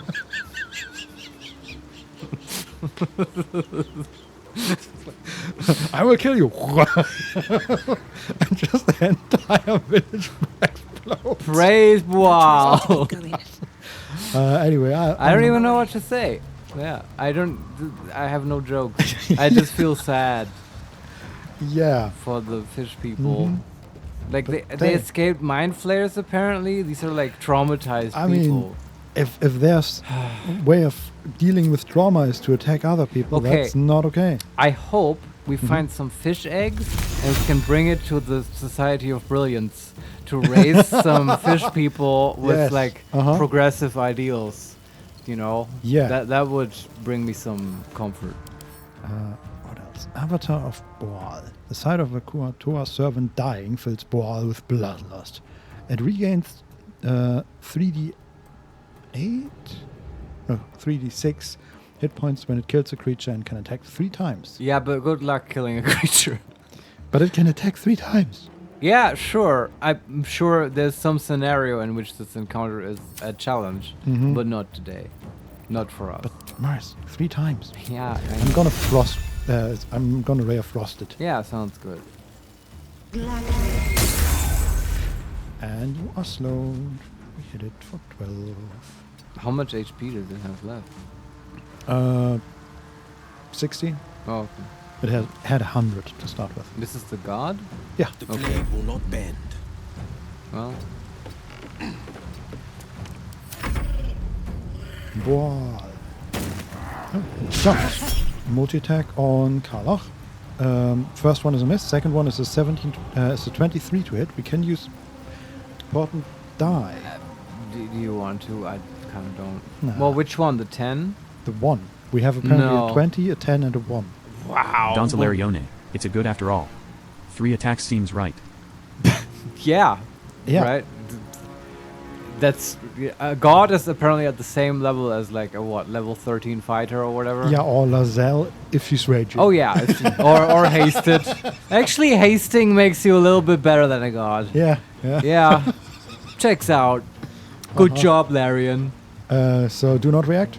No, I guess not. But I just want to say those portent dice are crazy, man. Yeah, A I 1 agree. and a 20 is already holy shit. That was 9 damage, and then there was another 17. We do not react again. 1 over 9 damage. Okay, well, you asked for it. That's rage with our new improved rage. Why do you want to? We're almost done with this fight. True, but I sort of just want to retaliate properly. Yeah, but you can do that. The rage will do nothing, right? It doesn't give any offensive capabilities. It hurts more. Does it? Pretty sure. Like rage gives a bonus to damage. Does it? I don't know, but it's like the whole deals an berserker. additional 2 damage with melee and improvised weapons, and while Sure. throwing objects. But it's like not that much, and we lost the extra attack we got. True. But you can still do the relentless. What's it called? The one where you get advantage. Reckless attack. That one, yeah. And do the great weapon master. And if he has 16 HP, we can kill him, right? He has 61 HP.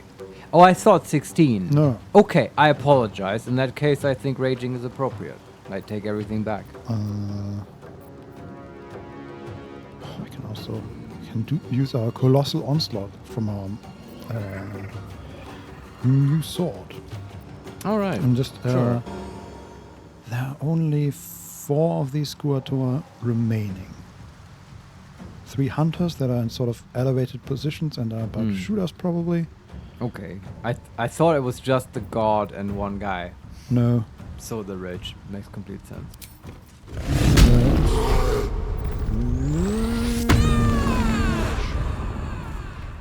Okay, now tell me how does generally members strike all creatures in a line. Okay, how long is that line? Can we kill the 1 HP dude with that? Yes, we can. That's good.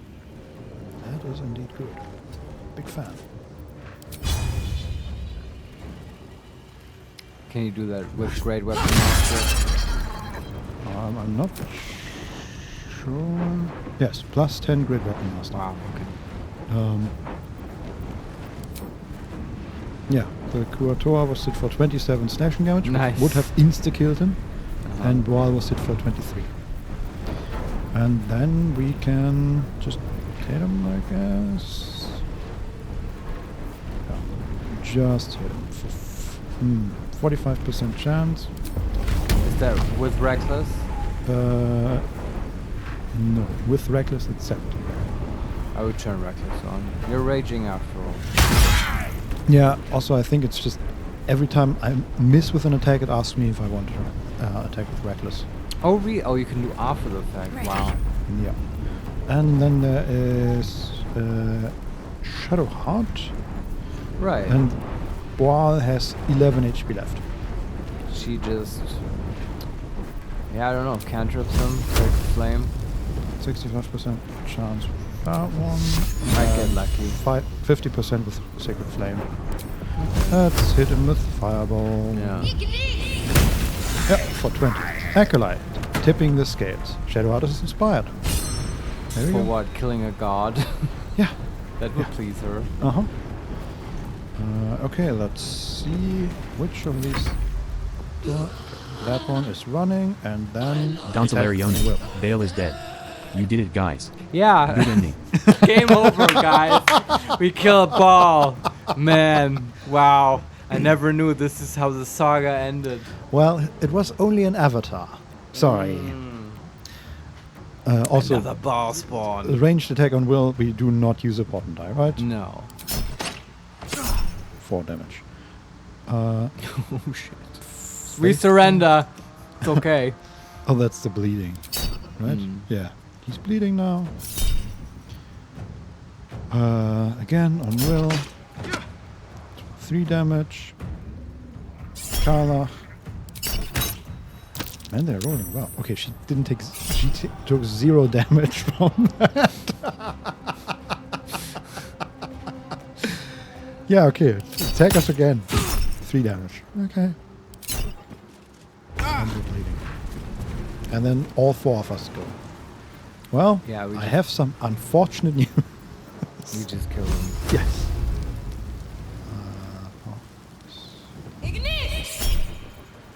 Okay, miss.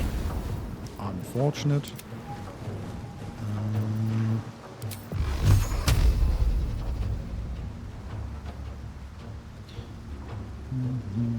Twice there. Okay, we miss. Can we maybe like we hit and they don't instead of the other way around? That would be great. Good. Can she reach them, Karlach? Karlach can reach them. Okay. Covered. Oh, she's amazing. Fast. Let's see if it actually works the way I thought. Or she just kills them. Okay. Oops, sorry. And now she can't reach the other one because it's too far. Shoot a bow. No, he's also on a platform directly above us. Oh. So he's sort of blocked. We have 2 more attacks. God damn it. Blood comes easy these days. Okay, I'm just gonna move the others At the ready. away from these guys with the bows. This is my time. Fleet of foot. Focus. Okay, and Shadowheart can...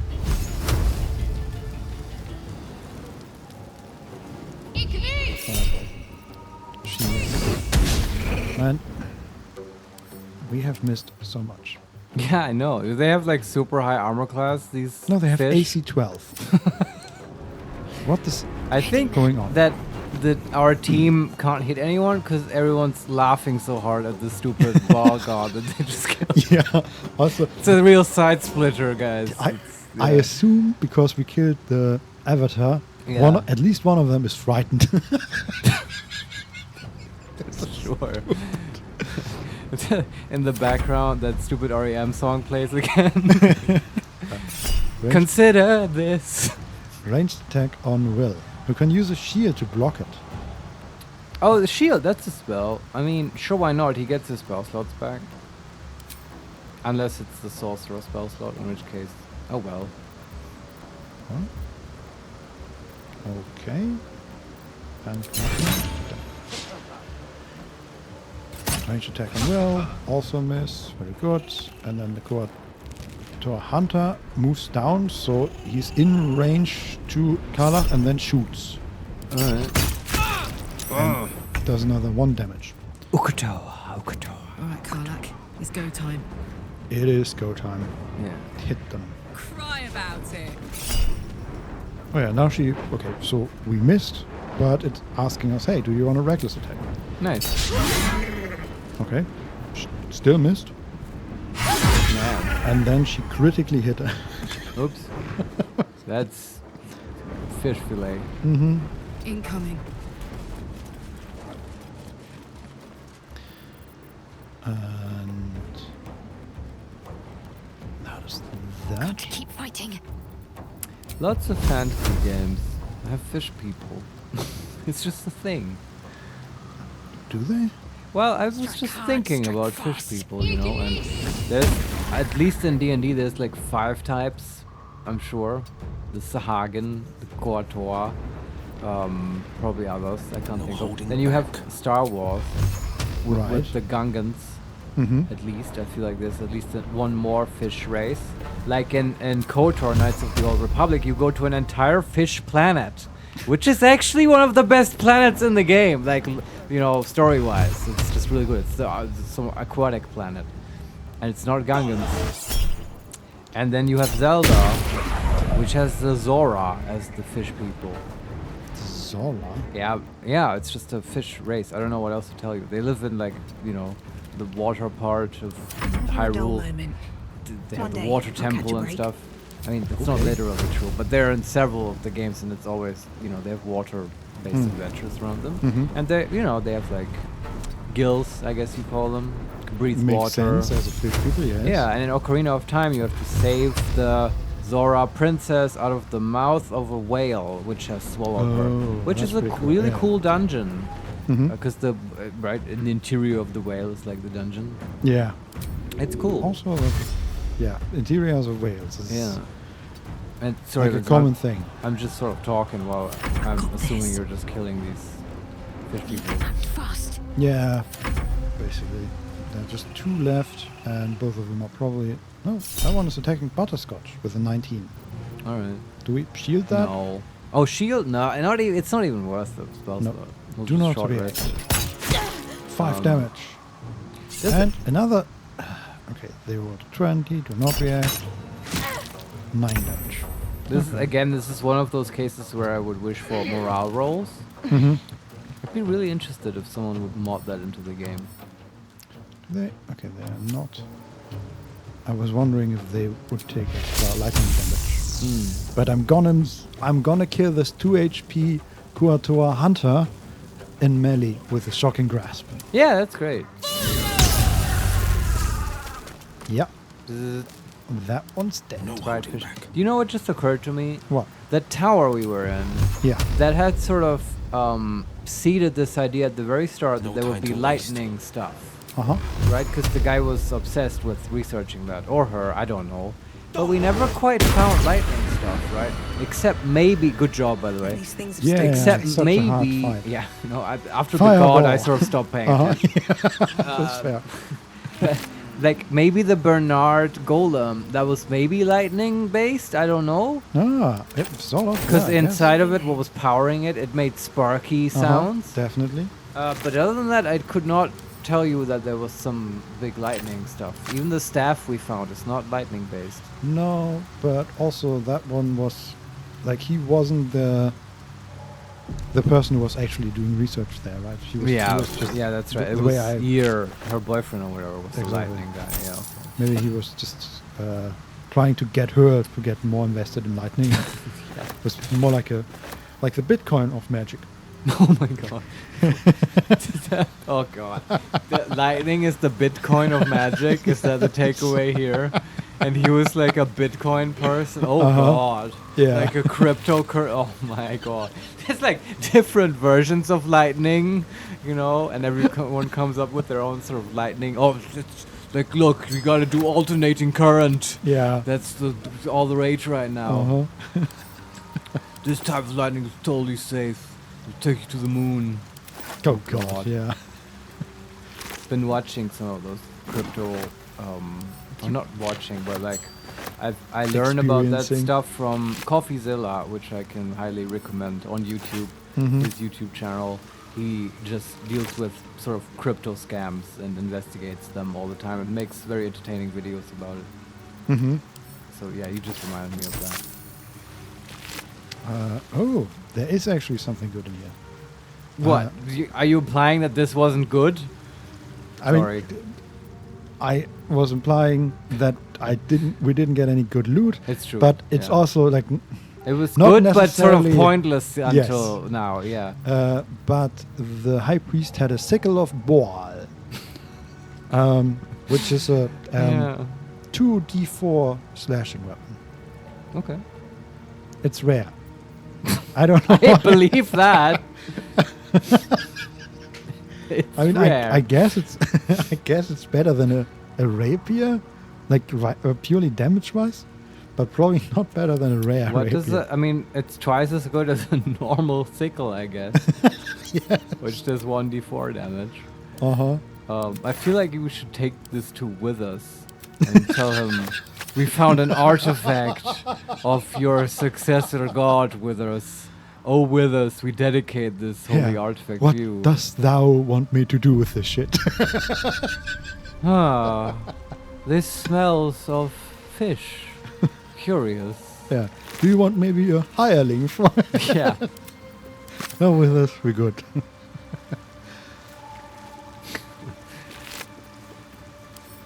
They all have like weapons basically made out of other fish and the crabs. Look, and they were stuff like even that. cannibals. It was right to genocide them. Right. Yeah. I don't know. Yes. No, don't ask questions, Vincent. Also, there's something that's heavy, but I don't know what. Or did we just loot? Oh, the supply packs. That's it. And bronze ingots. Yeah, okay. Those two. Yeah, probably if there was more point to this, you'd have to like make the checks, which we just utterly failed. Mm-hmm. Something for a different playthrough. Yeah. I wonder how that would have, like, what they would have done. Yeah, I don't know. And I feel like if they are worshipping, you know, the god of murder, maybe you still want to kill them. They're kind of not good guys. Yeah. No, and this is a good playthrough, so, you know. Yes, this is just a good playthrough. By definition, what we do is good. Exactly. Okay. Is there anything else in this cave? Just some. Okay, we have some inventory space back. That's don't think so. We have looted all of them. There's a chest to look at. Mm-hmm. Okay, now we've looted all of them. A gilded chest. 4 gold, a grease bottle, and a starfish. I will send that to camp. Yeah, checks out. That would be their most precious belongings. Yeah. Also, is there anything else back here? I don't think so. Okay, some alchemical stuff, but we don't care for the moment. Starfish are weird animals, man. Yeah. Just haven't thought about starfish in a long time. If you look at them closely, they're just... They have a mouth on the bottom, right? What? Yeah, and like miniature tentacles. Yeah, They, weird, man. That's cool. They so there's the second half of this cave is mostly water, and there's like a beach area. An Underdark beach. Yeah, and they have made an image of themselves in the sand. Oh. Like a good 4 or 5 meter long couture. Wow. They even had art. Yeah, and now we're gonna trample all over it. Yeah. Barrel. Erase all signs of culture so we can claim that they were not sentient and this was just a fishing trip. Right, yeah. There's also like a good 4 meter high stone totem or statue of a Kuator. Don't know what that's about. That might be worth a look. But there's a dirt mound, which we can dig into. Dig. And at the back of the cave, there's also like an area that is highlighted by some... Don Solarione, it is not a genocide if they weren't animals. That's right. Exactly, yes. Yeah, that's my thinking. Are we the baddies? Oh man, I feel like I have to watch those old Mitchell and Webb shows again. Yeah. Oh, okay. So there's just a bunch of... So there's a little island, and again there's sunlight highlighting a piece of it. There's just a lot of gold coins laying around. Treasure Island. Yeah, but single gold coins. Like the whole island has maybe 15. Does it leave breadcrumbs somewhere, the single coin? No, they're just... Oh, actually there's a group of 72. That's so right. Are you on this little island? Yep. Can we just dig here? In a moment, yes. There's also The Ecstasy of Murder. That's a Baal kind of book. Once Baal's favor has quickened within one of his beloved murderers, the bliss of his love is nigh indescribable. For he blesses his loyal with a new sensation, a mindless, instinctual, primal sensation that comes from within the bowels, an erotic spasm that washes over the killer in the moment of murder. It is said that in that instance, his divine essence can almost be tasted. Forsake all other hedonisms, acolytes, for nothing can compare. Until the true ecstasies of murder wash over you, initiates. This scroll contains prayer, you may say after a kill, calling for the Lord's disgrace to find its curse in your body. Yeah, this is like Dark Urge all the way, man. We take that, and I'm not saying we should, but we do murder on occasion, so maybe you might as well enjoy it. I don't know. I mean, even if you could, would you want Baal's essence in you? Yeah, probably Doesn't not. sound very wholesome. No, and I think that's it for this cave. Can you honestly. dig on the island? Oh, there's a heavy chest on the back of it, in the water. Okay. With an onyx and 120. Okay. Yeah, we can dig on the island. Just a little bit in random places. Just a little digging. Oh, where's our shovel? There's our shovel. Nothing. Okay. Probably nothing. Mm-hmm. I mean, it feels like there should be something. Yeah, right. It's an island, in a little lake. No use digging here.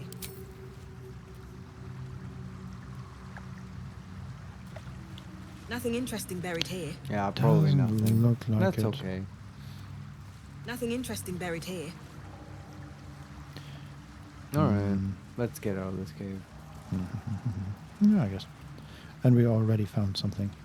We're going to try digging in this All right, drawing of theirs. Sure. Yeah. Nothing. Nothing. Nothing. Nothing. That might be worth a look. What's that? Oh, there's a message in a bottle. Oh, that's cool. How can Cursed we to put reach my that? hands on everything.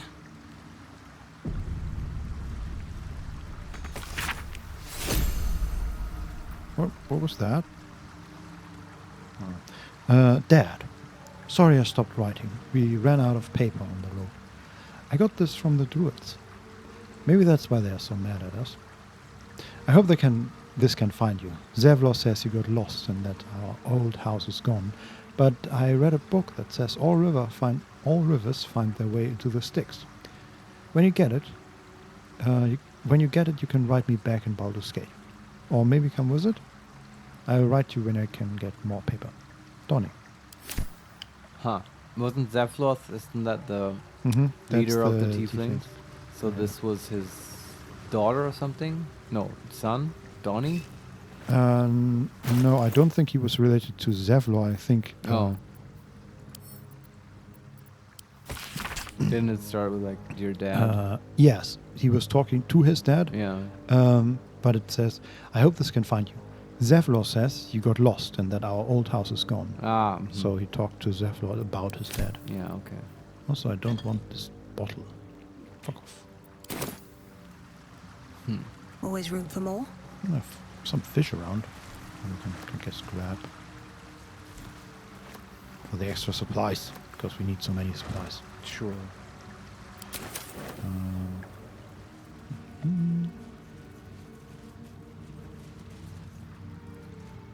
Can we get up there?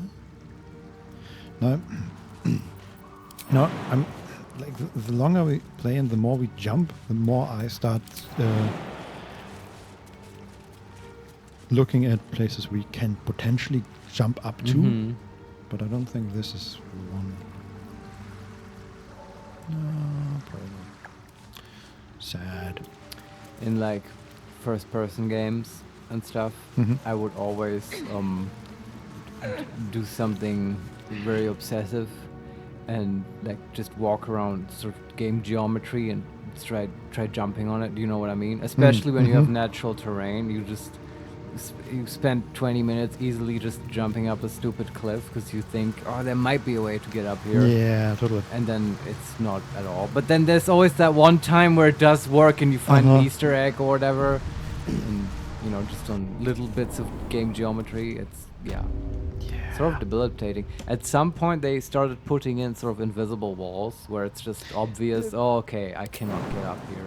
Yeah, But sort of, it was a help for me because then I stopped trying. I remember in World of Warcraft there was a huge thing where you could just, like, if you were in Stormwind, for example, you could not get into the bank. Like, you could get to the civilian part of the bank, basically, but not to the tellers part of the bank. What's the story? Jump, girl. Very good. But if you started from the other side of the wall, and then jumped basically on the side of the mountain, because the mountain was like a 90-degree angle, but if you jump very precisely, you could get up and then onto the wall, and from there onto the building of the bank, and then behind the bank, then you could get into the teller area. And I love that stuff. There was nothing there really, but it's just... It's fun. No one else can get there. And the people from the other side could see you in there. Yeah. And would like wonder, oh, how did you get there? How would you get out? Just teleport? Yeah. Yeah, okay. That's super cool though. I love that stuff in games. Like, especially MMOs, like exploring and stuff. It's very cool. There's a spider web here. And a shrine behind. Where are we actually? So you climb back up out of the chasm? Yes, we are back up. We are now finishing this area, I think. There is... Okay, it's automatically saving, which makes me nervous. Oh, there's a second path up here. Okay. So in front of us... Okay, all's well that ends. Not as bad as it could have. Directly in front of us is just a spider web.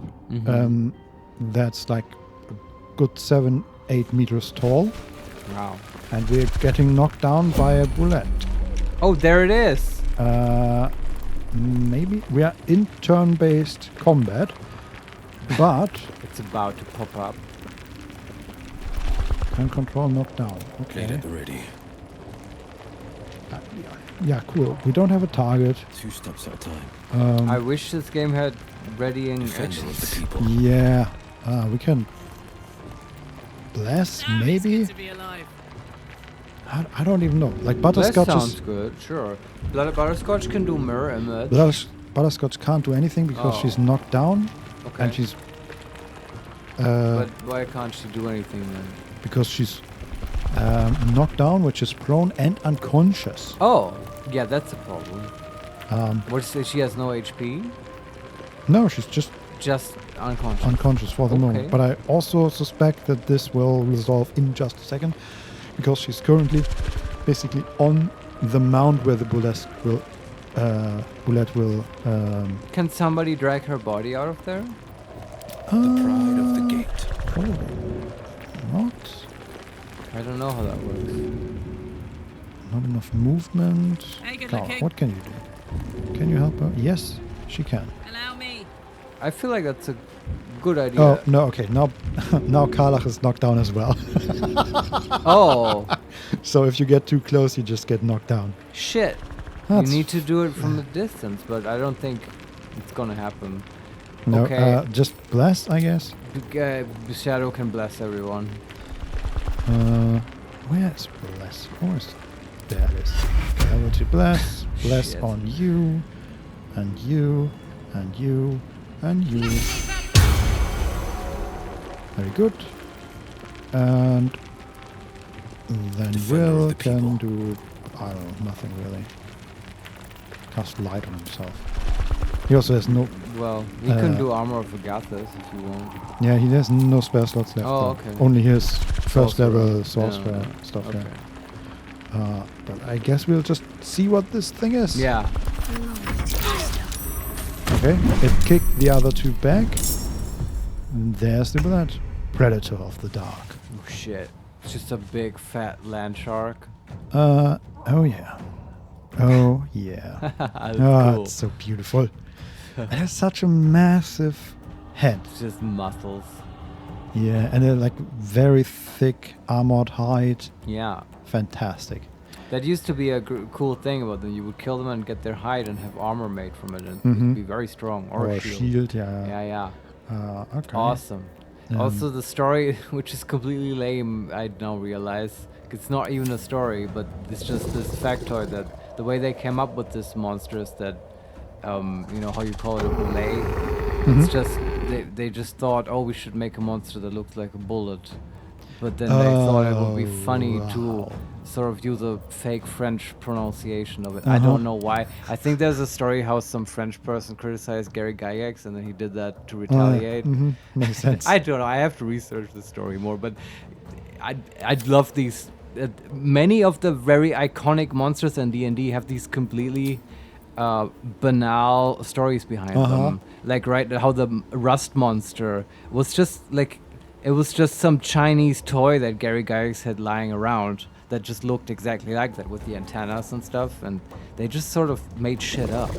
Or like the owlbear was also just a Chinese toy. Yeah. From like a throwaway pack of like, oh, he's 100 random Chinese toys. That's how it works. Yeah, and then you get, you know, stuff like the Beholder and so on. And the Boule. So what's a Boule, Vincent? What level is it? What HP? A level 5 Boule, a monstrosity, AC 17, 160 HP. Has 2 int and 5 charisma, 10 wisdom, a lot of con, lot of strength, as you would expect. It has resistance against normal attacks, and resistance against normal and magical attacks with acid. Okay. It also has dark vision and opportunity attacks, but also territorial. The bullet will attack other monstrosities before going after smaller prey. And I was wondering, because it's standing directly in front of a spider web, can we somehow, like, get a spider involved? But spiders aren't necessarily monstrosities. No, but... Depends on the spider. Yeah. I mean, if this is a giant spider, and I suspect it will be... I don't know if that's a monstrosity. Me neither, but it's just like... I feel like... the bullet has that ability, and there's a spider web next to it. Yeah, like I know, but I feel like it would only make things worse for us, because right now, it's honestly not that impressive. I might miss something, but it's just level 5. It's like a baby bullet. We can just kick it to death. Okay. How do we do that? Well, just beat on it. I mean, okay, are Karlach and Butterscotch awake again? What happened to them? They were knocked back, and now they're up again. They took like 3 and 5 damage, not that much. I mean, I don't know yet what its offensive capabilities are, but... Me neither. Like, Karlach just rages and attacks it, and everyone else just shoots at it. Okay. So at the moment, it's Will's and Butterscotch's turn. Butterscotch can throw a fireball or firebolt. Well, actually, I really like that Ray of Frost. Yeah, actually, that's cool. I have to correct myself. Reduces the target's movement speed by 10 feet. So it is like in the PHP, yeah. Okay. Can we finally see the movement speed? No. We know that it weighs 1,200 pounds. It says that? That's 600 kilos. Yeah. Holy shit. Uh-huh. I guess Karlach cannot throw it. We also have to be mindful of that enormous hole behind us. Do not want to get knocked into Absolutely, that's a very good point. And forever dauntless. Yes, okay, you are sort of okay there, I hope. Do we want Will to cast anything? Eldritch Blast. Okay. Does he have the passive active? Yes, he has.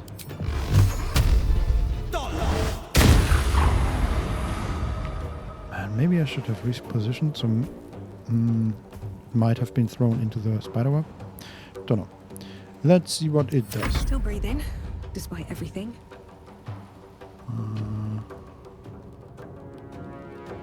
Butterscotch is just... It's just like there's not that much space and a lot of very dangerous ledges. Yeah. So let's hope. That's probably how they designed this. Deadly leap.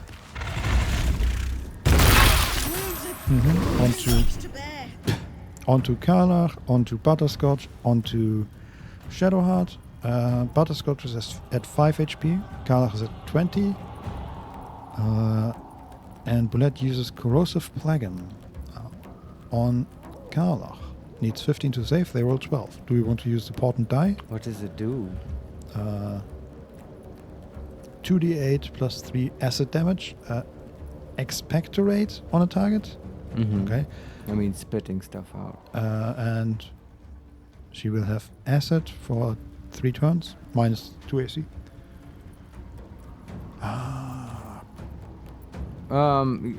Did we? No, we couldn't rage with her yet, right? No, she's at the end of the turn. Yeah, I'm okay with having her save. With using the portent die? Yeah, sure. Okay. Oh, and it's hit Will as well. Okay, and now it's Shadowheart's turn and Kala's turn. Shadowheart can... She has everyone blessed or not? I believe not. Didn't do that. Yeah, she failed a concentration saving throw for it. Oh god. Okay. She might do the AoE heal. I don't know. Why couldn't we use the 20 for that? Good question. I would have totally done it. Yeah. We didn't get asked. That's why. Mm-hmm. AoE heal might be more relevant. I don't know. Yeah, I agree. Yeah. That's the channel divinity. Great stuff. Okay, we are in melee range with the thing anyway. Heals for everybody. Yeah. Okay, and then you can rage.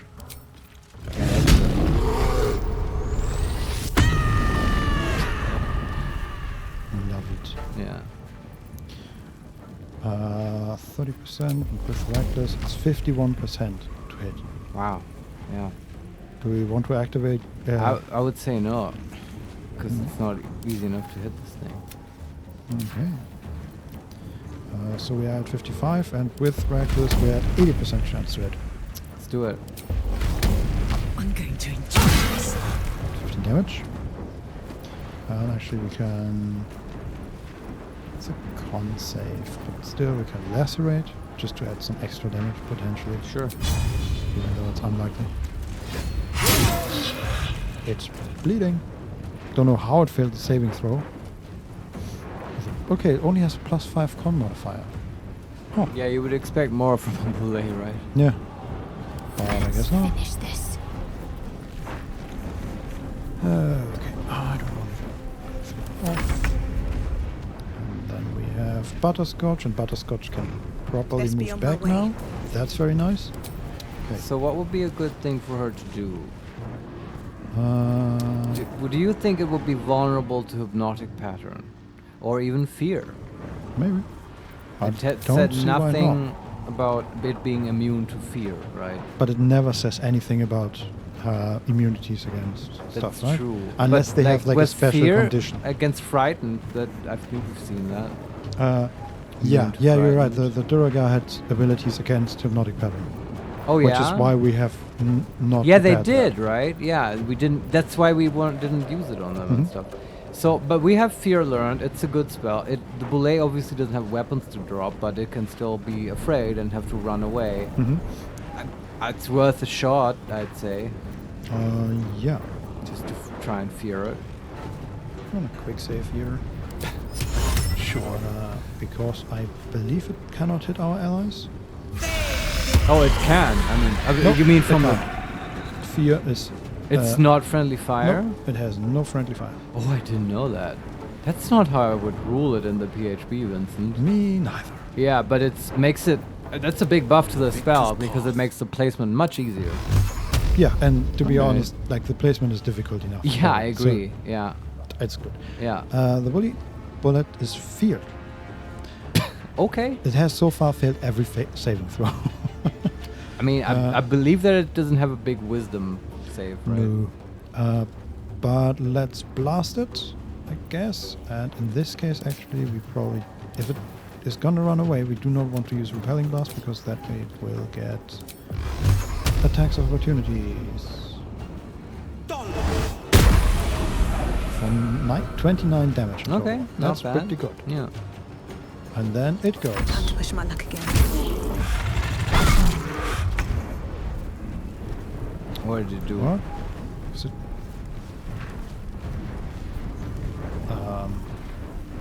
Oh, it took 1 slashing damage from running the away. bleeding. Oh, okay. And then Shadowheart hit it for 10 bludgeoning. Okay. And now Karlach and Shadowheart are... And now it's actually just running away. Yeah. The place for a fail. Oh god. Yeah. Yeah. Strong spells, those control spells. Blood-curdling emissions. What are blood-curdling emissions? Didn't she get that debuff from the bullet? Who are you reading this on? That's Karlach gets a bonus through blood-curdling emissions when she attacks the belay. From what? What is that? I don't know. From lacerate, maybe? Maybe. I'm just looking at her equipment.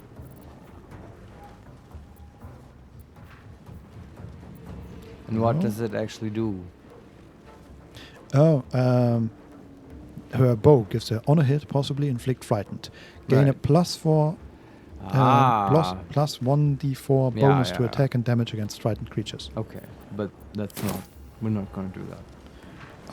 Well, even if we melee attack, it says that it gives us that. Just because we have the bow equipped? I guess we can look at that if it's actually happening like it. That would be sort of cool, but yes. yeah, also I wouldn't rule it like that at the table. No. Also,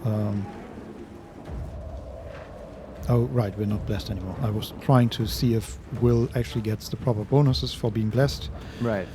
Is it Shadowheart's turn? Shadowheart's and Karlach's. Okay, you can start with Shadowheart and have her bless everyone, right? Do you think that's still necessary? Like this How much HP does it have left? 60. Yeah, okay. Maybe not. I don't know.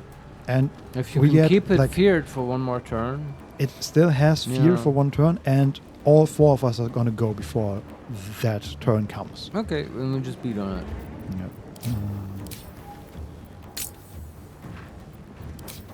Do we get bonuses for... Okay, now we can, with the blood-curdling emission, even with Great Weapon Master, we have a 64% chance go to for it. Now it's the time. Take number 1 hits. Take number 2 is a How critical. Damage. For a total of... The first one is 22 and the second is 34. Okay. So a total of 65 damage. Yeah, pretty good. 56. Numbers. What should I do?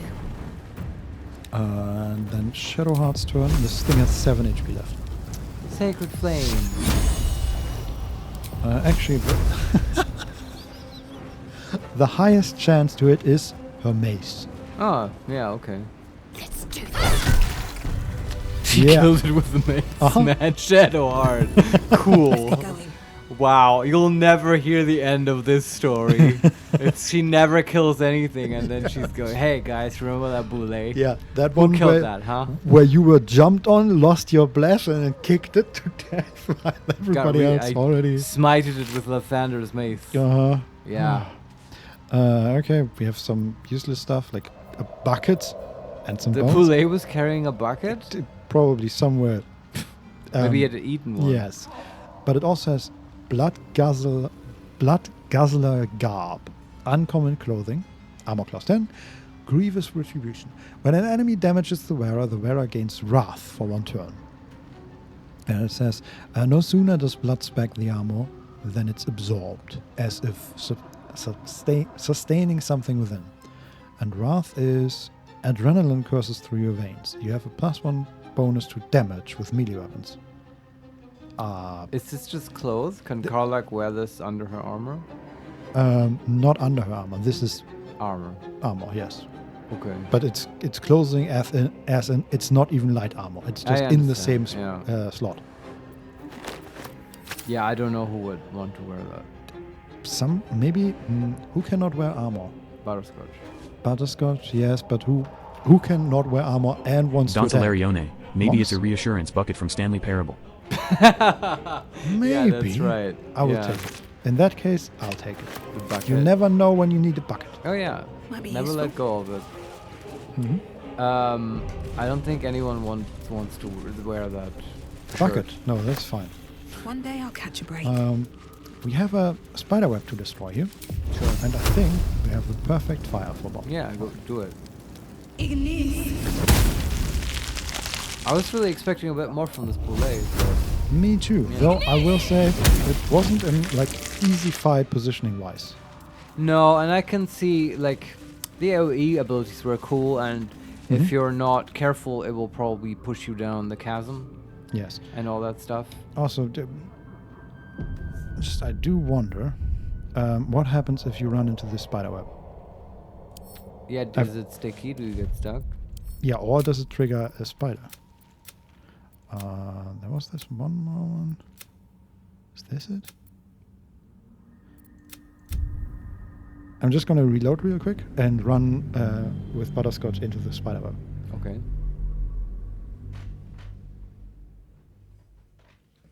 Because that would be cool.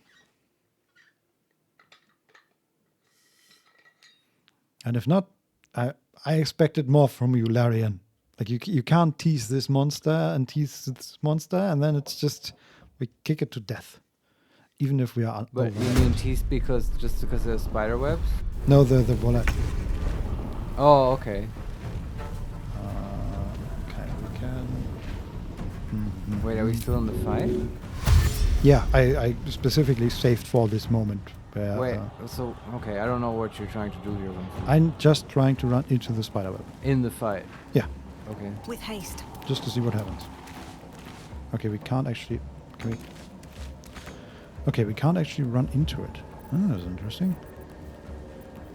Never mind then. Maybe if we kick the bullet into it, but I'm not gonna try that. Never mind. You were hoping for the whole monstrosity battle? Yeah. I still don't know if a spider is a monstrosity, though. But I feel like there must it's be such an obvious setup. Yeah, okay. Unless spiders are not monstrosities. I'm not seeing the environment. I don't know how, maybe it's visually framed in a way This where is the spider webs are really the bullet appears suggestive. Immediately behind us is a giant spider web. Yeah. And it has the territorial buff. You can't make this more obvious. Yeah, I see what you mean.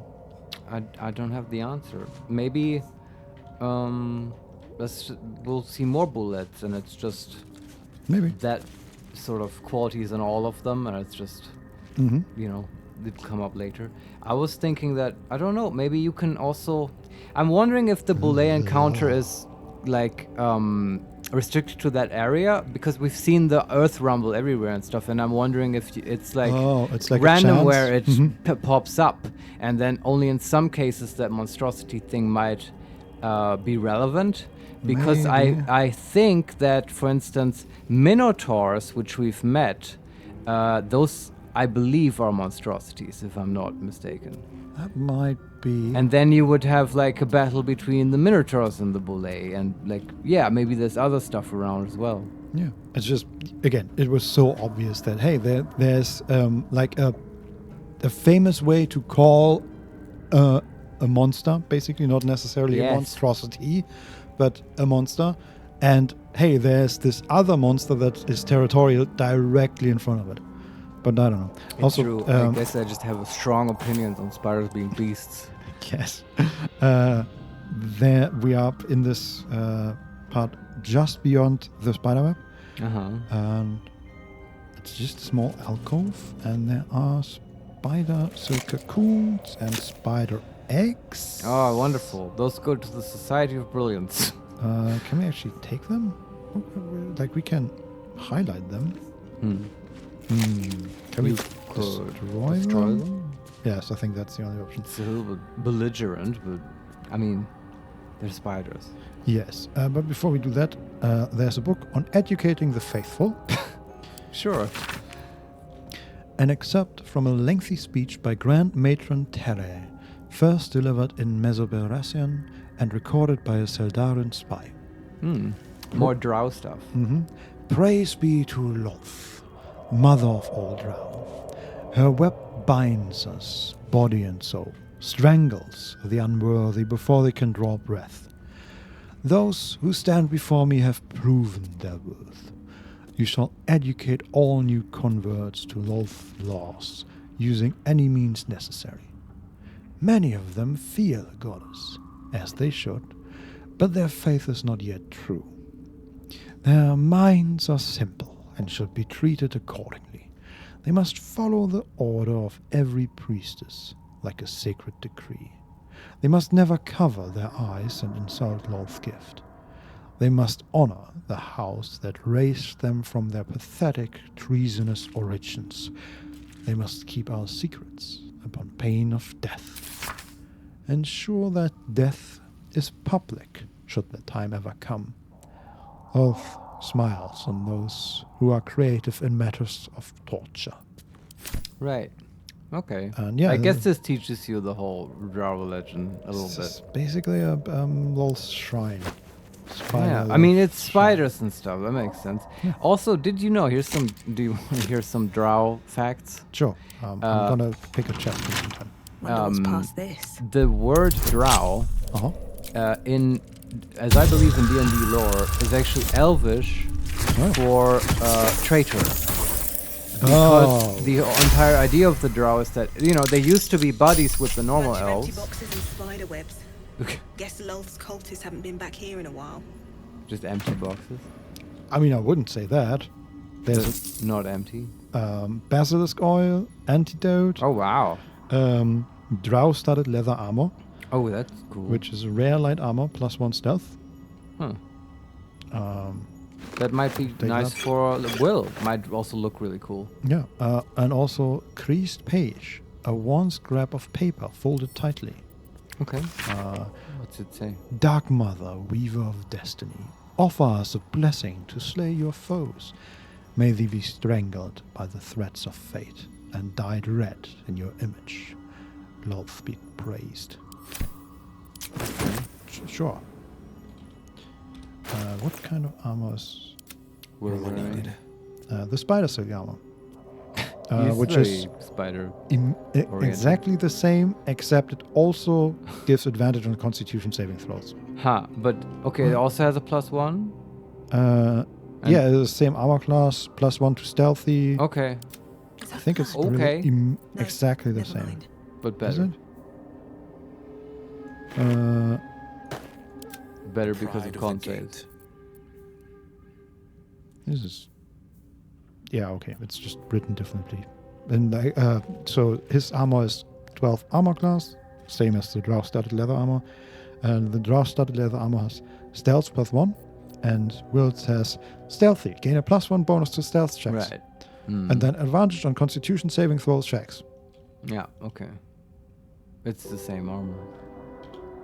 Yeah, it's just better. And his looks really cool still with the giant pauldrons, or what do you call them? The shoulder thing. Yeah. Yeah. All right. Need to find a way and forward. let's see if we can destroy some eggs. Sure. Still waiting for. That might summon the mother. Mm-hmm.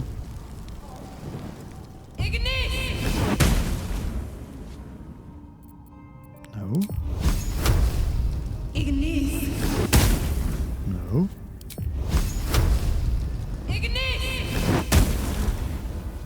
No. No. Okay. Okay, there's one left. No. I guess we tried everything. We did. Okay, and then we can move up a little further and move further southeast. Wish I had a bag of holding. And I think that's like the last area in this part of the cave, and then we only have the... I was gonna say, with the boulet gone, that was sort of the highlight for me. Mm-hmm. And I would like to go and hand in some of the quests. I think this is just an exit. Where does that lead? Actually, is it? Or is it just the... No, it's... Okay, yeah, okay, these are noxious fumes. Be wary. This place is trapped. Uh-huh.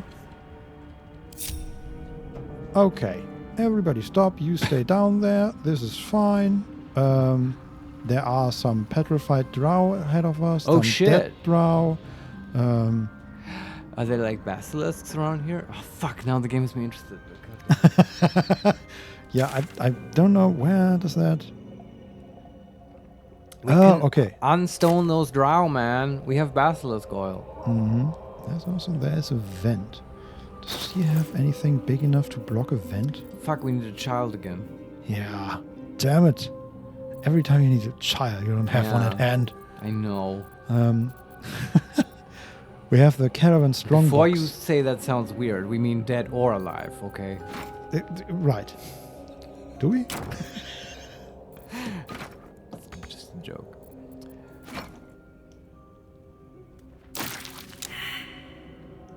Very good. Covered the wind?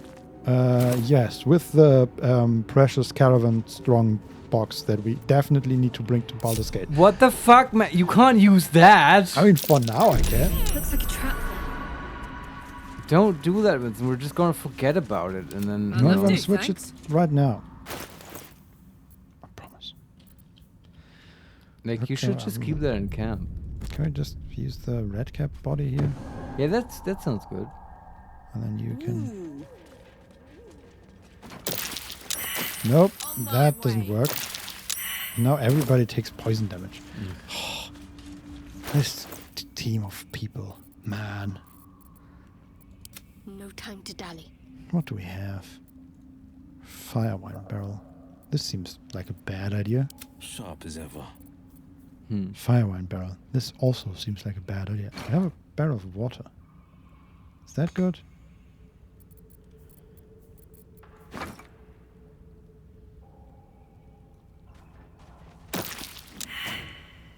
Okay, we took like 20 poison damage, but it's done.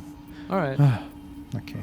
You could take a short rest. No one back home would ever believe this. You would get spell slots back. I'm not against it. Also, we should rest more in general. That took the edge off. Yeah. Okay. Shadowheart gets healed when she heals herself because of her light. Okay. Whatever, girl. Very good. There was something about this backpack being trapped, so I'm gonna save right now. Oh yeah. And interact with it. Huh. There's a silver necklace and a hand crossbow in there.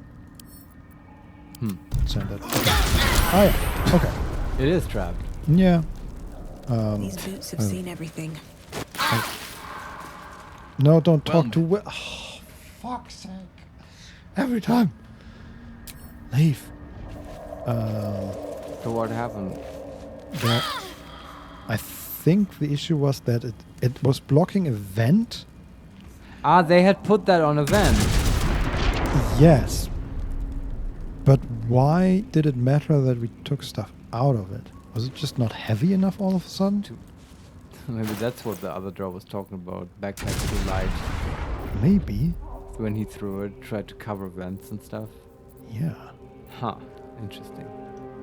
Okay, now we have the typical issue of... Do you like want to reload? Yeah, it's just like dealing with a vent that is continuously exploding is sort of shitty. And there's nothing interesting in that backpack. We can just ignore it. But the necklace. Yeah, but was that magical? No, it's just, just leave worth it. a little bit gold. And so far we had no issue with gold. No, we haven't had a trader in ages. And we have like 1 million golden actual items. Like if we ever need gold, we're just gonna take our entire camp and go to a trader and say, here, take it, to give us like all the gold you have. Yeah, at some point maybe we'll do that. Yeah. But I was interested in the drow statues that are here. Mm-hmm. They look like petrified drow. Oh yeah, 100%. Should mind my step. Let's try and use some basilisk oil on them. Some drow poison on this skeleton. Can we get... Be wary. Yes, This place there's is a trapped. vent. Very good. We can move around that though. Oh wait. There's a... Yeah.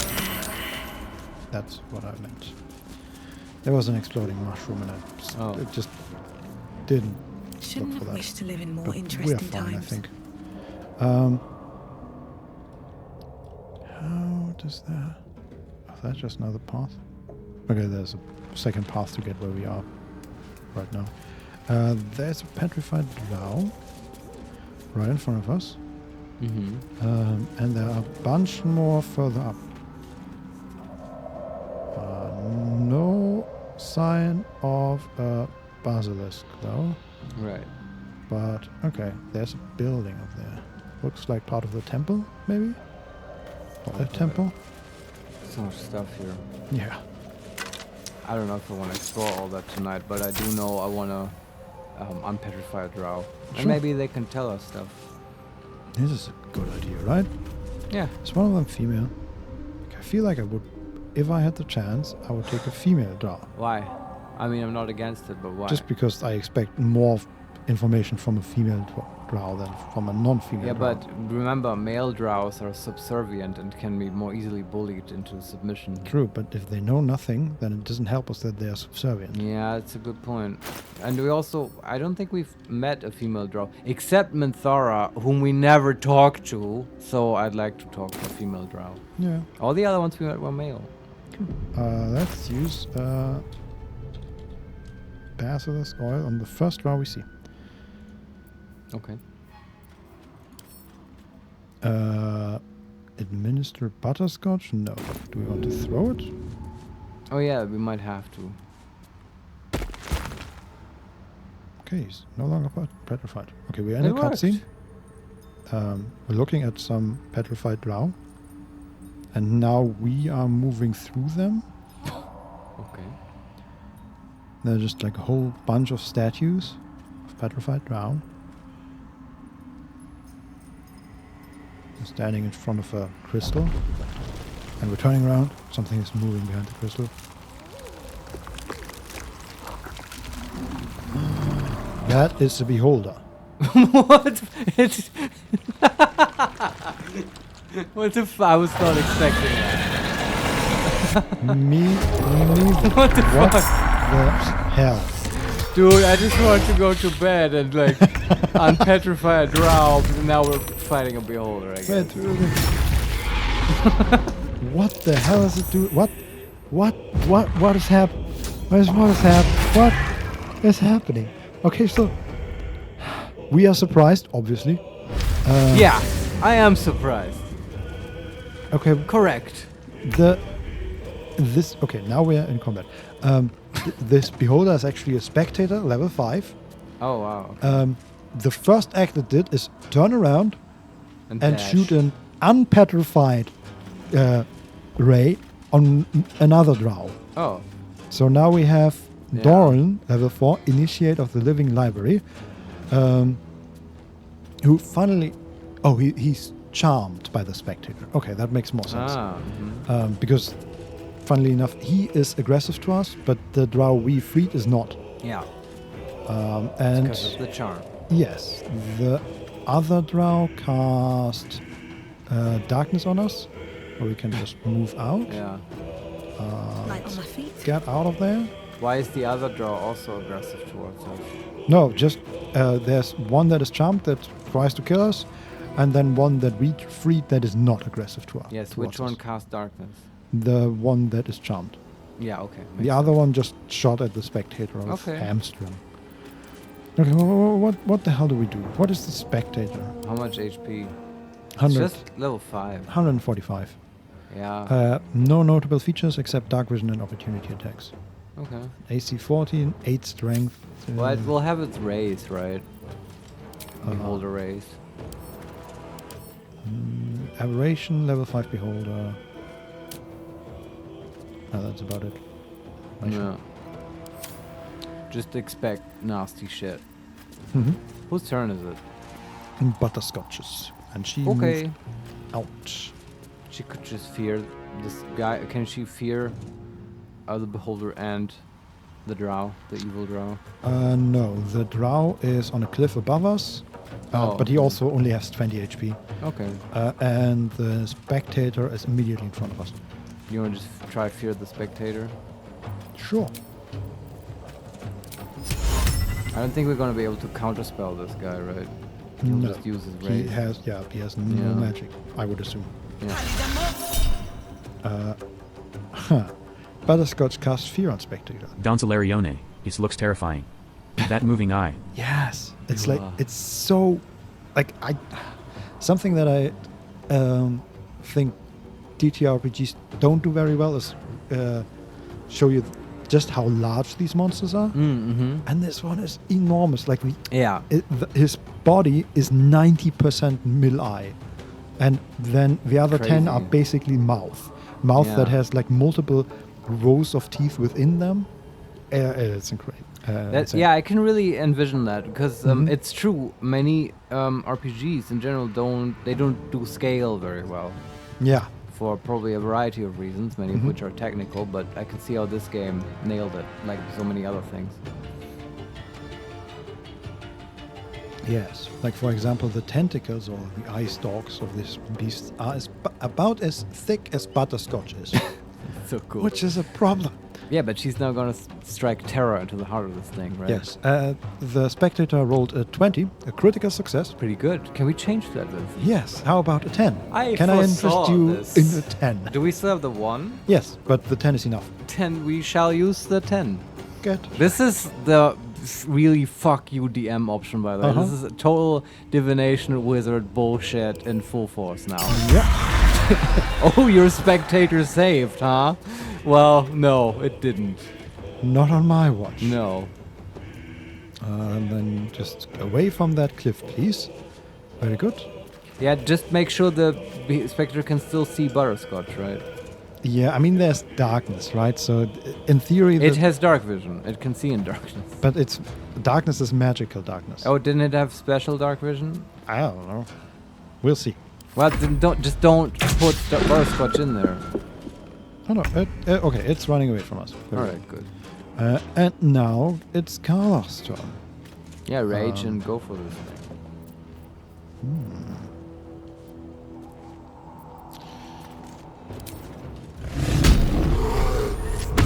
We only have one rage left now. Yeah, but I mean, it's a beholder. I expect shenanigans. But in general, I feel like we're kind of over level for this area. 55% with Great Weapon Master. And with the reckless attack, 80% even with the Great Weapon Master. Yeah, let's do it. Say bye-bye. Exactly. Okay, she missed. That's fine. Huh. So we can do better than that. We can also do the Colossal Onslaught, because she gets it back in a short rest, right? Sure, why not? What did she hit? She hit something for 13. Oh, there's a glowing gem below the spectator. Yeah, I don't know what that does. It's just the light source. Oh, okay. But she also hit the spectator for 24. Good. And then we have our favorite... Bless everyone. Cleric. She can't actually bless Will because he's trapped in the darkness. Oh. She can bless everybody else. Is it his turn? When is his turn? No, he's after the... So why can't she bless him? Does she need to see him to bless him? I think so.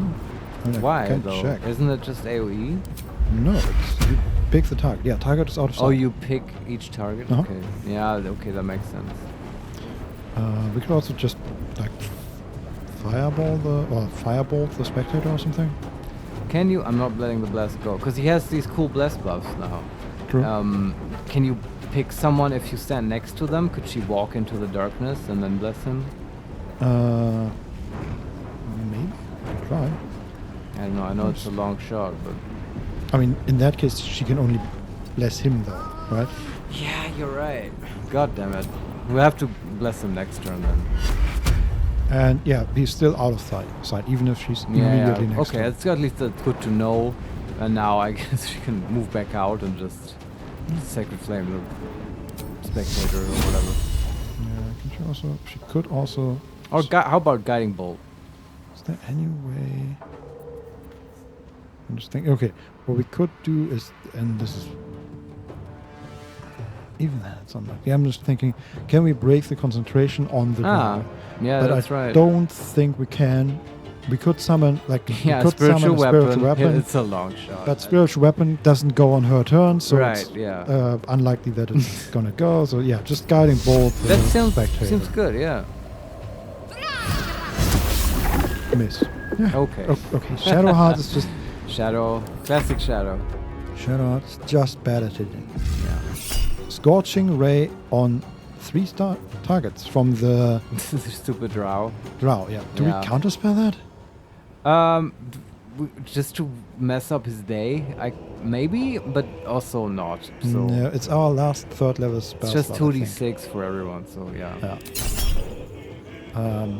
Cast Scorching Ray on Butterscotch. They need 70 to hit. They rolled 18. We can shield that. That's fine. It's a level 1 spell. Yeah. That's great. Critical hit. We could turn that into a 1. On whom? Butterscotch still. Oh, still. Jesus Christ. I kind of feel okay with making that, but it's still just 46. Yeah, and she has full HP right now. Yeah, just tank it. Eat it. But that drow is bullshit up there. 3rd attack also hits. Yeah, this guy needs to die. Yeah. Sorry. I know he's charmed. Okay, she's down to 13 HP. Yeah, tough hit. Mm-hmm. The only problem with this is concentration, but I guess she made it. Is she concentrating? Fear. Failed to concentrate. Okay, spectator lost condition fearful. No, god damn it. That's stupid. Yep. Okay. It's Will's turn. He can bless.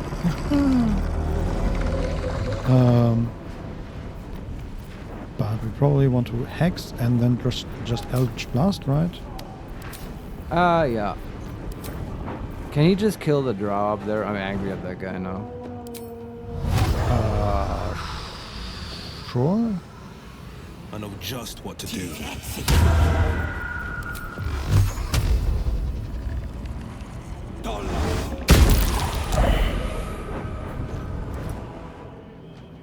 Okay. Hey, and in the future we can talk to that corpse. Sure. Yeah, and yes, nice. Okay, good. Okay, Mr. Spectator. Oh, it's Butterscotch's turn first. Does she just fear again? Fear him again, and we use the 1 on that if he succeeds. Easy. Done. Sphere.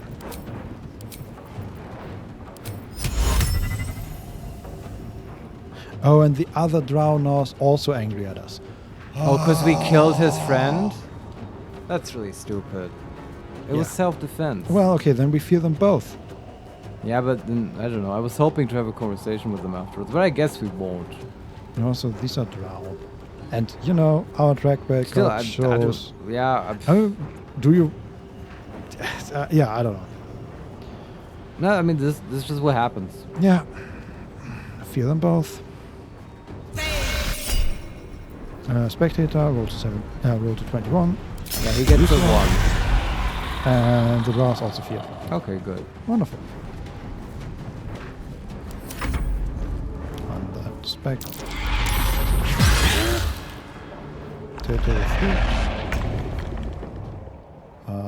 Failed a saving throw. Why does he get a saving throw? Can he because not see butter? I guess that cloud shields him? I don't know. It's wild. I don't know. Let's hit him and kill him, hopefully. Yeah. Reckless should have... Actually, we want to bless first, right? Do we even want to bless? 90 HP on the spectator still? Probably. Yeah, do it. That also means no more failing concentration checks. Yes. Or at least less. Colors, Butterscotch, everybody. Very good. And then we could put a healing word on Butterscotch. Sure. She's at 13 HP. Yeah, go for it. Take 2. Very good. 11 HP. And she healed herself. Yeah. Very Love efficient. On the victor's path. Okay, you... Next. Is the blast off? Yes, it is. Very good. So, you can just blast the spectator. With a critical hit. So, a total of 34 damage. Okay. Very good. Yes. And now she goes. Mm-hmm. Okay, good. Maybe can you just... Watch Oh, this. yeah, I guess. That's one. That's two. I wish we had a bonus attack. No, we don't. Actually, we have a pommel strike.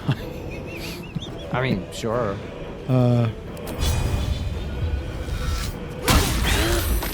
That killed it. Seriously? Why does it? Why is the fight still going on then? Because of the... Oh, the stupid drow. Oh, and because the spectator is not killed, but knocked out. Because it's pommel strike. Well, we can still kill it. Yeah. Why did this deal so much damage? Okay, it's rolled 1d4 bludgeoning, plus 1d4 bludgeoning for blood curling emissions from the bow, plus 10 from Great Weapon Master, plus 2 from Bestial Heart Bear Rage bonuses. Hold So on, that's bullshit again. The plus 10 Great Weapon Master applies on the pommel strike? Yeah. That's okay, that's a bit. So in total, the pommel strike did 17 damage. Yeah, Larian, that's a bit. I don't know. You're making it really hard for me to play this game in a remotely fair manner. And this knocked out spectator looks like a big puppy, honestly. Like He just has his eyes closed. No, his eye is open and sort of looking at us, and the mouth is hanging open, and the tongue is out, and it's just yeah, basically. Like he ate some mushrooms. This is my time. Okay. I forever power. Yes. Butterscotch and this drow's life. Because I guess he's mad now. I mean, we wasted basilisk oil on him.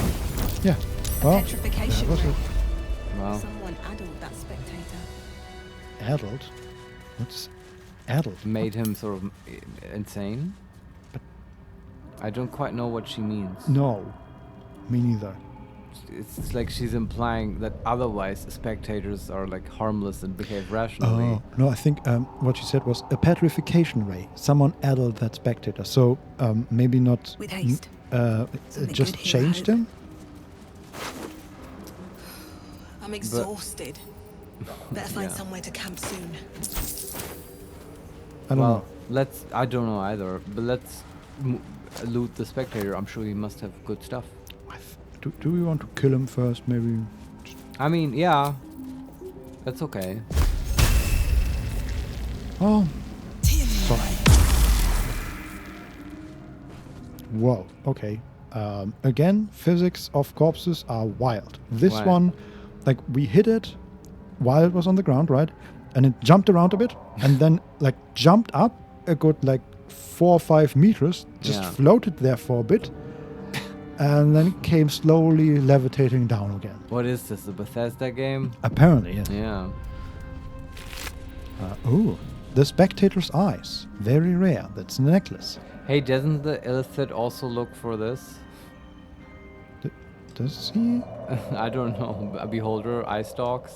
I feel like that's a thing, but I might be wrong. No, that was the Gith were eating them. Oh, okay. As a delicacy. All right. Yeah, but with this necklace, you get Ray of Fear, level 3 necromancy spell, and Wounding Ray, level 3 necromancy spell. And it reads, spectators are hideous aberrations that float above the ground, fiercely staring around, and shooting beams at anything they don't appreciate. That sounds like Volo wrote that. Yes. What does so it can cast fear, I guess. That's great. I wonder what the DC is, if that's, baked into the item or no idea. Your spell DC. And what was the other spell on there? I didn't know that. Wounding Ray. What does that do? Probably just damage. Examine. Ray of Fear is frightens your target for 2 turns, range 60 feet, wisdom save, always prepared, long rest.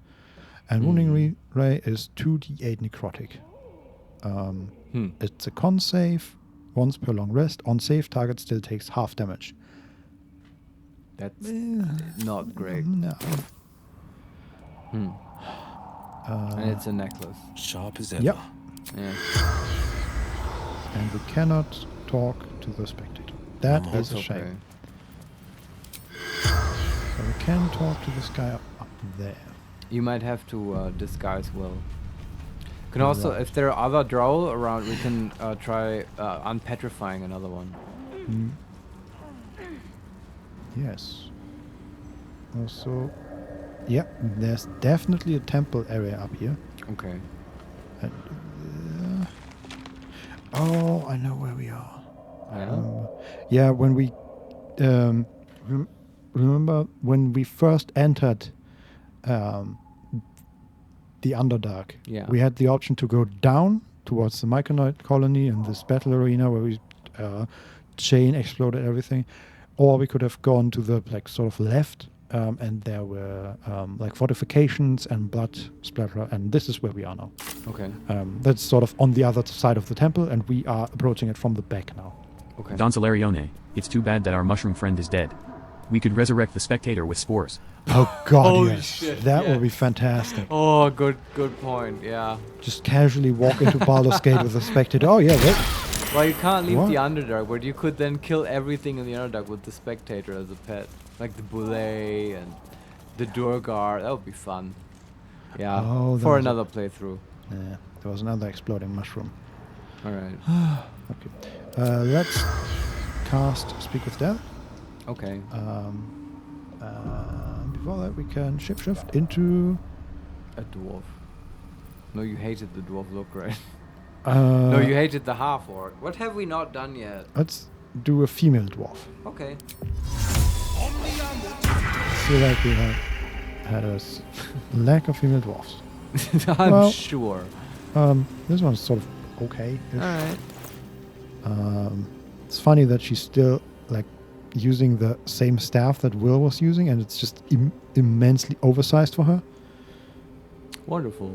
But apart from that, no, it's fine. It's fine. Talk to Drow. Adoring.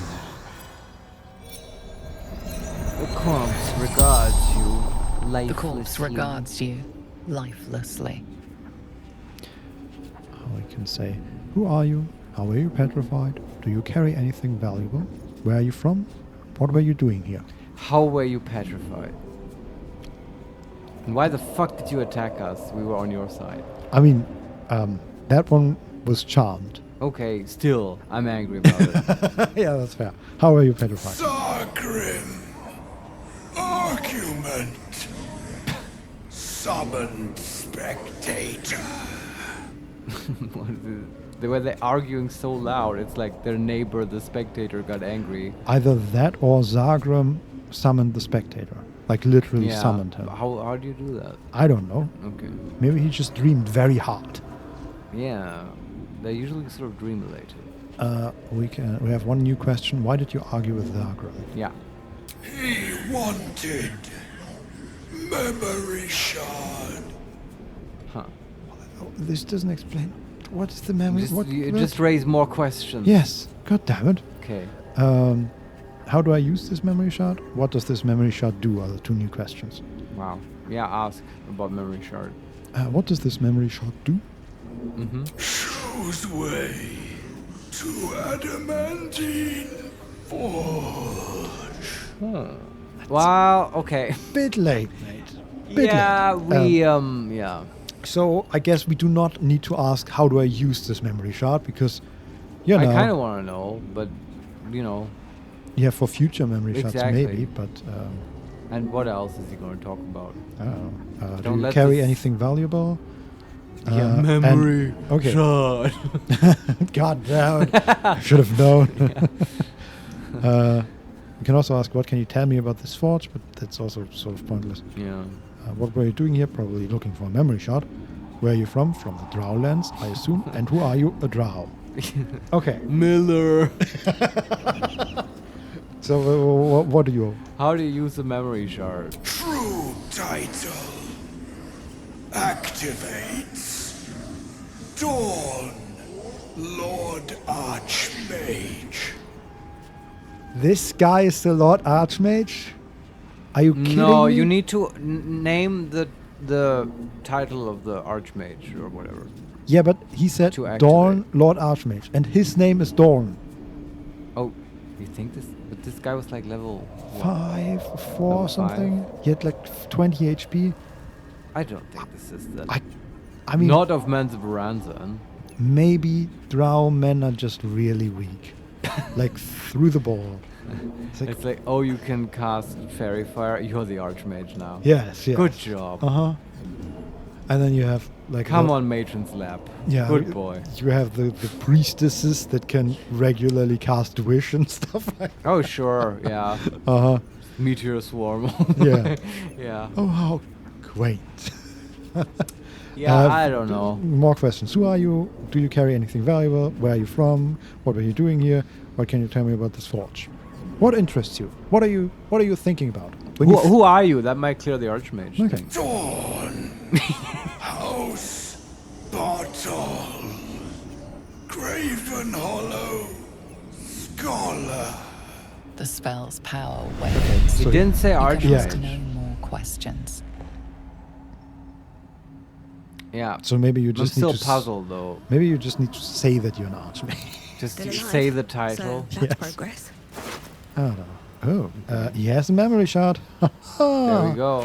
Unbelievable. And a supply pack, which we sent to his camp, and then... Okay, can you interact with the memory shard? I know this is stupid, but because we already know the forge. He also has personal feelings, some gold, a bunch of stuff to sell.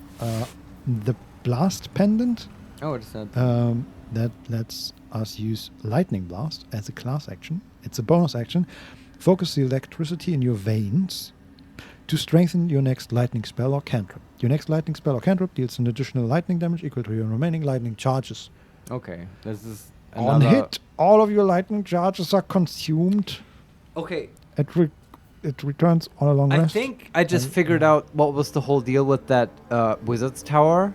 And like her Eleanor's boyfriend, like being into lightning and stuff. I think the game wants to imply that, hey, the reason you're finding all this fucking lightning equipment in this area is that there was a wizard just around here obsessed with lightning gear and creating it. Yeah, and right, that makes sense. I actually love that because I love it. Yeah, because they just put all this. They were mechanically interested in putting all this lightning stuff in, I guess, and then someone on their team must have said, hey guys, like, but why is that here though? And then they came up with a fictional reason. That makes a lot of sense. I love that. That actually redeems all this lightning crap, which I'm not super interested in. Don't care for it still, but yeah, I'm not interested in mechanically. I mean, story-wise, sure. Yeah, now I don't mind it being here. Now it's just kind of funny. Oh, this is one of Year's pieces. Okay. I can see why she, dumped him or whatever. And also he has Icy Health, the ice-cold handle of what must have once been a staff. A single screw sticks out from the top. So I assume if we find the other half, we can actually make a staff. Yeah, that is a fair assumption. Okay, there are like more drows here that are petrified. Yeah, should we unfreeze another one? And that would be our last basilisk oil, and I don't want to waste it on some drow, honestly. I don't feel like we get anything more from them.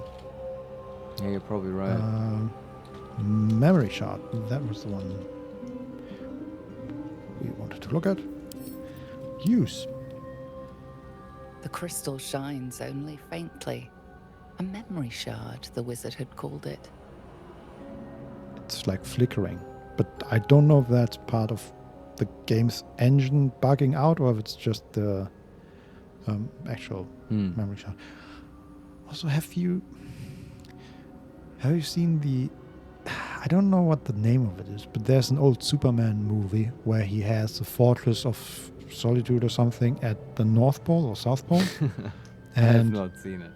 Yeah, it's like from the 90s or even earlier than that. A Superman movie? Yes. Okay, I have not seen it. And in that, it's like he is the only Kryptonian on Earth. And he has this crystal, I believe. Of kryptonite? No, it's just like ice crystal or something like that. And he... flies with it to the North Pole and then throws it somewhere, and where it was thrown there, it just creates by itself this ice palace, and in this ice palace is a room where he can look at memories, and the way he does that is by slotting in other crystals. And this reminds me totally of stuff. But Fuck. What kind of Superman movie was that? I don't know, 90s movie. That sounds wild. Yeah. It's kind of cool. Yeah, I mean, the technique was pretty interesting. Yeah. Um, It's like Mordecai's Mansion.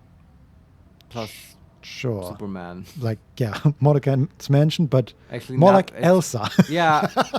And like Ice Age. And here, random other associations. I think it's time for us to call it a day slowly. I think this Beholder might have been the last thing for today. Yes, but we have to finish this talk with the crystal. Yeah, that's okay.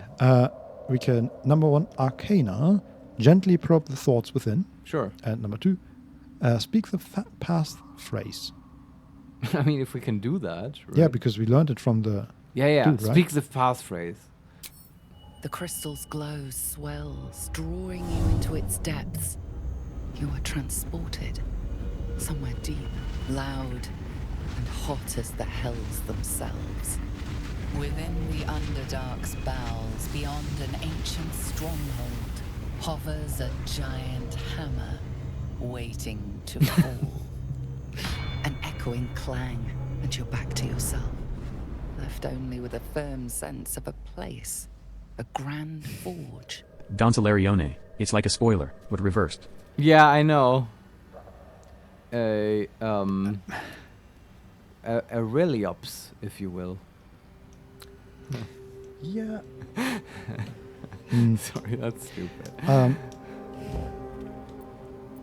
It's wild that they think, like, all we saw was a picture of the forge. Yeah. And they took that as, okay, this memory crystal will tell us where the forge is. No, like, if you have a picture of the thing, it doesn't tell you anything about where the location is. It's just... Maybe it now marks it on your map or something when you go to Grimforge. Maybe. And also, yeah, it doesn't tell you the way, but for, if you're a player and you go here first, it like seeds it, and it's like, oh wow, there's something there to discover. This must be immense and cool. That's true, yeah. Also, it fucking really makes you look at that giant hammer, so you maybe use that against that 400 HP why would Colossus. you? Right? Why would you? Yeah, you don't need to if you have Tavern Brawler, but for those who do not, like we are now. Yeah, well, honestly, we could still probably just fear that guy and then just beat on him for an hour or two. Yeah, anyway. He had 850 HP. He had 800? Okay, yeah. Yeah, you know how long that would take. Yeah, but I mean, look, with Great Weapon Master, we still do a lot of damage. It's still sort of crazy. Yeah. You just use Pummel Strike every turn. Yeah. Also, resistance against anything that isn't bludgeoning, which... She can have a hammer. That can work. Sure. You haste her. You have that. And then... Kana, go get him! Go crazy. Yeah. Okay. Do we leave it at that? I think there's nothing else here right now to loot, right? No. I mean, there's more to explore, but that's always the case. Yes. And I think tomorrow, we'll see what we do tomorrow, but at the very least, we'll start with probably handing in those quests. With the Illithid and the Gnome Lady. Stuff I've been talking about for hours. And finishing this. Well, we'll see. Yeah, we'll see. We'll have to talk about what we want to do next. Yeah. But this was fun. Like, I have to say, I think for some reason I like the Wizard's Tower a little bit more than the rest of Grimforge. Although the end of Grimforge was super cool. But overall, the entire Grimforge experience was so far, like, I said this before, still very high level as far as RPGs go, quality-wise, but not my favorite part of the game so far, I have to say. And I don't completely know why. I mean, just because, like, everything was very grim.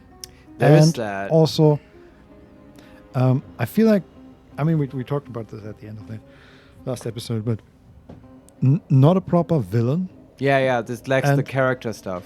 Yeah, just the people we talked to were very grim and didn't have much to say beyond things we already knew. Yeah. Or like 80% stuff we already knew and 20% new stuff. And then there was still lots of sort of just running around and exploring in the meantime. And it had this whole mechanical experimentation and stuff. And maybe that's just me. Maybe that's more interesting when you can actually look at it and see it and think about it that way. but I feel like the tower with the wizard, it felt better to me because I guess it wasn't as depressing. There were no assholes everywhere. We didn't talk to characters really, but there was character exploration through their writing and stuff. And I found that sort of interesting, this sort of weirdly depressed elven lady and stuff, and her boyfriend. It was kind of interesting. And it was just, I felt like it was much more compressed, right? And also the whatever experimentation there was just didn't take that long, and it was all sort of in a more compressed space. Yeah. Right? It's just, I don't know. I found that more engaging in a way. I agree. It's interesting. Also, I'm a sucker for wizards, so there's yes, that. Nothing new there. I'm known to love dwarves as well, so. True, but these are not normal dwarves, right? Normal dwarves. They were asshole dwarves. Yes, exactly. That's true. But I can't wait to find more. I did love. Okay, highlight of today: fish people. That. Oh my god! Do I want to ace that encounter in another playthrough? And and the overall, there's so much good stuff, so much fun to be had in this game. Thanks for playing with me, Vincent. That was awesome. Thanks for reading to me so many wonderful Don books. Solarione. See you tomorrow. Yeah, Bye. and thanks for watching. Keatasuyo, goodbye and thanks for the stream. Yeah. Being able to choose the voice is a really cool feature. Yeah, Unfortunately, that's the nice. one I have chosen will be shared by Spambot since it's the default, but that's alright. I won't be associated with those fools. That's a really good comment. Yeah, that's true. And I understand though I mean, there's a reason we made it the default, right? We think it's a good voice. Yeah, it's good. So, but that Nothing is wrong true. with that. At least for me, in the future, I will get used to hearing people's voices in certain types of voices and associating that with them. Yeah. And I guess I will have to know by what you are saying and that you are no fool. And that one I is think no that'll work. fool. It is a non-fool talking. Love I can it, hear yes. it in your voice. Anyway, we're gonna get out of here now. Oh, I will say the socials. I guess I don't have to, but who knows? It might help. You can find, if you want, the stream archive on YouTube, youtube.com/@HeMakesMePlay. Occasionally we also post funny or not so funny videos of maybe of other stuff as well. And we have all of our past playlists there. You can follow us on Twitter @makes_play, where we post updates, stuff comes up or gets cancelled or whatever. And of course there's Twitch, twitch.tv/HeMakesMePlay_live. That's it. We're done. We'll see you guys tomorrow. Yeah, Bye. Thanks for being here. Bye-bye.